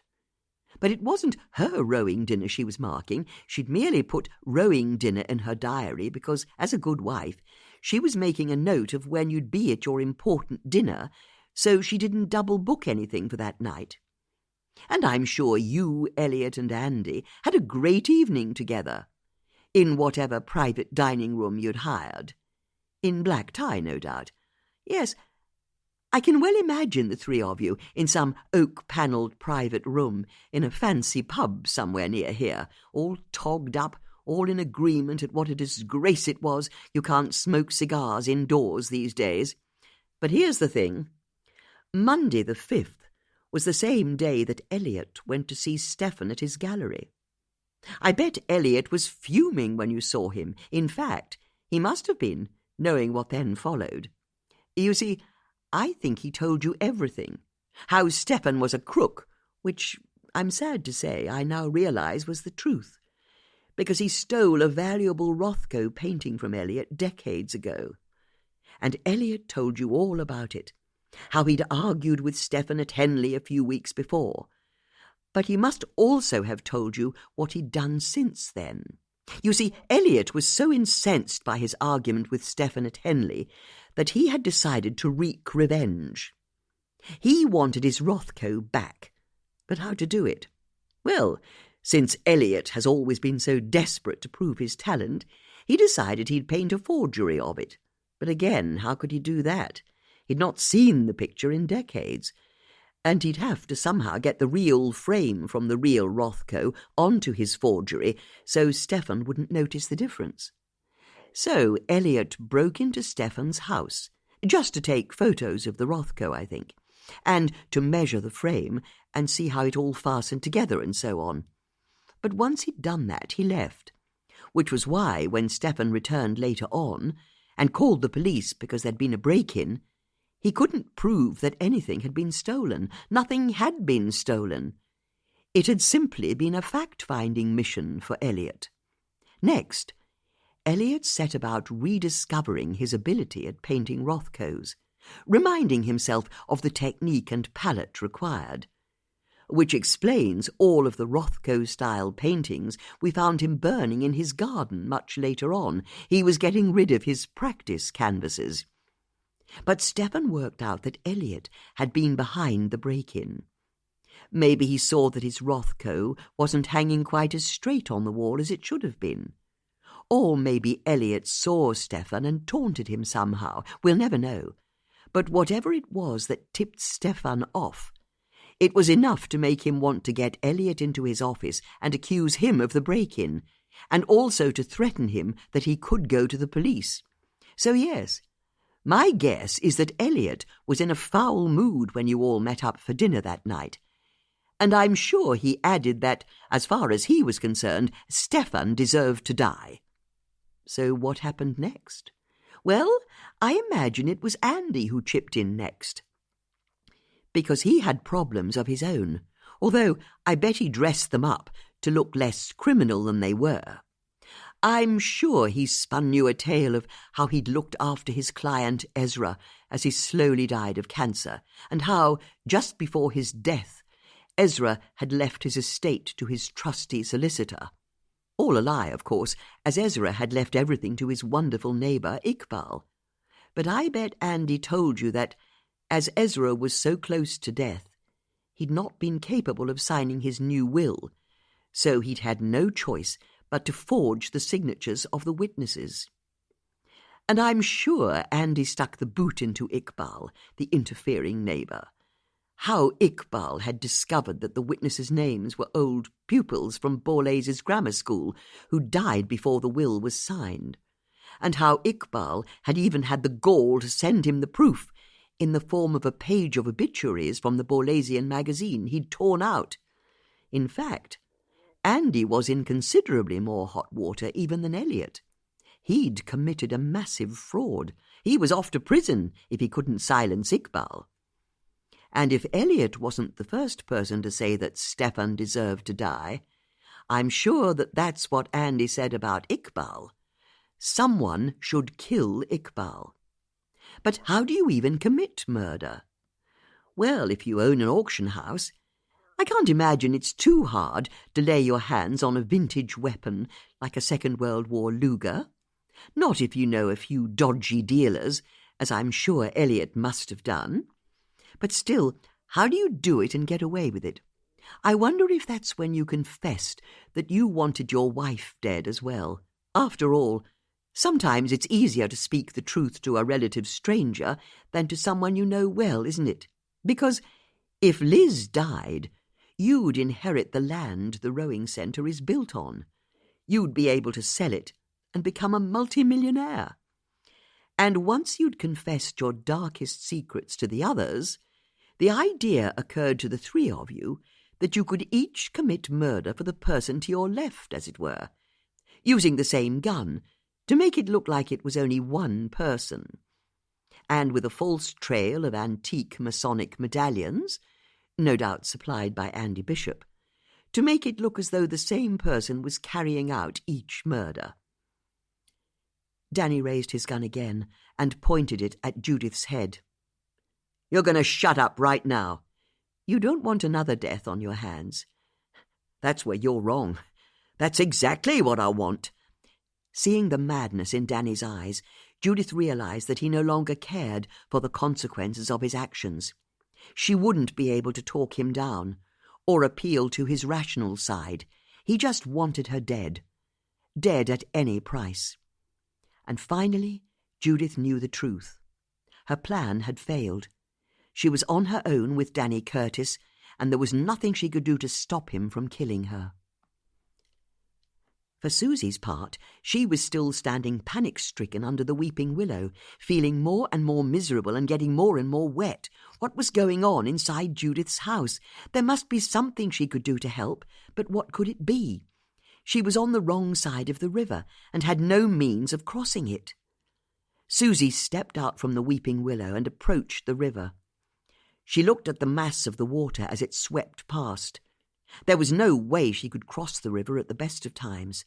She couldn't swim, let alone get across with the river running this fast, and at night, and in the middle of a storm.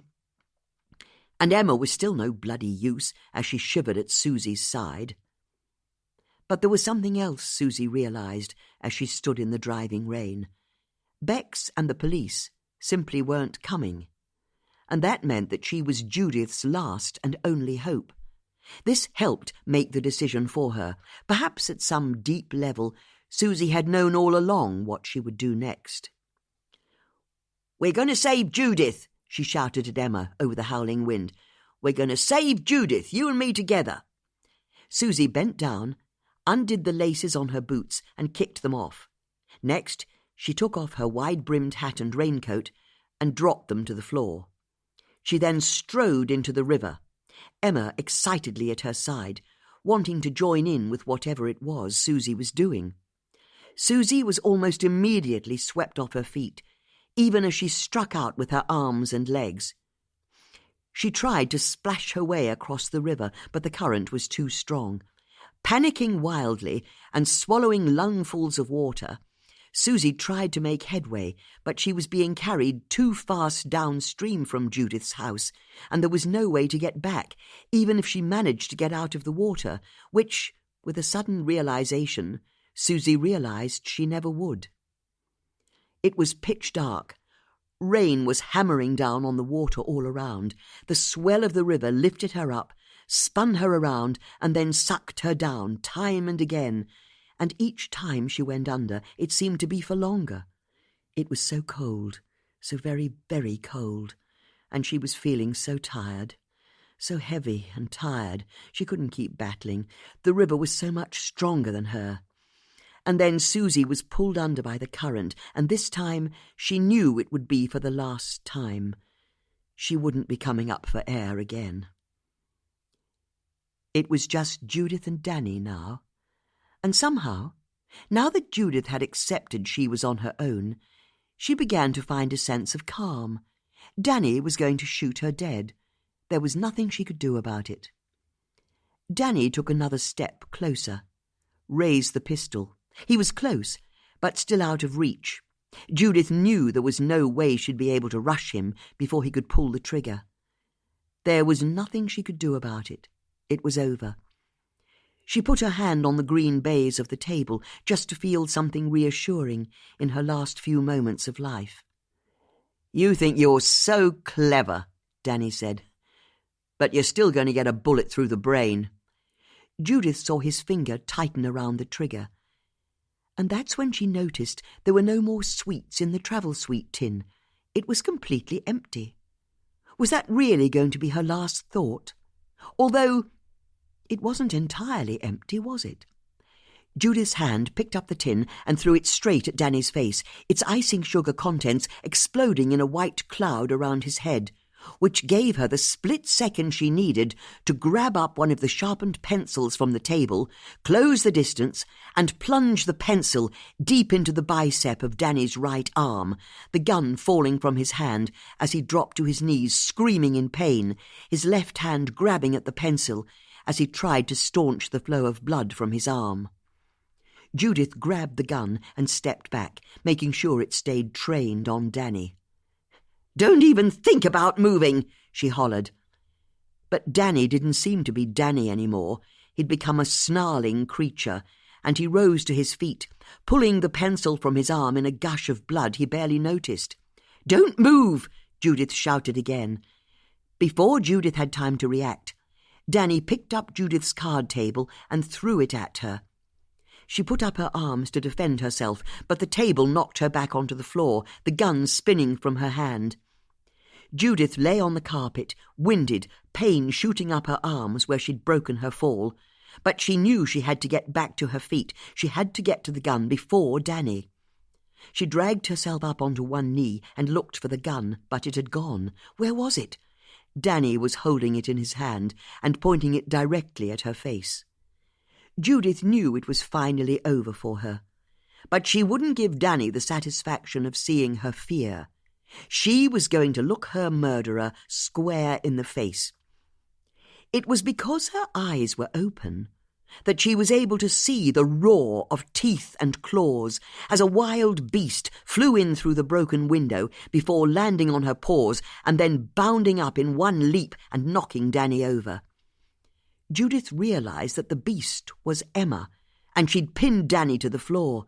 "Help!" Danny screamed, the gun skittering across the parquet from his hand, as Emma's teeth grabbed hold of his wrist and then shook him, trying to break his arm.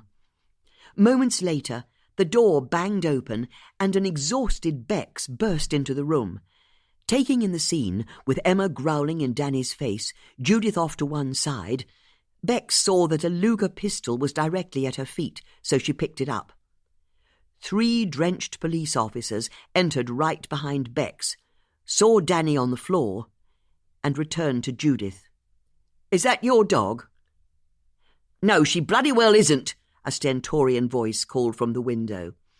They all turned and saw Susie standing outside in the rain, duckweed in her hair. "That's Ezra's dog," she said. At the sound of Susie's voice, Emma let go of Danny but kept growling at him as the police officers pulled him to his feet and roughly handcuffed him. Judith suddenly felt woozy and leant against an armchair. "Are you okay?" Bex said, going to Judith. "I will be in a minute."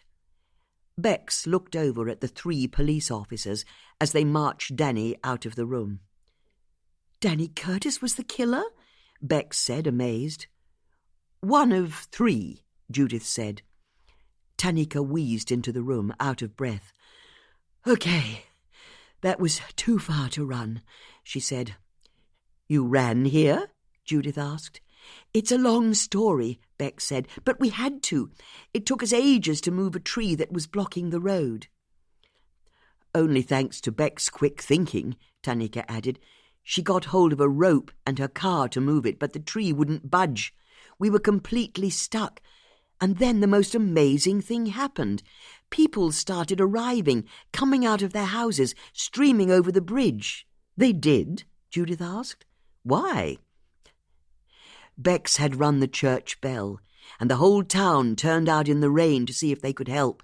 There must have been 200 of us by the end, and between the people of Marlow and the car, we finally got the tree moved just enough that we could scrape past. "Amazing," Judith said. "And you should know, you have to arrest Elliot Howard and Andy Bishop for murder as well." Judith quickly explained to Tanika and Bex how the 3 men had carried out the murders for each other. "It's how I knew Danny would try to kill me tonight," she said, concluding her story. "It's how they always did things. For each murder, the least likely person would do the killing, while the other 2 would make sure they had unbreakable alibis. So I knew my life was in danger the moment Elliot told me he wouldn't be in Marlow tonight, even though it was a choir night, and Andy's secretary confirmed he'd be away as well. "I'll make sure they're arrested tonight," Tanika said. "Elliot's at a football match in London somewhere, and Andy's in Plymouth." "Don't worry, we'll pull them in." Judith and Tanika looked at each other for a moment. Judith could tell that Tanika was about to chastise her for trying to take on Danny on her own. But Tanika could also see that for once, Judith wasn't looking for a fight. In fact, the older woman just looked tired and rueful. And suddenly, both women realized they didn't really have anything they needed to say to each other after all. Tanika smiled. "You going to be okay?" Judith smiled. "Yes," she said simply. "Thank you for asking." Susie clattered into the room, and Bex and Judith gave a cheer as they went over to give her a hero's welcome. Tanika looked at the 3 women and couldn't stop herself from grinning, especially when she saw Bex pick duckweed out of Susie's hair. Tanika sighed in satisfaction to herself. It was over. Finally over. Tomorrow night, she'd be able to read a bedtime story to her daughter. But that was tomorrow. For tonight, she had 3 men to charge with murder. The three friends were too busy fussing over Susie to notice Tanika leave. "How on earth did you get across the river?" Judith asked Susie. "I swam," Susie said. "But you can't swim," Bex said. "I gave it a bloody good go, but I'd agree with you. I can't. So 1 minute I was above the water, the next I was below, and then I felt these jaws tighten around the neck of my coat. Emma saved me," Susie added, looking with wonder at Emma. "Once she'd pulled me to the riverbank, I sent her to save you, Judith." Bex and Judith were stunned. Susie had tried to cross a river she couldn't swim. "And did you really ring the church bell?" Judith asked Bex. Bex blushed. "And cut down one of the bell ropes, now you mention it." "How?" Susie asked. "With a sword." "What sword?" "You know what?" Judith said, interrupting her friends. "I owe you both an apology. I was wrong to try and deal with Danny on my own. Not when I've got friends as resourceful and brave as you two. I won't make that mistake again, I promise you." "Thank you," Bex said, deeply touched. "Sorry," Susie said. "I feel we're missing the main point here. What sword?" "You know what, ladies?" Judith said as she moved over to the drinks table and poured 3 generous measures of whiskey into cut-glass tumblers. "Before we go any further, I suggest we have a small glass of scotch, or 2, for purely medicinal reasons, of course." Judith returned with the drinks and handed them to her friends. Bex raised her glass. "In that case, I think this calls for a toast," she said. "Bollocks to that," Susie said, and drowned her drink in one. "She's got a point," Judith said, and downed her drink as well. Bex smiled, happy for once to be teased by her friends, but she still took a moment to look about the room, noticing the upturned card table and the smashed glass of the window, and what improbably looked like an explosion of icing sugar that she could see in the middle of the parquet floor. Someone would need to run a hoover over that, she thought to herself, but that could all wait for later. She turned back to her friends with a smile. "I think I agree with you," she said, and downed her drink in one. Chapter 39. It was a few days later. The country was bathed in sunshine again, and Marlow was still abuzz with the news that Andy Bishop, Elliot Howard, and Danny Curtis had been arrested and charged with murder, and that Judith Potts, a local dog walker called Susie, and the vicar's wife had somehow had a hand in their capture. Judith had no idea the town was talking about her as she spent the day after her encounter with Danny in bed, eating toast with honey on, and even more toast, and staring out of the windows as red kites wheeled high in the summer sky. Her feelings of shock and fear were soon replaced with a deep sense of pride at what she and her friends had achieved, but she liked her bed too much to get up just yet, so she carried on dozing and mulling what had happened for the rest of the day, and for the next, for that matter. On the 3rd day she rose from her bed, and her first thoughts turned to her friends. "We need to celebrate," she said to Susie when she phoned her. "I'm always up for a celebration," Susie said. "Then how about now? Are you free?" It was Sunday morning, and Susie was taking custody of a pair of black labs that evening, but she was free until then. "Can I bring Emma?" she added. "Of course. She deserves to celebrate as much as the rest of us. How about you come to my house for 11:30? "I'll be there. What are you planning?" "Just be here at 11:30, Judith said with a smile and hung up. Next she rang Bex. "Hello?" a breathless Bex said as she answered the phone. Judith explained that she had a surprise and she'd like Bex to come to her house for 11:30. "I'll be there," Bex said, "straight after church. That's why I suggested we meet at 11:30.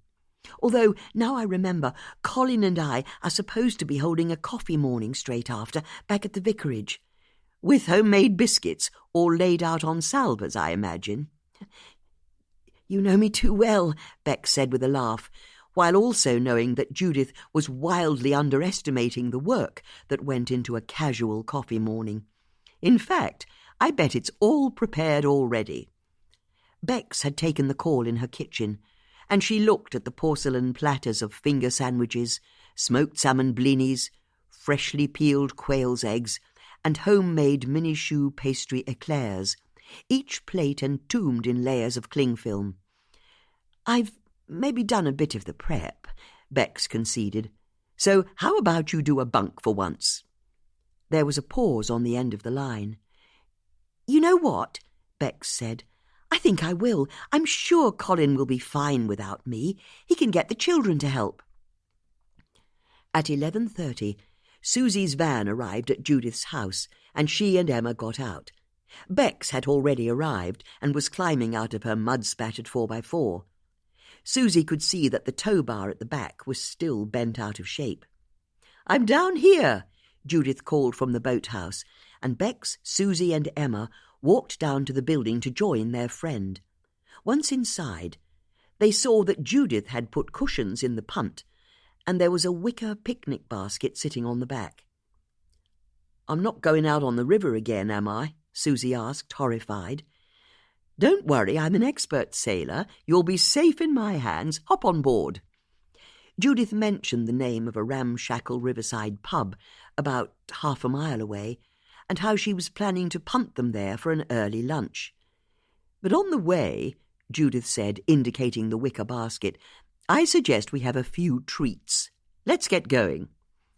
As Susie and Bex settled themselves in the punt, with Emma sitting at the front, her pink tongue out, panting in pleasure, Judith took a bottle of champagne from the hamper, picked up a thin rope that was attached to the side of the punt, and expertly tied a half-hitch knot around the neck.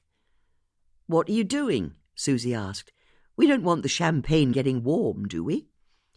With a quick tug on the rope to check it was secure, Judith dropped the bottle in the river so it would drag behind them in the cooling water, picked up the punt pole, bent at the waist, and pushed off, the front of the boat easing through the boathouse's doors, the three women emerging into the morning sunshine. "Now this is the life," Susie said, as Judith kept the punt to the shallows on her side of the river. "Do you want a hand there?" Bex asked. "Don't worry about me. I'm stronger than I look." Bex looked up at the woman standing proudly on the bow of the punt, her cape flung back from one of her shoulders so she could better use the pole. It made her look like a roguish musketeer, Bex thought to herself with a smile. "You can say that again," Susie said. "I can't imagine many old-age pensioners who'd disarm a killer with a tin of travel sweets and a pencil. I merely distracted him long enough for Emma to attack, and she only did that because you risked your life crossing the river." "Nonsense," Susie said. "Anyone would have done the same." "I don't think that's true at all," Bex said. "And as for you, Bex, I'd pay anything to see the church's CCTV footage of you smashing the regimental display and running around with a sword." "Everyone was looking at me like I was mad," Bex admitted. "But all I could think was that we had to get to you. Although one thing still puzzles me. I don't understand why the frame was stolen from Stefan's painting." "Ah, yes," Judith said with a smile. "That was Elliot, as we presumed at the time, and he didn't mean to steal the frame, or want to, for that matter." "So why did he?" "Well, having used the first break-in to measure up and photograph the original painting, Elliot painted a copy, and the night I interrupted him in Stefan's house, he was attempting to swap them. Of course he was. But the fact we found wood chips on the table by the chisel and hammer should have made us realize that he'd already managed to get the frame from the real Rothko by the time I arrived. So there he was with an original Rothko, an original frame, and a forged painting when I interrupted him and he threw his torch at me. He had a choice to make. Put the frameless forgery on the wall and run off with the real Rothko, or put the real Rothko back up on the wall, even though it no longer had its frame on." "I'd have put the forgery up and stolen the real thing," Susie said, "seeing as that's what I'd broken in to do." But would you? Elliot had been caught in the middle of a burglary. He knew the police would be along soon enough, and whichever painting he put on the wall, he had to believe we'd work out that it was that particular painting he'd been tampering with. Which is exactly what happened, Beck said. Precisely. So, if he'd put his forgery on the wall, it would have been covered in his fingerprints and DNA, or had a hair or two from his glorious head of hair painted into the picture by mistake. Oh, I get it, Susie said, finally understanding. The forgery would have led the police back to Elliot. So he had to put the real painting back, which is also why he had to have his bonfire. He had to destroy his fake painting, along with the real frame and all of his other practice attempts. But it also explains why he was at such a low ebb when Tanika spoke to him over the bonfire. He knew by that point that he'd killed a complete stranger solely so that he could get his father's Rothko painting back in his hands, and he'd screwed the whole thing up. He'd carried out the murder, but he didn't have the painting. And it was you who'd stopped him, Susie said, delighted. Not a bit of it. We all did it together. Now, we're coming up to a bend in the river, so if I get the line right, we should be able to let the current take us round. As Judith said this, she changed the direction of the punt so it headed at 90 degrees from the river bank. But as the forward momentum of the punt met the stronger current towards the centre of the river, its prow started to turn, and Susie and Bex realised that Judith had set the punt on a course that would allow it to turn with the upcoming bend in the river. "You really know what you're doing," Bex said. "Oh, I wouldn't say that," Judith said, as she stowed the punt pole, got out 3 crystal flutes from her hamper, and an unopened pack of strawberries from the local supermarket. "Sorry, I meant to prepare the strawberries." "Don't worry," Bex said. "I'll do that. Let me give you a knife and a plate." Judith unclipped a plate and knife from the leather straps inside the hamper and handed them over. She then fished the bottle of champagne out of the ice-cold water of the river and, with an expert flick of the wrist, untied the rope one-handed. "No, this won't do," Susie said, undercutting the mood. The other 2 women looked at her. "I'm sorry," she said, looking directly at Judith. "But you told me you didn't know anything about boats." "What's that?" Judith asked, not quite following. "When I first met you, you said you didn't know anything about boats. But when I was about to get on this punt this morning, you told me I shouldn't worry because you were an excellent sailor. Those were your exact words." "What's this?" Bex asked. "You own a punt, for crying out loud, and know how to use the current to get around a bend in the river. And I can't help noticing you just untied that knot one-handed." "Your point being," Judith said reasonably, but her smile had tightened. "That newspaper report we read said that a witness saw 2 people on your husband's boat. That second person was you, wasn't it? Look, we're friends here, and God knows we've been through enough for me to know I can trust the 2 of you with my life, but put me out of my misery here. 2 people went out into that storm that day, but only one of you came back. I'm right, aren't I?" Judith didn't say anything, nor did her countenance shift by even a millimetre. Her whole demeanour was a study in middle-class decorum. "That's the real reason why you started collecting all those old newspapers," Susie continued. "You had to be sure no one came forward with the truth of what happened that day, because you were on that boat. And maybe in the storm your husband fell overboard and you didn't help him back up. Or maybe you pushed him, which is what my money's on, knowing you. And I mean that as a compliment. You had an abusive and adulterous husband, so you killed him. And then, once he was in the water, you sailed back to shore, got onto land, and then released his boat to be blown back out to sea." "Is that true?" Bex asked, so horrified at what she was hearing that she didn't notice a strawberry roll off her plate. Judith didn't answer immediately. She looked about herself, at the sunlight sparkling on the water, at the cows cropping the grass in the field, and a feeling of contentment overtook her that was almost startling. Susie had been right when she'd said she could trust her two friends with her life. She leant forward with a little smile. "I couldn't possibly comment," she said, but there was a twinkle in her eye that made it clear that she was indeed commenting. "Now then, who'd like a glass of champagne?" That was The Marlow Murder Club by Robert Thorogood, read by Nicolette Mackenzie. Produced by ID Audio, with post-production by Adam Gibbard. An audiobook from HQ, an imprint of HarperCollins. Text copyright Robert Thorogood, 2021. Production copyright 2021 by HarperCollins Publishers. All rights reserved. Robert Thorogood asserts the moral right to be identified as the author of this work. Thank you for listening. Death Comes to Marlow, Chapter 1. After the excitement of the previous summer, Mrs. Judith Potts spent the winter returning to the more solitary rhythms of life. She woke late, watched a bit of telly, played clock patience, went for walks when the mood took her, which wasn't in truth all that often, and made sure she set aside time each day to compile her cryptic crosswords for the newspapers. When the Christmas lights went up in the high street, she found herself, as she did every year, quietly absenting herself from the festivities. It wasn't that she was opposed to Christmas, far from it. It was more that she felt it belonged to other people, mostly parents with young children, and families hell-bent on enforced jollity. But if Christmas was a bit of a chore, and the time between Christmas and New Year's Day a baffling week of non-existence, Judith knew January belonged to her. It was almost her favourite month.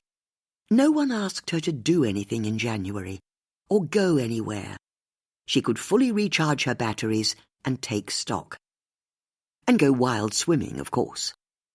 Judith didn't let the fact that it was winter deter her from her near-daily dips in the River Thames. At this time of year, her swims were of necessity brief, but she never missed the chance to commune with nature, and she loved the zingy feeling her skin had for the rest of the day. She especially loved to swim when she had a problem to work through, which was why she was in the Thames on this particular January morning. She was trying to solve a mystery. It had started that morning when she'd picked up that week's copy of the Marlow Free Press. Seeing it was the beginning of the year, the paper was even more bereft of news than usual. The lead story concerned the shock closure of a local post box. But it was the cryptic crossword that Judith looked forward to the most. It never took her long to solve, but there was a clarity to the cluing she found hugely satisfying. That morning's effort had been no different. However, once she'd finished and looked at the completed grid, she'd had an instinct that something was off about her answers. There was something her subconscious was trying to tell her, but she couldn't quite work out what it was. Judith hated loose ends. All puzzles had to be solved as far as she was concerned, which was why she'd decided to have a good think about it on her morning swim. And it was because she was thinking about the crossword rather than her surroundings that she mistakenly got into a fight with a swan. She hadn't meant to, as she'd recount to her two friends Bex and Susie later that day. It wasn't even her fault as far as she could tell. It was all the fault of a dead duck she'd found floating upside down in the middle of the river, although it hadn't initially looked like a duck at all. She'd thought she was swimming towards a couple of orange-coloured twigs that were sticking out of the water. But as Judith got closer, she'd finally seen the white body, neck and head of the duck submerged under water, and she'd splashed in a panic over to the side of the river to get away. In doing so, she inadvertently swam in between a mother swan and her cygnets. As it was January, the cygnets were almost fully grown, but their mother still reared and hissed, her wingspan now wider than Judith was tall. Judith briefly wondered if she could get in between the span of the wings and grab the swan by the neck to take her down. But Like nearly everyone raised in the UK, she knew that a swan can break your arm. And she also guessed there'd be something unedifying about a completely naked 78-year-old woman wrestling with a swan. Because that was the other problem.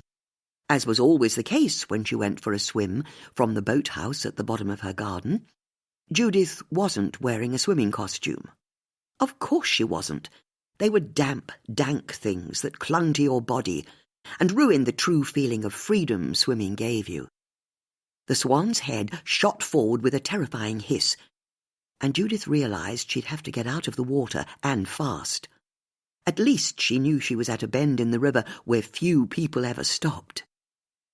Unfortunately, it was precisely because it was such a remote location that it held such happy memories for Ian Barnes. Ian had grown up in Marlow, had moved away some years ago, but had wanted to bring his wife Mandy and their 2 young children back to show them some of his favourite haunts from his childhood. This included the delightful spot on the river where he'd spent so many happy days bird-watching. It was just as Ian was pointing out the exact tree stump where he'd once seen not 1 but 2 kingfishers that a naked 78-year-old woman climbed out of the river right in front of him and his family, ran a few paces along the bank, her body oscillating wondrously, before throwing off a flamboyant salute as she jumped back into the river, her legs tucked up under her so she could bomb back into the water with a massive splash. As she resurfaced, Judith let out a joyous "Ha!" She had, of course, been mortified to find herself naked so near other people, but she'd decided to style it out by waving at the family and jumping back into the river so they'd really have something to talk about. It was her gift to them. Judith couldn't stop grinning as she allowed the current to carry her downstream, all thoughts of the Marlow Free Press crossword long forgotten. She kept replaying the look on the poor family's face. Their mild-mannered horror would keep her tickled for months. However, it was because of the incident with the dead duck and the very much alive swan that Judith returned to the boathouse at the bottom of her garden far sooner than normal. This meant that once she put on her grey woolen cape and swished back to her arts and crafts mansion, she arrived just in time to hear the house phone ringing. She grabbed the handset up, and a gruff male voice asked her if she was Mrs. Judith Potts. "Speaking," she said. "My name's Sir Peter Bailey," the man said in the sort of voice that told men to go over the top in battle. "We've not met before, but I'd like to ask a favour. You see, I'm getting married tomorrow." "Congratulations," Judith said, noticing that the fire in the grate was still glowing. Her skin was puckered with goosebumps, her feet were cold on the parquet, so she went and sat down in her favourite wingback and let the embers warm her. "The thing is, I'm having a drinks party this afternoon as a small celebration, and I'd like you to come." Judith was puzzled. Sir Peter was the head of one of the most preeminent families in Marlow. Why the sudden invitation? "Nothing too formal," he continued. "Lounge suits, dresses, that sort of thing. It's just a few drinks, if I'm honest. 2 for 2:30. And wrap up warm. The forecast is for clear skies, but it will still be cold. You know where I live?" Judith knew where Sir Peter lived. Everyone in Marlow did. But she felt mildly irritated that he'd presumed she'd drop everything at a moment's notice. She already had plans for that afternoon. She was going to have toasted crumpets in front of the fire, with some blackberry jam she'd bought from the Saturday food market, and perhaps a tot or two of homemade sloe gin she kept under the sink in the kitchen for special occasions. In fact, why on earth would she want to give all that up to go to a party? "That's very kind of you, but why are you inviting me?" "It's quite simple. I thought the day before my wedding would be a chance to thank some of the key people in Marlow. You know, the Rotary, the parish council, that sort of thing. And I was impressed with how you helped the town last summer." "Oh, I see. You know about that?" Everyone knows how you helped the police solve those horrific murders." "I hope you don't expect anyone to be murdered," Judith said with a chortle. "What?" Sir Peter asked. "Of course not. Why would you say that?" Judith was intrigued. She could tell that her comment had rattled Sir Peter for some reason. "It was just a joke," she said. "Well, it was in very bad taste." "It's only bad taste if someone's killed." "No one's frightened for their life here. I really don't understand why you'd suggest they were. Do you want to come to this party or not?" "No one's frightened for their life?" Judith thought to herself. What an odd thing to say. Why was Sir Peter suddenly so flustered? Judith decided that her crumpets and sloe gin would have to wait for another day. "I'd be delighted to come to the party," she said. "Good," Sir Peter said gruffly. "See you this afternoon." Once she'd finished the call, Judith dialed the number for Beck's starling. "Judith, hold on," Beck said as she answered. "Colin, stir the roux, would you?" "How are you?" she said back into the phone. "Sorry, can't chat long. We're out this afternoon." Before Judith could explain why she'd rung, Bex was overtaken by events. "Sam, why do you want a box of matches? There's no reason to want matches. What are you doing? Oh, God," she said back into the phone. "I'm sorry, it's Chloe on call waiting. She spent the night at her boyfriend's house. I need to take this. Anything could have happened." Bex hung up, and Judith realized she'd not spoken, not even once. Judith smiled to herself. Bex was married to the vicar of Marlow, a very nice man called Colin, with all the positive and negative connotations of that word nice. Despite having made it her life's work to be the perfect home county's housewife and mother, Bex had allowed herself to be pulled into Judith's orbit the year before, when a gunman had started killing people in Marlow.